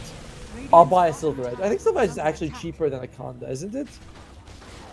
Yeah, Silver Edge is 100 gold cheaper than a Kanda. I'd rather get a Silver Edge as a support than a Kanda. I cannot believe when people are like, yeah, Kanda. Like, no, the break does not make it somehow better or viable for me. What we're looking at in terms of items, Axe Scepter on the Ursa. So if he somehow gets caught in like a Ravage, he can just be like, yeah, I can just ult anyway. I don't care. So that's I love Axe Scepter on Ursa. It's fantastic. Winter Wyvern, just Glimmer Cape, nothing else. Working towards the Aether Lens. How about Pango? Ooh. He's got Basher. That's pretty good with the Axe Scepter. And Muerta has the Axe Scepter herself. You can see the big bullet. I like big bullets, I cannot lie. That's definitely not how the song goes, by the way. They do find Takizawa, who does not have a BKB, so... sorry, buddy. Not making it out of this one. Soon, once Abyssal Blades are going to come out, they can cancel these without even using the Winter's Curse. He's dead for 80 seconds. This is as big of an opening as you can ever ask for. You're like, yo, guys, come on, let's just push. 80 seconds, force his buyback, or just, you know, if he doesn't buy back, take a Rax. Oh, they're really chasing Fizor. They found Fizor. The fear is there. Fizor is dead. 50 seconds, no buyback. However, on the other side of the map, it is 3 versus 3. And can they do this? Takizawa going in. He has his ultimate, but he wants to make sure he can get... Wow! Mr. Morale just dies from the Silver Edge. Jeez, that's a lot of damage. And 19 well, he's dead too. Throw it. On, there you go. A tree to the ass is pretty painful, or so I've heard. I myself have never had trees there. Either way, even though while Mirana died, she was keeping 2 supports busy, and she is a support. In the meantime, it was the 3 of them on the other side fighting, and 3 versus 3, and RVZD is amazingly farmed, and Lucas was just able to jump on Mr. Morale and break his, well, spine. I believe, the Aegis was already expired at that point. All right, and Lucas is level 26. Jeez, I mean, I've been talking about this guy's net worth is massive. What's he got? He's got the 2 toss charges at this stage. So, you know, jumps on someone, break, toss, break, and like hit a few times, throw him again. He's also got the swift blink. So when he shows up, you know, homie hits hard. I don't think I'm allowed to say that word. Or, I mean, I think I'm allowed, but I probably shouldn't. Like, it doesn't work on me, you know? Radiant's middle tower is under attack. Meanwhile, Leshrac bottles a shield ruin. Very nice. Gonna be much needed. He has been kind of the main target in a lot of these fights. The first score to fall on the dire side, so that shield ruin goes a long way. And I don't think there's a nullifier on the Radiant side to remove it. So you're very likely gonna get full value out of that. Aether lands on to Wyvern. It's nice and finished. He's almost level 20. 17% Arctic Burn Slow or 100 Splinter Blast damage. Those both seem like pretty lackluster talents. Whereas Muerte can have 2 dead shots or the culling with 2 revenants. Probably 2 dead shots would be better. Any other big milestones? Right? Ursa actually took 3 overpower rather than Urshok has 2 charges. I'm not sure I like that. But I will also admit that I don't play core and I don't see Ursa's at 25 very often. But I get the general idea that the charges are slightly better. I don't know. Maybe that's just me. I oftentimes favor the defensive aspect. But frankly, Urshok does apply Fury Swipes, so it's not like having 2 charges of it is bad. On the other side, oh, yep. We do have the 20 Diabolic Edicts on Leshrac. So the Quantum has that. Ooh. They walk into Roshan, but it's going to take some time. Slark buys the Sacred Relic. So he's getting close to Nullifier. What does Nullifier remove this game? Overpower, I think, can be removed. But nothing else, right? Like, you can't remove Cold Embrace. You can't remove anything from this. Like, I guess you can remove the shield from Shield Crash. But you can't remove, like, Pierce the Veil. I don't feel like Nullifier is such a high priority item in this game. Mr. Morale is the best. Thank you. I showed him everything. Wow, you did? Welcome to the stream, Mr. Taki. Yeah, I don't feel like Nullifier Slark support is super good this game. Just because there doesn't seem like there's that much that you want to remove. Does Nullifier do something now that didn't used to do before? It does slow. It's pretty good. The slow is only 10% though. Alright, smoke on smoke action. Moonlight Shadows use. God, I hate Moonlight Shadows as well. Oh, you walk in, suddenly 3 people are right there, and you're like, oh crap, I didn't see that coming. Oh, Pertinac, target number 1, best target if you can kill him, and he is gone. Does not have buyback. This is massive for a start for Quantum. It's no joke that has been the biggest problem for them. And now, where can they go? Can they get a kill on Fizor? Looks like the Ravage is used, and then Narwhal's gone. He does have buyback though. Fizor, nice use of the Ogre Seal Tome, trying to get as close as he can, but looks like very likely Mr. Morale shall be fine. Oh no! The Yule Scepter. They were aware that the avalanche might take too long because of the cast animation, but Yule Scepter doesn't have that problem. And Mr. Morale is down for 90 seconds. Buyback needs 600 gold. He just bought a Morbid Mask. He was going satanic. Oh dear. Oh no. Oh no. Well, someone's feeling sheepish. Clark went for the, by the way, Clark went for the Shadow Dance attack speed. It's pretty cool. Kind of like that. And all right, a nice victory there for the dire side. However, Roshan just spawns. The thing is, because they're waiting for Roshan, they're not pushing. They could have maybe pushed, got something out of it, but they also know Roshan's nearby. They want to go for the safe play. I commend Quantum for that discipline, you know? Any interesting neutral items? I can't believe this is my first series of the day. By the way, all the cores on Radiant have kept serrated Shiv. And only Winter Wyvern went for the Magnifying Monocle, whereas Morta kept Gale Guard. On the dire side, Gale Guard is still there, but 3 of them, the Leshrac, the Tiny, and the Mirana, have gone for Ogre Seal Totem. Now, I don't want to self-plug, but I have a YouTube channel where I ranked all the neutral items, and I said Ogre Seal Totem, best tier 4 item, easy. That's with a capital E and a capital S. And maybe a Y at the end. And probably an A after the E. Alright. So, well, what are they going to be able to do right now? You have 15,000 gold lead, but 50 minutes, that's not like insurmountable. That is very mountable. So, you can beat it quite easy. Tidehunter, he's got a Shiva. No, sorry, not Shiva's guard. A Scythe. My bad. It's, the Scythe is pretty good. I prefer more of an aura item, but you know, lockdown is always good. You can never go wrong with a Hex. My worry though is that there is a decent amount of save and control on the other side. O-Taker. O-Taker gets broken. O-Taker! I want to see this Ursa. Okay. He's fine. He's fine. He's fine. He doesn't even use his BKB. Just enrages and is able to go up. Remember, it's very low cooldown next to X Scepter. They're going for him again. Oh my lord, he needs the BKB. The heal comes out just in time. Where's the enrage?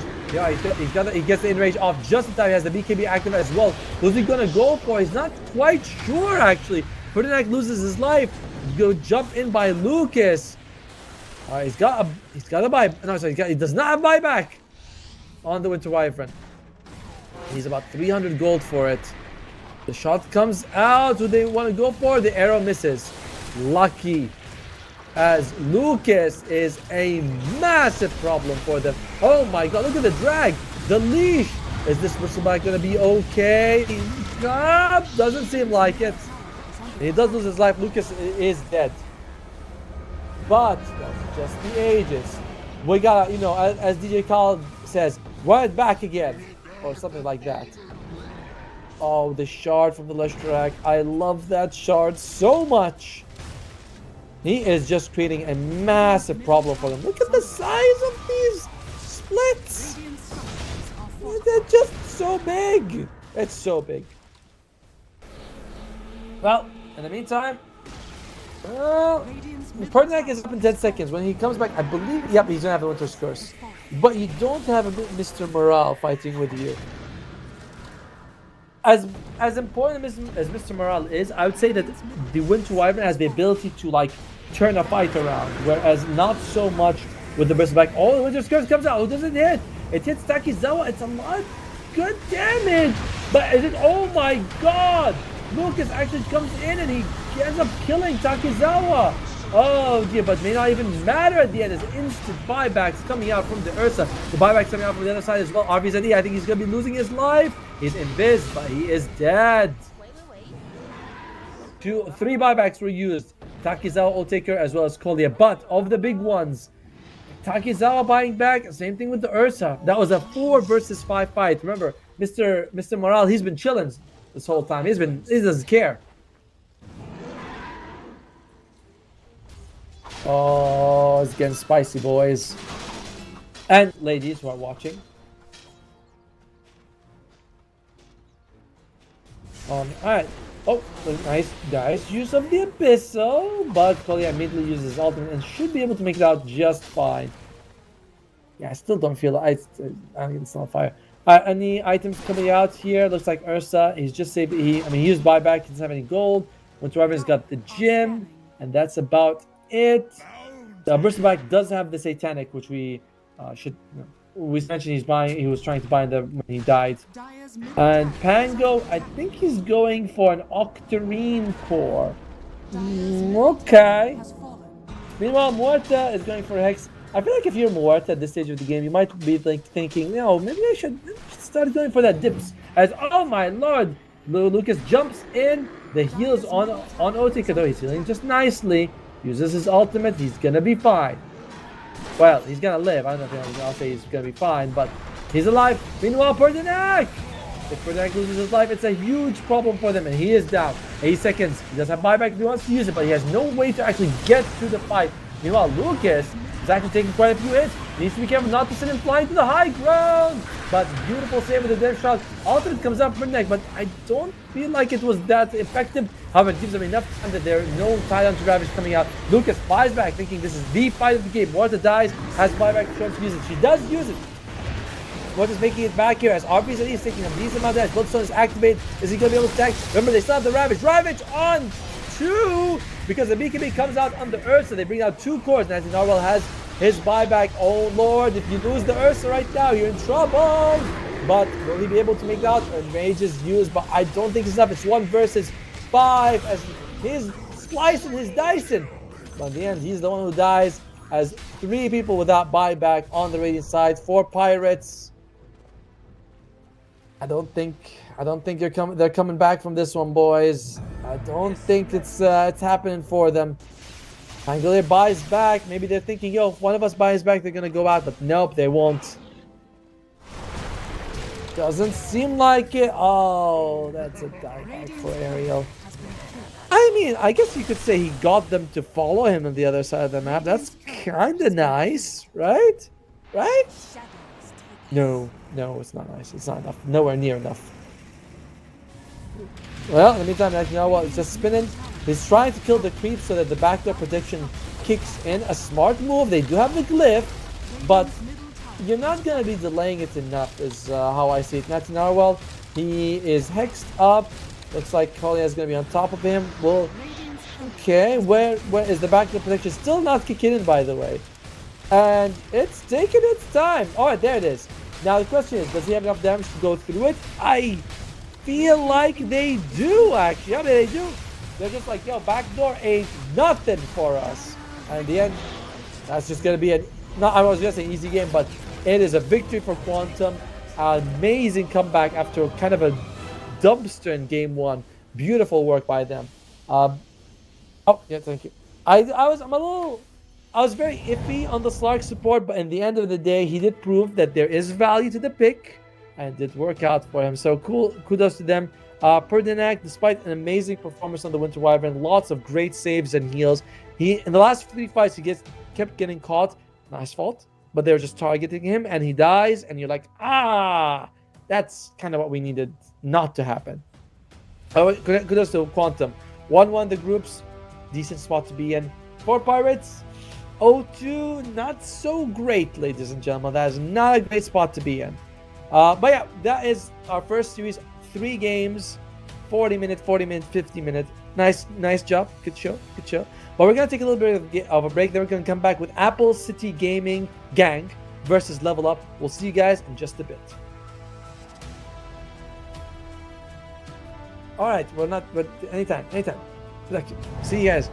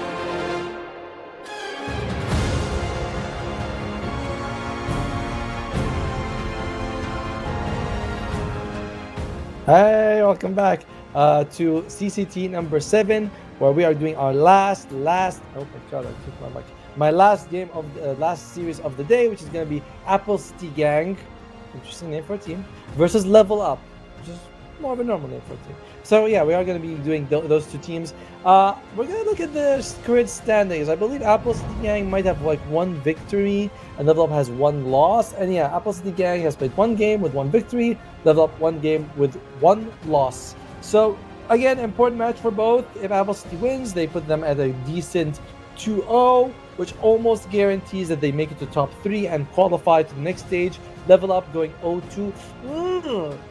That we call that's a whoopsie. That's not where you want to be at all. Are we going to be looking at the draft? Oh, as usual, the locked roster there for Apple City is Yawai, Dual Rays, Norma Astral, as well as Flacco. I'm interested to see if Flacco will be picking any of his silencer. The rest team, that other team, go quick. It's Madsen. I thought it was for Ivan. Madsen was supposed to be, I thought they were mid. Anyway, at me for Ivan. Oh, they were kind of random, the places. Atuf and Anko.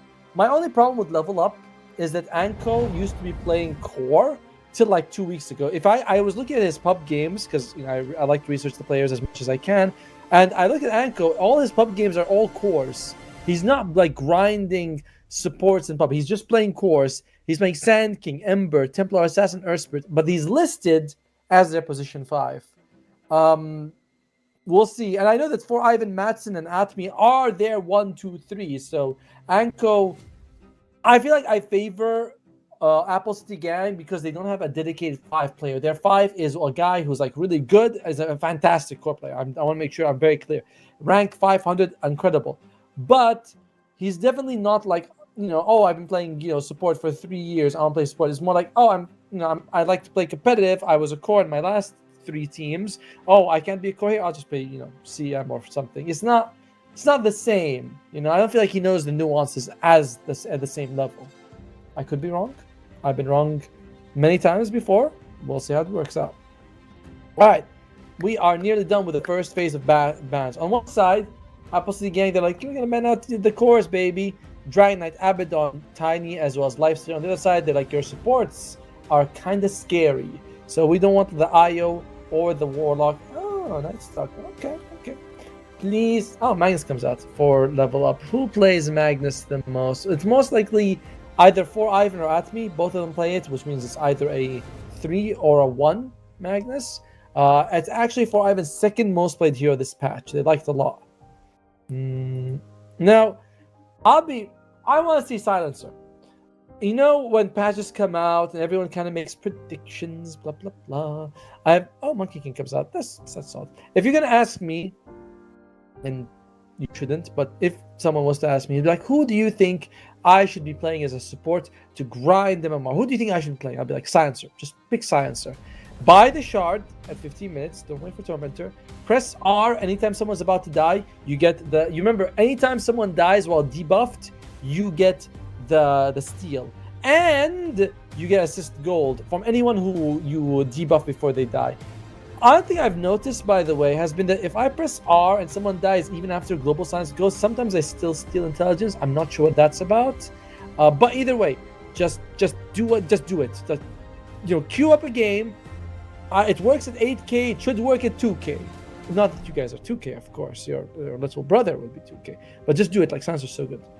Anyway, I Level Up. They ban out the Doom. They might be thinking of Huskar. Monkey King is picked up for Apple City Gang. Let's see. They play. They haven't been playing a whole lot of Monkey King on any of their cores. So I'm not quite sure where he's going to go. But if it is going to be a mid Monkey King, you can, last pick Huskar, catch them by surprise. Level Up doesn't have last pick, but it's still an option. Is the last match cancelled? No. I'll reply to that. No, we drafting now. There we go. Just to reply to the Twitch chat, so people know. Oh, Quap gets banned out.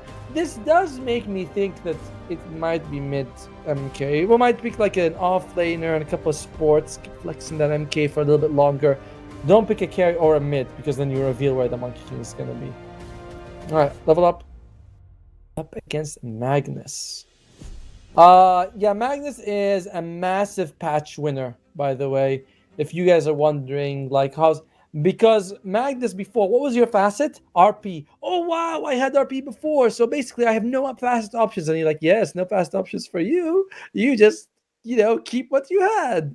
But now he has a choice between a free shard. Technically, you have to put a skill point, but you get a free shard, or a much better version of empowerment. What? I got good stuff now. As Miss Muerta, my throat's giving out. Miss Muerta is being picked up. Again, she seems to be very popular. I am somewhat surprised by her popularity, I gotta say. I really am not sure what she's got to like. Am I confused? I mean, she got one less intelligence but slightly more intelligence gain. I mean, like, whatever, sure, fine. At level 10 it becomes better. Deadshot upgrades by Aghanim Scepter. Gunslinger prioritizes heroes, which is nice, but it's decreased in chance. Like, I don't get it. I really don't see it. Okay. In the meantime, though, Marcy gets picked up, but for a level up. Ooh, Marcy, eh? Okay, all right, not bad. We can pick something like a 4. Yeah, okay, they picked the Phoenix. Very nice. So now we have this nice combination of the Phoenix plus the Magnus. We can take Io if we want. We can like keep it in the pool for a bit longer. So, and we can decide later. We're like, let's see the matchups. Oh, Io Marcy's good. Let's go for it. Oh, it's not Io Marcy. You're a support. Well, I like it. I like what Level Up did just now. It's a good team fight. It's quite durable. Their draft. It's solid stuff. It's good. It's good stuff. All right. What do you want for Apple City Gang? Astral. I feel like none of Astral's heroes are good. Hoodwink, Shaman, Techies, Spirit Breaker, Ringmasters, but Silencer is good, by the way. Silencer is very, very good because if you put Shakira comes up, double hit, also fantastic against the Phoenix. And remember what I said? I said that they're gonna flex the Monkey King. They're gonna pick 2 supports and offlaner and keep the Monkey King. So we're not sure. Is it mid? Is it carry? They have overall last pick, so Apple City Gang can do whatever they want. And of course, I love the Jakiro and I love the Morta against the Phoenix. It's like pow pow and blop blop. But either way, it's good against the Phoenix. All right, now for Phoenix, is it gonna? Now we have to think: is it gonna be Io? Are we taking Io? Or are we not taking Io? Here's something we don't think about a lot. When Beastmaster roars, he clears a path to the target, which that means that everyone that he doesn't roar that's near the target is pushed away. Which means Io Marcy is relatively not great against the Beastmaster because they show up, 2 of them, and he goes bah, and then they just sort of separate. So that's kind of like why Io. Is it good?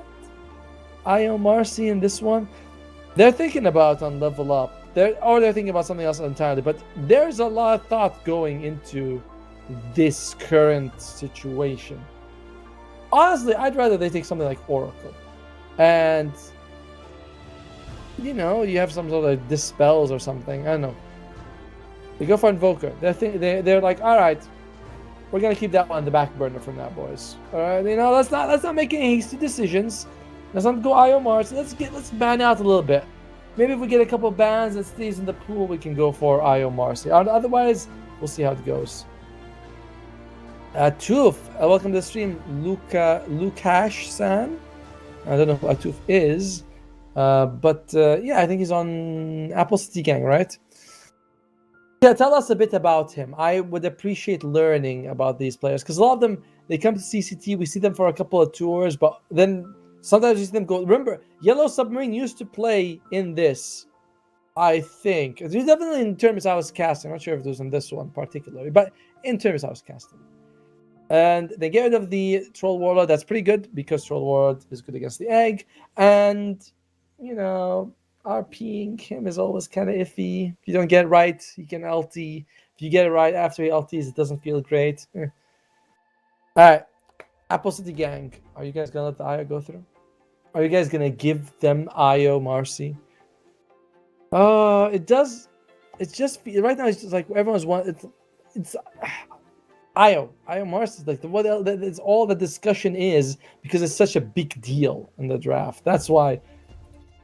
Who will win, Mr. Yogurt de Aqua? We don't know. We're kind of trying to figure that one out. The Battle of the Alchemist. Now, one thing I've actually been seeing pop out a little bit here and there. I don't know why I'm resting my hand on the arm on the microphone. Is that some alchemists are coming out as supports with a dividends facet, right? Like you start the laning phase, laning alchemist, pretty good, solid, very nice, and then you get dividends and you start, feeding the ags, such as like here you take an ags, you take an ags, and you get 75, 150, 225 GPM, and it really adds up to the next ags. It really starts feeding itself. It's a bit of a sacrificial way to play it though, so I'm like half with that style. They banned the puck. IO's there. They banned the PA. So they're feeling like this is going to be Marcy Phoenix support. You guys are going to take a carry. They do ban out heroes that work really well with the Magnus. Oh, all right. Let's assume it's not IO for a second. Let's assume it's not IO. What would Love take the take a carry? Is Lifestealers not in the pool? They could take an offlaner like Darkseer actually. I feel like Darkseer might not be so bad. Yeah, I feel like Darkseer would be the pick. Put the Magnus as a 1. If not, I've seen some. Do you want to go Pudge 1 for Ivan? Maybe hook people around. It's not terrible.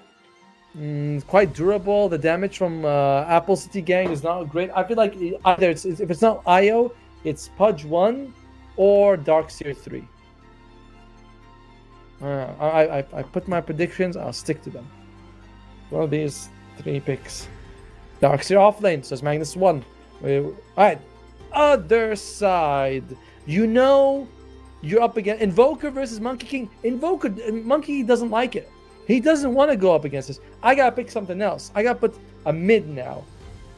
Pango is meh. Quap is banned.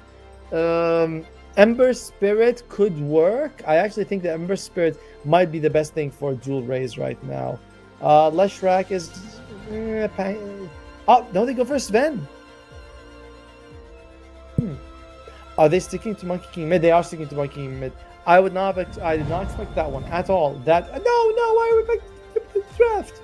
I was still looking at it. All right. So it is going to be Atuf playing. Atuf is their position 4. He's going to be playing their Marcy. Who's Anko? Anko registered as their 3, but he's playing Darkseer. Whereas Atmi, who registered as their offlane, is playing Phoenix. That is very strange. I imagine that that Atmi is actually going to be the position 5 in this one. And it's not going to be a Darkseer 5. I would be very impressed if it was. On the other side, so it's going to be Monkey King versus Invoker mid.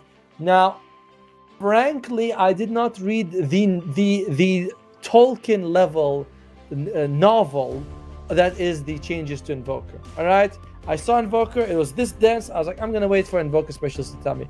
But historically, I would say Invoker does a very good job against the Monkey King, and he does have those thick meatballs coming out at you. So probably something that the Monkey King has trouble with. Oh, I didn't get a chance to look at the other facets. We are going to go in the game in just a second, ladies and gentlemen. We'll be there in a little bit. As again, I do feel like Apple City Gang comes in as the much favored team because of the fact that I don't know who their 5 is.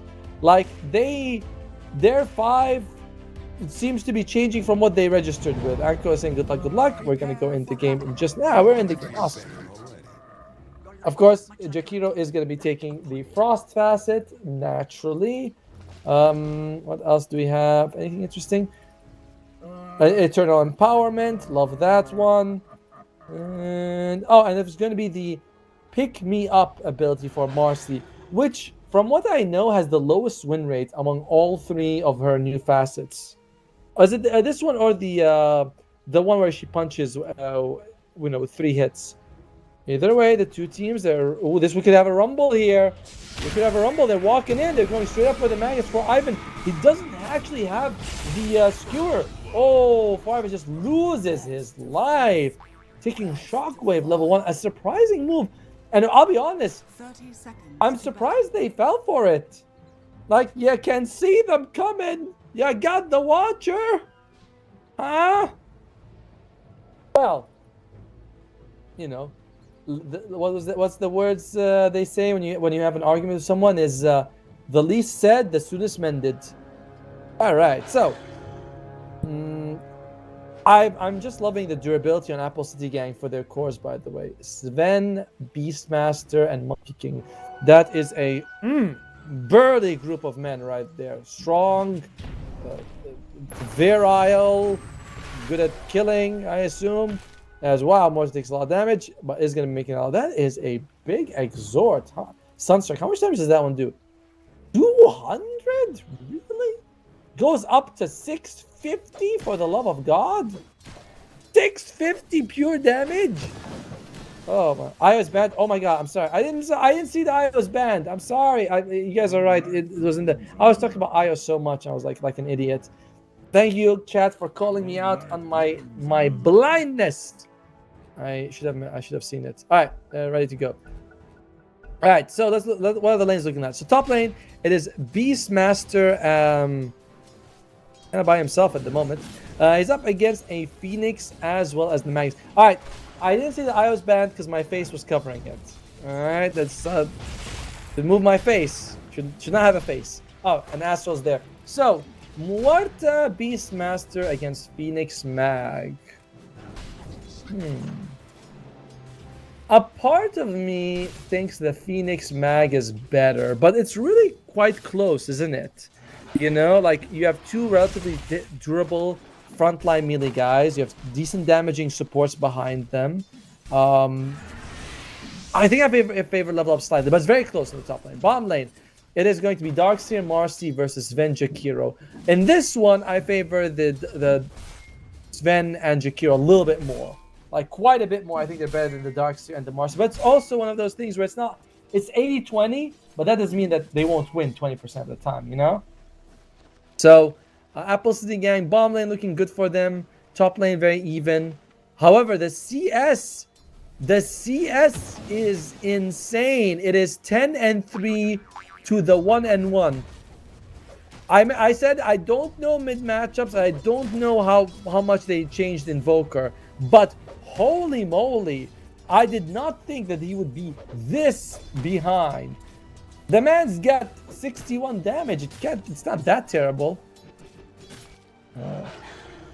Like, oh lord.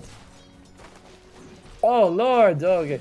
By the way, it's true that I didn't see that I was banned, but I did call out the Darkseer was gonna get picked. So come on, you guys gotta give me some love with the fact that I'm blind. Like, you know, be like, he's blind, but he's not the worst person in the world.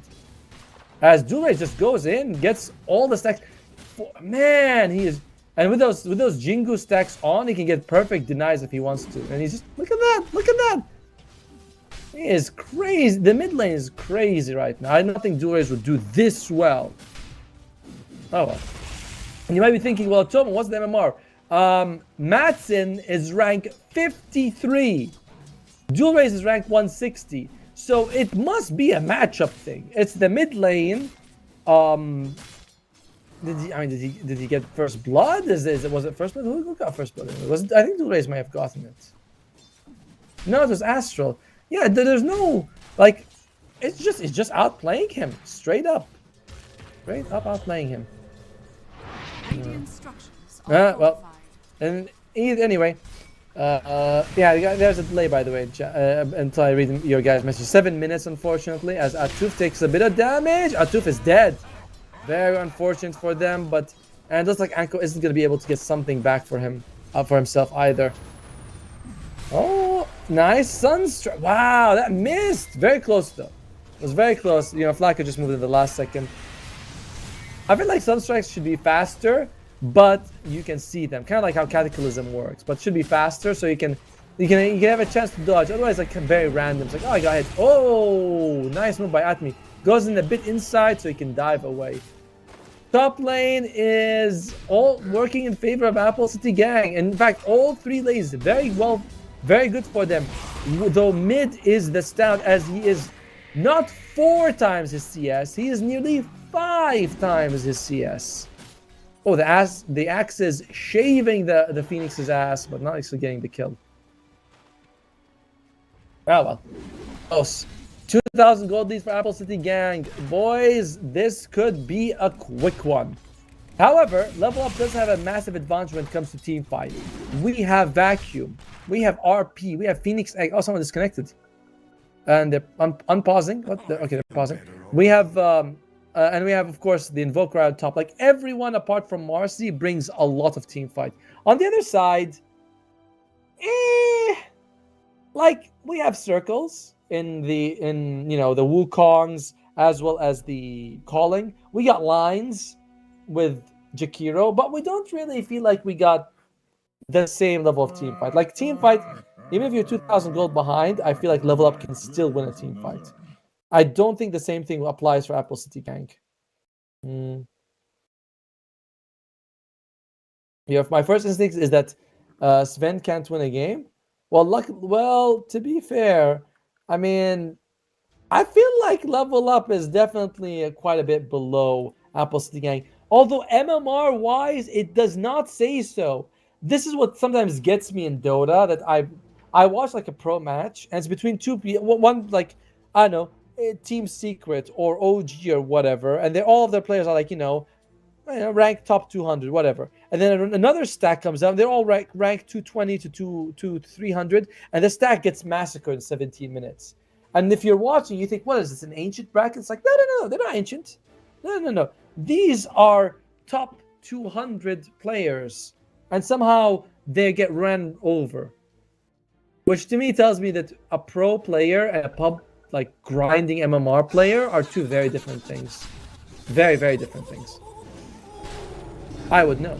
I can barely win a pub as it is. At me? That's like the Sunstrike comes out. I don't think that anyone at me might be in trouble. Nice use of the Fire Spirit. And they could get a kill. Oh, very unfortunate. This top lane. Remember, we were saying it's very even, might be favoring slightly Level Up.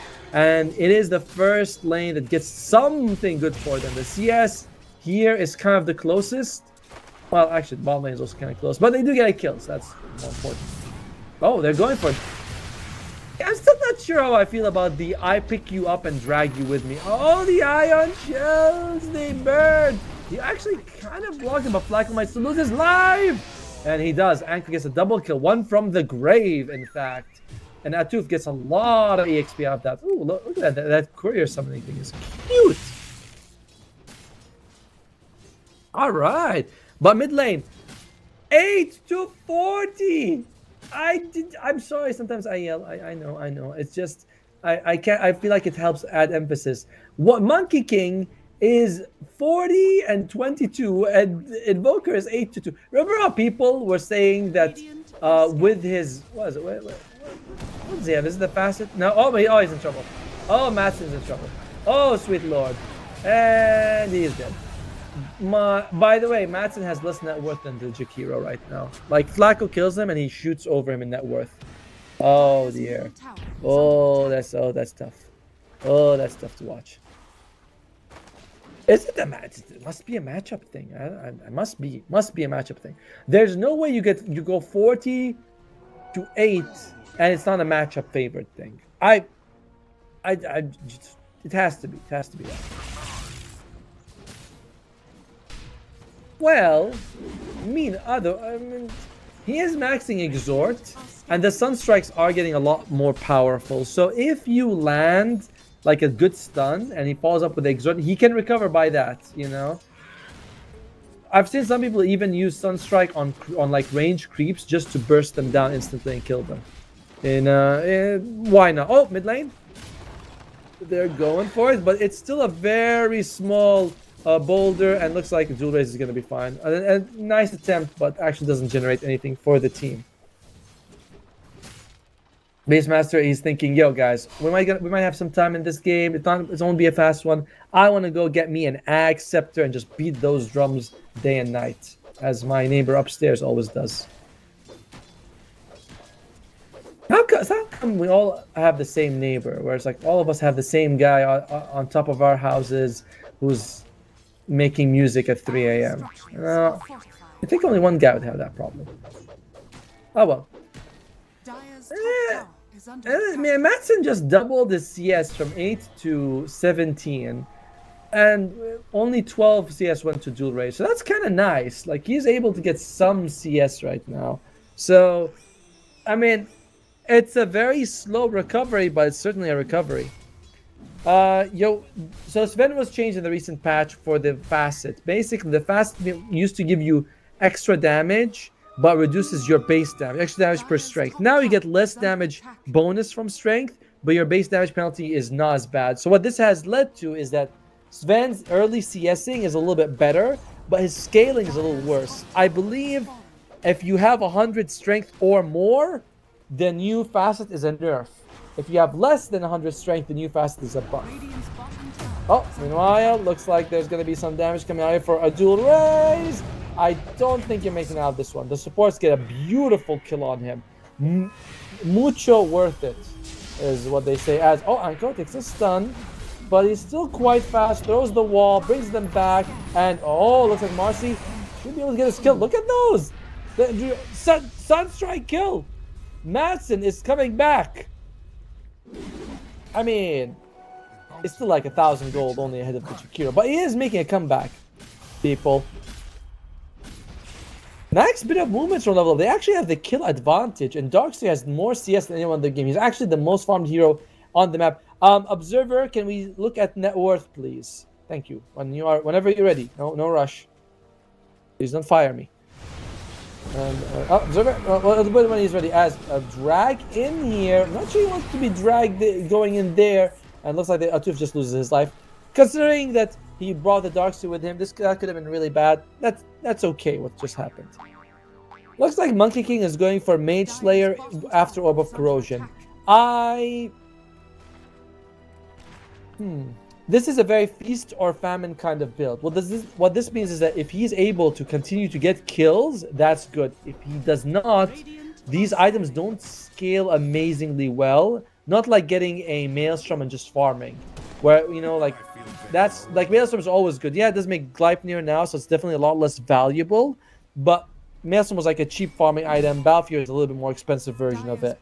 But going Mage Slayer means I'm not farming, I'm killing. And that's a risky option to play. Oh well. Let's see how it goes. Oh, Sven. Man, I miss Sven. I don't think I miss playing against him, but I miss seeing him. I feel like Sven's always been a good hero, right? He's tanky, he's got good damage, he farms really fast. Like, for me, he is what a carry should be, Real tough guy. Just maxing out the cleave as always. As is optimal. Yeah, Observer doesn't seem to want to show you guys the net worth. So oh my god, Flacco! Come on, damn that last punch. Alright, so the net worth is 5.5 for Beastmaster, Darkseer, and Sven. Then 5.2 for the Monkey King, 4.4 for Magnus, 3.8 for Invoker, which is not that bad considering how he got whooped in the lane. And the sports are between 2.5 to 2.1. Dire sports at the top, and the Radiant supports are the cheapest. Not cheapest, sorry, the poorest. My bad. And what are we looking at in terms of items? Ooh, I think I saw interesting. I think someone's got a... Yes, it is the Darkseer. He's got a Heaven's Halberd. Okay. Radiant's bottom tower is under attack. Do you guys... I'm seeing some sort of aura. Is that the bodyguard aura? It looks different right now on... Marcy. It's actually red. She's like walking out with a small red aura. I was like, oh, that's the bodyguard one. I'm used to it being more blue. A little bit surprising. We're very close to our first power spike for the Radiant. It is going to be the act. Ooh, dual raise. Dual raise. Hey, man. All that CS ain't mean shit to me if I can get the kill on you. As he is. Looks like he's going to be fine. Nope, he is not. He ain't fine. He ain't fine. The egg comes out. out! Oh, good use of the... I forgot the name of that ability. The Devouring Blast, but it's 9 up. The egg still pops. However, if you level up, you're happy because you are able to kill the Monkey King. Reminder, Monkey King is going for a fighting item build. If he dies, that's a big problem for him. Flacco, good dual bread. I think Atu is probably dead. Yes, he is. Atu very aggressive. But the Sunstrike is perfect on Astro. However, Anko might lose his life as well. Oh, you know why? So is that a 2-for-1 trade? Very much in favor of... Okay, I'm trying to remember the name. The Apple City Gang.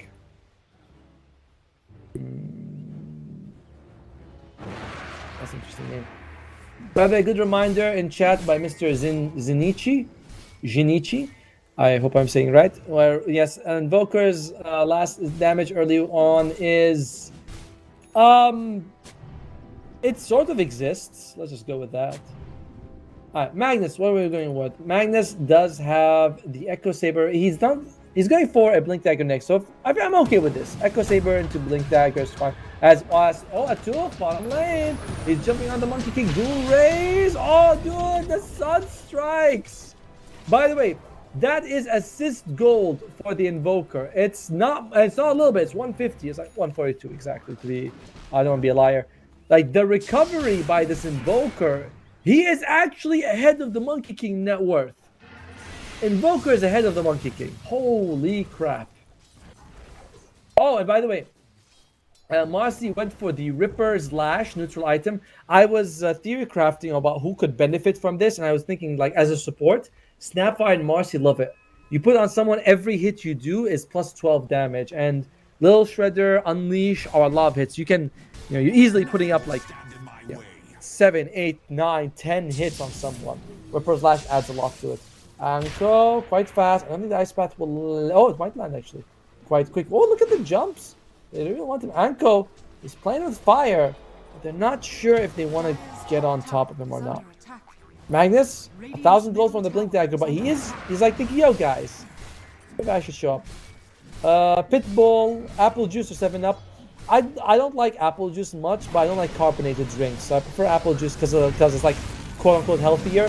This is very bad for your health though, getting ganked by 4 people.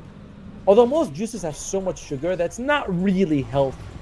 You know what I mean? It's like, here is this sugar in liquid form. Or you can take the carbonated stuff, which is not good.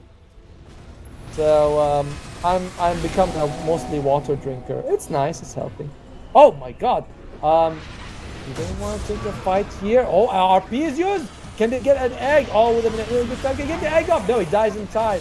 Very unfortunate for the Dire spot as they are getting cleaned. The RP was good, but the dive into, I think he dove into the calling, or like he would dove in. He wanted to use the egg just when he got the shard. By the way, would have been a perfect debut of that. He's got level 2 of Sunray, so it's like not negligible damage. I believe that's how you pronounce the word negligible. Someone can correct me. It's good damage. 90 packet loss. 1 second. Okay, all right. We'll see about that. There's a couple of disconnects. What is Invoker building? Invoker's got Hand of Midas as well as Boost of Travel. I like this. I did not like right-click Invoker. I thought right-click Invoker was not good. There ends my rant. Marcy, she's got Glimmer and Phase Boots. Almost has Glimmer. Darkseer is going for Guardian Greaves, already has the mech. And Phoenix wants a Yule Scepter, not far from it. Whereas, yeah, Mag, same thing, just working on towards the Blink Dagger. Sorry if I'm stuttering a little bit. I've been working for 5 hours now. And this is, our last game was a long one. Solo casting is very difficult. I don't know why I signed up for it, but I enjoy it. All right, Sven, what's he working towards? Same items, just going to go for the BKB after the Echo and the Mask of Madness. And looks like Leipnir is the item of choice for Morta. I think she has a Rod of Atos flying out to her. All right. That was a fight. I'm surprised Level Up lost simply because they could not get the egg off. And also because Madsen TP'd away. And they let him. They were very smart on the Radiant side. They're like, yeah, let him go. We'll jump in after he leaves. So that was very clever by them. Now, ultra late game, how do we feel? And I gotta say, if the game goes really, really late, 45, 50 minutes, I'm favoring level up. Marcy scales pretty decently. I mean, how many times have we seen Marcy, BKB, Basher, and you're good for the rest of the game as a support. Phoenix is, in my opinion, like, if not the best support in scaling, top 5 easily. Way better than, although to be fair, Morta and Jakiro are also really good. So, but Phoenix is better. Like, Morta and Jakiro are A tier, and Phoenix is S double S plus. Whereas Darkseer, he's getting double S plus in the ass. I wonder if some people watch this and be like, this Dota, it's all swearing nowadays. Oops, sorry. I was like, S, ass. We'll make it work.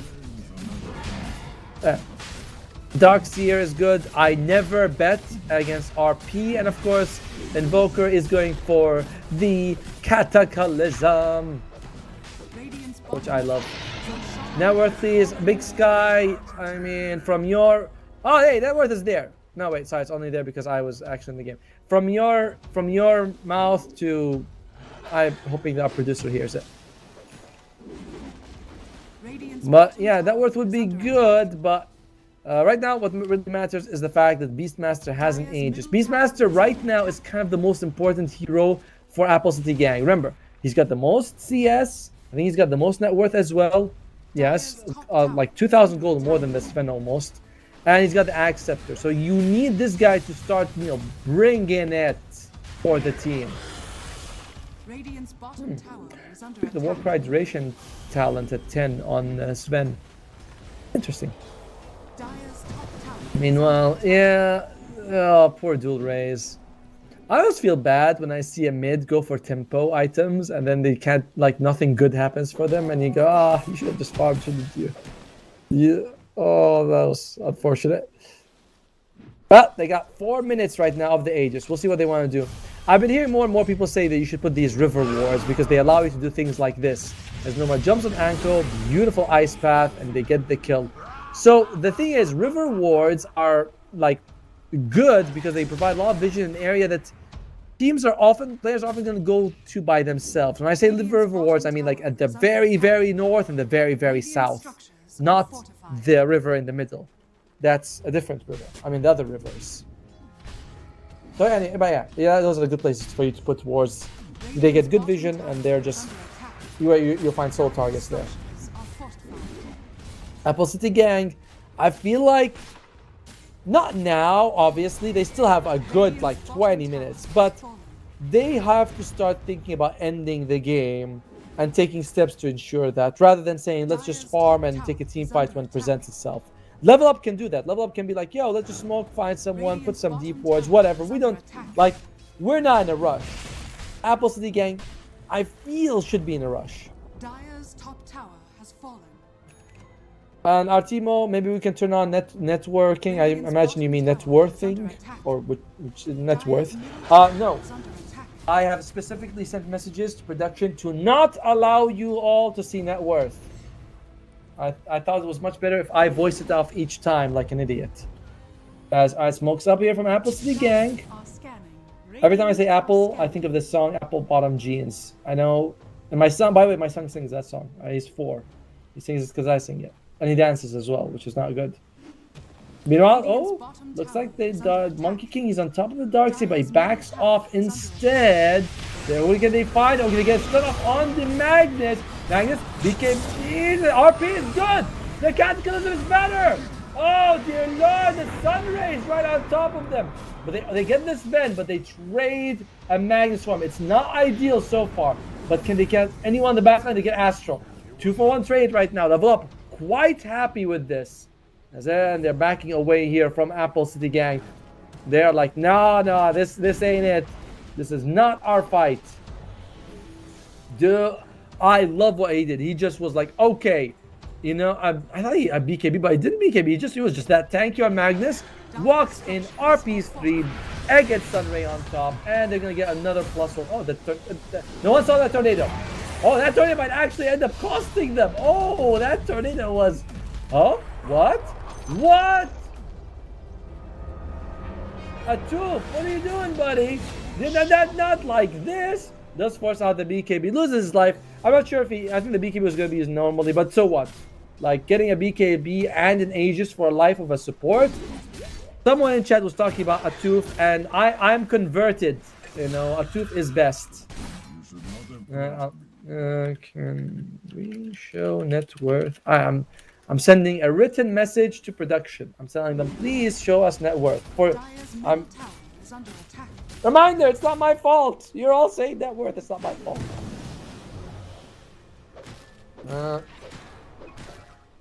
Well, it's let's go through some of the items here while we wait. Jakiro's got only 4 staff. Just 4 staff. Okay.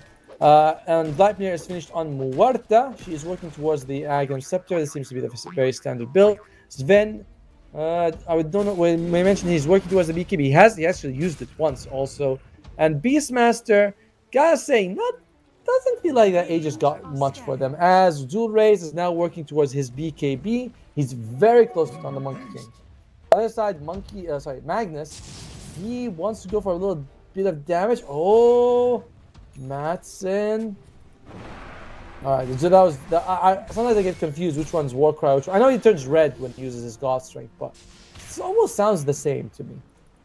They have everything on the Dire side.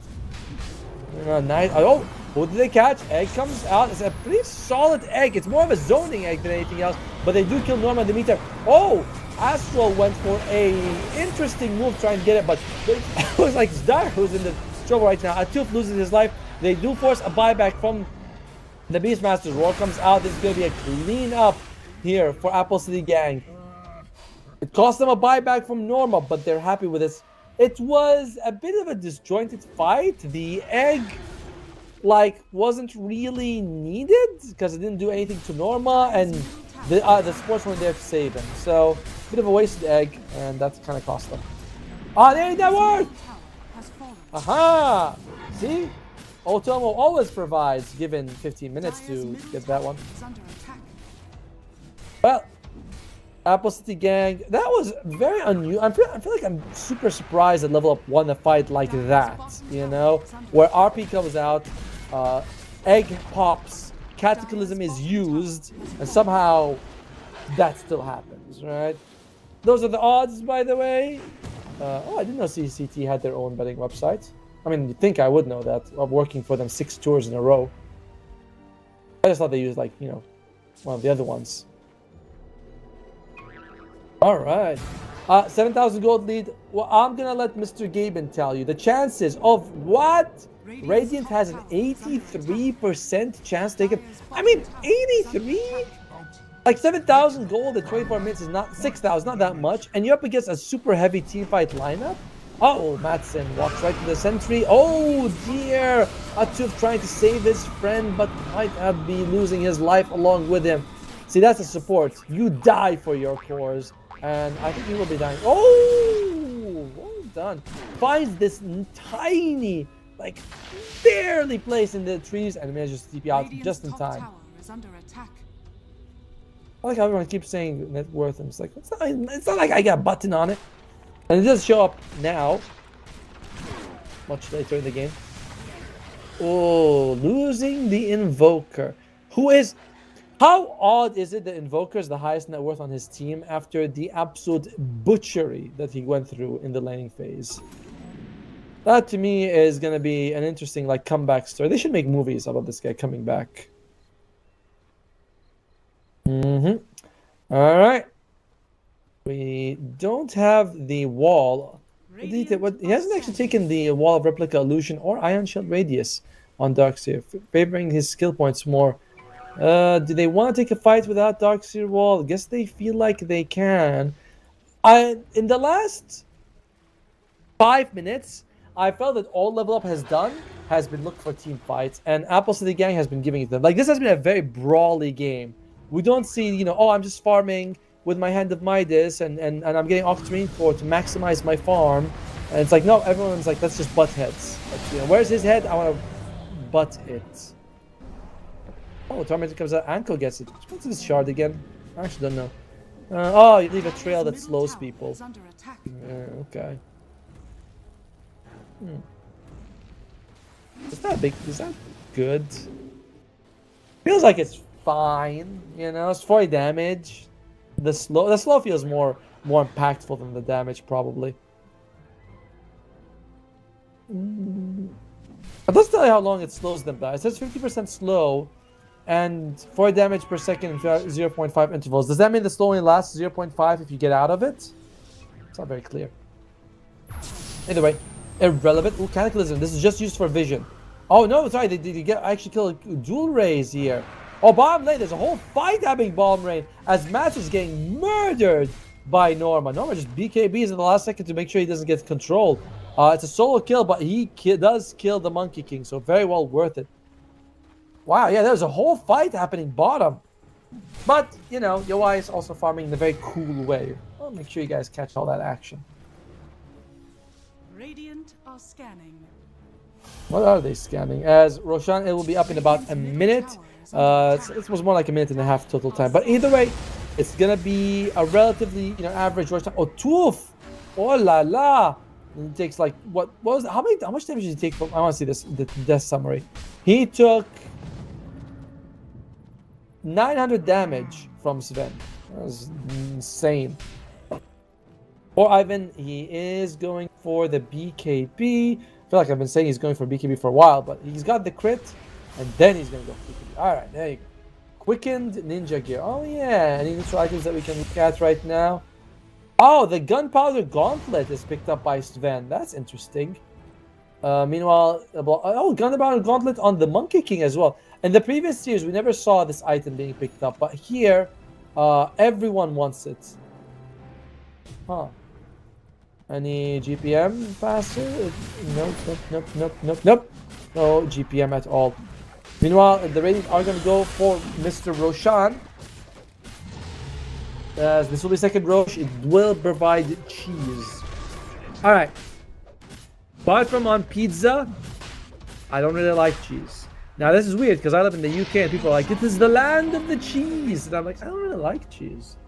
So, even though I can recognize that they probably have very good cheese here, it's somehow, I'm just not interested in cheese most of the time. And I feel like I'm in a minority. I think us cheese haters should rise up once we get over our, you know, our lactose intolerance, of course. We're all top lane, a tooth. Oh, the man might be intolerant to life. Can he make out another amazing escape? Oh, he does. Oh, a tooth. That the man was clenching maximum. Like that was, you cannot clench any harder. He does make that. Meanwhile, the bomb lane, by the way, Madsen as well for Ivan. They're looking for a pickoff. I don't think this is the time for it. Might have to go back and help your T. Oh, thanks to that. There's a buyback. That's not the biggest deal in the world. How much damage did he take?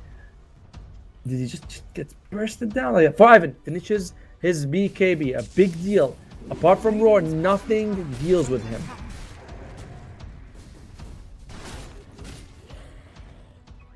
Looks like that. They've got control of... Oh! The Monkey King is going bottom. Seeing if he finds anyone. Probably not. And Madsen is miles away. And even though they got to kill off the Phoenix, they don't force the buyback. They aren't in a rush to like try to get something, you know. It may seem like, oh, they're being a bit passive, but the truth is, when you have an advantage, you don't want to lose it by being a little too rushed. Atuf is very close to his BKB. Once he has that, again, if he's not roared, which he shouldn't be, to be fair with you, he can do some work in these fights.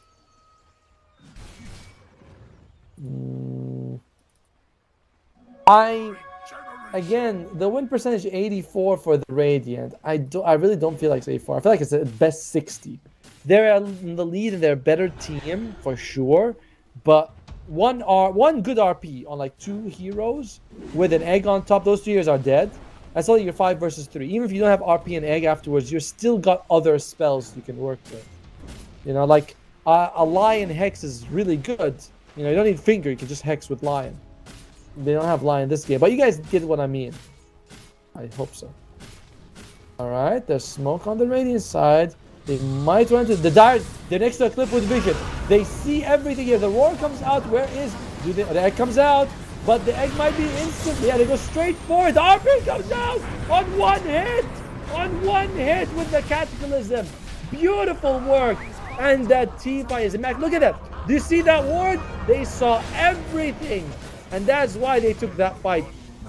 The smoke breaks, the Radiant, they jump in. Dire has perfect vision.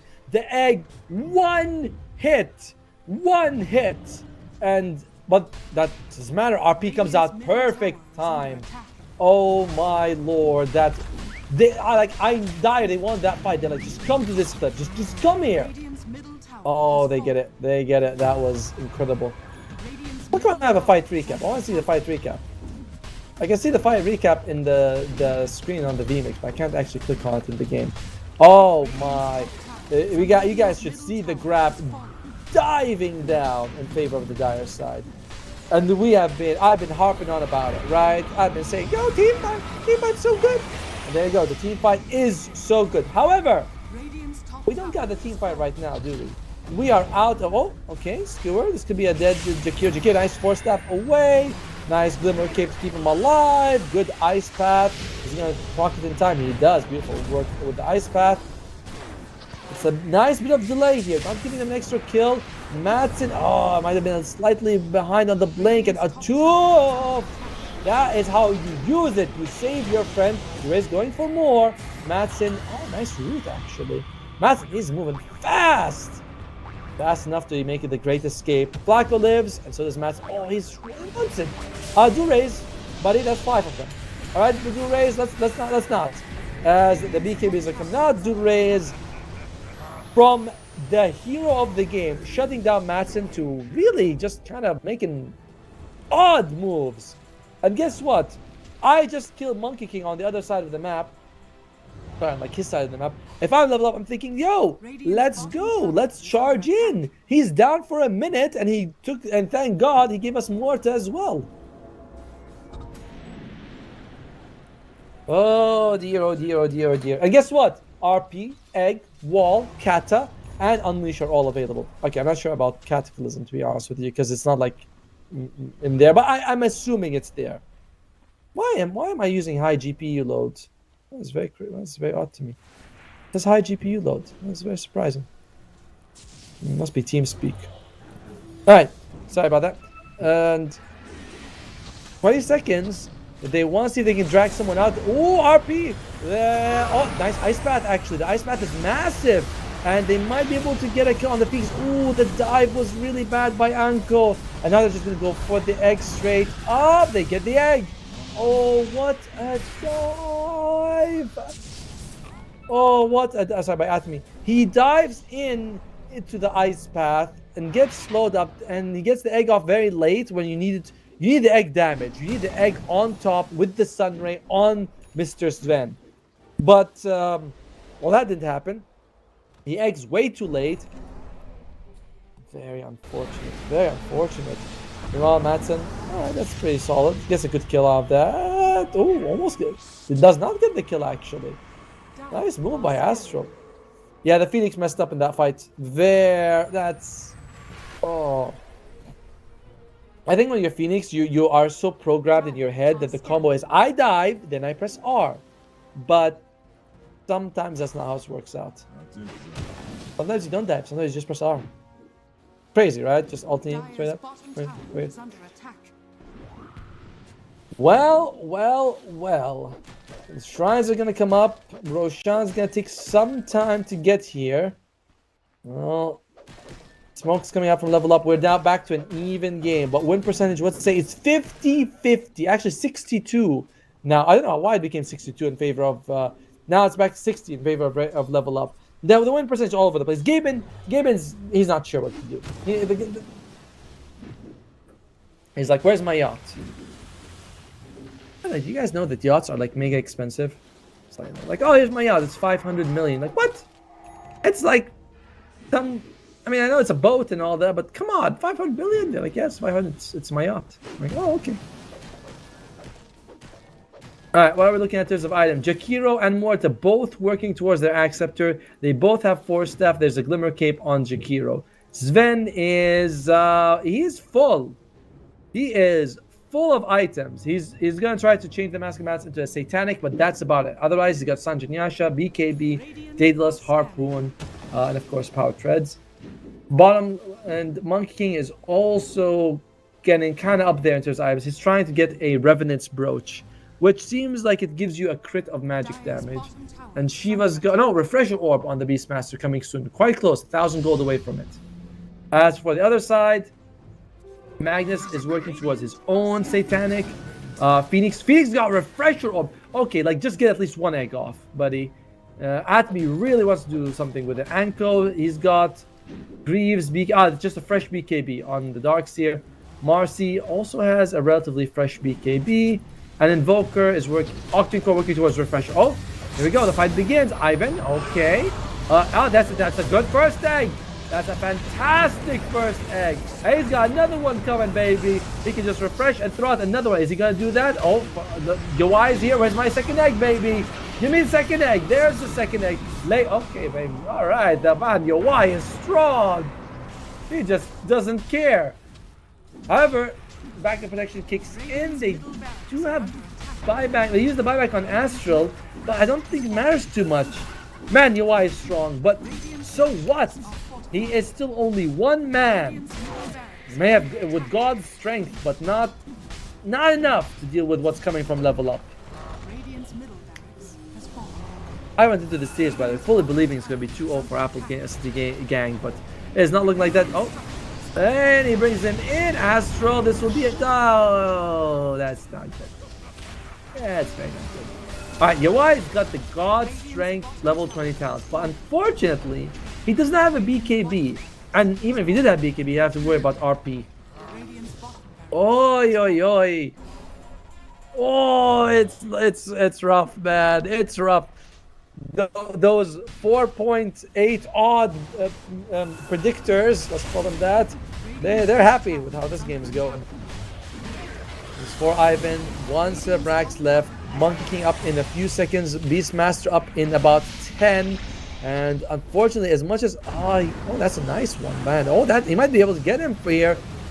Good ice. Where's the second ice path? No, pop it in time. I'm not sure if he popped it in time or not, but either way, Madsen walks out just fine. And that is a Wukong being used. Yeah, unfortunately, Sven does not have BB. There's nothing he could have done in that fight. Like, nothing more. And now if you level up, you're like, alright guys, here's what we do. We wait for 2 eggs. Like, if you are in this stage of the game, here's what you do. You just egg on top of the last set of racks. You egg, refresh egg while your team hits barracks. You don't have to kill anyone. Just egg on top of the barracks.